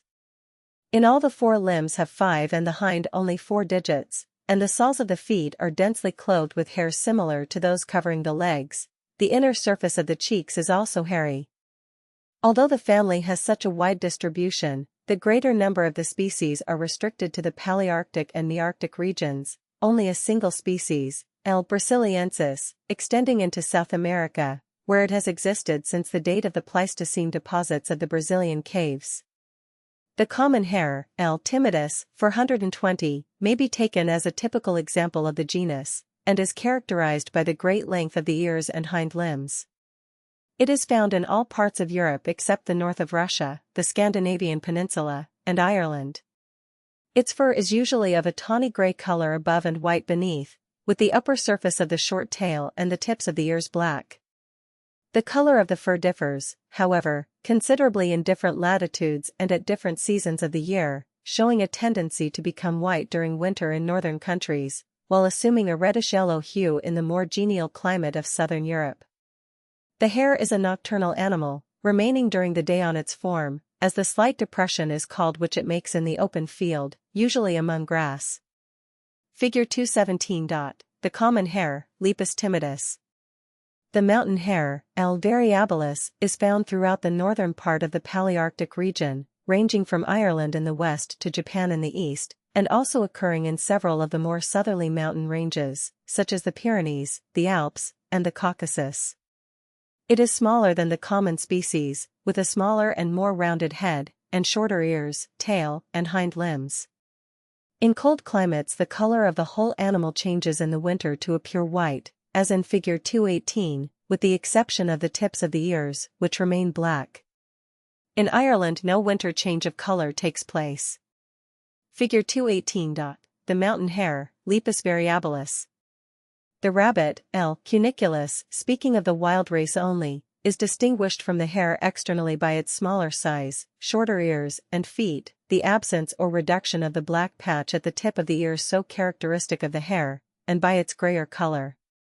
The skull is smaller and lighter, with a slenderer muzzle and a longer and narrower palate. Besides these characters, however, the rabbit is sharply separated from the hare by the fact that it brings forth its young naked, blind, and helpless. To compensate for this, it digs a deep burrow in the earth in which they are born and reared, while the young of the hare are born fully clothed with fur, and able to take care of themselves in the form in which they are born. The weight of the rabbit is from 2.5 to 3 pounds, although individuals perfectly wild have been recorded up to more than 5 pounds. Its general habits are too well known to need a detailed description here. It breeds from 4 to 8 times a year, bringing forth each time from 3 to 8 young. Its period of gestation is about 30 days, and it begins to breed when 6 months old. It attains to an age of about 7 or 8 years. Figure 219. The rabbit, Lepus cuniculus. The geographical distribution of the rabbit presents many most interesting peculiarities. It is believed to be originally a native of the western half of the Mediterranean basin only, and still abounds in Spain, Sardinia, southern Italy, Sicily, Greece, Tunis, and Algeria, and many of the islands adjoining these countries are quite overrun with it. Thence it has spread, partly by man's agency, northwards throughout temperate Western Europe, increasing rapidly wherever it gains a footing, and this extension is still going on, as is shown by the case of Scotland, in which 60 years ago rabbits were little known, while they are now found in all suitable localities up to the extreme north. It has also gained admittance into Ireland, and now abounds there as much as in England. Out of Europe the same extension of range has been going on. In New Zealand and Australia rabbits, introduced either for profit or sport, have increased to such an extent as to form one of the most serious pests that the farmers have to contend against, as the climate and soil seem to suit them perfectly, and their natural enemies are too few and too lowly organized to keep their numbers within reasonable bounds. In other cases rabbits introduced into islands have become or remained more or less distinct from their parent stock, thus the rabbits both of the Falkland Islands and of Jamaica still show traces of their descent from domesticated varieties, and have never reverted to the ordinary brownish-gray type. And again, as was pointed out by Mr. Darwin, 421, the rabbits in the island of Porto Santo, near Madeira, whose ancestors were introduced from Spain in 1418 or 1419, have formed quite a distinct diminutive race, barely half the bulk or weight of English rabbits, and differing in certain slight details of color and habits. Bibliography of Rodentia. G.R. Waterhouse, Observations of the Rodentia, Mag. Nat. History 3. 1839, ID and Nat. History 8.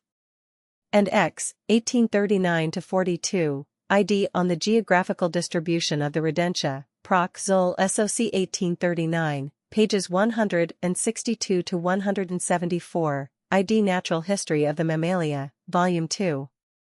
Rodentia, 1848, Gervais, Dick. University D. Hist. Nat. 11.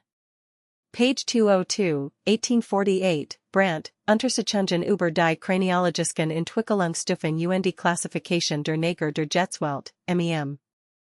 De l'Academic. Imper. De St. Petersburg, 1855, Liljeborg, Systematisk Effersite af de Nagn Dagjuren, UPS, 1866, Alston, On the Classification of the Order Glieres, Proc. Zol. SOC 1876, pages 61-98, Trussart, Cattle. De Rongers, Vivants et Fossils, Bullet. SOC d'Études Scientifiques. Diage, 1880-1881, Cows and Allen, Monographs of North American Rodentia, United States Geology, Serv. Of Territories, Volume 11. 1877, Winch, Rodentia pa Lago Santa, Brazil. Muse Lund. Volume 3. 1887, Various Papers by Peters and Monitzber. A.K. Berlin, and by Alston, Anderson, Blanford, Dobson, Milne Edwards, Thomas, and others, in Proc. Zol. SOC, Journ. Asiat. SOC Bung, and Mag. Nat. History, etc. Chapter 11. The order Carnivora. Though the existing Carnivora as at present restricted, 422, form a very natural and well-defined order among the Mammalia, it is difficult to find any important common diagnostic characters by which they can be absolutely separated, so that, as in the case of so many other natural groups, it is by the possession of a combination of various characters that they must be distinguished. Thus they are all unguiculate, and never have less than 4 well-developed toes on each foot, with nails more or less pointed, rarely rudimentary or absent. The pollex and hallux are never opposable to the other digits. They are regularly diffeodont and heterodont, and their teeth are always rooted. 423, their dentition consists of small pointed incisors, usually 3 in number, on either side of each jaw, of which the first is always the smallest and the third the largest, the difference being most marked in the upper jaw, strong conical, pointed, recurved canines, cheek teeth variable, but generally, especially in the anterior part of the series, more or less compressed, pointed, and trenchant. If the Crowns are flat and tuberculated. They are never complex or divided into lobes by deep inflections of enamel. The condyle of the lower jaw is a transversely placed half-cylinder working in a deep glenoid fossa of corresponding form. The brain varies much in relative size and form, but the hemispheres are never destitute of well-marked convolutions, Figure 23 and P71. The stomach, Figure 234, is always simple and piriform. The cecum is either absent or short and simple, Figure 235, and the colon is not sacculated, or greatly wider than the small intestine. The siculi seminals are never present. Cooper's glands are present in some, absent in other groups. The uterus is bicornuate. The mammae are abdominal, and very variable in number. The placenta is deciduate, and almost always zonary. The clavicle is often entirely absent, and when present is never complete. The humerus often has an antepicondylar foramen. The radius and ulna are distinct. The scaphoid and lunar bones are united into one, and there is never a distinct os central in the adult. The fibula is always a distinct slender bone. Several of these characters are, however, not applicable to all the members of the extinct group of carnivores for which the name Creodonta has been proposed, as will be noticed in the sequel. The large majority of the species composing this order subsist chiefly upon some variety of animal food, though many are omnivorous, and some few chiefly, though not entirely, vegetable eaters. The more typical forms live altogether on recently killed warm-blooded animals, and their whole organization is thoroughly adapted to a predaceous mode of life. In conformity with this manner of obtaining their subsistence, they are generally bold and savage in disposition, though some species are capable of being domesticated, and when placed under favorable circumstances for the development of such qualities exhibit a very high degree of intelligence and fidelity. The existing representatives of the order are naturally divided into two suborders, the members of the one being the more typical, and mainly terrestrial in their mode of life, while those of the other are aberrant, having the whole of their organization specially modified for living habitually in water. These are called respectively the true, or Fissiped, and the pinniped carnivora. Suborder Carnivora vera. Figure 220. Left upper carnassial teeth of carnivora.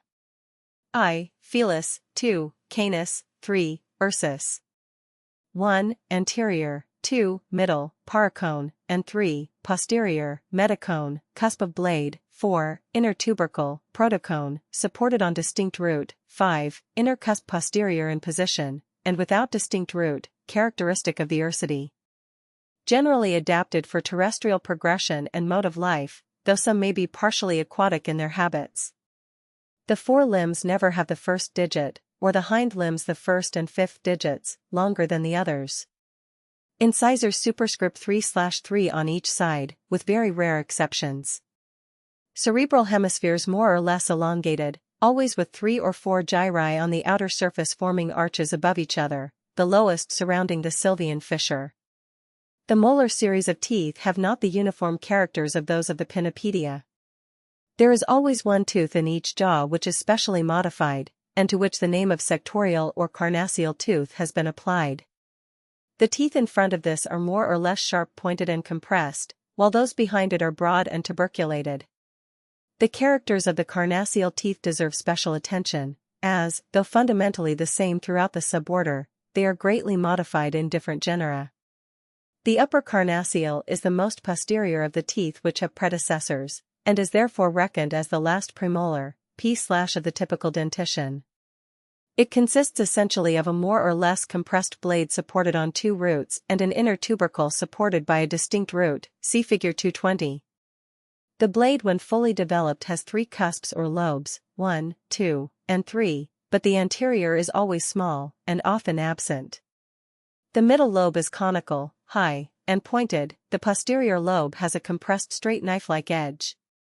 The inner tubercle, 4, varies very much in extent, but is generally placed near the anterior end of the blade, though sometimes it is median in position. In the ursidae alone both the inner tubercle and root are wanting, and there is often a small internal and posterior cusp, 5, without root. In this aberrant family also the carnassial is relatively to the other teeth much smaller than in the rest of the carnivora. The lower carnassial, see Figure 221, is the most anterior of the teeth without predecessors in the milk series. It is therefore reckoned the first true molar, M superscript 1/. It has two roots supporting a crown, consisting when fully developed of a compressed bilobed blade, 1 and 2, a heel, or talon, 4, and an inner cusp, 3. The lobes of the blade, of which the hinder, 2, is the larger, are separated by a notch, generally prolonged into a linear fissure. In the most specialized carnivora, as the felidae, the blade alone is developed, both talon and inner cusp being absent or rudimentary. In others, as Meleys, V, and Ursus, 6, the heel is greatly developed, broad, and tuberculated. The blade in these cases is generally placed obliquely, its flat or convex, outer, side looking forwards, so that the two lobes are almost side by side, instead of anterior and posterior. The inner cusp, 3, is generally conical, pointed, and placed to the inner side of the hinder lobe of the blade. The special characters of these teeth are more disguised in the sea otter, latex, than in any other form, but even in it they can be traced. Figure 221. Left lower carnassial teeth of carnivora. I. Felis, 2, Canis, 3, Herpes tes, 4, Lutra, V, Meleys, 6, Ursus. 1. Anterior lobe, paraconid, of blade, 2, posterior, protoconid, lobe of blade, 3, inner cusp, metaconid, 4, talon, hypoconid. It will be seen that the relative size of the two roots varies according to the development of the portion of the crown they have respectively to support. The homology of the various parts of the carnivorous carnassial with the primitive tritubercular type, page 30, is indicated in the figures. It may be observed, however, that the anterior lobe of the three-lobed upper carnassial is an element added on to the more primitive two-lobed type. When the talon of the lower carnassial, as in Canis, consists of a large outer and small inner cusp, the latter, not seen in the figure, is the entoconid. The toes are nearly always armed with large, strong, curved, and tolerably sharp claws, ensheathing the ungual phalanges, and held more firmly in their places by broad laminae of bone reflected over their attached ends from the bases of the phalanges. In some forms, most notably the felidae, these claws are retractile, that is to say, the ungual phalanx, with the claw attached, folds back in the forefoot into a sheath by the outer or ulnar side of the middle phalanx of the digit, being retained in this position when the animal is at rest by a strong elastic ligament. In the hind foot the ungual phalanx is retracted onto the top, and not the side of the middle phalanx. By the action of the deep flexor muscles, the ungual phalanges are straightened out, the claws protruded from their sheath, and the soft velvety paw becomes suddenly converted into a most formidable weapon of offense. The habitual retraction of the claws preserves their points from wear in ordinary progression. The skeleton of the lion represented in Figure 15, page 45, illustrates the digitigrade mode of progression of the felidae, as well as the essential characters of the bony framework of a typical carnivore. The faccipital carnivora were divided by Cuvier into two groups, according to the position of the feet in walking, the plantigrada, or those that place the whole of the soles to the ground, and the digitigrada, or those that walk only on the toes, and the difference between these groups was considered of equal importance to that which separated the pinigrada or seals from both of them. The distinction is, however, quite an artificial one, since every intermediate condition exists between the extreme typical plantigrade gait of the bears and the truly digitigrade walk of the cats and dogs. In fact, the greater number of the carnivora belong to neither one form nor the other, but may be called subplantigrade, often when at rest applying the whole of the sole to the ground, but keeping the heel raised to a greater or less extent when walking. An amended classification of the existing forms is into three distinct sections, of which the cats, the dogs, and the bears may be respectively taken as representatives, and which are hence called Eluroidea, Cynoidea, and Arctoidea. This division is founded mainly on characters exhibited by the base of the skull, but is corroborated by the structure of other parts. 424, the presence or absence of a bridge of bone, covering the external carotid artery and a part of its course by the side of the alisphenoid bone, and enclosing the alisphenoid canal, see Figure 8 and p38, a character to which the late Mr. H. N. Turner first drew attention, might seem unimportant at first sight, but it is curiously constant in certain groups. which we have other reasons, derived often from a combination of less easily definable characters, to regard as natural. It is therefore generally mentioned in the following family definitions. It must, however, be stated that while the arrangement is a convenient one as regards the existing carnivores, it will not hold good when the fossil forms are included. Thus there is ample evidence to show that the dogs and bears were formerly so intimately connected that in a paleontological classification the Canidae cannot be satisfactorily separated from the Ursidae, while in another direction the Canidae were closely allied to the ancestral Vivaridae. The most important objection against this classification is, however, the apparent intimate connection exhibited by fossil forms between the Vivaridae and the Mustelidae, which, so far as the present evidence goes, tends to show that the latter are derived from the former. If this be eventually fully proved, it would seem to indicate that the Arctoidea are not a natural group, and that the resemblances between the Ursidae and Mustelidae have been independently acquired, in the course of the descent of the one family from a conoid, and of the other from a vivaroid stock. Section Eluroidea. Figure 222. Left side of the palatal aspect of the cranium and mandible of the suricate, Suricata tetradactyla. C. Carotid foramen, F. Fissure and floor of auditory meatus. From Mavart, Proc. Zoll. SOC 1882, page 184. The Eluroidea or cat-like carnivores include the Felidae, Vivaridae, Protoliidae, and Hyenidae. The existing representatives of this section present the following common features. Auditory bulla, figure 222, much dilated, rounded smooth, thin-walled, and, except in the Hyenidae, divided into two chambers, by a septum. Bony auditory meatus short. Paroccipital process applied to, and spread over the hinder part of the bulla, figure 222. Mastoid process never very salient, and often obsolete. Carotid canal, figure 8 and p38, car, small, sometimes very inconspicuous. Condyloid and glenoid foramina concealed or wanting. Cecum small, rarely absent. Os penis generally small and irregular, large in cryptoprocta. Cooper's glands present, prostate distinctly lobed. Some details of the anatomy of the soft parts will be found under the head of Geneta. Family Felidae. In all the forms, both recent and fossil, which can be included in this family, the canines are strongly developed. There are never more than one upper and two lower molars, and the three lower incisors are placed in the same horizontal line. With one exception, the humerus has an antepicondylar foramen.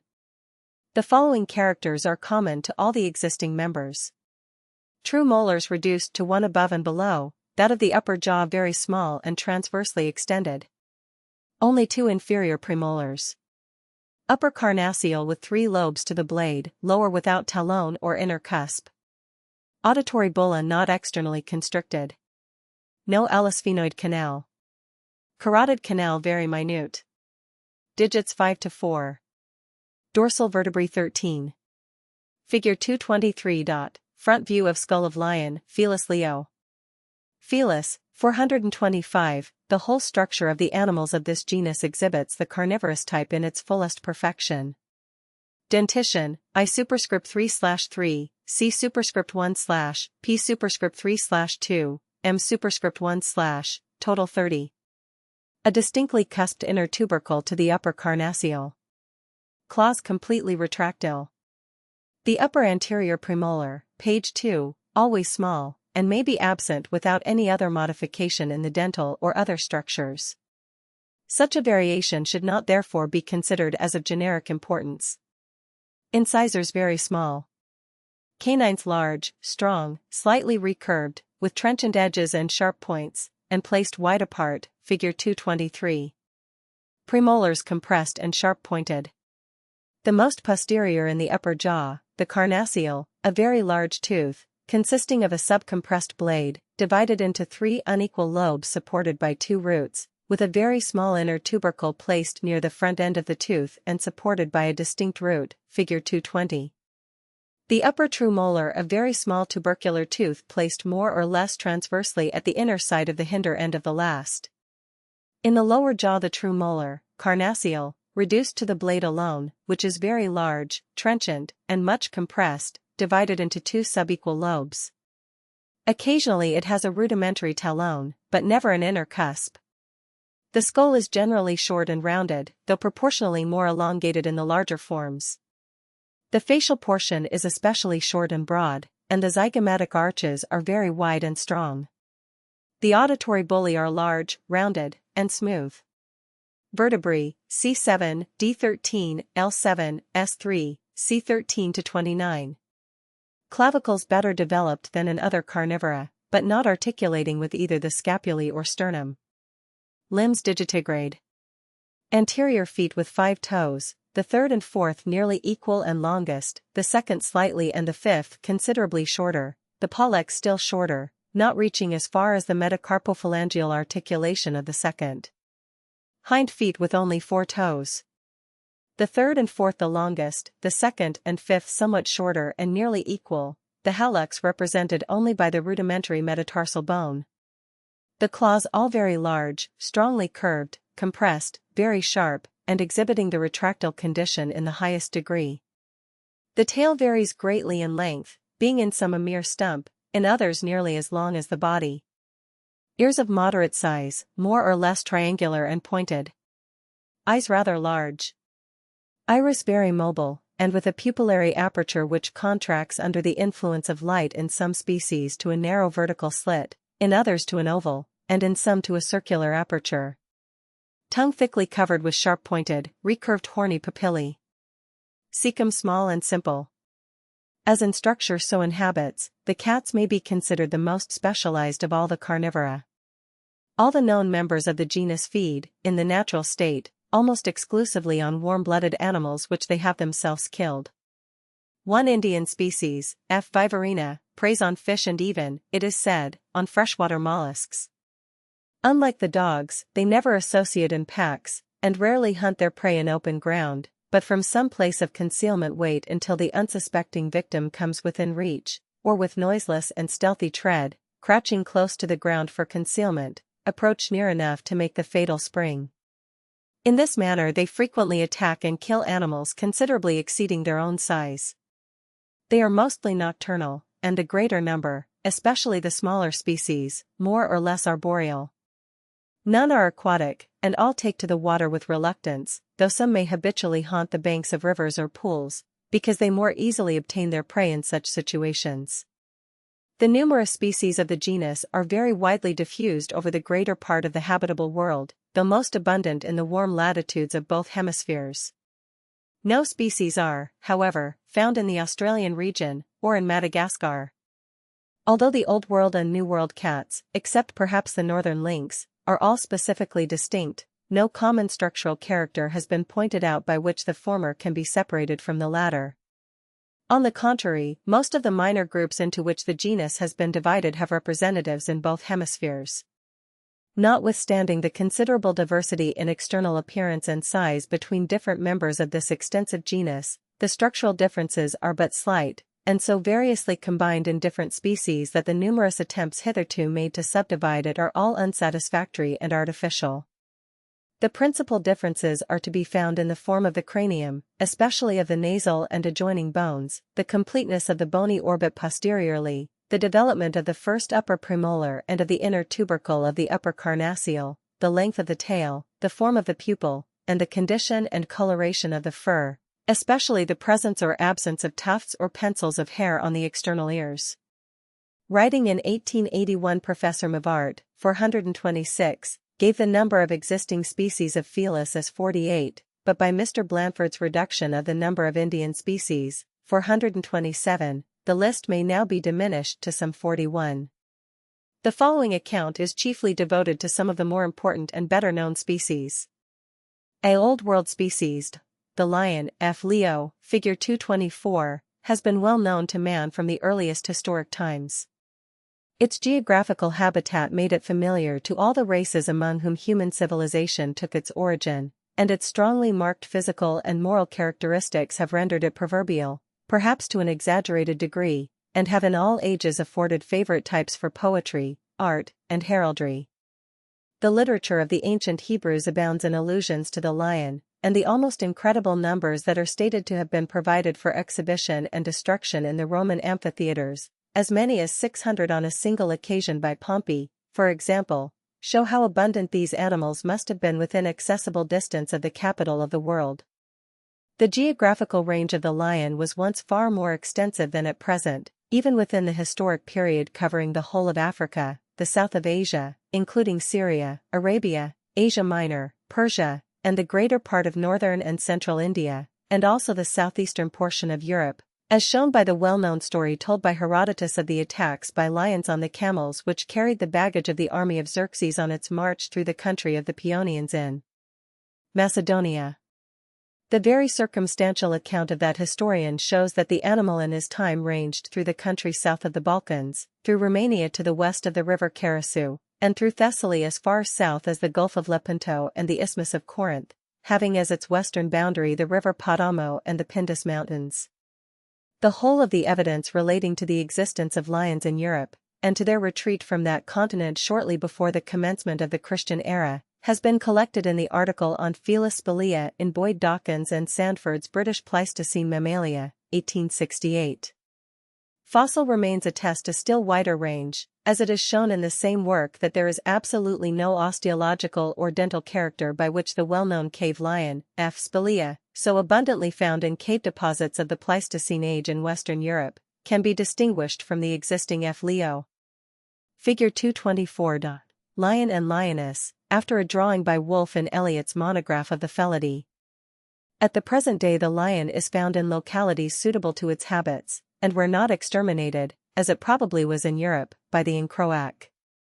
Ments of man, throughout Africa from Algeria to the Cape Colony, and in Mesopotamia, Persia, and some parts of the northwest of India.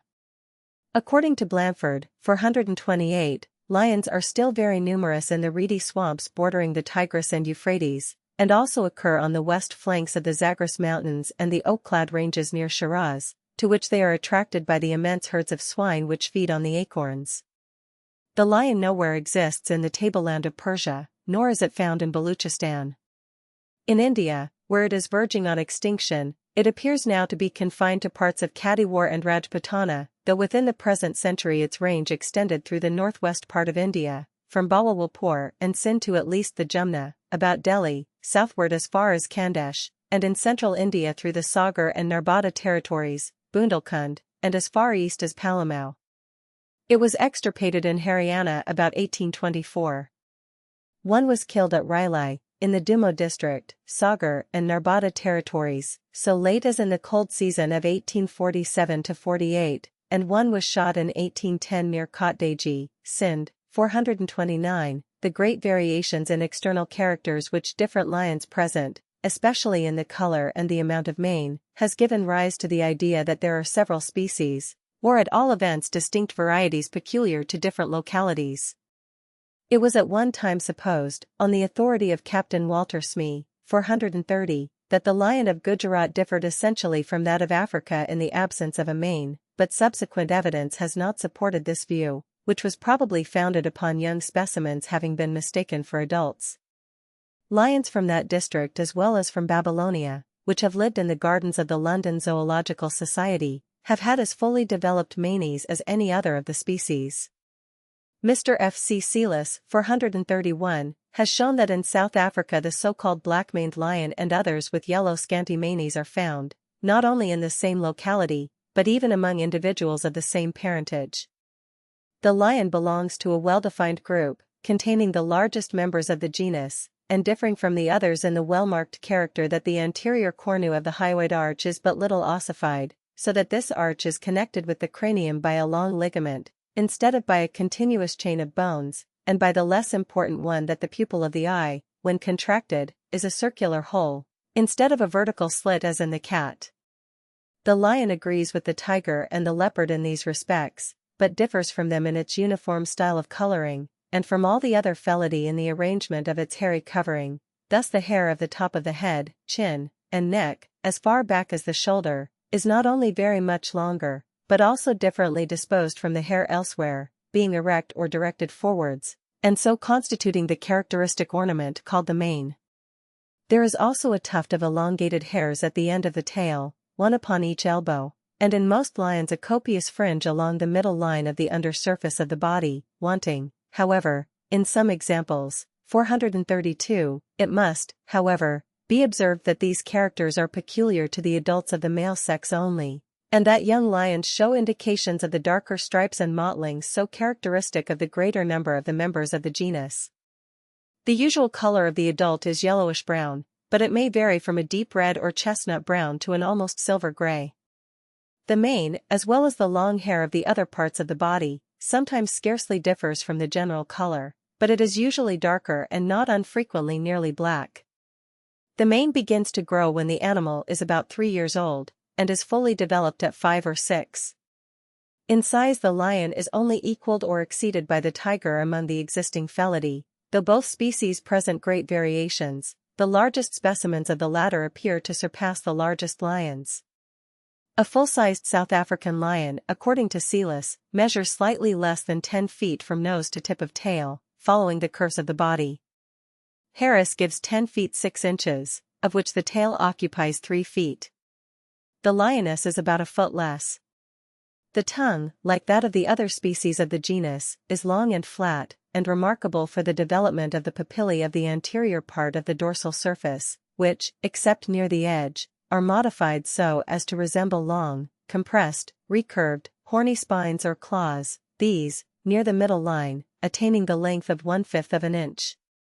They give the part of the tongue on which they occur the appearance and feel of a coarse rasp, and serve the purpose of such an instrument in cleaning the flesh from the bones of the animals on which the lions feed. The habits of the lion in a state of nature are fairly well known from the united observations of numerous travelers and sportsmen who have explored those districts of the African continent in which it is still common. It lives chiefly in sandy plains and rocky places interspersed with dense thorn thickets, or frequents the low bushes and tall rank grass and reeds that grow along the sides of streams and near the springs where it lies in wait for the larger herbivorous animals on which it feeds.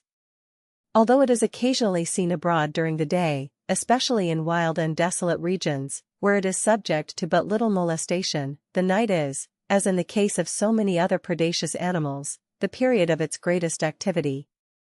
It is then that its characteristic roar is chiefly heard, as thus graphically described by Gordon Cumming. One of the most striking things connected with the lion is his voice, which is extremely grand and peculiarly striking. It consists at times of a low, deep moaning, repeated 5 or 6 times, ending in faintly audible sighs. At other times he startles the forest with loud, deep-toned, solemn roars, repeated in quick succession, each increasing in loudness to the 3rd or 4th, when his voice dies away in 5 or 6 low muffled sounds very much resembling distant thunder. At times, and not unfrequently, a troop may be heard roaring in concert, one assuming the lead, and 2, 3, or 4 more regularly taking up their parts, like persons singing a catch. Like our Scottish stags at the rutting season, they roar loudest in cold frosty nights, but on no occasions are their voices to be heard in such perfection, or so intensely powerful, as when 2 or 3 troops of strange lions approach a fountain to drink at the same time. When this occurs, every member of each troop sounds a bold roar of defiance at the opposite parties, and when one roars, all roar together, and each seems to vie with his comrades in the intensity and power of his voice. The power and grandeur of these nocturnal concerts are inconceivably striking and pleasing to the hunter's ear. The usual pace of a lion, C.J. Anderson, 433, says, is a walk, and, though apparently rather slow, yet, from the great length of his body, he is able to get over a good deal of ground in a short time. Occasionally he trots, when his speed is not inconsiderable. His gallop, or rather succession of bounds, is, for a short distance, very fast, nearly or quite equal to that of a horse. Indeed, unless the steed has somewhat the start when the beast charges, it will be puzzled to escape. Many instances are on record of horsemen who have incautiously approached too near to the lion, prior to firing, who have been pulled down by him before they could get out of harm's way. Happily, however, the beast soon tires of the exertion of galloping, and unless his first rush succeeds he, for the most part, soon halts and beats a retreat. The lion, as with other members of the feline family, the same writer tells us, seldom attacks his prey openly, unless compelled by extreme hunger. For the most part he steals upon it in the manner of a cat, or ambushes himself near to the water or a pathway frequented by game. At such times he lies crouched upon his belly in a thicket until the animal approaches sufficiently near, when, with one prodigious bound, he pounces upon it. In most cases he is successful, but should his intended victim escape, as at times happens, from his having miscalculated the distance, he may make a second or even a third bound, which, however, usually prove fruitless, or he returns disconcerted to his hiding place, there to wait for another opportunity. His food consists of all the larger herbivorous animals of the country in which he resides, buffaloes, antelopes, zebras, giraffes, or even young elephants or rhinoceroses, though the adults of these latter he dare not attack. In cultivated districts the cattle, sheep, and even human inhabitants are never safe from his nocturnal ravages. He appears, however, as a general rule, only to kill when hungry or attacked, and not for the mere pleasure of killing, as with some other carnivorous animals. Moreover, he by no means limits himself to animals of his own killing, but, according to Celis, often prefers eating game that has been killed by man, even when not very fresh, to taking the trouble to catch an animal himself. All books of African travel and sport abound with stories, many of which are apparently well authenticated, of the lion's prodigious strength, as exemplified by his being able to drag off a whole ox in his mouth to a long distance, even leaping fences and dikes with it. The lion appears to be monogamous, a single male and female continuing attached to each other irrespectively of the pairing season. At all events the lion remains with the lioness while the cubs are young and helpless, and assists in providing her and them with food, and in educating them in the art of providing for themselves. The number of cubs at a birth is from 2 to 4, usually 3. They are said to remain with their parents till they are about 3 years old. The following account by an eyewitness gives a good idea of lion family life. 434, I once had the pleasure of, unobserved myself, watching a lion family feeding. I was encamped on the Black Umfolosi in Zululand, and towards evening, walking out, about half a mile from camp, I saw a herd of zebra galloping across me, and when they were nearly 200 yards off, I saw a yellow body flash towards the leader, and saw him fall beneath the lion's weight. There was a tall tree about 60 yards from the place, and anxious to see what went on, I stopped up to it, while the lion was still too much occupied to look about him, and climbed up. He had by this time quite killed the beautifully striped animal, but instead of proceeding to eat it, he got up and roared vigorously, until there was an answer, and in a few minutes a lioness, accompanied by 4 whelps, came trotting up from the same direction as the zebra, which no doubt she had been to drive towards her husband. They formed a fine picture as they all stood round the carcass, the whelps tearing it and biting it, but unable to get through the tough skin. Then the lion lay down, and the lioness driving her offspring before her did the same 4 or 5 yards off, upon which he got up, and, commencing to eat, had soon finished a hind leg, retiring a few yards on one side as soon as he had done so. The lioness came up next and tore the carcass to shreds, bolting huge mouthfuls, but not objecting to the whelps eating as much as they could find. There was a good deal of snarling and quarreling among these young lions, and occasionally a stand-up fight for a minute, but their mother did not take any notice of them, except to give them a smart blow with her paw if they got in her way. There was now little left of the zebra but a few bones, which hundreds of vultures were circling round waiting to pick, while almost an equal number hopped awkwardly about on the ground within 50 or 60 yards of it, and the whole lion family walked quietly away, the lioness leading, and the lion, often turning his head to see that they were not followed, bringing up the rear. Though not strictly gregarious, lions appear to be sociable towards their own species, and often are found in small troops, sometimes consisting of a pair of old lions, with their nearly full-grown cubs, but occasionally of adults of the same sex, and there seems to be good evidence that several lions will associate together for the purpose of hunting upon a preconcerted plan. As might be supposed, their natural ferocity and powerful armature are sometimes turned upon one another. Combats, often mortal, occur among male lions under the influence of jealousy, and Anderson relates an instance of a quarrel between a hungry lion and lioness over the carcass of an antelope which they had just killed, and which did not seem sufficient for the appetite of both, ending in the lion not only killing, but even devouring his mate. Old lions, whose teeth have become injured with constant wear, often become man-eaters, finding their easiest means of obtaining a subsistence in lurking in the neighborhood of villages, and dashing into the tents at night and carrying off one of the sleeping inmates. Lions differ from most of the smaller felidae in never climbing trees. Indeed, as mentioned before, they are rarely found in forests. With regard to the character of the lion, those who have had opportunities of observing it in its native haunts differ greatly. The exaggerated accounts of early writers as to its courage, nobility, and magnanimity have led to a reaction, which causes some modern authors to speak of it in language quite the reverse, and to accuse it of positive cowardice and all kinds of meanness. Livingstone goes so far as to say, "Nothing that I ever learned of the lion could lead me to attribute to it either the ferocious or noble character ascribed to it elsewhere," and he adds that its roar is not distinguishable from that of the ostrich. Of course, these different estimates depend to a great extent upon the particular standard of the writer, and also upon the circumstance that lions, like other animals, undoubtedly show considerable individual differences in character, and behave differently under varying circumstances. They are certainly not so reckless as to be entirely devoid of the instinct of self-preservation, and if one, perhaps satiated with a good meal the night before, unexpectedly disturbed in the daytime, will occasionally retreat when confronted, even by an unarmed man, that is scarcely a reason for assigning cowardice as one of the characteristics of the species.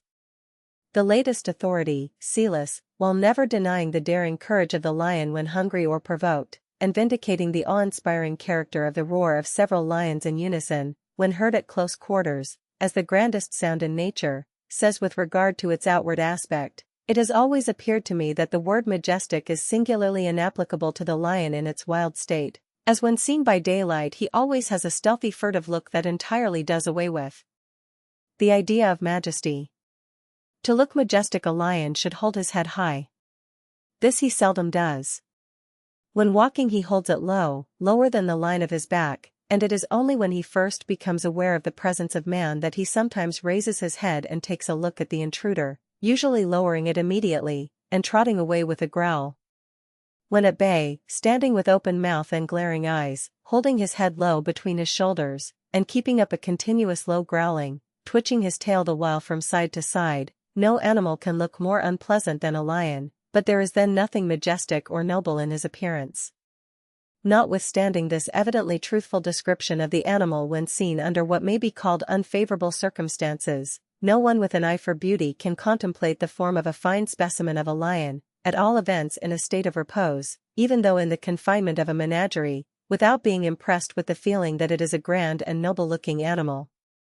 The tiger, tigris, is so closely related to the lion that it is chiefly by external characters that the two species are distinguished.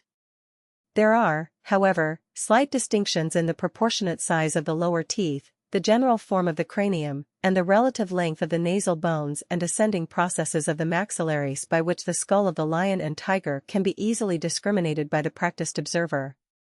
Although examples of both species present considerable variations in size, and reliance cannot always be placed upon alleged dimensions, especially when taken from skin stripped from the body, it seems well ascertained that the length of the largest-sized Bengal tiger may exceed that of any lion.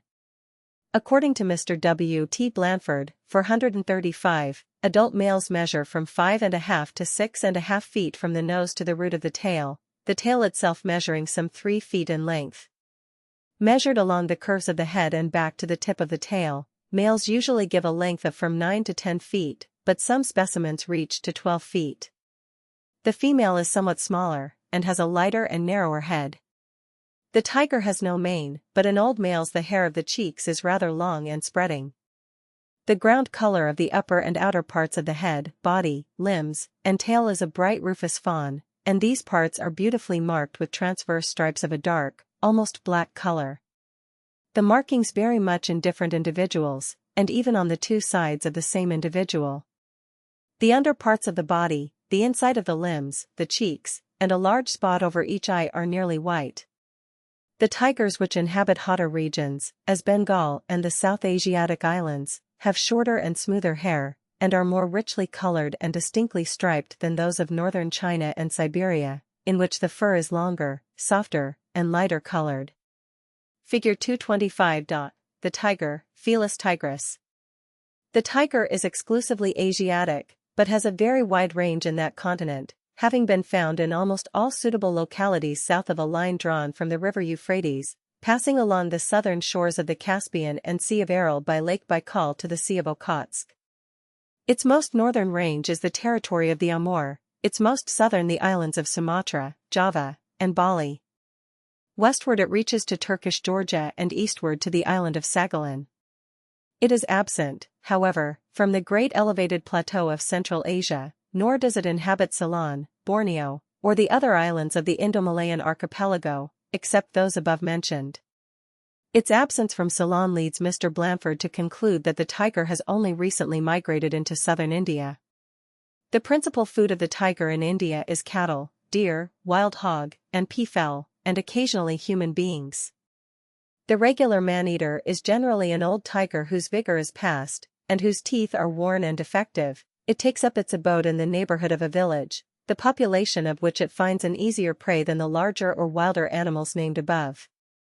Though chiefly affecting grassy plains or swamps, it is also found in forests, and seems to be fond of haunting the neighborhood of old ruins.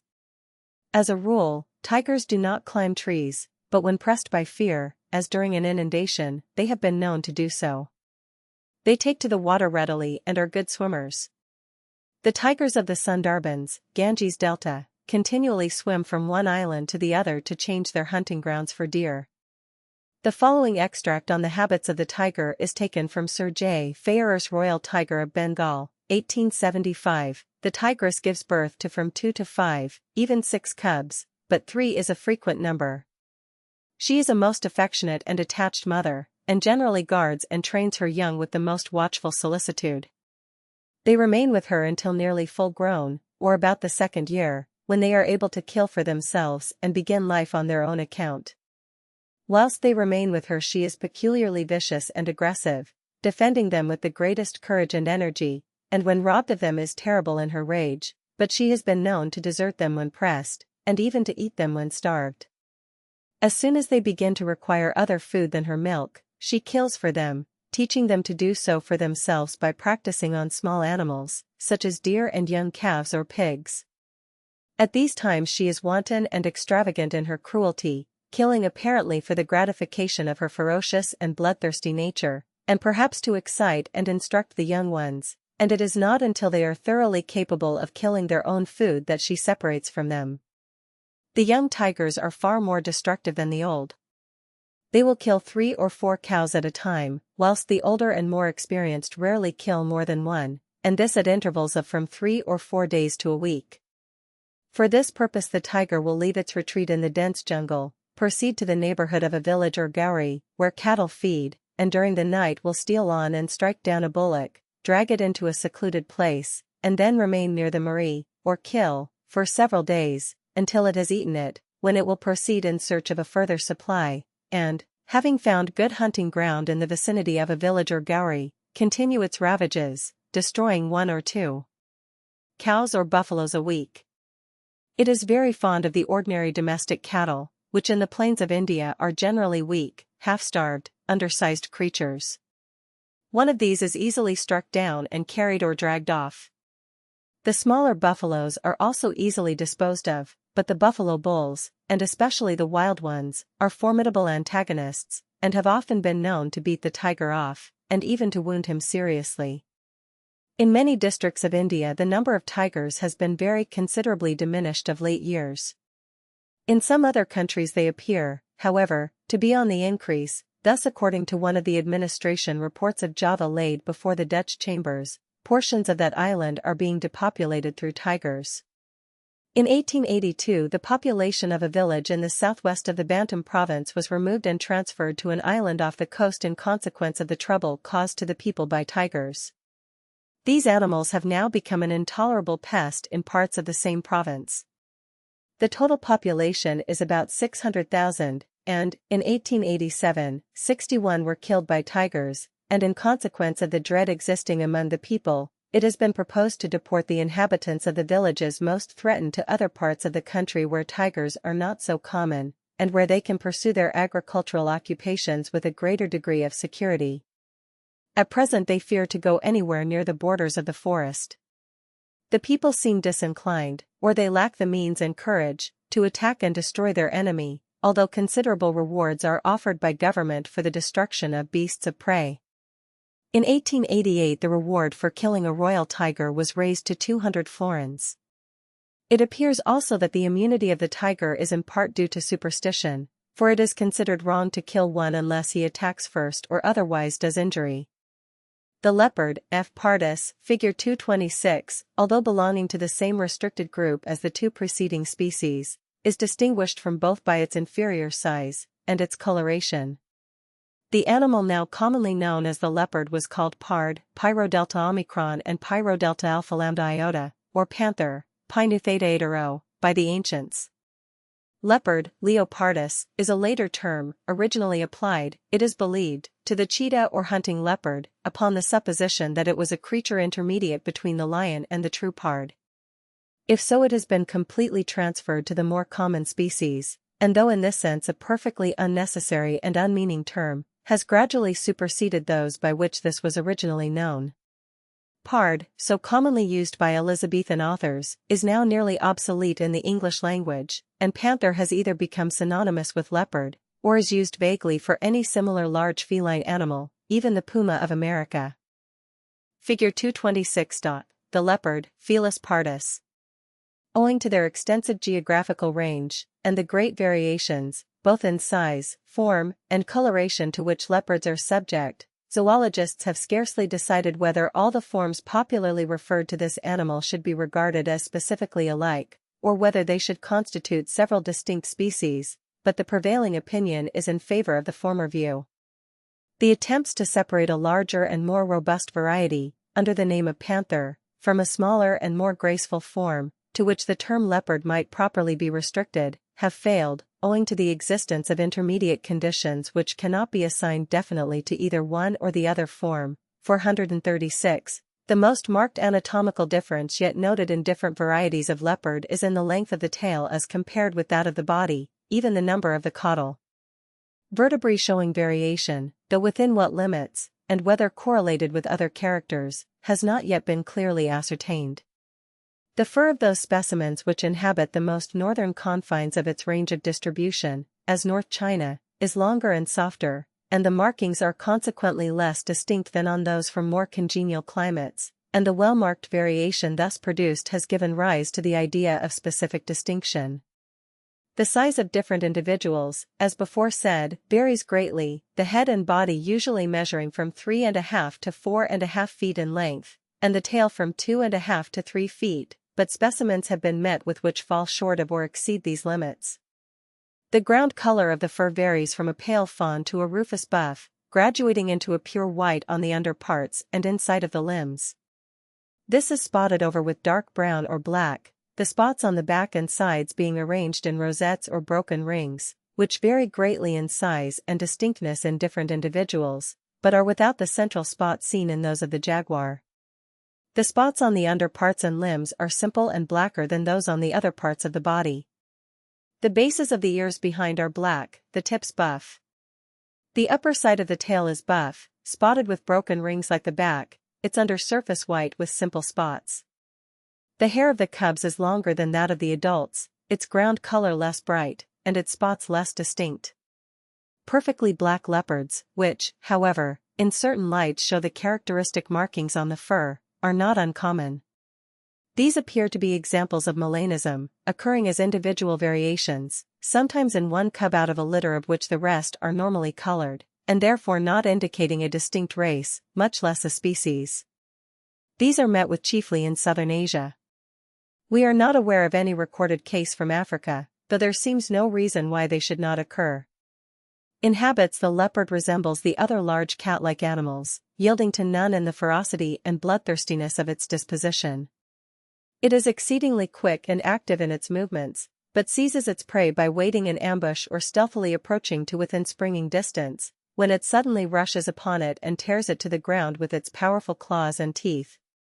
It preys upon almost any animal it can overcome, such as antelopes, deer, sheep, goats, monkeys, peafowls, and is said to have a special liking for dogs. It not unfrequently attacks human beings in India, chiefly children and old women, but instances have been known of a leopard becoming a regular man-eater. When favorable opportunities occur, it often kills many more victims than it can devour at once, apparently to gratify its propensity for killing, or only for the sake of their fresh blood. It generally inhabits woody districts, and can climb high trees with facility if necessary for its safety when hunted, but usually lives on or near the ground, among rocks, bushes, and roots and low branches of large trees. The present geographical range of the leopard is very extensive, as it is met with in various suitable localities, where not too much interfered with by human cultivation, throughout the greater part of Africa from Algeria to the Cape Colony, and through the whole of the south of Asia from Palestine to China, including all India south of the Himalaya, and the islands of Ceylon, Java, Sumatra, and Borneo. Fossil bones and teeth, indistinguishable from those of existing leopards, have been found in cave deposits of Pleistocene age in Spain, France, Germany, and England.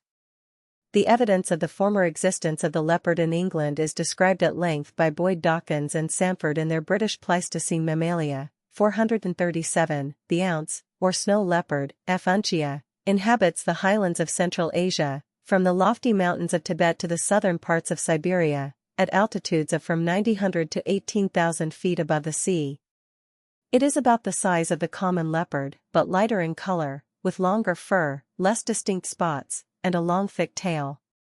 Its skull differs in shape from that of all the other felidae, the facial portion being very broad, the nasal bones especially being wide and depressed, and the zygomatic arches very strong and deep. The clouded tiger, F. nebulosa, 438, is a beautifully marked species, with elongated head and body, long tail, and rather short limbs. The canine teeth are proportionally longer than in any existing member of the genus. It is thoroughly arboreal, and is found in the forests of Southeast Asia and the islands of Sumatra, Java, Borneo, and Formosa. F. serval, the serval, from South Africa, is yellow with black spots, and has a short tail and large ears. Numerous smaller species called tiger cats and wild cats, of which the Oriental F. marmorata, figure 227, is a good example, are found throughout the warmer parts of Asia and Africa. The wild cat of Europe, F. catus, still inhabits the mountainous and wooded parts of Great Britain. Figure 227. The marbled cat, Felis marmorata. From Blanford, Mammalia of British India, page 74, after Eliot.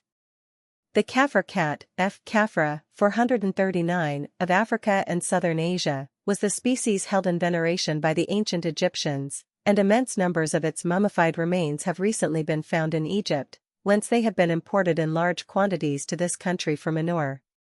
This species is generally regarded as the main ancestral stock from which the European domestic cat has been derived, one of the arguments in support of this opinion being that the whole of the sole of the hind foot of F. caffra is black, and that the same feature obtains in the darker varieties of the domestic cat, while in F. catus there are only spots of black upon this portion of the limb. Remains of the Kafir cat occur in the Pleistocene cave deposits at Gibraltar. The Indian F. rubiginosa is the smallest species of cat. The caracal or Persian lynx, F. caracal, is an animal about the size of a fox, of slender build, with a moderately long tail, reaching down to the heels. It is of a uniform vinous or bright fulvous brown color above, and is paler, sometimes almost white, beneath. It is quite or almost entirely unspotted. The tail has a black tip, and the ears are black externally, long, upright, pointed, and surmounted by a pencil of fine black hairs. It inhabits central and northwest India, Persia, Arabia, Syria, and the greater part of Africa. The true lynxes comprise various species or varieties found in the northern and temperate regions of both the Old and New World, all larger than the true wild cats, with long limbs, short stumpy tail, ears tufted at the tip, and pupil of the eye linear when contracted. Their fur is generally long and soft, varying, however, according to season and locality, and always longish upon the cheeks. Their color is always light brown or gray, and generally more or less spotted with a darker shade. The naked pads of the feet are more or less covered by the hair that grows between them. The skull and skeleton do not differ markedly from those of the other cats, but the small anterior upper premolar tooth found in many other species is usually wanting, and the lower carnassial has a rudimental talon. Their habits are exactly those of the other wild cats, and they are exceeded by none in the untamable savageness of their disposition. They capture their prey in the same manner, either lying in wait, or noiselessly stealing within reach, and then making a sudden rush or spring upon it. Their food consists of any mammals or birds which they can overpower. In inhabited countries they commit extensive ravages upon sheep, lambs, and poultry. Lynxes generally frequent rocky places and forests, being active climbers, and passing much of their time among the branches of the trees. Their skins are of considerable commercial value.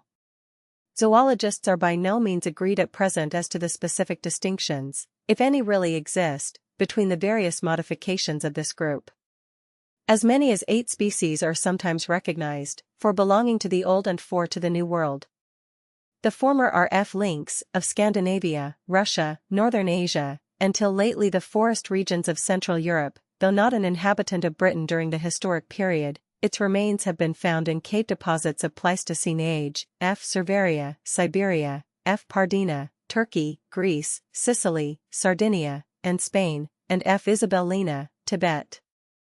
The American varieties are F. canadensis, the most northern species, and F. rufa, the American wildcat or bay lynx, extensively distributed from the Atlantic to the Pacific throughout nearly the whole latitude of the United States, but replaced in Texas and southern California by F. maculata, and in northern Oregon and Washington Territory by F. fasciata.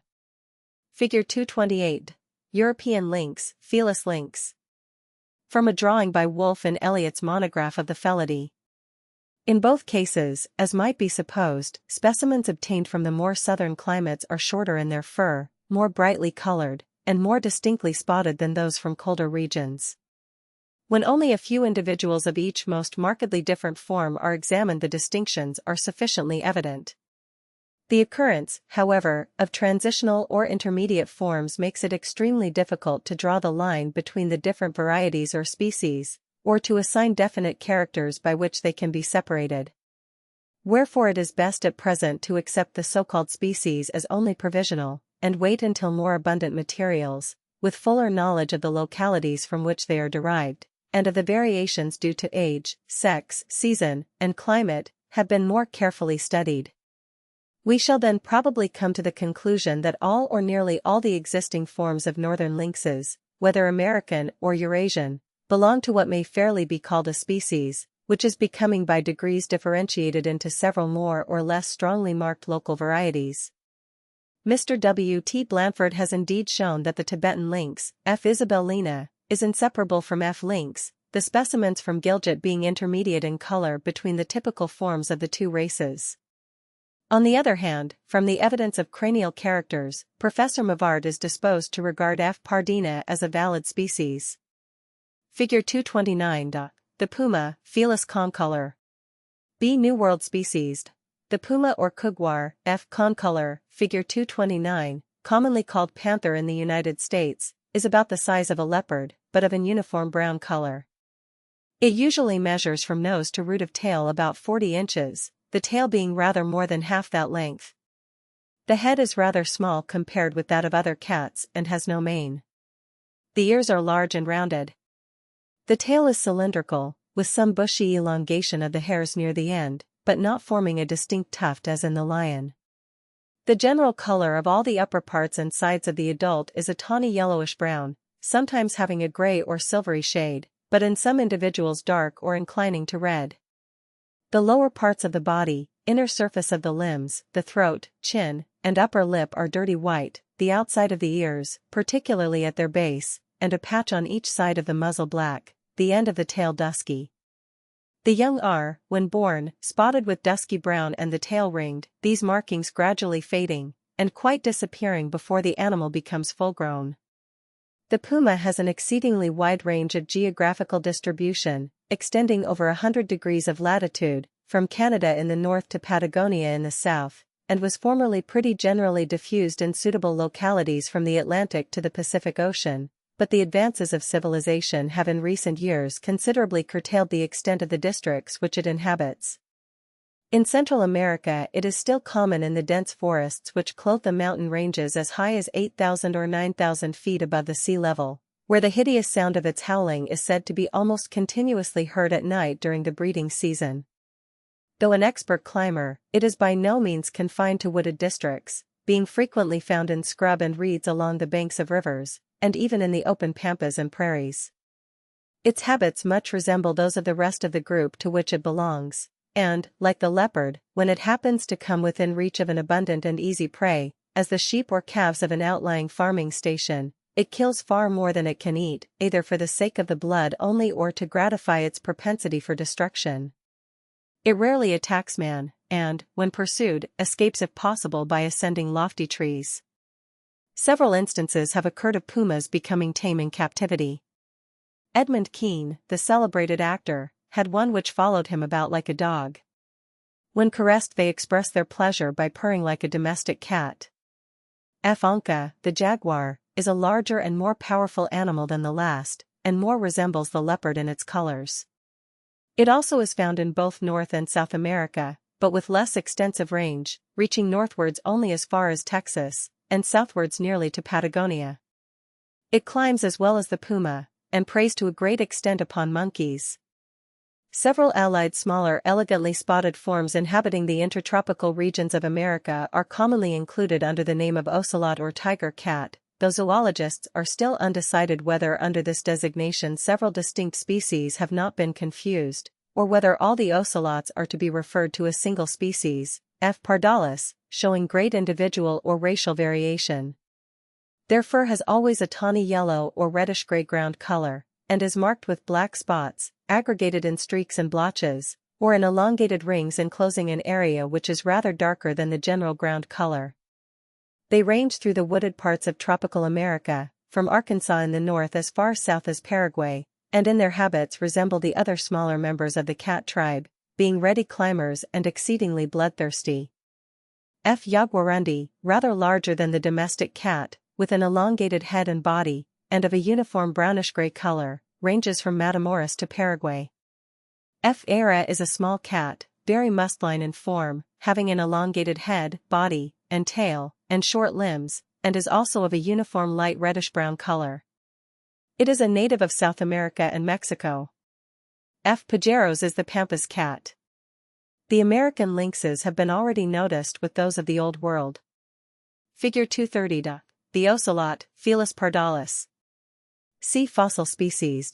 It has been already incidentally mentioned that several of the existing species of Felis, such as the lion, leopard, and kaffir cat, are met within a fossil condition in the European Pleistocene deposits, and it may be added that the Pardine lynx has left its remains in the cavern deposits of Gibraltar. The caves of Brazil have yielded remains of the jaguar and ocelot, while the puma is found in the Pleistocene of the United States. Existing species now inhabiting India are met within cavern deposits in Madras. In the Pliocene Sawaliks of northern India, the huge extinct F. cristata shows characters connecting it both with the tiger and the jaguar, and the same deposit also contains the remains of a small species of the size of F. bengalensis. In Europe, numerous species occur in the upper and lower Pliocene, some of which were as large as a leopard. F. atrox and F. augusta, of the Pliocene of the United States, were of the dimensions of the lion.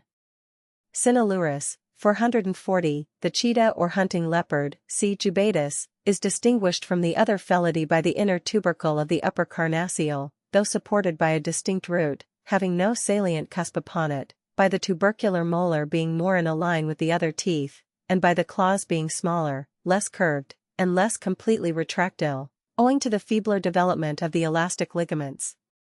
The skull is short and high, with the frontal region broad and elevated in consequence of the large development of the frontal air sinuses.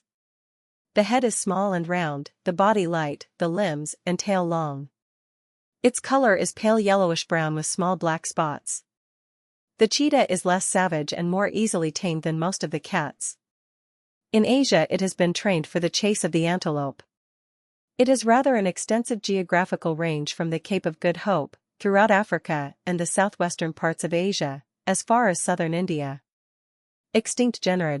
A number of forms are gradually becoming known, especially through the researches of American paleontologists, which, though evidently animals of the same general type, and therefore to be placed in or near the family Felidae, depart so much in various details of structure that they must be referred to different genera. As one of the points in which Felis manifests its specialization is the reduction of the number of the molar series of teeth, with concomitant shortening of the jaws, it might be supposed that in the earlier and perhaps ancestral forms these teeth would be more numerous and approach more nearly to the primitive or typical number of the heterodont mammals, viz. 7 on each side. This is actually the case. Similarly, we find that many of these forms exhibit a less specialized structure of the teeth themselves, as is shown by the absence of the anterior lobe of the upper carnassial, and the retention of the hind talon in the corresponding lower tooth. Again, some of them have an allospheноid canal in the skull, while the femur may have a third trochanter, and the claws be very imperfectly retractile. An extremely generalized form is the small Proelurus, from the upper Eocene and lower Miocene, with P/4, M superscript 1/2, an allospheноid canal, and a third trochanter to the femur. Dinictus, of the North American Miocene, is a larger allied form, with P superscript 3/3, M superscript 1/2, the upper carnassial having no anterior lobe, and the ungual phalanges being devoid of bony sheaths. The characters of the base of the skull, and the form and relations of the astragalus, differ very considerably from Felis. Pseudilurus, from the French Miocene, is another very generalized feline, in which there may be either 3 or 4 premolars, and the lower carnassial may retain its inner cusp. Ilurictus, of the French Phosphorites, with P superscript 3/34, M superscript 1/2, together with several American Miocene genera, such as Nimravus, P superscript 3/2, M superscript 1/2, Archaeolurus, P superscript 3/34, M superscript 1/2, Pagonodon, P superscript 3/3, M superscript 1/, and Hoplophonius, P superscript 2 superscript 3/2, M superscript 1/, approach more closely to the modern cats, although many or all of them retain the allospheноid canal, and have not yet developed the anterior lobe to the upper carnassial, or lost the talon to the lower one. Hoplophonius has a descending flange to the mandible, and its scapholunar bone has a line indicating its dual origin, while the femur still retains the third trochanter, of which all traces are lost in the modern cats. On the other hand, some of the extinct Felidae show a most remarkable tendency towards a specialization not occurring in any of the surviving members of the family, viz. An enormous development of the upper canines, with which is usually associated an expansion downwards and flattening of the anterior part of the ramus of the lower jaw, on the outer side of which the canine lies, when the mouth is closed. In Machaerodus neogeus, the saber-toothed tiger, from the caves of Brazil and also from Pleistocene deposits near Buenos Aires, an animal about the size of a tiger, these teeth are 7 inches in length, greatly compressed, and finely serrated on the trenchant anterior edges. Similar serrations are seen on a much fainter scale in the unworn teeth of modern tigers. Many modifications of this commonly called Machaerodont type have been met with both in the Old and New World.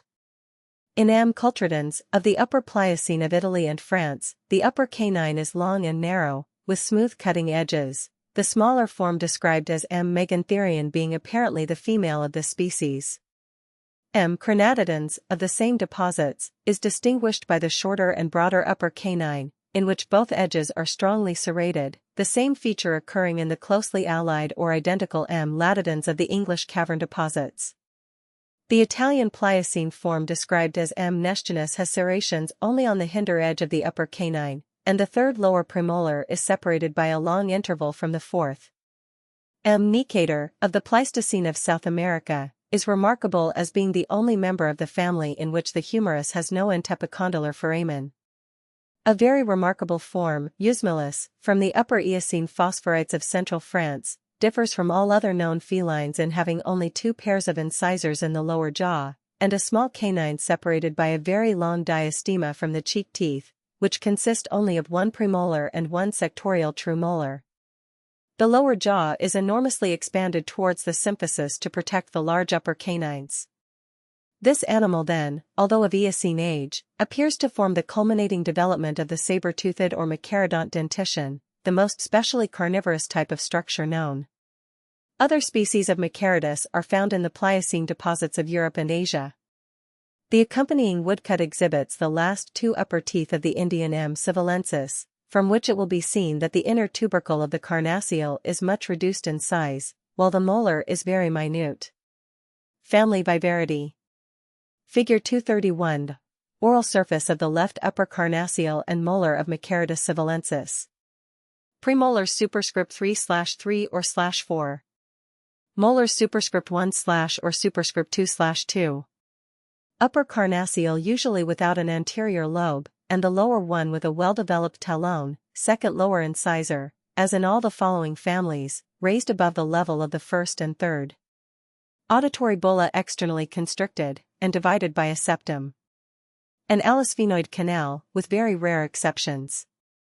Carotid canal distinct as a groove on the side of the bulla. Humerus usually with an entepicondylar foramen.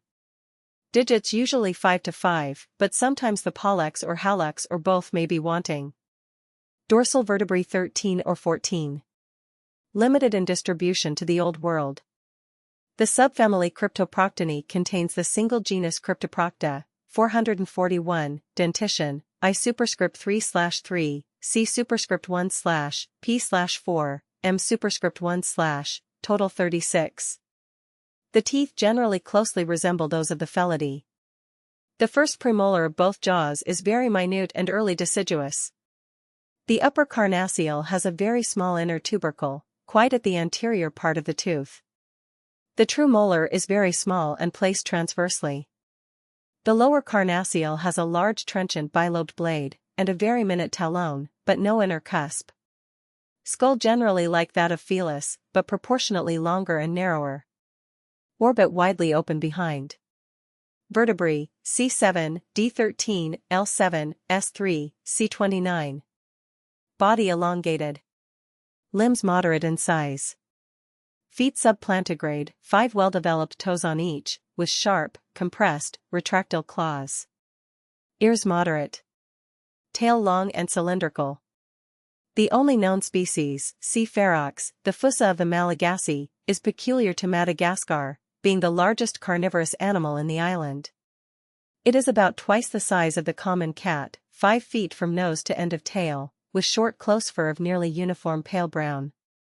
Little is as yet known of its habits, except that it is nocturnal, frequently attacks and carries off goats, and especially kids, and shows great ferocity when wounded, on which account it is much dreaded by the natives. The remaining numerous specific and generic modifications found in the existing animals belonging to this family seem to arrange themselves mainly into two tolerably distinct groups, distinguishable by the characters of the auditory bulla and neighboring parts of the base of the skull, and by the structure of the feet. The one form has the genus Vivera or civet cats for its most typical representative, and the other Herpes tes or the ichneumons. Subfamily Viverinidae. Auditory bulla oval, or rather conical, broad and truncated and not everted behind, narrow in front and more or less compressed at the sides. The outer or anterior chamber very small and flat. The meatus with scarcely any inferior lip, its orifice being close to the tympanic ring. Paroccipital process triangular, its apex projecting slightly beyond the bulla. Claws strongly curved and more or less retractile. Perineal scent glands generally present. This subfamily includes both Ethiopian and Oriental forms, but the former are the more numerous. The typical section, which includes 5 genera, has the following characters. Dentition, I superscript 3/3, C superscript 1/P/4, M superscript 2/2, superscript 1/2 in Prioniodon, total 40. Skull elongated, facial portion small and compressed. Orbits well defined but incomplete behind. Teeth always sectorial, never very small. Vertebrae, C7, D13, L7, or D14, L6, S3, C22 to 30. Body elongated and compressed. Head pointed in front, ears rather small. Extremities short. Feet small and rounded. Toes short, 5 on each foot. First toe both on fore and hind feet much shorter than the others. Palms and soles covered with hair, except the pads of the feet and toes, and in some species a narrow central line on the underside of the sole, extending backwards nearly to the heel. Tail moderate or long, usually marked with dark and light rings. A pair of large glandular follicles situated on the perineum, in both sexes, and secreting in most species an oily substance of a peculiarly penetrating odor. The numerous species of this section form a large series, the two extremes of which differ considerably, but the several genera into which they may be divided blend so into one another that it is difficult to differentiate them sharply. All the animals of this section are, for their size, extremely active, fierce, and rapacious. They feed chiefly on small mammals and birds. Vivera, 442, this includes the largest species. The teeth, figure 232, are stouter and less compressed than in the other genera, the second upper molar being especially larger. The auditory bulla smaller and more pointed in front. Body shorter and stouter, limbs longer, tail shorter, tapering. Underside of tarsus completely covered with hair. Claws longer and less retractile. Fur rather long and loose, and in the middle line of the neck and back usually elongated so as to form a sort of crest or mane, neck with a black gorget. Pupil circular when contracted. Perineal glands greatly developed. These characters apply especially to V. civetta, the African civet, or civet cat as it is commonly called, an animal rather larger than a common fox, and an inhabitant of intertropical Africa. V. zebetha, the Indian civet, of about equal size, inhabits Bengal, China, the Malay Peninsula, and adjoining islands. V. tangalunga, from Java, Sumatra, Borneo, and the Philippines, and V. megaspila, from Burma, are smaller but nearly allied animals, the latter being more distinctly spotted than either of the others. From these species and the next the civet of commerce, once so much admired as a perfume in England, and still largely used in the East, is obtained. The animals are kept in cages, and the odoriferous secretion collected from the interior of the perineal follicles with a spoon or spatula. Figure 232. The left upper dentition of the Indian civet, Vivera zebetha. From the Paleontologia Indica. The Rasa or Lesser Indian civet, V. malaccensis, may be regarded as the representative of a distinct group of Vivera, although often referred to a separate genus, Viverricula.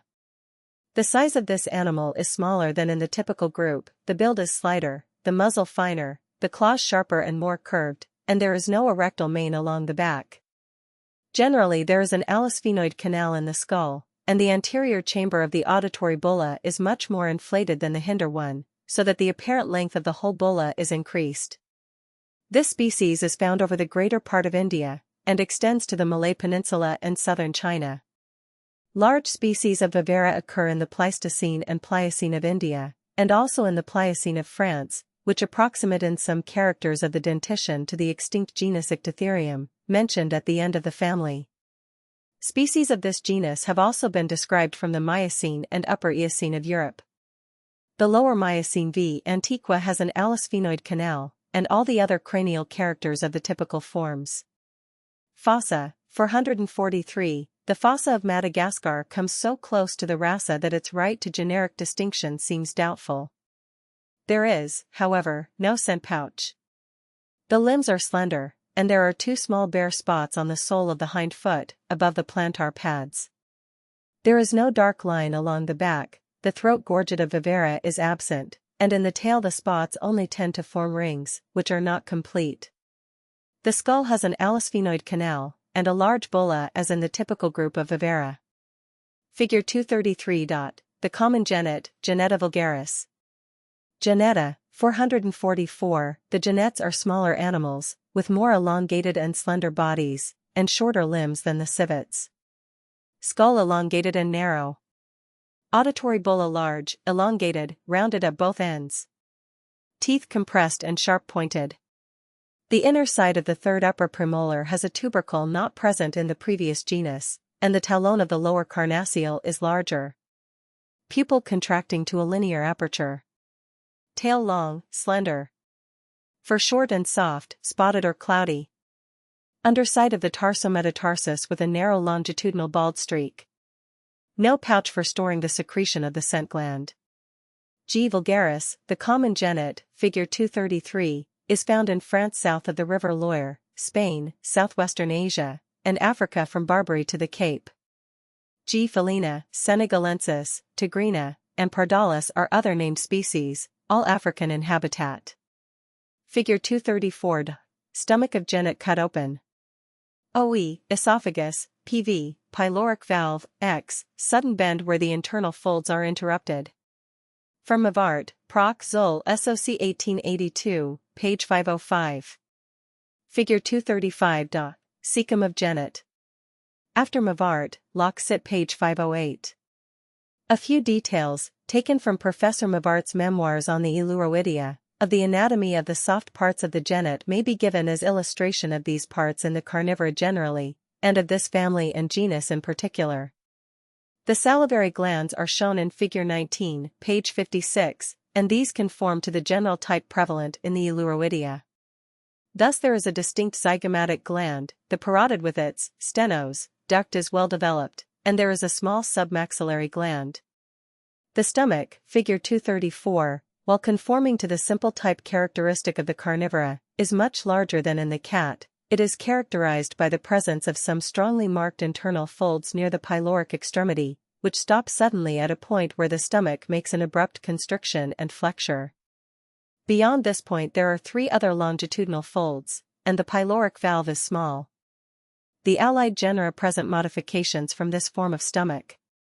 The cecum, Figure 235, is short, thick, and pointed. The liver, Figure 236, much resembles that of the cat, but differs in that the left lateral lobe is undivided, although having a small groove on its posterior or abdominal aspect, while the cystic fissure is less deep, and situated more to the right.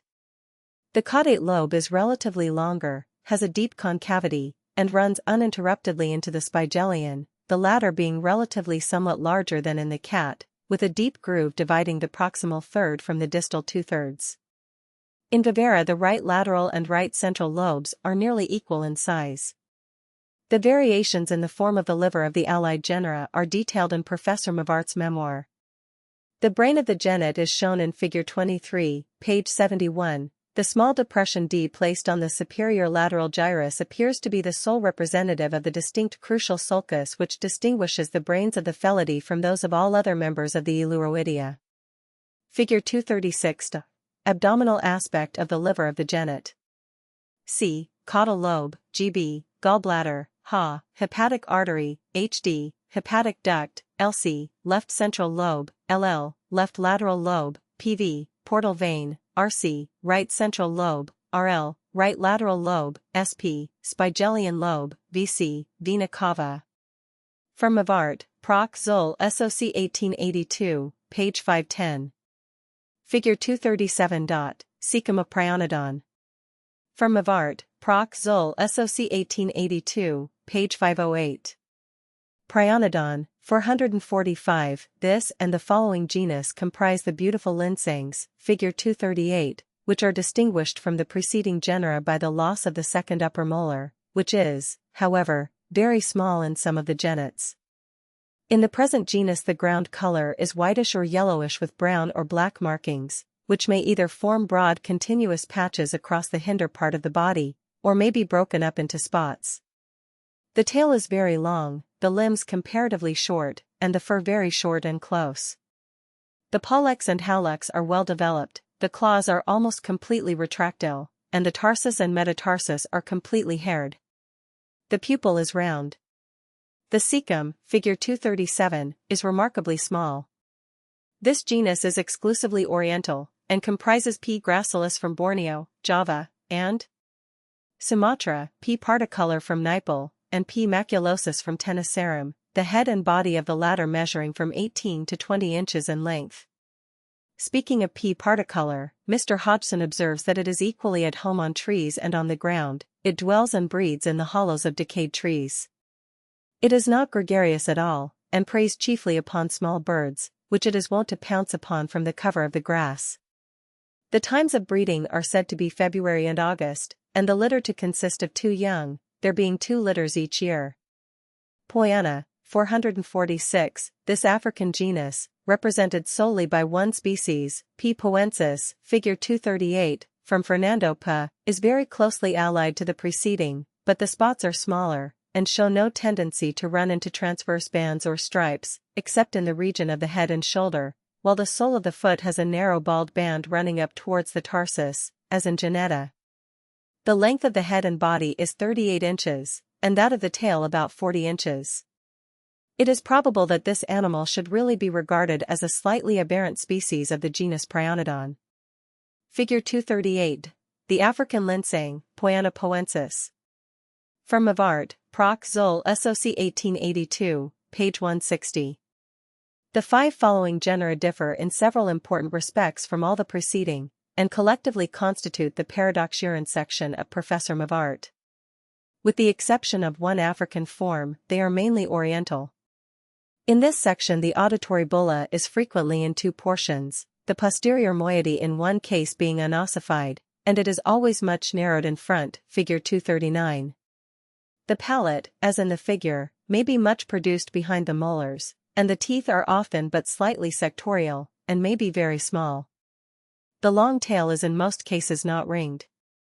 Paradoxurus, 447, dentition, I superscript 3/3, C superscript 1/P/4, M superscript 2/2, total 40.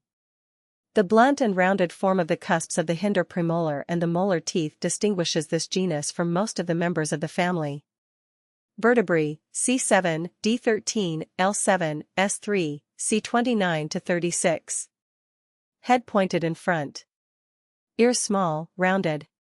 Body long. Limbs moderate.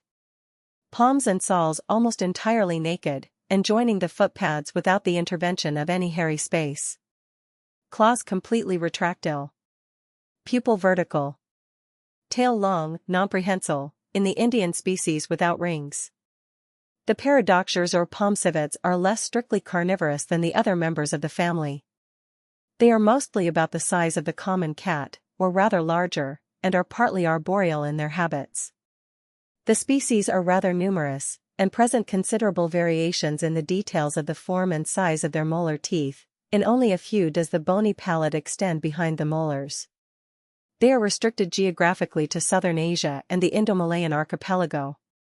The best-known species, 448, are P. niger, P. hermaphroditus, P. jordoni, P. aureus, P. gray from India and Burma, P. philippinensis of the Philippines, P. larvatus of southern China and Formosa, P. leucomistax of the Malay Peninsula, Sumatra, and Borneo, and P. mushtonbroki of Celebes.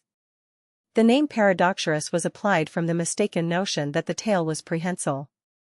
Mr. Blanford, 449, gives the following account of the habits of P. niger. The common palmcivet, tree cat, or toddy cat, is a familiar animal in most parts of India, though, being thoroughly nocturnal in its habits, it is but rarely seen in the daytime. It is arboreal, passing the day generally in trees, either coiled up in the branches, or in a hole in the trunk, and in places where coconut palms are common it frequently selects one of them for a residence. Mango groves are also a favorite resort. It not unfrequently takes up its abode in the thatched roofs of houses. Jerdon found a large colony established in the rafters of his own house in Telakeri. It even occurs in large towns. I have known of one being caught in the middle of Calcutta. Figure 239. Palatal aspect of the left side of the cranium and mandible of Arctogale leucotus. A. Anterior opening of alisphenoid canal. O. Foramen ovale. C. Carotid canal superscript 1/. From Mavart, Proc. Zoll SOC 1882, page 165. Arctogale, 450, this genus, represented only by A. trivirgata of Java, and A. leucotus of Burma, Tenasserim, Sumatra, Java, etc., is chiefly distinguished from Paradoxurus by the extremely small size of the cheek teeth, figure 239, which are often not in contact with one another, the upper carnassial being almost triangular in shape. Palate frequently convex longitudinally between the carnassials, and greatly produced behind the last molar, with a very narrow bony aperture of the posterior nares. The soles of the feet are still more naked than in Paradoxurus, and the pollex and hallux are more divergent. In A. leucotus the length of the head and body is 26.5 inches, and the tail 27 inches. In many specimens the 3 dorsal stripes are much less distinctly marked than in others, and tend to break up into spots, while the general coloration is considerably lighter. Hemigale, 451, another modification of the Paradoxure type, contains one species, H. hardwickii, from Borneo and Malacca, an elegant-looking animal, smaller and more slender than the Paradoxures, of light gray color, with transverse broad dark bands across the back and loins, the proximal portion of the tail being ringed. The tarsus is hairy. The general cranial characters are those of Paradoxurus, but the auditory bulla is ankylosed into a single piece. Arctic tis, 452, dentition, I superscript 3/3, C superscript 1/P/4, M superscript 2/2, total 40. The posterior upper molar and the first lower premolar very often absent. Cheek teeth generally small and rounded, with a distinct interval between them, but formed generally on the same pattern as Paradoxurus. Vertebrae, C7, D14, L5, S3, C34. Body elongated. Head broad behind, with a small pointed face. Whiskers long and numerous.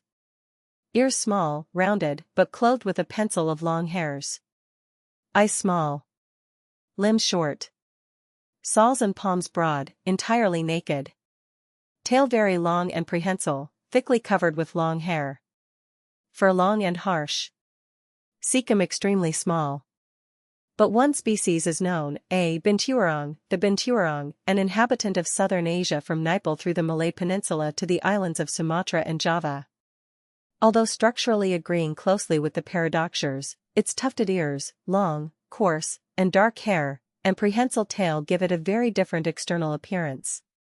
It may be regarded as a very aberrant Paradoxure, connected, so far as dental characters are concerned, with Paradoxurus by means of arctigale. The bony palate also extends considerably behind the last molar, as in the latter.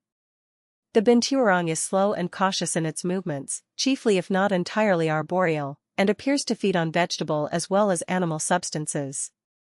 Nandinia, 453, contains one species, and binotata, a somewhat aberrant Paradoxure, from West Africa. It is rather smaller than the true Paradoxures, with smaller and more pointed molar teeth, and no cecum.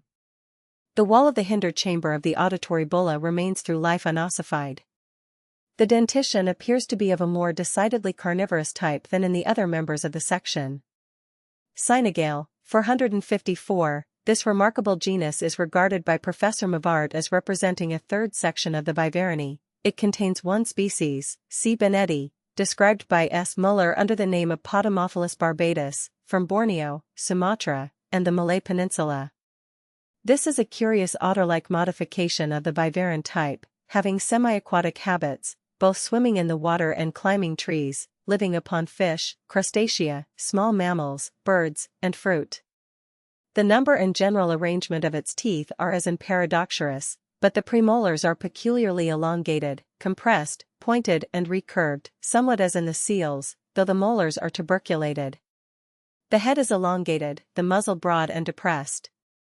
Whiskers very long and abundant. Ears small and rounded. Toes short and slightly webbed at the base. Tail short, cylindrical, covered with short hair. Fur very dense and soft, of a dark brown color, mixed with black and gray. Humerus without antepicondylar foramen. Subfamily Herpestinid. Auditory bulla very prominent, and somewhat pear-shaped, the posterior chamber being large, rounded, and generally with its greatest prominence to the outer side. The anterior chamber considerably dilated, and produced into a short inferior wall to the auditory meatus, in which is a depression or vacuity just below the center of the opening of the meatus. Sometimes this vacuity is continued into the meatus, forming a narrow fissure. The paroccipital process does not project beyond the bulla, but is spread out and lost, in adult animals, on its posterior surface. Toes straight, claws lengthened, exerted, non-retractile. No perineal glands. The dentition is always of a markedly sectorial type, and the orbit may be surrounded by bone. Very generally the anus opens into a sac-like depression.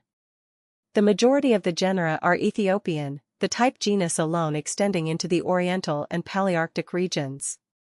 Herpes tes, 455, dentition, I superscript 3/3, C superscript 1/P/4, sometimes superscript 3/3, M superscript 2/2, total 40 or 36. Teeth of molar series generally with strongly developed, sharply pointed cusps. Skull elongated, constricted behind the orbits. Face short and compressed. Frontal region broad and arched. Postorbital processes of frontal and jugal bones well developed, generally meeting so as to complete the circle of the orbit behind. Vertebrae, C7, D13, L7, S3, C21 to 26. Head pointed in front.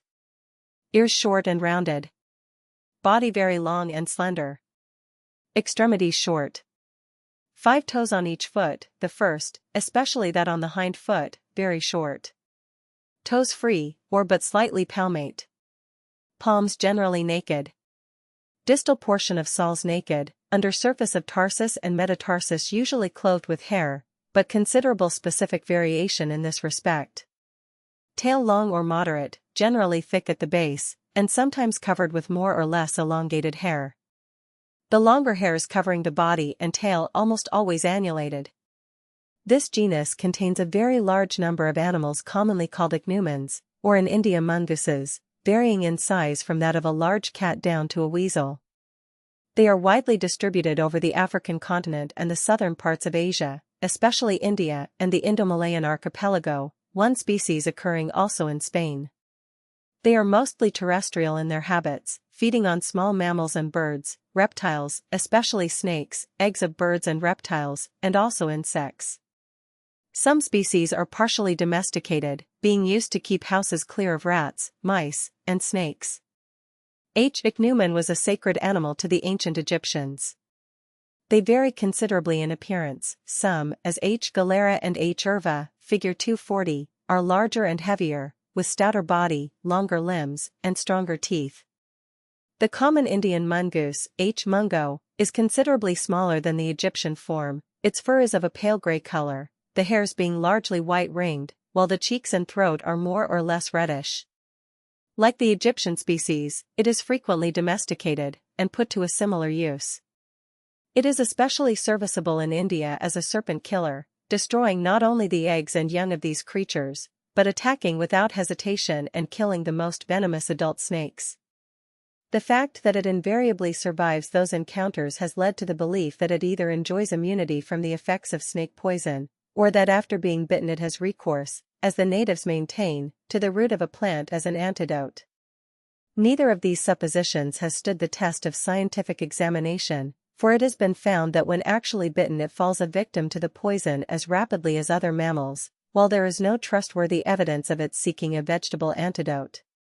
The truth seems to be that the mongoose, by its exceeding agility and quickness of eye, avoids the fangs of the snake while fixing its own teeth in the back of the reptile's neck. One large species, believed to be from Africa, recently described as H. grandis, is remarkable for the extreme complexity of the cusps on the molars, and also for the absence of an antepicondylar foramen to the humerus, the latter feature also occurring in the allied H. albicaudatus. The Oriental H. urva, figure 246, is stated to be somewhat aquatic in habits, and to feed on frogs and crabs. Figure 240. The crab-eating mongoose, Herpes tes urva. From Blanford, Mammalia of British India, page 130. Remains of the small H. nipolensis occur in the cavern deposits of Madras.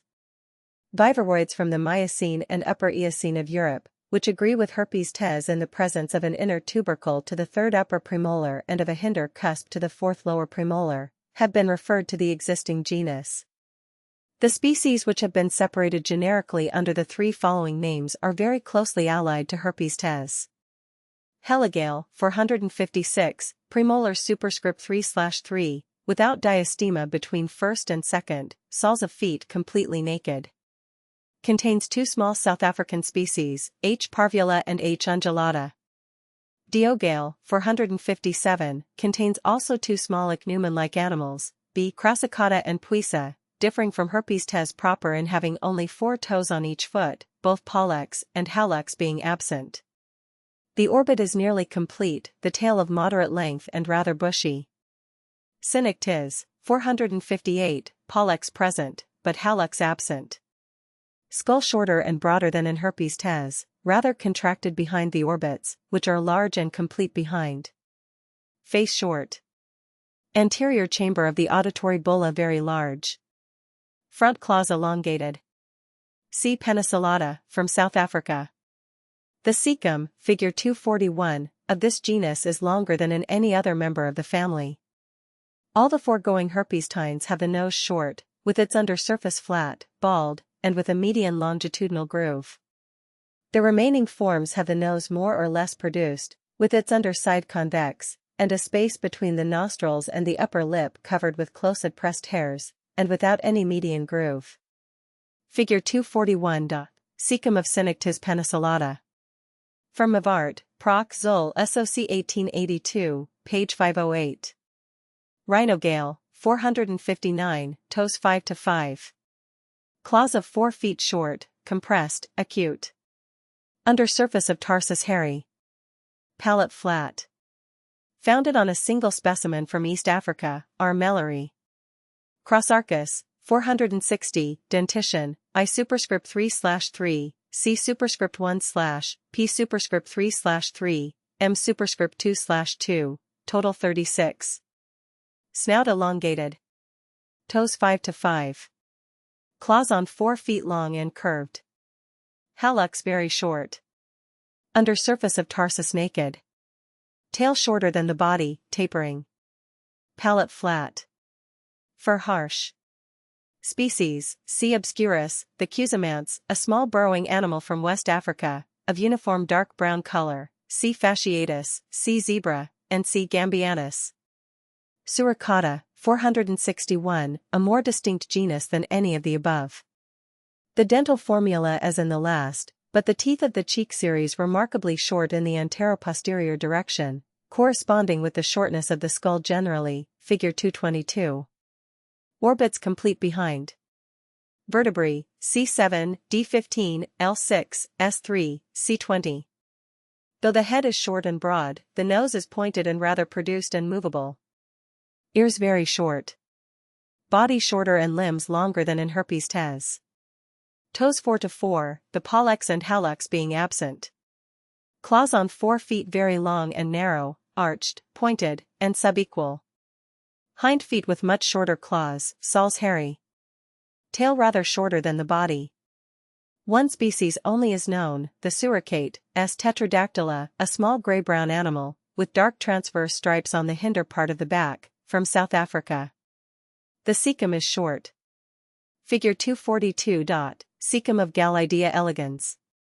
From Mavart, Proc. Zul. SOC 1882, page 508.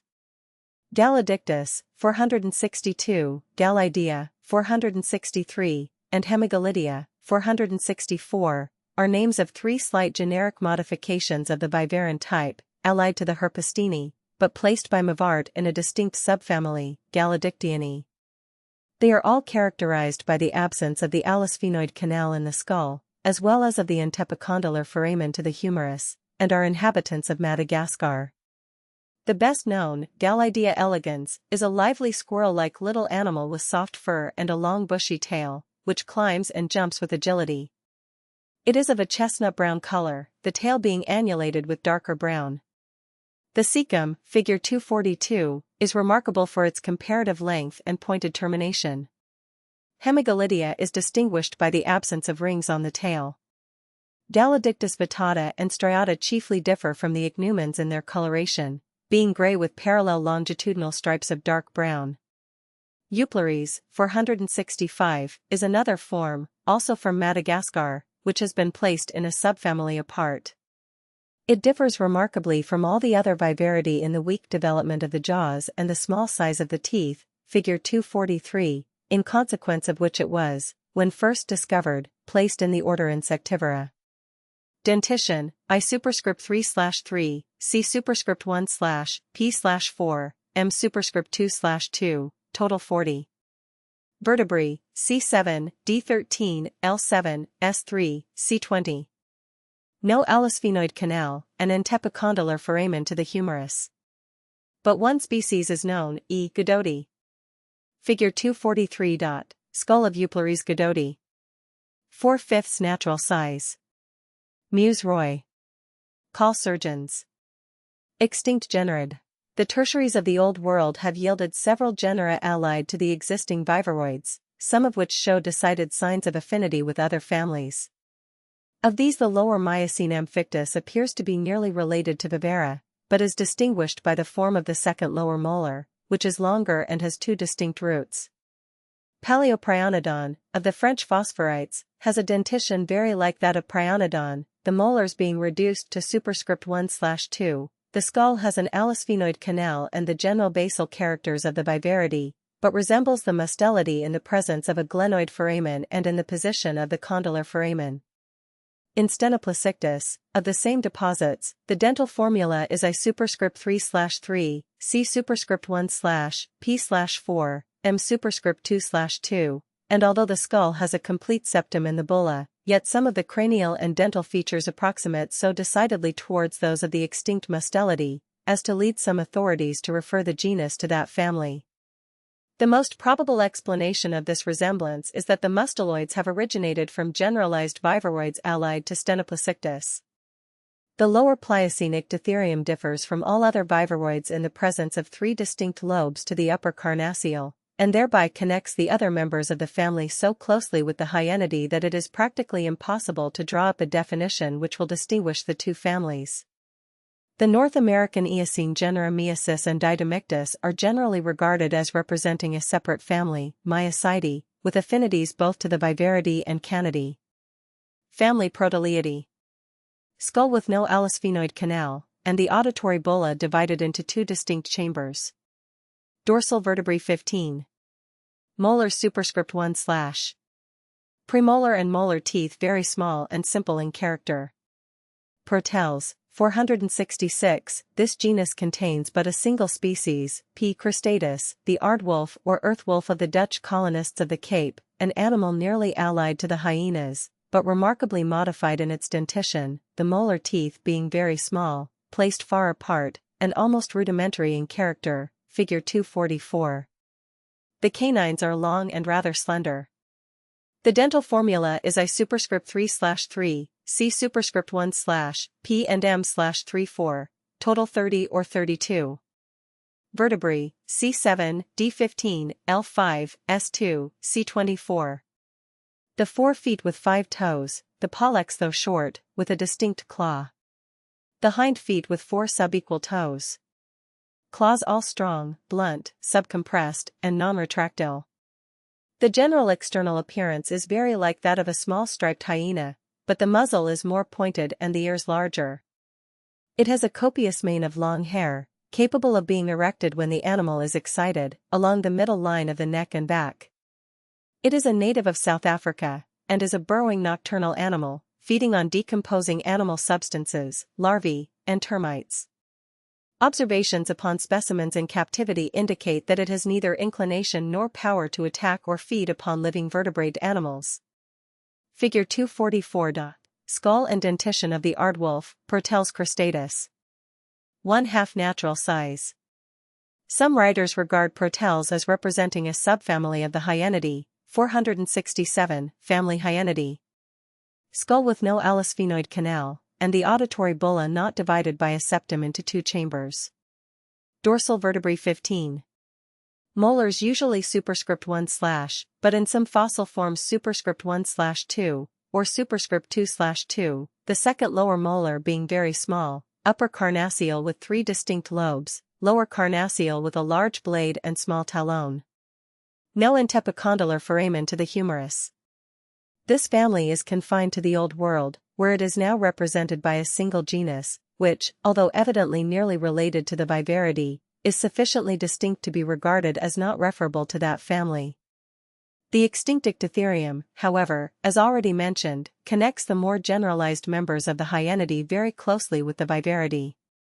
Hyena, 468, dentition in existing forms usually I superscript 3/3, C superscript 1/P/3, M superscript 1/, total 34.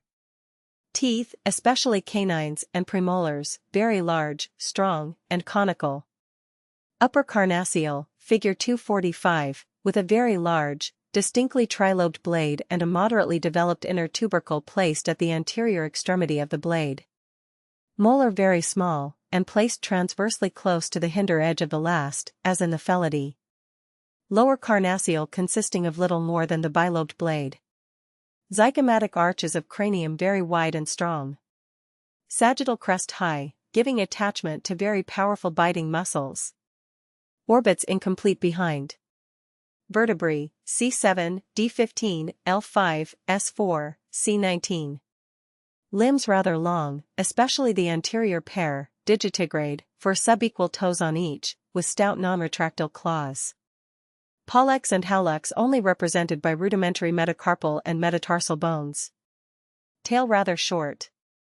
A large postanal median glandular pouch, into which the largely developed anal scent glands pour their secretion. Figure 245. Outer, A, and palatal, B, aspects of the right upper carnassial tooth of the striped hyena, Hyena striata. From the Quart. Journ. Geology SOC. The three existing species of hyena are divisible into two sections, to which some zoologists assign generic rank, but fossil forms show such a transition between these two types as to render any such division impracticable. The typical or euhyanine group presents the following distinctive features. Upper molar moderately developed and three-rooted. An inner cusp and hind talon more or less developed on the lower molar. Ears large, pointed. Hair long, forming a mane on the back and shoulders. H. striata, the striped hyena, figure 246, of northern Africa and southern Asia. H. brunnea, of South Africa, in some respects intermediate between this and the next group. The striped hyena is dirty gray in color, with narrow transverse tawny or blackish stripes on the body and legs. The length of the head and body is 3.5 feet, and that of the tail, with its hair, 1.5 feet. It occurs throughout peninsular India, where it is most common in open hilly districts, and in North Africa. Mr. Blanford, 469, gives the following account of its habits. It is a nocturnal animal, and although an occasional individual may be met with returning to its den in the early morning, its rambles are usually commenced after sunset and ended before sunrise. During the night it roams far and wide, and no tracks of wild animals are more common in the countries where it is found than its unmistakable footprints, very like a dog's in shape, but with the marks of the hind feet conspicuously smaller than those of the fore feet. Unlike the spotted hyena, the striped species appears to be solitary in its habits, and it is rare to meet with more than two together. The principal food of the hyena consists of the carcasses of animals that have died of disease or been killed by beasts of prey, and very often it carries off portions of the body to its den. I once shot one that was carrying away the hind leg of a nilgai. The powerful jaws and large teeth are admirably adapted for crushing bones, which are consumed by hyenas, after the flesh has been picked off by vultures and jackals. Occasionally sheep or goats, and more often dogs, are carried off by hyenas, and the latter at all events are often taken alive to the animal's den. The striped hyena is essentially a cowardly animal, and one that is much more silent than H. crocuta. Remains of H. striata are found in the cavern deposits of the south of France, and also in the Upper Pliocene of the Val d'Arno in Tuscany, and in the English red crag. Figure 246. The striped hyena, Hyena striata. The crocutine group presents the following characters. Upper molar extremely small, 2 or 1-rooted, often deciduous. Lower molar without trace of inner cusp, and with an extremely small talon.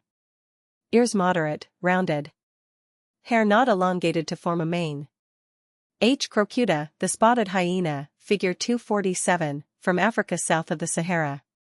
In dental characters as well as in its visceral anatomy, especially as regards the reproductive organs of the female, 470, this species may be considered as by far the more specialized form.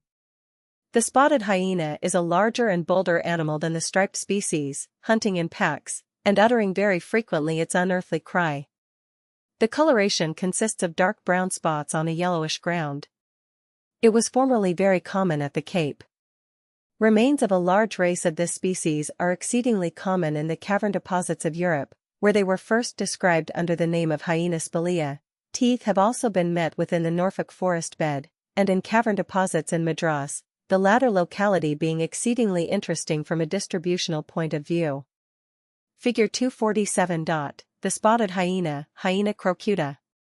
In addition to the remains of existing species, to which reference has been already made, there were numerous extinct forms of hyena in the upper tertiaries of Europe, from the horizon of the lower Pliocene Pikermi beds of Greece upwards. In the Crocutine group H. calvini of the Pliocene of India, figure 248, and H. robusta of that of Italy, appear to have been ancestral forms allied to H. crocuta, the former being distinguished by the loss of the first upper premolar. H. eximia, of the Pikermi beds, is a more generalized form, in which the first lower premolar, lost in existing forms, is retained. In the typical group, H. arvernensis and H. perrieri, of the upper Pliocene of the continent, approximate to H. brunnea, although H. perrieri makes a farther step towards the Crocutine group by the loss of the inner cusp in the lower carnassial. The extinct Hyanictine group, as represented by the Indian H. civilensis and the Grecian H. graeca, connects H. striata with Palhyena. Both are characterized by the presence of a small second lower molar behind the carnassial, while H. graeca also has 4 lower premolars. Still more generalized is the Lycaenine group, comprising H. macrostoma of India and H. caroti of the Pikermi beds. In these forms the muzzle was longer, and the premolars much more compressed than in the existing species, thus making a very decided approach to the viverity. There were 4 lower premolars, the lower carnassial had an inner cusp, and it is probable that there was a second lower molar, while the first upper molar was placed partially behind the carnassial. The lower Pliocene Palhyena hyperionum, in which the dental formula is I superscript 3/3, C superscript 1/P/4, M superscript 2/2, is a smaller form with long jaws and compressed premolars which approaches so closely to the vivaroid genus Ichthyotherium as to show pretty clearly how the hyenas have been gradually modified from that stock. Figure 248. Outer view of part of the right ramus of the mandible of Hyena calvini, showing the 3rd and 4th premolars and the carnassial. From the Paleontologia Indica. Section Cynoidea. Family Canidae. This section contains the single family of the Canidae, or dog-like animals, which appear to hold an intermediate position between the other 2 sections, retaining also many of the more generalized characters of the ancient members of the order. The structure of the auditory bulla and adjacent parts of the bones of the skull is intermediate between that of the aluroid and arctoid forms. In the number and arrangement of the teeth they more nearly approach the primitive heterodont type than any other existing carnivora. A cecum is always present, sometimes short and simple, but when long it is folded upon itself in a characteristic manner. Figure 249. Right lateral aspect of the skull of the dog, Canis familiaris. The characters of the base of the cranium are shown in Figure 8, page 38, where it will be seen that the auditory bulla is inflated, although it has only a rudimental internal septum. The paroccipital process, although in contact with the bulla, is prominent, and there is a large glenoid foramen. In all the existing forms the humerus has lost the antepicondylar foramen. The crowns of the upper molars are triangular in shape, Figure 251, and the blade of the upper carnassial consists of 2 lobes. Figure 250. Cecum of the Arctic fox, Canis lagopus. I. Ilium, C. colon. In the natural position the colon is uppermost. In the alimentary canal the cecum, Figure 250, is extremely characteristic.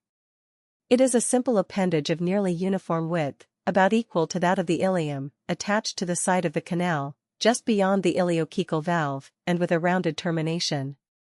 In a dog of average size it is 5 or 6 inches long if uncoiled, but it is normally folded by its mesenteric attachments backwards and forwards several times on itself by the side of the ilium, after the manner shown in the figure. The existing dogs form a very compact group, with numerous species closely resembling each other in essential characters, though differing considerably externally. The most marked differences are slight variations in the number of the true molar teeth, which exceed the usual number in the Cape long-eared fox, Otocion, and fall short of it in some other less aberrant forms to which the names of Icticion and Scion have been given, and a diminution in the number of toes in the Cape hunting dog, Lycaon, which has 4 to 4, instead of 5 to 4 as in the remainder of the family. After taking these away, there remain a great number of animals called dogs, wolves, jackals, and foxes, varying from one another only in the characters of the tail, ears, fur, form of the pupil, and some trifling peculiarities of skull and teeth, upon which some authors have divided them into many genera. These divisions are, however, extremely difficult, if not impossible, to define, on account of the numerous gradual transitions from one form to the other. Figure 251.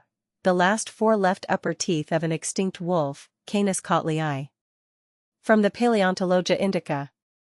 Canis, 471, it appears on the whole convenient to retain all the species, with the exception of Otocion, Icticion, and Lycaon, in the old genus Canis, the most prominent characters of which are the following.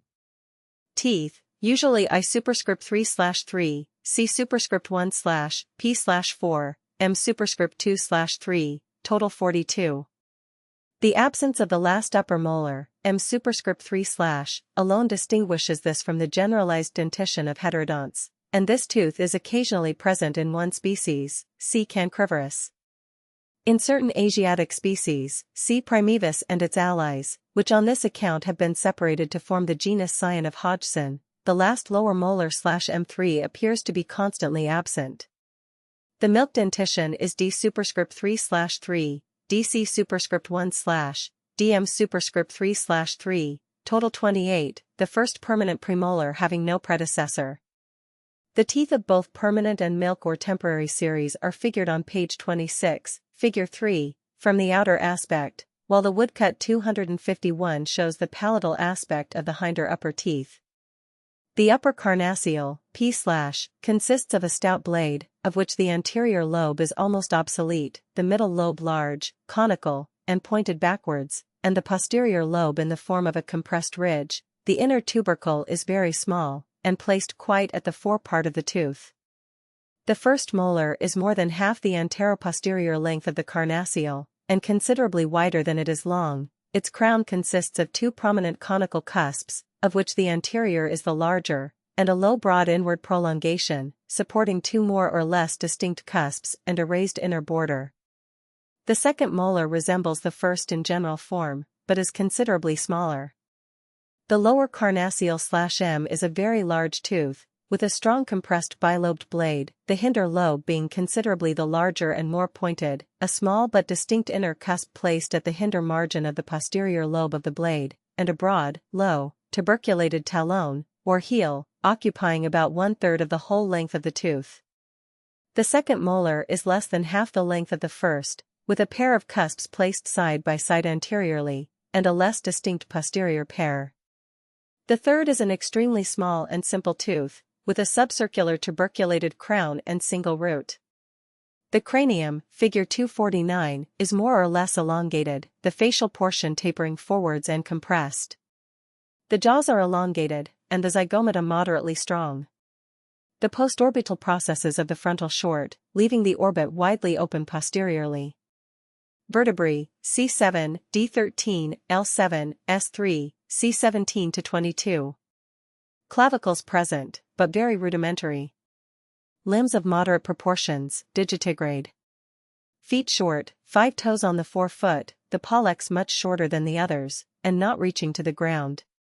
4 toes on the hind foot, the hallux being represented by a rudiment of the metatarsal. 472, all the toes are provided with exserted, non-retractile, slightly curved, and blunt claws, which, being exposed, become worn at the tips. Tail moderate, or rather long, generally somewhat bushy. The pupil of the eye, when contracted, is in some species round, in others elliptical and vertical. This extensive genus may be considered as truly cosmopolitan. 1 or more species occur in every part of the American continent from Greenland to Patagonia and the Falkland Isles, and similarly, in the Old World, Europe, Africa, and Asia, with most of the large islands adjacent, and even Australia, have their wild dogs, though in the last case they may belong to a feral race, introduced originally by man. They are generally sociable animals, hunting their prey in packs. Many species burrow in the ground, none habitually climb trees. Though mostly carnivorous, feeding chiefly on animals they have chased and killed themselves, many, especially among the smaller species, eat garbage, carrion, insects, and also fruit, berries, and other vegetable substances. The species are very numerous, and, as in most other large genera, very ill-defined, few zoologists agreeing as to which of the many slightly different modifications should be considered as local varieties and which true species. Perhaps the best cranial character by which the different members of the genus can be distinguished is that pointed out by Burmeister, viz. that in the animals generally called dogs, wolves, and jackals the postorbital process of the frontal bone is regularly smooth and convex above, with its extremity bent downwards, whereas in foxes this process is hollowed above, with its outer margin, particularly of the anterior border, somewhat raised.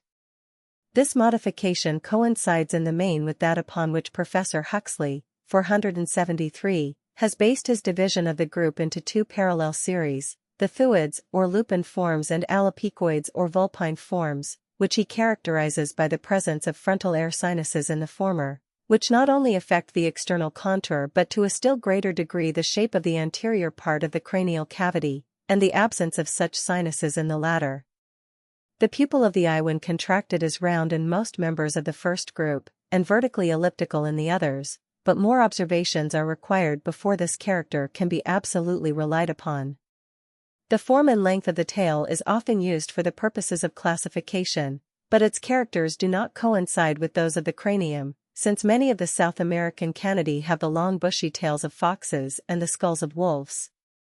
Taking into account various combinations of these and other minor characters, the species may be arranged in the following groups, which some authors have considered as of generic importance. A. Thuid or lupine series. The typical group, or Canis proper, contains the largest members of the genus, the true wolves of the northern parts of both Old and New Worlds, C. lupus, etc., the jackals of southern Asia and Africa, C. aureus, mesomelas, etc., and the various breeds of the domestic dog, C. familiaris.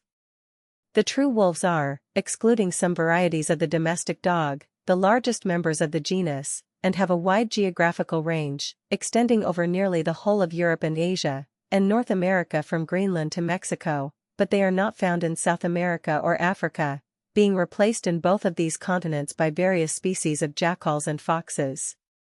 As might be expected from this extensive range, and the varied character of the climatic conditions of the countries they inhabit, they present great diversities of size, length and thickness of fur, and coloration, although resembling each other in all important structural characters. These differences have given rise to a supposed multiplicity of species, expressed by the names of C. lupus, C. lycaon, Central Europe, C. loniger and C. niger, Tibet, C. palipes, India, C. occidentalis, C. nubilis, C. mexicanus, etc., of North America, but it is very doubtful whether some of these ought to be distinguished as other than local varieties. Mr. W. T. Blanford, in his recent work on the mammals of India, regards the two forms from Tibet mentioned above as inseparable from C. lupus.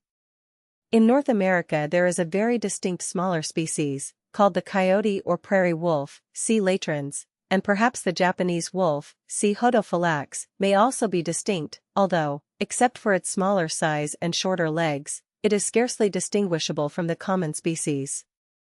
Though generally distributed throughout the Indian peninsula, the Indian wolf, C. palipes, which is rather smaller and slighter than C. lupus, is not found in Ceylon, nor in Burma and Siam.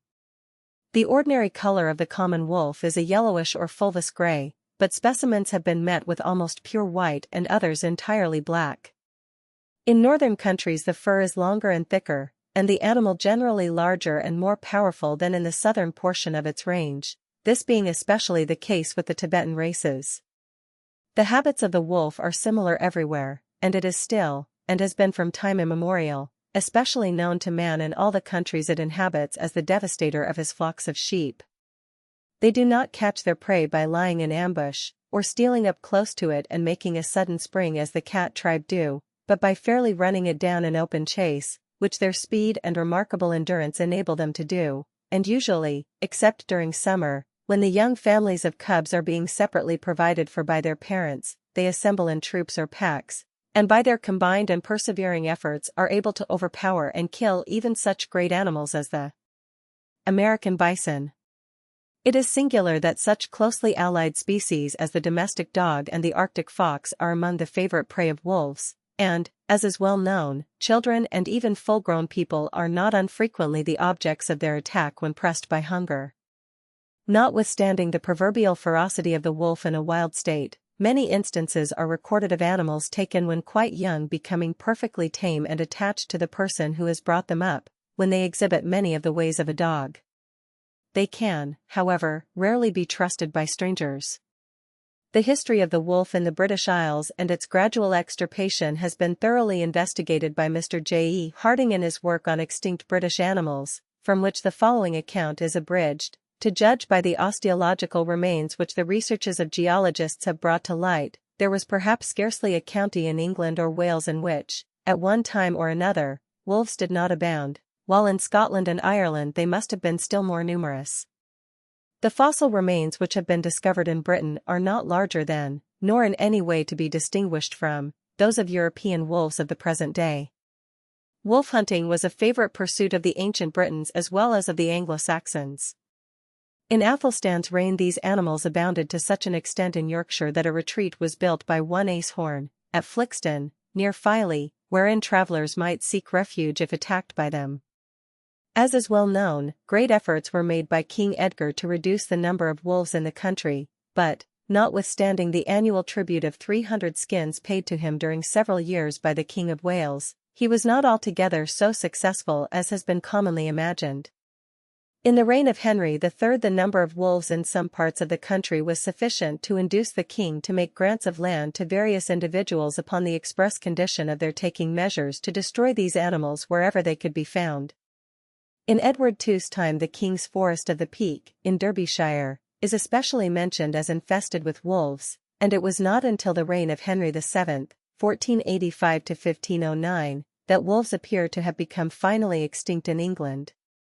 This, however, is rather a matter of inference from the cessation of all mention of them in local records than from any definite evidence of their extirpation. Their last retreat was probably in the desolate wolds of Yorkshire. In Scotland, as might be supposed from the nature of the country, the wolf maintained its hold for a much longer period.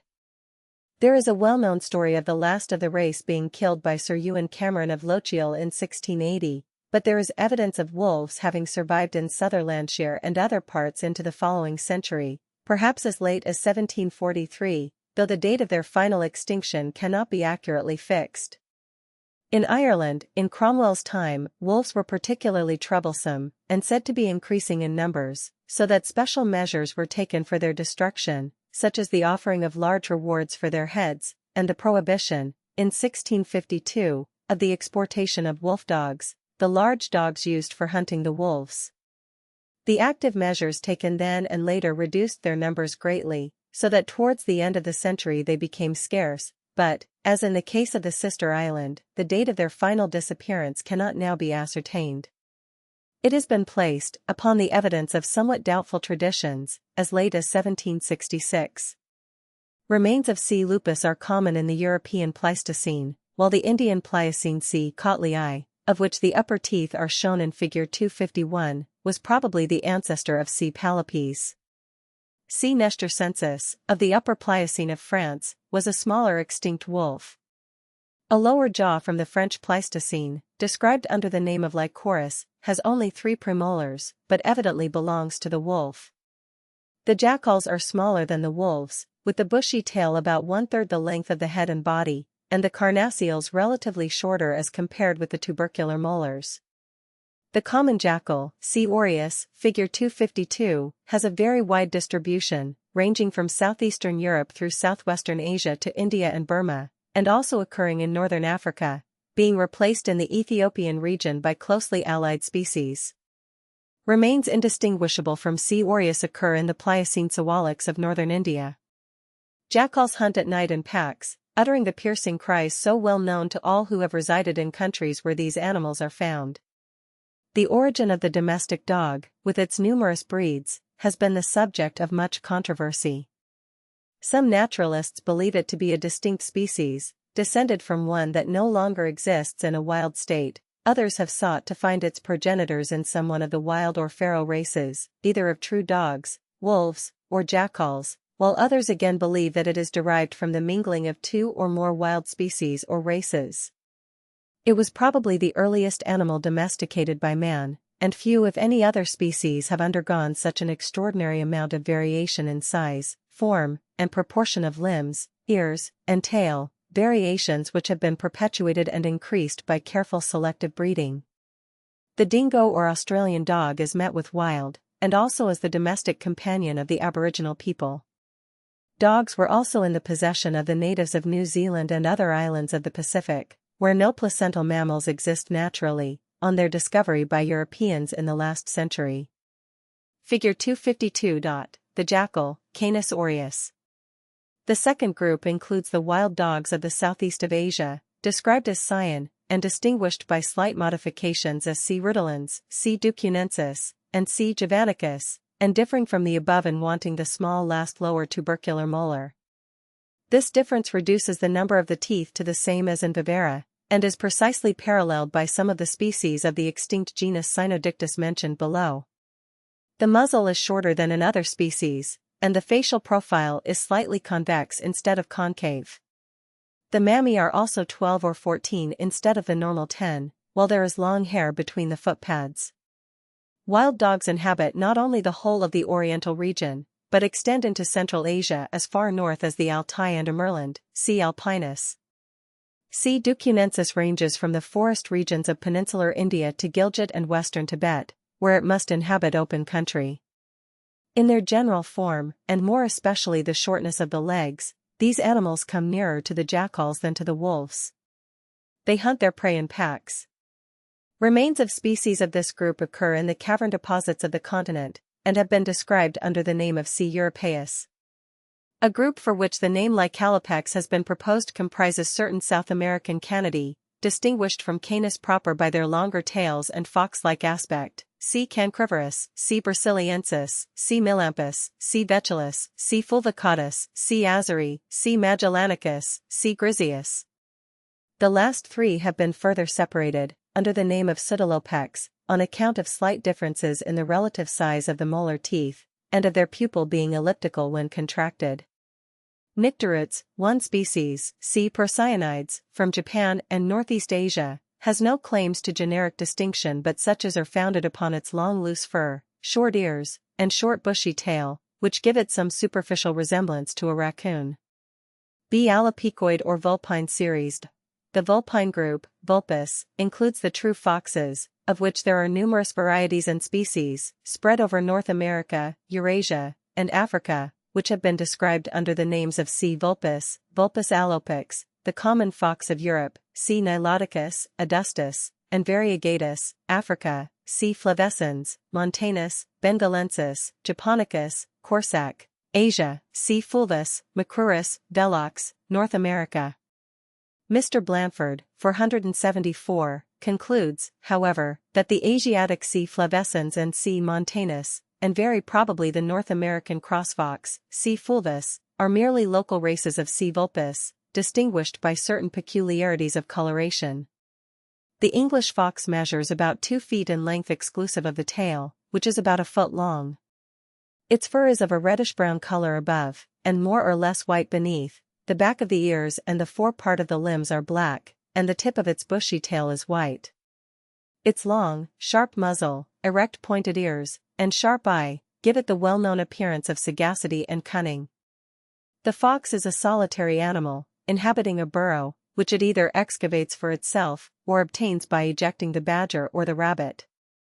So averse, indeed, is the fox to dig for itself, that when foiled in its attempts to dispossess the badger, it has been known to take up its quarters with the latter, and it can be induced to make its home in artificial burrows constructed of stone and earth for the purpose of facilitating the operation of digging out the cubs.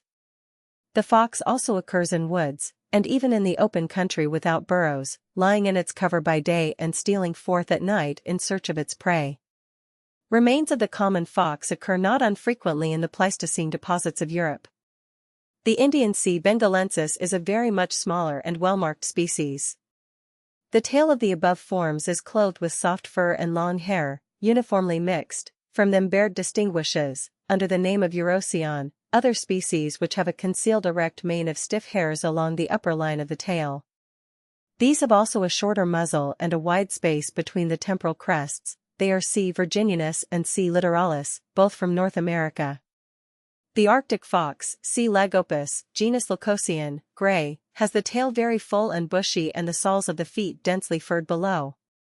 Its color changes according to season from bluish-gray to pure white.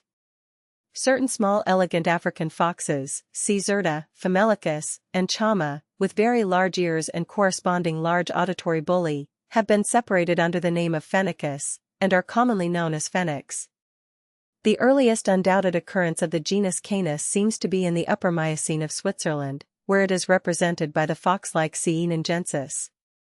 In the Upper Pliocene of France, C. megamastoides is said to be allied to the foxes and jackals, but with some signs of affinity to the extinct Cynodictis. In the Pliocene Sawalix of India there occurs C. curvipilatus, of the size of a small fox, which appears to have certain resemblances to a Tocyon.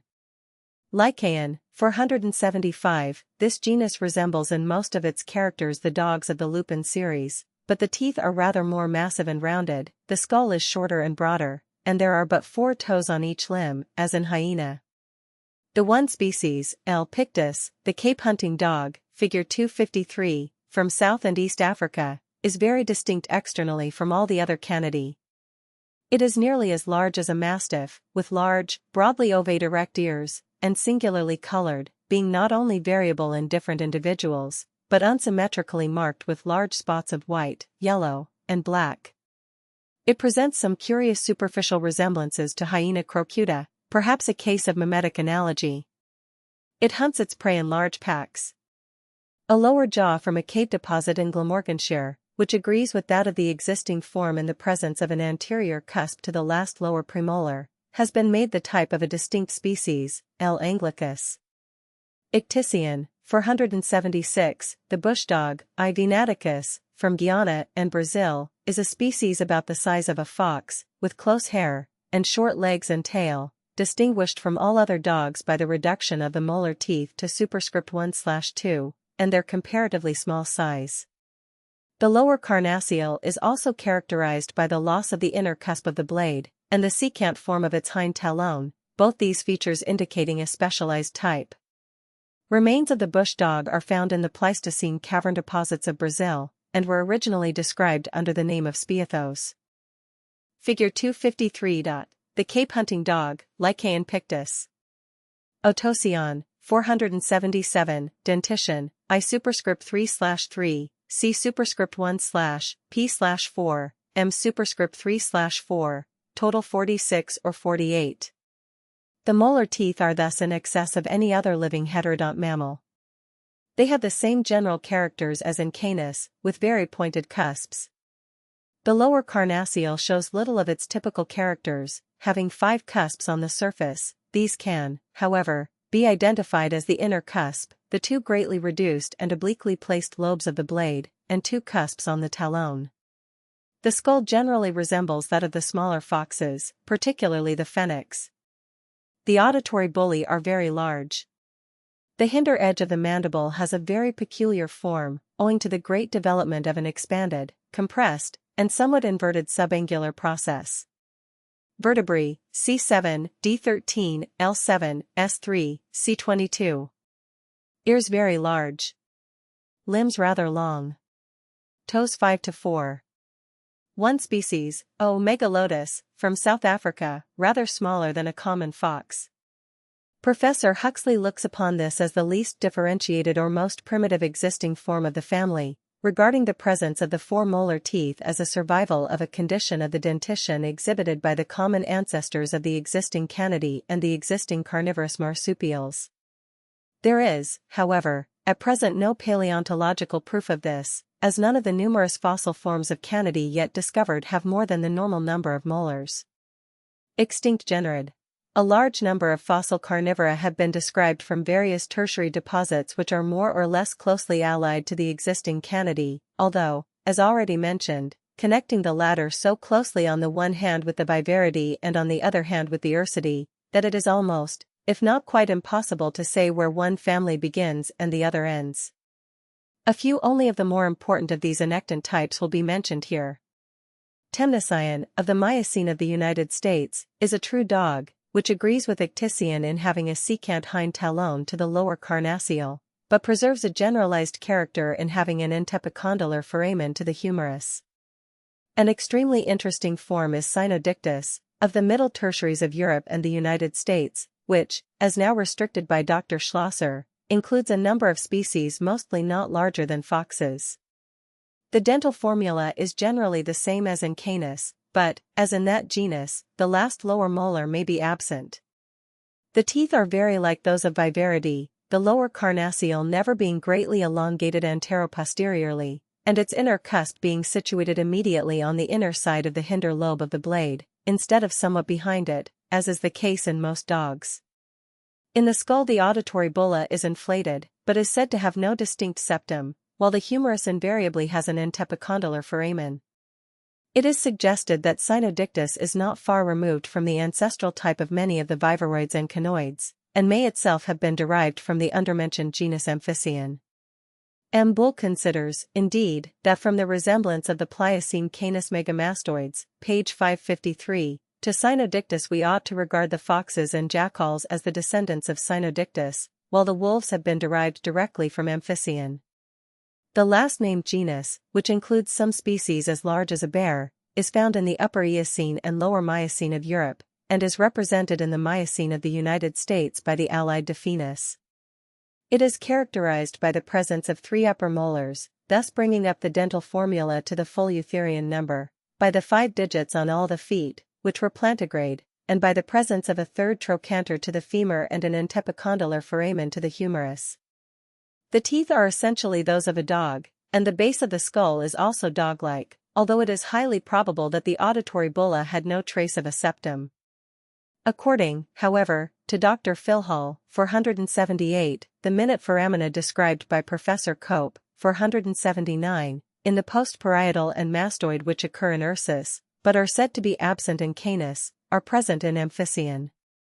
So far, however, as we can see, the presence or absence of those foramina cannot be regarded as diagnostic of Ursus and Canis, although they are generally more strongly developed in the former. Amphicyon may, indeed, be considered as a very generalized dog, with affinities to the bears in the structure of its limbs. Dinocyon is a still larger form, from the Middle Miocene of France, which, so far as its teeth are concerned, connects Amphicyon with the ursoid genus Hyonarctus so closely as to render it absolutely impossible to indicate any characters of family importance by which they can be distinguished. The upper carnassial of Dinocyon is unknown. For other genera, see page 562. Section Arctoidea. Figure 254. Right half of the palatal aspect of the cranium of the raccoon, Persian loader. Letters as in figure 8 and p38. From the Proc. Zoll SOC 1869, page 10. This section includes a considerable number of forms which agree in the essential characteristics of the structures of the base of the cranium and reproductive organs, and in the absence of a cecum to the intestinal canal. They have no Cooper's glands, but there is a rudimentary prostate and a large cylindrical penial bone, while all the members of the group have 5 completely developed toes on each foot. Considerable diversity is found in the characters of the base of the skull in the various forms, but the following features are common to all. The cavity of the auditory bulla is simple, and has no trace of a dividing septum. The inferior lip of the auditory meatus, figure 254, is considerably prolonged. The paroccipital process, p, of the exoccipital is more or less triangular, directed backwards, outwards, and downwards, and standing quite apart from the bulla. The mastoid process, of the periodic is always widely separated from the paroccipital, and generally very prominent. The carotid foramen, car, is large, and placed on the inner margin of the bulla, usually near the middle, but occasionally more posteriorly. The condyloid foramen is distinct and exposed, and never sunk into a common opening with the foramen lacerum posticum, and the glenoid foramen is always present, and usually conspicuous. The allosphenoid canal is absent except in Ursus, Molursus, and Ailurus. It has been already observed, page 501, that the evidence of fossil forms, so far as it goes, is not in favor of the Arctoidea being a natural group, so that its retention must be regarded as a somewhat provisional measure, largely based on its convenience. The group may be divided into the three families, Ursidae, Persionidae, and Mustelidae, 480, family Ursidae. In existing forms the true molars superscript 2/3, with broad, flat tuberculated crowns. Typically the three anterior premolars of both jaws rudimentary and often deciduous. Fourth upper premolar, carnassial, with no third or inner root. An allosphenoid canal, except in Ailuripus. Skull with the auditory bulla depressed, and scarcely at all inflated. Feet plantigrade. No antepicondylar foramen to the humerus. Kidneys conglomerate. Geographical distribution extensive. Ursus, 481, dentition, I superscript 3/3, C superscript 1/P/4, M superscript 2/3, total 42. The three anterior premolars above and below one rooted, rudimentary, and frequently wanting. Usually the first, placed close to the canine, is present, and after a considerable interval the third, which is situated close to the other teeth of the molar series. The second is very rarely present in the adult state.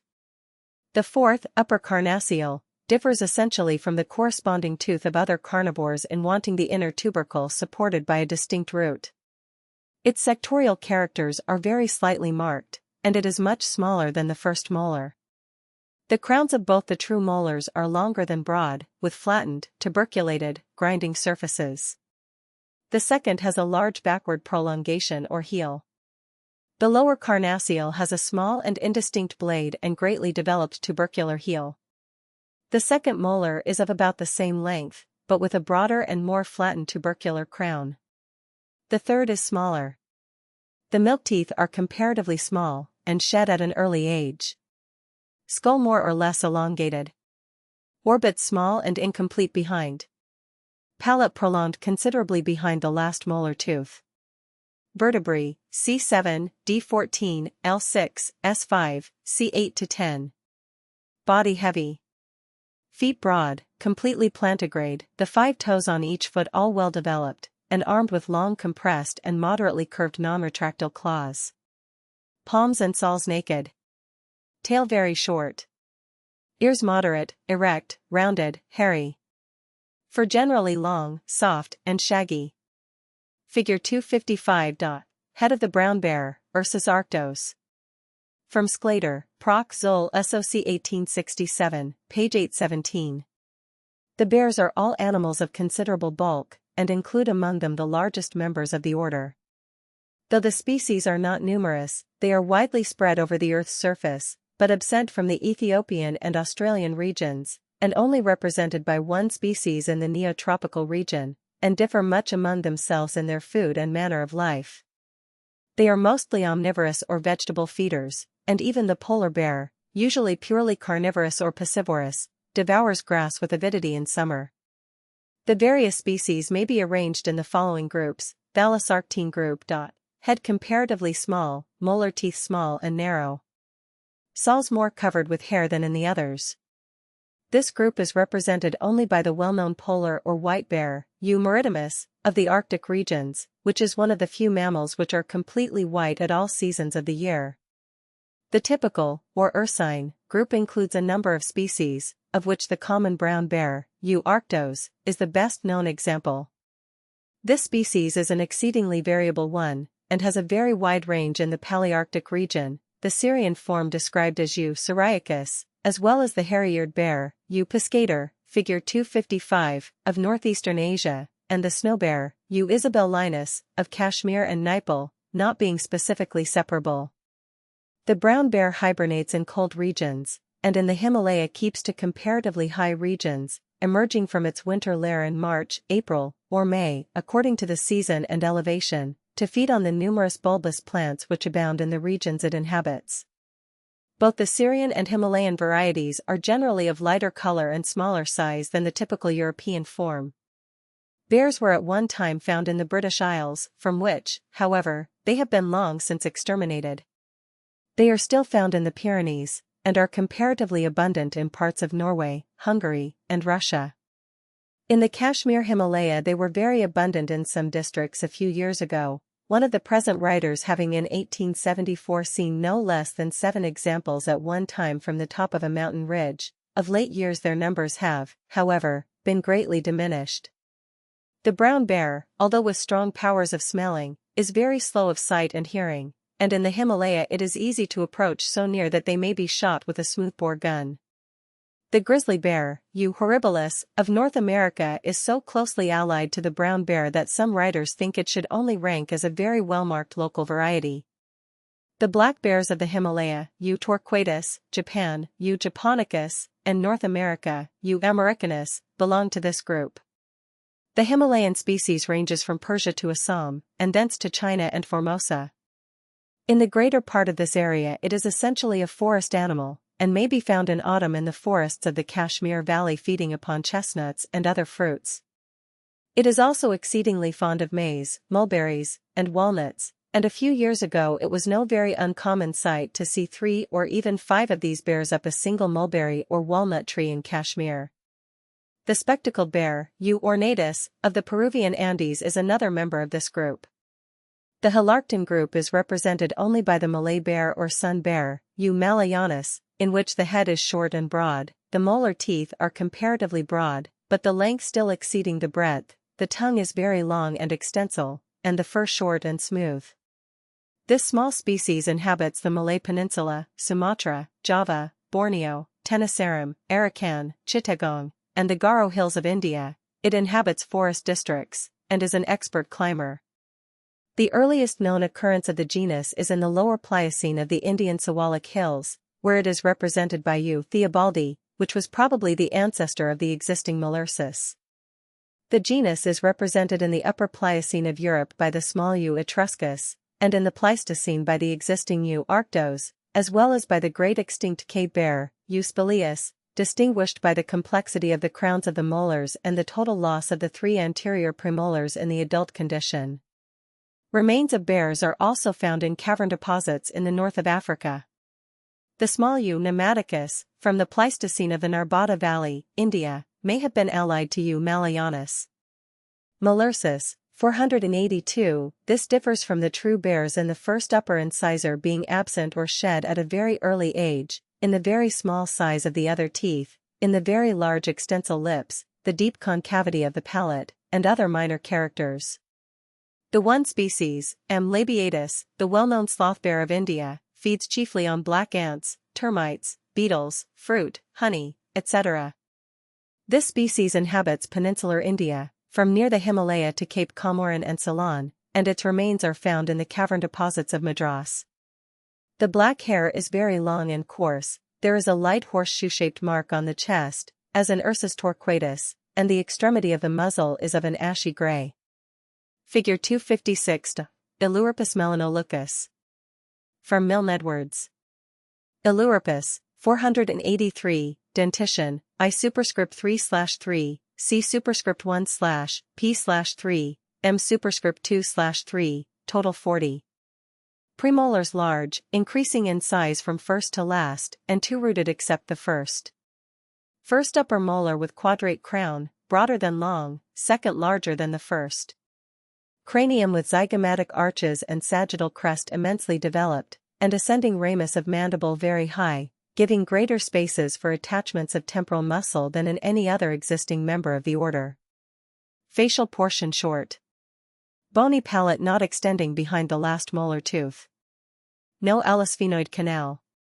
Feet bear-like, but soles more hairy, and perhaps less completely plantigrade.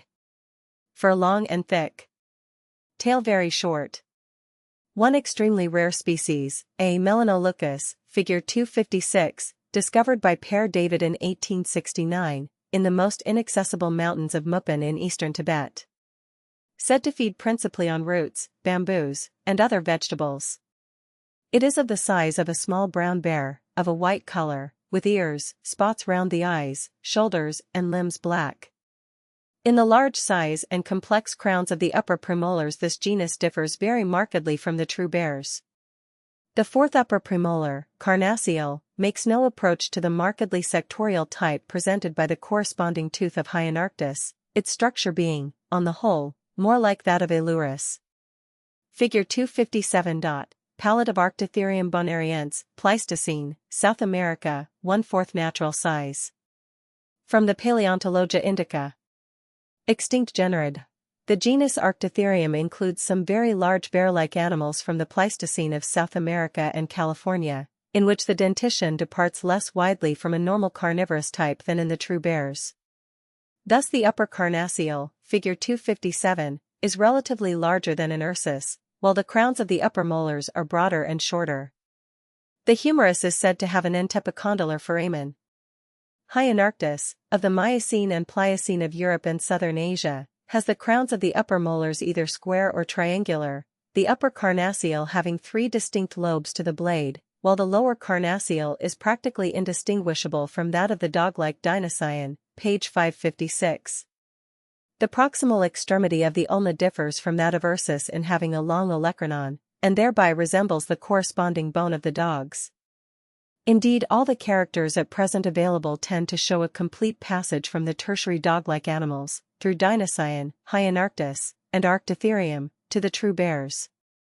Most of the species of Hyenarctus were of very large dimensions, but smaller forms occur in the Miocene. Cephalogale, of the continental tertiaries, is a genus represented by several species of medium size showing evident signs of affinity with Hyenarctus. The upper molars have subtriangular crowns, while the carnassial is short, and has 2 comparatively low lobes. Here also may be mentioned several other genera, apparently more or less closely allied to the present group, some of which are regarded by Dr. Schlosser as showing marked signs of affinity to the Procyon. Among these are Cymocyon from the Pliocene of Europe, with P superscript 2/24, M superscript 2/2, and Enhydrocyon of the North American Miocene, with P superscript 3/3, M superscript 2/2, a secant talon to the lower carnassial, and a very short skull. The Miocene Ailurodon comprises several large North American forms, having a trilobed upper carnassial like that of Hyenarctus, and a dental formula similar to that of the latter, and Canis prohyena is founded upon a much-worn jaw of Ailurodon. Hyenocyon, of the Miocene of the United States, with P superscript 3/3, M superscript 1/2, appears to be an allied form, also having a trilobed upper carnassial. Family Procyonidae. True molar superscript 2/2, tuberculated or multicuspid, upper carnassial short and broad. Alisphenoid canal absent, except in Ailurus. Feet plantigrade. Tail generally annulated. In some cases an entepicondylar foramen to the humerus. Typically American, but with the outlying Oriental genus Ailurus. Ailurus, 484, dentition, I superscript 3/3, C superscript 1/, P superscript 3/4, M superscript 2/2, total 38. First lower premolar very minute and deciduous. Molars, figure 259, remarkable for their great transverse breadth and the numerous cusps of their crowns. Vertebrae, C7, D14, L6, S3, C18. Skull, figure 259, high and compressed, very convex, with the facial portion short, the palate convex anteroposteriorly, and the ascending ramus of mandible extremely high. Head round. Face short and broad. Ears large, erect, pointed. Limbs stout, with large sharp semiretractile claws.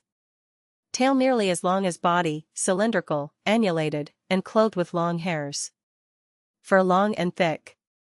One existing species, A. fulgens, the panda, figure 258, an animal rather larger than a cat, found in the southeast Himalaya, at heights of from 7,000 to 12,000 feet above the sea, among rocks and trees, and chiefly feeding on fruits and other vegetable substances.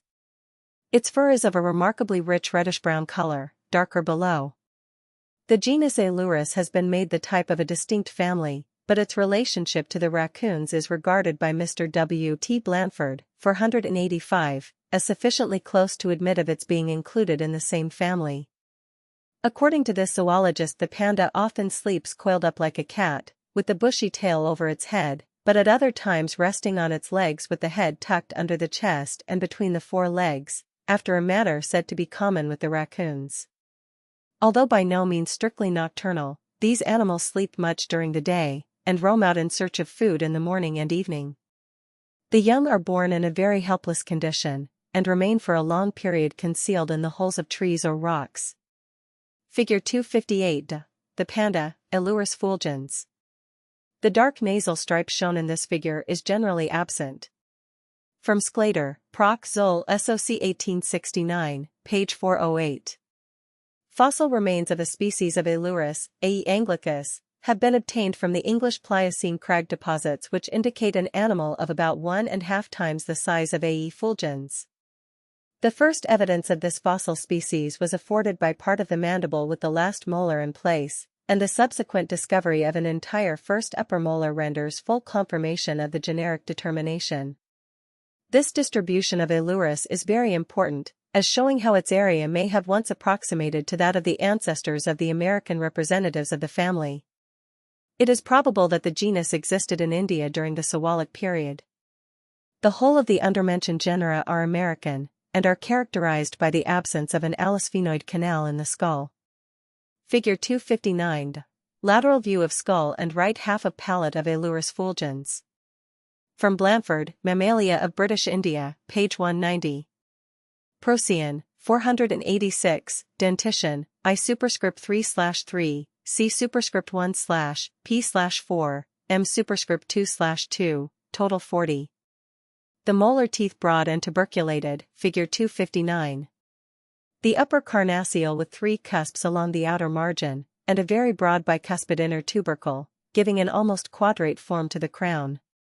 First molar with a large tuberculated crown, rather broader than long, second considerably smaller, with transversely oblong crown. Lower carnassial with an extremely small and ill-defined blade, placed transversely in front, and a large inner cusp and hind talon. Second molar as long as the first, but narrower behind, with 5 obtuse cusps.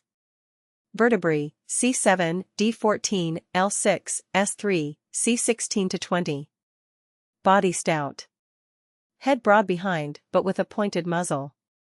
Limbs plantigrade, but in walking the entire sole is not applied to the ground as it is when the animal is standing. Toes, especially of the forefoot, very free, and capable of being spread wide apart. Claws compressed, curved, pointed, and non-retractile. Tail moderately long, cylindrical, thickly covered with hair, annulated, non-prehensile. Fur long, thick, and soft. The well-known raccoon, 487, Procyon loader, figure 260, of North America is the type of this genus. It is a clumsy thickly built animal about the size of a badger, with a coat of long coarse grayish-brown hairs, short ears, and a bushy black and white ringed tail. Its range extends over the whole of the United States, and stretches on the west northwards to Alaska and southwards into Central America, where it attains its maximum size. The following notes on the habits of the raccoon are taken from Dr. C. H. Merriam's Mammals of the Adirondack region, figure 260. The raccoon, Procyon loader. Raccoons are omnivorous beasts, and feed upon mice, small birds, birds' eggs, turtles and their eggs, frogs, fish, crayfish, mollusks, insects, nuts, fruits, maize, and sometimes poultry. Excepting the bats and flying squirrels, they are the most strictly nocturnal of all our mammals, and yet I have several times seen them abroad on cloudy days. They haunt the banks of ponds and streams, and find much of their food in these places, such as crayfish, mussels, and fish, although they are unable to dive and pursue the latter under water, like the otter and mink. They are good swimmers, and do not hesitate to cross rivers that lie in their path. The raccoon hibernates during the severest part of the winter, retiring to its nest rather early, and appearing again in February or March, according to the earliness or lateness of the season. It makes its home high up in the hollow of some large tree, preferring a dead limb to the trunk itself.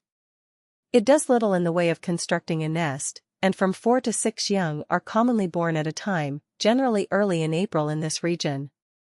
The young remain with the mother about a year. The South American P. cancrivorus, the crab-eating raccoon, is very similar to P. loder, but differs by its much shorter fur, larger size, proportionally more powerful teeth, and other minor characters. It extends over the whole of South America, as far south as the Rio Negro, and is very common in all suitable localities.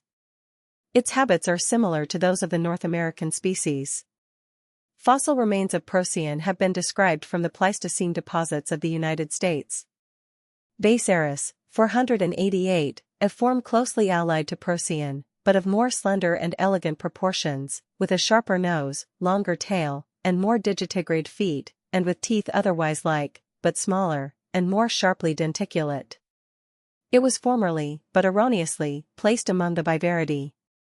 Two species, B. astuta, from the southern parts of the United States and Mexico, and B. sumicrasti, from Central America. Bassarician, 489, this name has been given to a distinct modification of the Procyonine type of which at present only two examples are known, one from Costa Rica and the other from Ecuador, which, appearing to be different species, have been named B. gabi and B. alini. They much resemble the kinkajou, Cercoleptes, in external appearance, but the skull and teeth are more like those of Procyon and Nasua. Nasua, 490, dentition as in Procyon, but the upper canines are larger and more strongly compressed, and the molar smaller. The facial portion of the skull is more elongated and narrow. Vertebrae, C7, D14, L6, S3, C22-23. Body elongated and rather compressed. Nose prolonged into a somewhat upturned, obliquely truncated, mobile snout. Tail long, non-prehensile, tapering, annulated. These animals, commonly called coatis or coati mundus, live in small troops of 8 to 20, are chiefly arboreal, and feed on fruits, young birds, eggs, insects, etc. Recent researches have reduced the number of supposed species to 2, N. nerica of Mexico and Central America, and N. rufa of South America from Suriname to Paraguay. Remains of this genus, mostly referable to the existing species, occur in the cavern deposits of Brazil. Cercoleptes, 491, dentition, I superscript 3/3, C superscript 1/, P superscript 3/3, M superscript 2/2, total 36. Molars with low flat crowns, very obscurely tuberculated. Skull short and rounded, with flat upper surface. Vertebrae, C7, D14, L6, S3, C26-29. Clavicles present, but in a very rudimentary condition. Head broad and round. Ears short. Body long and muscline. Limbs short. Tail long, tapering, and prehensile. Fur short and soft. Tongue long and very extensile. But one species of this somewhat aberrant genus is known, C. caudivolvulus, the kinkajou, found in the forests of the warmer parts of South and Central America. It is about the size of a cat, of a uniform, pale, yellowish-brown color, nocturnal and arboreal in its habits, feeding on fruit, honey, eggs, and small birds and mammals, and is of a tolerably gentle disposition and easily tamed. Family Mustelidae. True molar superscript 1/2, or superscript 1/ in Mellivora, 492. No ellisphenoid canal. In the upper molar the inner tubercular portion is always longer in the anteroposterior direction than the secant external portion, the degree of inflation of the auditory bulla is but slight, and the palate is generally much produced behind the last molars, as is the case with the members of the preceding family.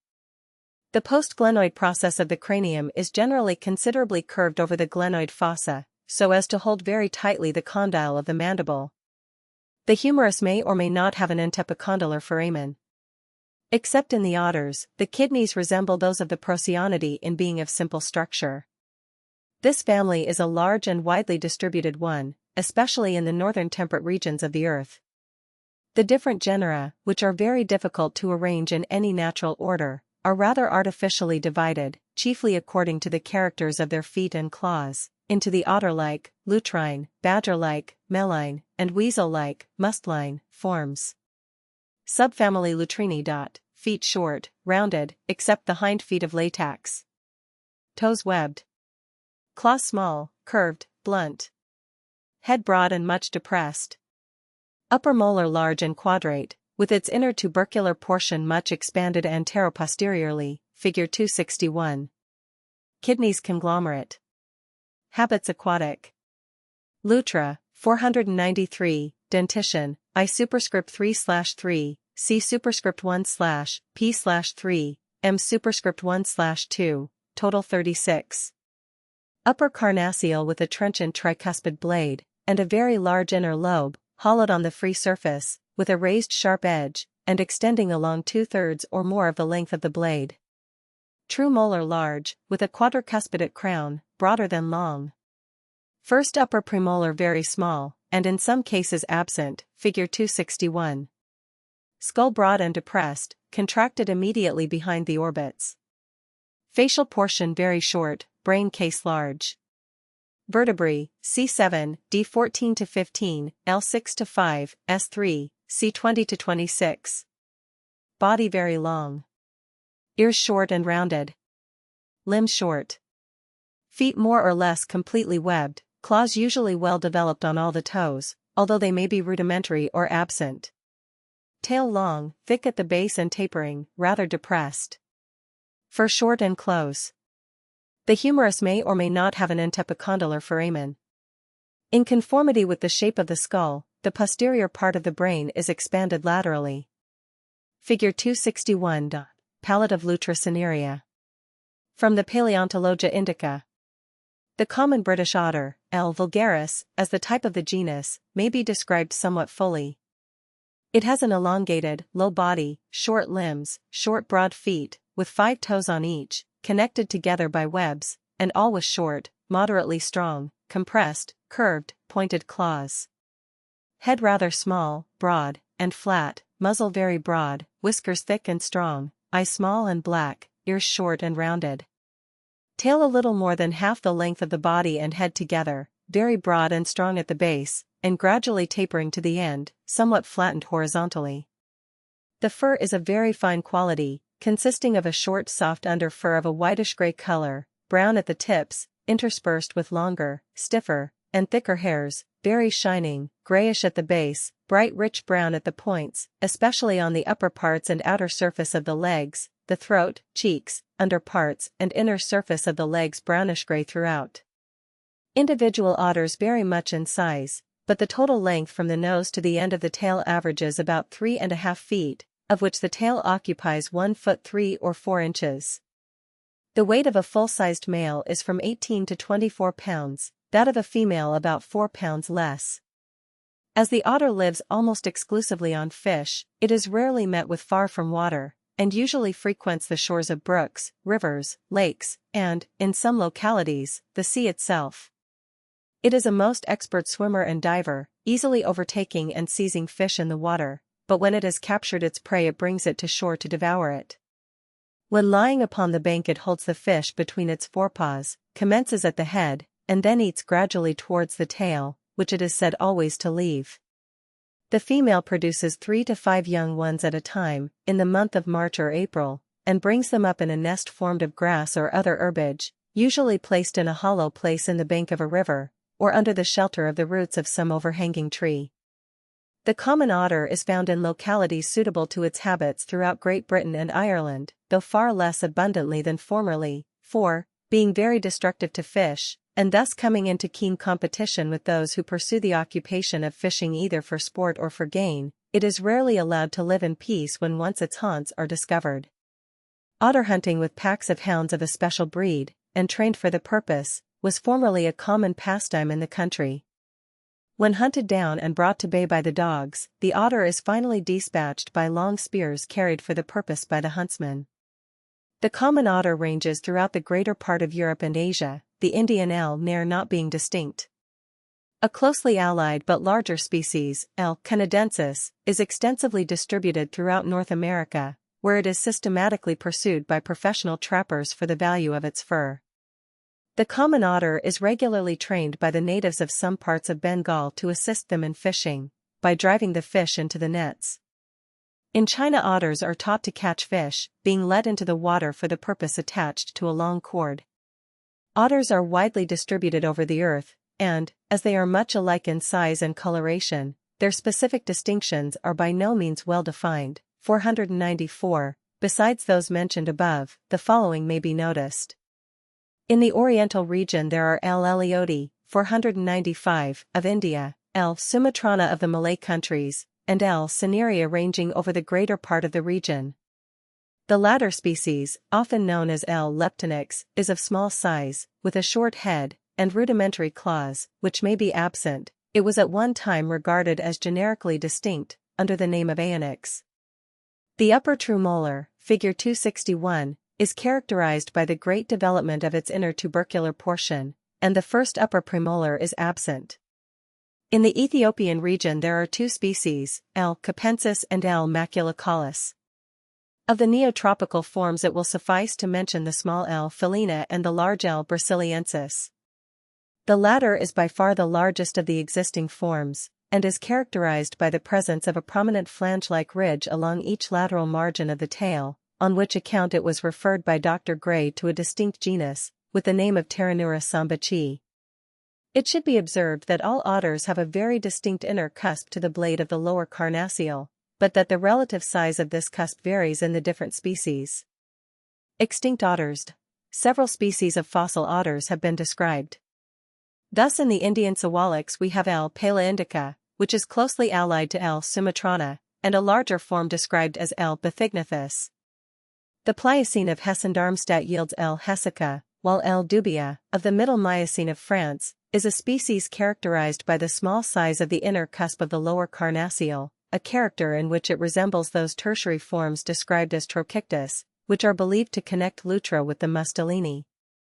Two very large otters, respectively from the Indian sawalix and the Italian Miocene, named L. civalensis and L. campanii, may be regarded either as representing a very distinct Enhydriodont group of Lutra or as referable to a separate genus Enhydriodon.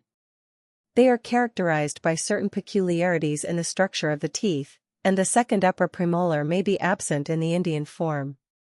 Lastly, the genus Potamotherium contains a small otter, P. vailtoni, from the lower Miocene of the continent, which differs from all other known Mustelidae in having a minute second upper true molar. This species is evidently a very generalized form approximating to the Bivaridae in its dental formula, and also in the characters of the teeth themselves. The brain, as recently described by Dr. Philhall, differs from that of Lutra and other mustelines in the great relative width of the anterior extremity of the hemispheres and olfactory lobes, and also in the disposition of the sulci, in both of which respects it more nearly resembles the Bivaridae. Latex, 496, dentition, I superscript 3/2, C superscript 1/P superscript 3/3, M superscript 1/2, total 32.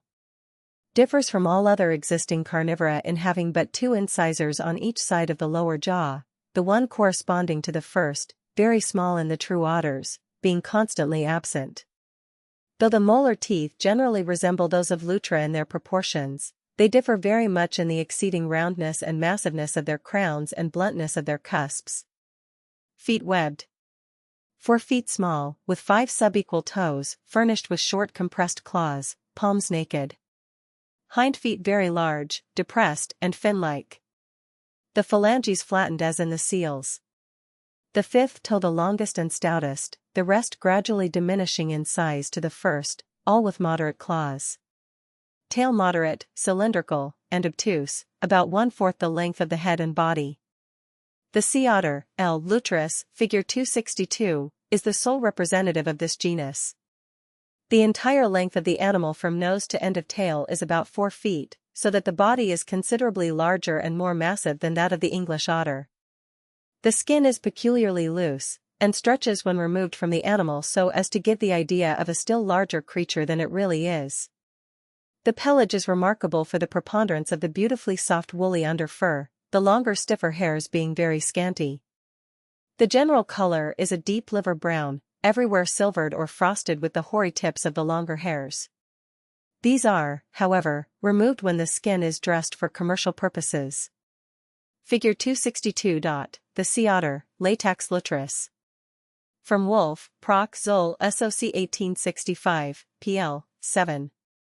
Sea otters are only found upon the rocky shores of certain parts of the North Pacific Ocean, especially the Aleutian Islands and Alaska, extending as far south on the American coast as Oregon, but, owing to the unremitting persecution to which they are subjected for the sake of their skins, which rank among the most valuable known to the furrier, their numbers are greatly diminishing, and, unless some restriction can be placed upon their destruction, such as that which protects the fur seals of the Pribilof Islands, the species is threatened with extermination, or, at all events, excessive scarcity.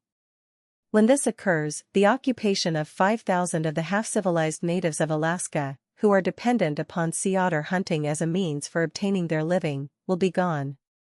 The principal hunting grounds at present are the little rocky islets and reefs around the island of Sonic and the Chernobors, where they are captured by spearing, clubbing, or nets, and recently by the more destructive rifle bullet.